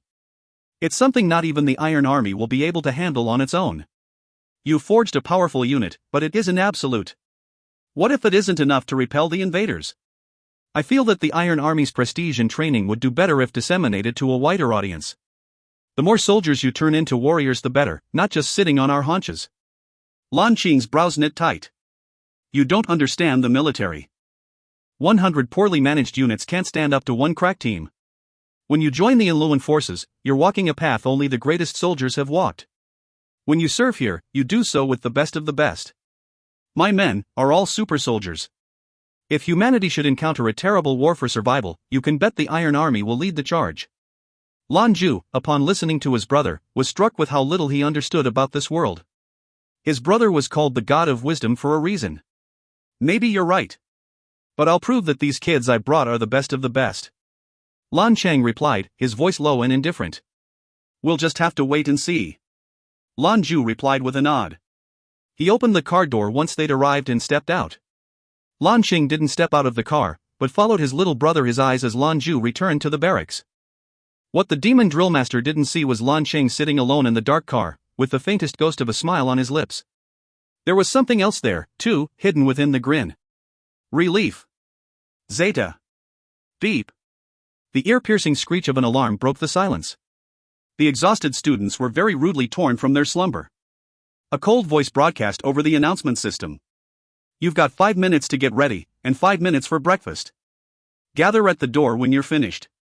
Their brains still sluggish with the fog of sleep, the students began to mill about and prepare. But as they did, they noticed that the voice didn't belong to their normal tormentor. Luckily, the previous month of training had prepared them for this sort of life. Many were somewhat surprised to discover that they were fresh and ready to go after last night's recovery. They felt ready to take on whatever Enluan had for them.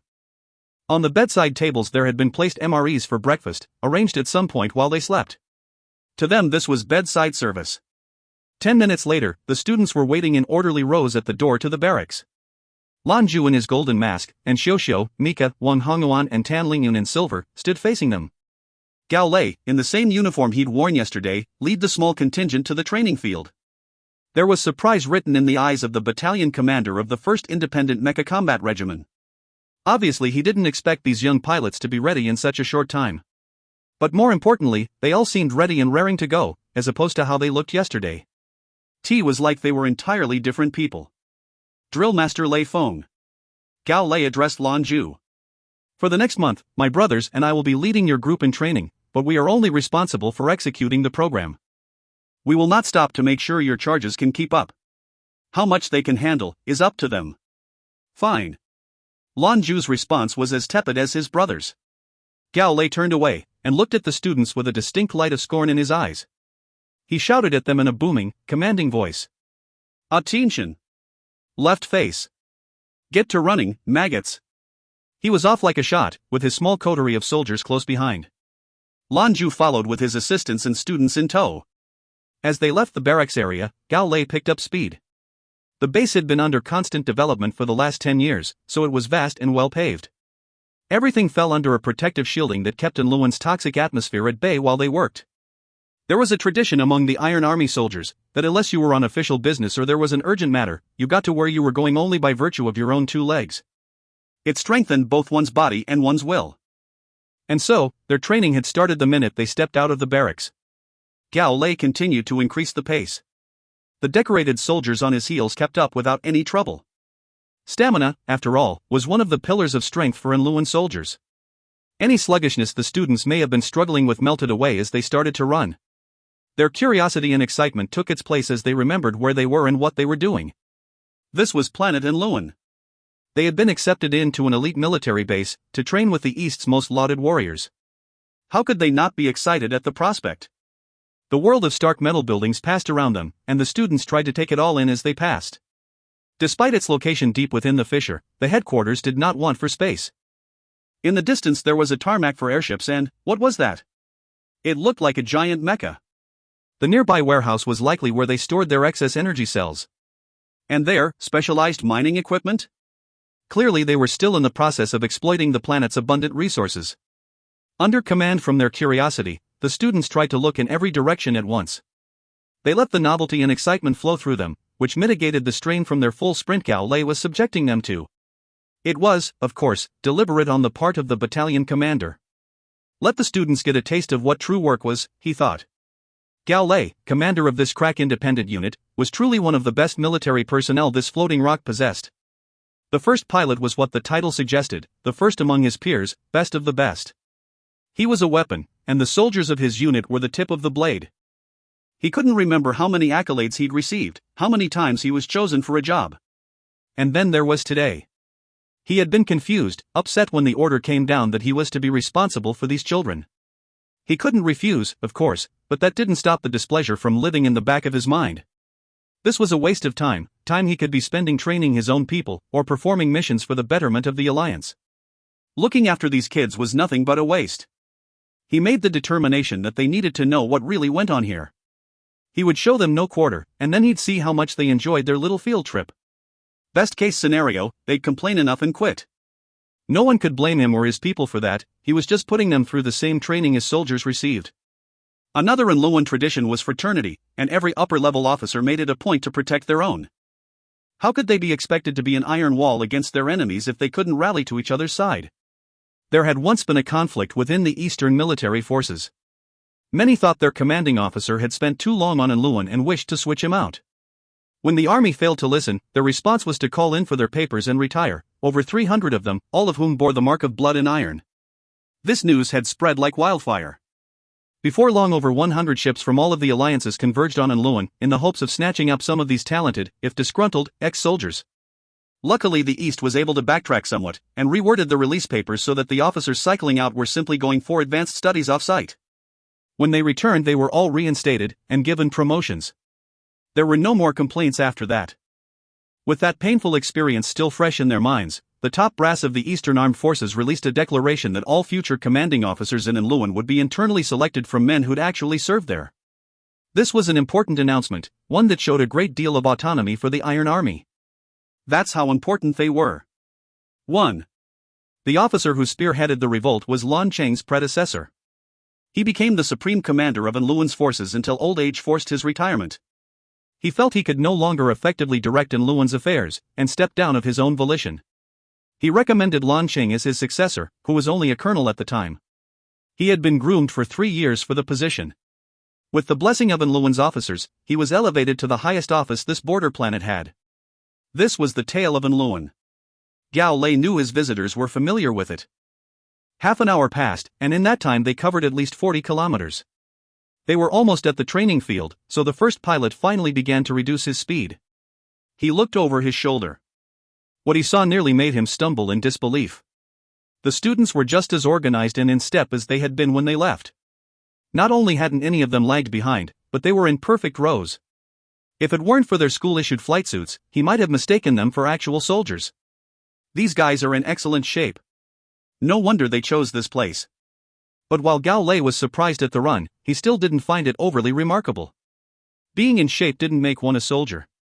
The training area was a large, flat field that was separated into numerous sections. The one thing missing, the students noticed, were sim pods. The field was surrounded by several towering warehouses, each delineated by a large sign. Gao Lei brought them to the center of the training area, where they stopped to catch their breath. In accordance with our military orders, we've arranged a training program for you. It will be modulated by your capabilities. What this means is that you will progress through the course only if you are able to paw the early portions. Today, it's running. Our little jog here was a warm-up. 10 circles, do that in a reasonable time, and we can move on. The field was massive, with one circle being easily 10 kilometers. He was asking for 100 kilometers from these kids. Why so little? Is the Enluan training program really this easy? None of the students could actually say what they were thinking, though. 1. I'm not sure if the author intended this, but this small aside bears interesting parallels with the Tiananmen riots. The chairman at the time, Deng Xiaoping, was trying to consolidate power after the train wreck that was Mao Zedong's final years as overlord. To do so, it's reputed that he had to make nice with the army. This afforded them with a daunting amount of power, so much that Deng couldn't effectively contain them. When the democratic protests erupted, Deng was forced to rely on the military again, who responded in tragic, exceedingly violent fashion. The army was too important for Deng to ignore or weaken, so he had to let them do their thing. It resulted in tragedy. At least, this is how I understand it / was told. If anyone knows a different story, share in the comments. Sources are even better. If you find any errors, ads pop up, ads redirect, broken links, non-standard content, etc., please let us know. Report chapter so we can fix it as soon as possible. Chapter 298, Manifest Excellence. Chapter 298, Manifest Excellence. Training at West Hill was much harder than this. The students exchanged glances, some actually beginning to suspect they weren't being taken seriously. No holding back. Lan Jue's harsh voice sent a shiver down their spine. They snapped to attention, with the stark reminder that there was no relaxing when the demon drillmaster was watching. Gao Lei followed on the golden masked man's heels. Go! Lan Jue did not remain to observe like the first pilot. Instead, he led the group, with his assistants fanning out behind. The demon drillmaster would train as well? The young pilots were stunned to discover that he was, but they knew it only meant they had to work harder. They had better keep up, because the consequence for falling behind would likely be dire. Gao Lei languidly swung to meet the gaze of a soldier standing nearby. Double the gravity, he ordered. Sir! The soldier snapped to attention before darting off to do so. Upon seeing their drillmaster move to the front of the fine, the students were filled with an inexplicable happiness. So far, compared to the torment they'd suffered on Skyfire, this was paradise. Running was an afterthought now. They were adepts, with disciplines that fed strength to their bodies. After their first month of training in the medicine baths, it was hard to gauge just how much they'd improved, but it was more than just significant. If what they were seeing was the gist of it, this Enluan training would be a vacation. A few minutes into their first kilometer, something seemed off. Their legs were heavy, like they were drained. There was no agility in them. Double gravity, Lan Jue shouted to the others. Maintain pace. Double gravity? Sure enough, the training wouldn't be as easy as it seemed. At least they were prepared for the unexpected, after last month's experiences. Their pace remained lockstep, if a mite slower. They never broke rank. Really? Now, Gao Lei really was stunned. Even specially selected soldiers doing their first run here had trouble with sudden shifts in gravity. Many of them tripped straight off. These kids' physical fitness was quite a bit better than one would expect. They hardly reacted at all. Their first circle passed quickly and without incident. They moved like a single organism, with only the slightest of variations. Second lap passed much the same, then the third. With each completed circuit, the surprise in Gao Lei's eyes grew. He was beginning to understand why the COs were allowing these kids to train here. Of course, they'd have to be above average. In the next hour, they completed 7 laps without a dip in speed. The steady thump of feet were like a metronome. Sweating was inevitable, but Gao Lei couldn't see an ounce of fatigue in their faces. On the contrary, they were smiling. What was double gravity to them? It was hardly a warm-up. Pick up the pace, run at your peak. Their drillmaster's voice called back again, and in the next second he was off like a shot down the track. His 4 assistants were right in his tailwind. Peak. The students audibly groaned. The pace they'd been running was just above comfortable. Now there was no more playing around. The first to break into full sprint was Tang Mi. Her pent-up rage and frustration were too much. The second she heard the order to go all out, she exploded like a hurricane. She stretched out her long legs to break ahead of the pack, plowing through toward the drillmaster. Before the dust of her passing could settle, the others were on her heels. Deng Yang, Tang Xiao, Jin Tao, and the rest didn't hold back. Tang Xiao had the worst of it. His weight and the increased gravity conspired to make this doubly difficult. The students flailed and kicked as they fought to keep up. They were racing at twice the speed they just maintained. The soldiers at Gao Lei's side watched with surprise. Since when were college students so fierce? They sure ran like soldiers. Lan Jue completed the run, coming to a stop before the first pilot. He didn't breath heavy, nor was his face red. He regarded Gao Lei with a calm expression. Commander Gao, we're ready for the next exercise. I imagine we can complete at least one more before lunch. Gao Lei's expression didn't change, nor did the look in his eye. What did this mean? Fitness wasn't everything. The students quickly put away the remaining laps. Though out of breath when crossing the finish line, they didn't seem all that drained. Even the stragglers were in good shape. Alright, you guys finished the first exercise very nicely. Next we'll work on your stamina and defense. We're going to pair you up with the soldiers behind me in a bare fist fight. Your job is to not get punched in the face. If you give up, you're out of the program. 3 minutes in the minimum to pass. Let's get going. Defense, A. Can we hit back? Several dozen wide eyes looked in disbelief at the speaker. Jin Tao's seriously expression met their gaze. Hit back? Gao Lei sputtered in laughter. Of course. If you think you got the stones for it, go ahead. Tell you what, if anyone lands a blow on one of my soldiers, you'll get honored. Lan Jue, standing at Gao Lei's side, added, no disciplines. Gao Lei shot him a glance. All right. Upon hearing their drillmaster's words, the students' faces fell, because they knew it had been directed towards them. The battalion commander, however, didn't seem to get it. Gao Lei continued. Give me 10 groups. Prepare to fight. The Iron Army soldiers fanned out, as did the students under the Savage Goddess direction. The women were all placed together in one group. Jin Tao was first in line, head of the first group. He visibly twitched in excitement. Tang Xiao was also first in his group, and stood abreast to Jin Tao. The two disciples eyed each other sideways with fervent, defiant glances. Clearly this was to be a competition. Who was going to last the longest? Tang Mi stood at the head of the female group. She was clearly the strongest of the group in battle prowess. Their soldier training partner was also female. There were decidedly few women in the Iron Army, but those who met the criteria were certainly something to behold. They were vicious warrior princesses.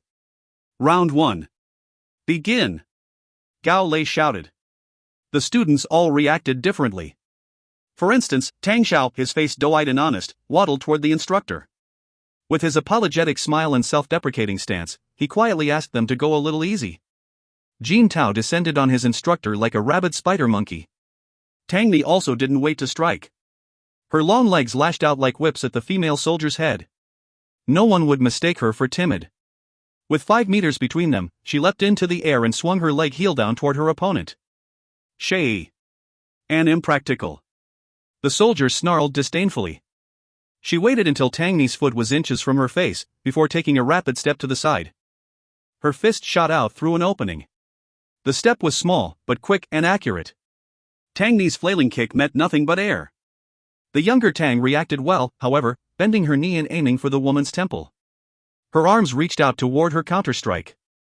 The soldier didn't change course, but did pick up speed. The moment her fist struck Tang Mi's palms, she could feel it vibrating. The force of her strike vibrated up into her arms, shivering her bones. She couldn't steady herself suspended in the air as she was, so she tumbled out of control. Her knee swung wide. The soldier's fist groped out in attempts to grab Tang Mi's ankle. She gripped it tight, and viciously pulled Tang Mi to the ground. The young pilot struck the floor at a full spin. Though smaller than Tang Mi by a head, this female soldier was at least twice as deadly. A startling aura of bloodthirst surrounded her, hung around her with a promise of violence. It rattled Tang Mi, for sure. Tang Zhao's sister curled in like a shrimp as the soldier's fist met her abdomen. There was no mercy, and Tang Mi felt as though her organs were all shifting around one another. She met the floor again with a crunch. The soldier stood over her, foot raised. With a grunt, she brought it crashing down toward her head. Tang Mi managed to lift her arms up just in time to block her foot. She was knocked back several meters, but she hardly felt it through the gray haze that hung over her mind. Seeing their fellow students so assailed, the girls were stunned and frightened. She was lauded as the best fighter, and she was put down in 3 hits. This soldier was terrifying. Vicious, callous, and not the least bit showy. This was clearly her style, and it was frighteningly effective. Similar scenes repeated themselves among all the other groups. These kids hadn't the ghost of a chance against these hardened warriors. One after the other they were put down. And yet there were no cries for mercy, either because they didn't wish to be disgraced, or because they'd already had the sense knocked out of them. There were, of course, exceptions. Jin Tao and Tang Xiao, for instance. Jin Tao had been on his enemy from the beginning. His attacks were anything but refined. After all, he'd never studied combat, but what they lacked in polish they more than made up for in pure mad ferocity. He swung his fists at the defending soldier like a crazed cheetah. The soldier dodged and juked quick as lightning, then, kicking out with his leg, tried to sweep the crazy little bastard. Only Tang Xiao rolled free just in time. He wasted not a second, and went right for the soldier's throat once again. Tang Xiao, on the other hand, circles his enemy with wide lumbering steps. His hands are raised and would occasionally lash creep out like he was looking for an opening. Of course, the foxy bastard was just trying to buy time. They said 3 minutes, right? The contempt in his opponent's eyes was thick and fierce. With a roar of frustration, he rushed Tang Xiao head on. If you find any errors, ads pop up, ads redirect, broken links, non-standard content, etc., please let us know. Report chapter so we can fix it as soon as possible. Chapter 299, Tang Xiao breaks out. Chapter 299, Tang Xiao breaks out. At that very moment, Tang Xiao saw his sister about to get her head stomped in.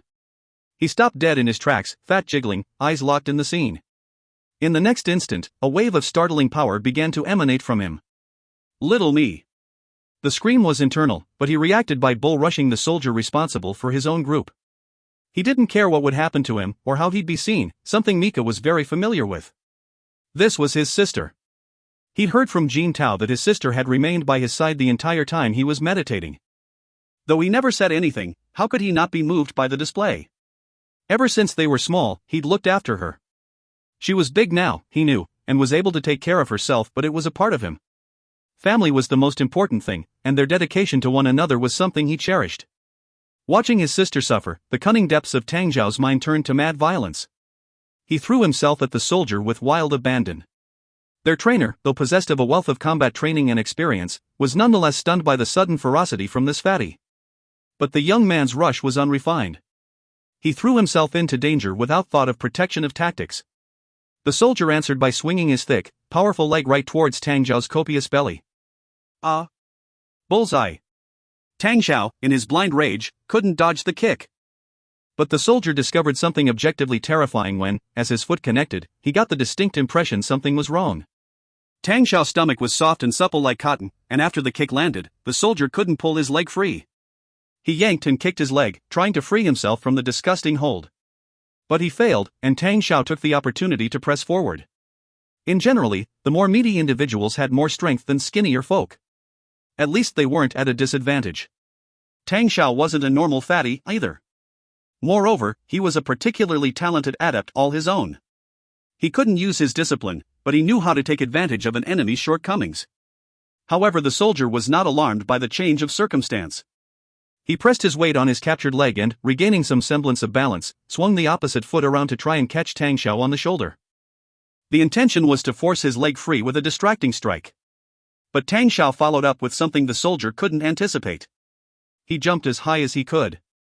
Despite his girth, he got some considerable height on the leap. With his opponent's leg caught, Tang Xiao managed to spin in the air until the soldier was point right toward the floor, positioned to break the young pilot's landing. His doughy belly toughened up and keep a vice-like hold on the leg.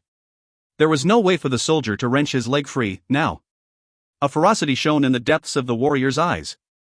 In the blink of an eye there was a knife in his right hand, pulled free from a pocket on his uniform pants. Ah! The pained scream pierced through the air, hanging over the field. Wasn't this a bare-handed fight? What was he doing with a weapon? The thought raced through the heads of onlooking students as the soldier sought to extricate himself from this awkward situation. Tang Xiao prepared to discipline toward the inevitable stabbing. But much to his surprise, the soldier swept his dagger down toward his own ankle. There was no hesitation. Even though this was training, the soldier was about to cut off his own foot for battlefield supremacy. Enough! A figure appeared suddenly from the corner of their eyes. With lightning-fast speed, the newcomer grabbed the soldier's arm before the strike could land. In the same motion he guided their fall so they could land safely. Gao Lei looked over the two of them. He fixed Tang Xiao with his gaze, something strange in their depths. "You win," he said. "Well done." Tang Xiao relaxed his stomach and allowed the soldier to pull himself free. But he didn't care about the result, his eyes were already searching for his sister. The losing soldier's face was a mask of rage and disappointment. After he regained his feet, Gao Lei responded by viciously kneeing him in the gut. The soldier fell to a knee with a pained groan. "You underestimated the enemy.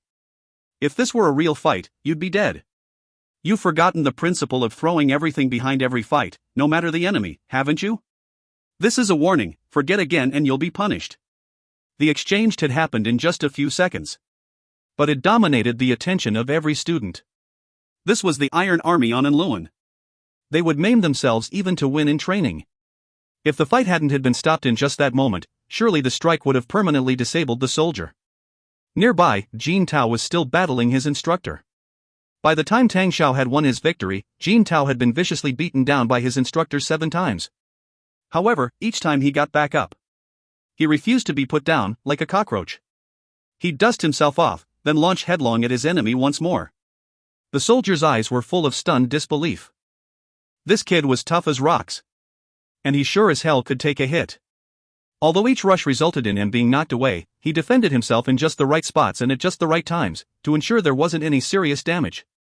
This was training, after all, and the soldier wasn't interested in killing his charge. What's more, it took him longer and longer each time to repel the psychotic student. Gao Lei stood not far off, watching carefully. Combat was an excellent display of ability. Power, speed, psychology, reaction speed, everything came out when the fists started flying. Even people with the same skills and strength could see vast differences in combat results if you considered their willpower. And those were only a few criteria. The longer he watched, the more surprised Gao Lei became. These kids were much, much different than he'd expected. Not only were they physically primed, but they had a tenacity that was practically inhuman. Since the fight started, no one has cried for help, or given up. Even in the military, this was something else. Tang Mi passed out, Tang Xiao went berserk. The students were like rabid animals, with a ferocity that was hard to explain. Their basic abilities were also quite good, considering. They were also strong and desperate. The soldiers couldn't kill them, so they sought to thoroughly rout these kids instead. However, they were finding it very difficult to do so. The fights took longer and longer. Even the elite soldiers they poached from other units couldn't perform at this level. Gao Lei's disdain had slowly begun to melt away as he watched them perform. He couldn't help but nod in silent appreciation. They were all exceptional talents, with a wealth of potential. And they were young. The Vice Admiral was right, these kids deserved to be here. With time, every one of them could be part of the Iron Army. Every student fought until they passed out. Not a single one gave up. To them, this beating really wasn't that bad. They rose to their feet, dusted themselves off, and went in again. Over and over. After all, compared to boiling water and a dozen metal rods and bioelectric lightning storms, what was a few gut punches? Jin Tao was a special case. The kid was a freak. While the other soldiers had nearly finished with their groups, these two were still at it. The soldier was drenched in sweat, and his breath was coming ragged. Jin Tao's face only revealed excitement. They were already past the 10-minute mark. In the end, Gao Lei could do nothing for it but give the kid his well-deserved honors. He had other training courses to get to, and at this point the kid had so thoroughly embarrassed his soldier that he had shown his worth tenfold. Lan Jue watched in silence, never moving. Until Zhou Qianlin fainted. Qianlin was the final one in her group to fight. When it was her turn, Tan Lingyun had quietly approached Lan Jue, expressing concerns that she was no combat student. Lan Jue shook his head, and told her that this was Qianlin's choice. She had made the decision to be here, she had earned it. And she really didn't have any combat ability to speak of. What did have, was an expected calm. Her tiny arms darted here and there to ward off the attacker's strikes. She was knocked out in under a minute, but when looking at her from the perspective of a civilian, it was an impressive feat. But when she ultimately hit the floor, Lan Jue couldn't stop his hands from curling into fists. The process was done in about half an hour. 17 of the 50 students had managed to pass muster. They had all made it at least 3 minutes. Although this was less than a third of the participants, Gao Lei no longer looked at them like pain-in-the-ass kids. Even those who hadn't passed needed only slight adjustments to make it the next time. Drillmaster, would you and your assistants be needing this training as well? The first pilot turned to regard Lan Jue, who'd been silent through the whole thing. Lan Jue turned his masked face toward the soldier. Would the commander mind showing me a few things? A light shone in Gao Lei's eyes. All right, he said. Excellent. Lan Jue nodded his head in satisfaction, then walked to the center of the training field. Most of the students had come to already. All eyes were now on Lan Jue and Gao Lei. Their brief exchange had not been quiet, after all, so they all knew what was about to happen. So now they would get to watch their demon drillmaster at the first pilot of Enluan have at it. They forgot all about their aches and pains.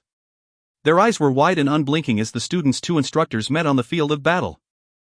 The memory of their drillmaster's tyrannical victory in his saber mech was still fresh in their minds, but they didn't know how he was in actual fistfight. Grappling and mecha combat had many fundamental differences. Would he be able to stand up to this battle-hardened commander? Lan Jue walked to the center of the training field before turning back to face Gao Lei. We go until someone taps out? Gao Lei nodded. As you like. Let's do it, Lan Jue returned. Gao Lei's face curled into a frown. Feel free to start us off. Although he didn't say it straight, his meaning was clear. He doubted Lan Jue had any chance at all if Gao Lei were allowed to start the fight. Lan Jue said nothing further. He simply stepped forward and, with terrifying speed, whipped his back leg at Gao Lei's rib cage. If you find any errors, ads pop up, ads redirect, broken links, non-standard content, etc., please let us know. Report chapter so we can fix it as soon as possible. Chapter 300, The Man in the Green Mask. Chapter 300, The Man in the Green Mask. A twinkle appeared in Gao Lei's eye. He took a step to the side, then forward so that he was inside Lan Jue's leg, effectively negating the strike. It was the same reaction the female instructor had used in avoiding Tangni's attack. Likely something universal in their training. However, he changed it up a little. After moving in, Gao Lei twisted on his heel and threw both arms up front of him. Bang! Gao Lei flew off like a cannonball. He hit the ground and skid a good dozen meters before scrambling back onto his feet. The gathered soldiers suddenly paid much closer attention. Their first pilot was unceremoniously smoked by this masked stranger. What was going on? Gao Lei's combat prowess was well known among his soldiers, even going so far as earning him the title, the Tiger of Enluan. He's passed every training with accolades, and earned nearly every military commendation on offer. Years of military service have honed him into a weapon of war. And yet, he was trounced by this strange professor. Was he really that strong, to send their illustrious commander flying? There was an expression of appreciation in Lan Jue's eyes, that twinkled from behind the golden mask. His reaction time was fast, and his determination swift and correct. In the blink of an eye he'd determined Lan Jue's kick to be uncontrolled, and swept in close to take advantage. He was also able to judge Lan Jue's power by the strength of the kick. By what he saw, the drillmaster was no weakling. So, seeing that he couldn't avoid or negate the strike, he threw his hands up to block it. The resulting blow caused him to tumble away, but he'd taken no damage from the trade. All right. Gao Lei growled, but not in pain from the strike. A violet light shone in his eyes as he raced forward to re-engage. His right hand slashed out with the flat part of his palm cutting through the air like a blade. He was aiming right for the center of the drillmaster's chest. His movements were precise, and lacked any hesitation. His whole body moved like it was a perfectly cohesive unit, prepared for anything. Lan Jue watched him come. He didn't move, and made no effort to prepare for the attack. His eyes followed Gao Lei's hand as it chopped through the air and, as it drew within a few scant inches of Lan Jue's chest, the drill master lashed out with a lightning-fast punch toward the first pilot. Gao Lei's hand made contact. However, as his chopping attack finally hit the drill master, he felt a powerful vibration. His whole body began to shudder, and just then Lan Jue's fist found its mark. The punch caught Gao Lei in his left shoulder. But when the strike hit, Lan Jue felt Gao Lei's shoulder move, like it was dislocated. The pilot swung his left shoulder back, and Lan Jue's strike brushed along his opponent's side. Once more Gao Lei's hand chopped at Lan Jue, aiming now for his carotid artery. In the same motion his knee bent, and lashed out at his opponent's legs to catch him off balance. Lan Jue's left hand hung down to block the knee, while his upper body twisted sideways and down. This helped him avoid Gao Lei's chop while simultaneously knocking the knee aside. These close-quarters encounters were brief, but fierce. Gusts of air swept past the onlookers as the two collided. In truth, neither were supposed to use their disciplines. But this wasn't a friendly sparring session. It would more accurately be described as a deathmatch. The students and soldiers watched with rapt attention. This was a true meeting of two combat masters. And yet as they fought, the onlookers began to take note. Though they looked to be neck and neck, Lan Jue hadn't moved an inch from his starting location. Gao Lei had approached from every angle to try and get him to budge. He crashed against Lan Jue over and over like a relentless tide, while the drill master remained a steadfast solid cliff face. The stronger Gao Lei's attacks, the more severe the response from Lan Jue. The more vicious the offense, the stronger his defense. Gao Lei's reactions and fighting style were fascinating for the students. When comparing the two, their drill master's fighting style was simple and direct. He was like water, and reacted where needed. This ensured that Gao Lei didn't get an advantage. The advantage, in both speed and strength, lay with Lan Jue. The students were all talented pilots, and knew how to read a situation. It didn't take them long to discover why it was their drill master was in a better position. Strength, attack, speed, he was better in every category. Gao Lei had to strike in very precise areas to have any hope of landing a solid blow. He was also very careful not to suffer one of his opponent's attacks directly. Gao Lei was also using fundamental attack patterns, simple and straightforward. He was trying to make a point. With enough power, speed, and perception, it didn't matter how strong your opponent was or what style they used, you could beat it. And generally he'd be right. Gao Lei secretly battled a fear that was welling up in his chest. Facing off like this, he couldn't get but be reminded of when he first arrived on Enluan, and his first drill master. No matter how hard he tried, how hard he fought, his opponent was indomitable. The oppressive defense was so much he felt like he couldn't breathe. And the guy wasn't even using all of his power. Was he doing it on purpose? Gao Lei clenched his teeth. Already he'd thrown everything he had behind his attacks. He attacked from all angles, rotating around Lan Jue to find an opening. But, no matter how hard his strikes or from what direction, each one was negated by the drill master's defense. Total defense. This was Lan Jue's strategy. Gao Lei's hands and arms were red, and swollen from continuously beating against Lan Jue. He was only still going because his pride demanded it. I can't lose. I represent the Iron Army, the glory of Enluan. The fire in Gao Lei's eyes grew fierce and bright. None of the students admitted defeat, he thought. How could he? That would be unacceptable. Lan Jue nodded. All right, let's stop here, I think. Lan Jue brought one hand to rest at the small of his back, with his other reached forth. A strange power manifested afterward, with a traction force that grabbed Gao Lei and sent him spinning. The first pilot fought to regain control, but the harder he fought, the stronger this strange force became. When he hit the ground, it was a good 10 meters from Lan Jue's position. He tried to shoot to his feet for a counter-attack, but that power remained. He was forced to the floor a second time. Everyone looked on as Gao Lei was easily swept aside. Gao Lei's jaw was rigid, his face red. He scrambled angrily to his feet, glaring in unbridled rage. He had not given in. All right, Lei. A cold, indifferent voice interrupted. A man had appeared at some point, clad in the military fatigues of an Enluan soldier. He wore a green mask to hide his features, with two twinkling eyes that were trained on the instructors. The moment the soldiers saw him, they were in motion. Who was this man? How did he appear here so suddenly? Enluan soldiers didn't hide behind masks. They wanted to rush forward and wrestle the answers from this stranger, but Gao Lei's voice stopped them in their tracks. Stay your hand. The first pilot snapped to attention and gave the green-masked man a smart salute. Drill master. At ease. The masked man slowly walked closer. Gao Lei's anger was gone, replaced with respect and astonishment. Almost as though he'd arrived on cue, here was the man who trained Gao Lei when he first arrived. He was an idol to the young soldier. Drill Master Lei Feng. Allow me to offer my insight to you and your students. The man's voice was impossibly calm and quiet. Lan Jue narrowed his eyes, and the two exchanged a long look. After a moment, Lan Jue nodded. All right. The green-masked man looked over the gathered trainers. All together, then. Damn, was he this strong? The students were abuzz with the new development. Especially those who knew Lan Jue's power, Tang Xiaojin Tao, Qianlin and Han Yuan. Who did the green-masked man think he was? He was going to face their drill master and his assistants? Watching their demon drill master handle the first pilot had filled the students with a great deal of pride. Although the first month of training had seen them very cruelly tormented by this man, they nonetheless felt a profound sense of elation. Plus, someone other than them was facing the damn drill master's torment now. Very well. The assistant stared blankly at him, stunned he'd actually agreed. Then, he was on the offensive. In polar opposition to the last fight, the demon drill master was first to launch an attack. He was fast, appearing before the green-masked challenger in the blink of an eye. His right hand reached out to grab him by the shoulder. The man allowed Lan Jue to grab his shoulder. Then, with a rapid shake of his arm, the man was free. Lan Jue replied with a wild throw, which the challenger blocked head-on. The two collided in reckless assault. Bang! Lan Jue was pushed back 3 paces. The other rolled his shoulder, but wasn't budged.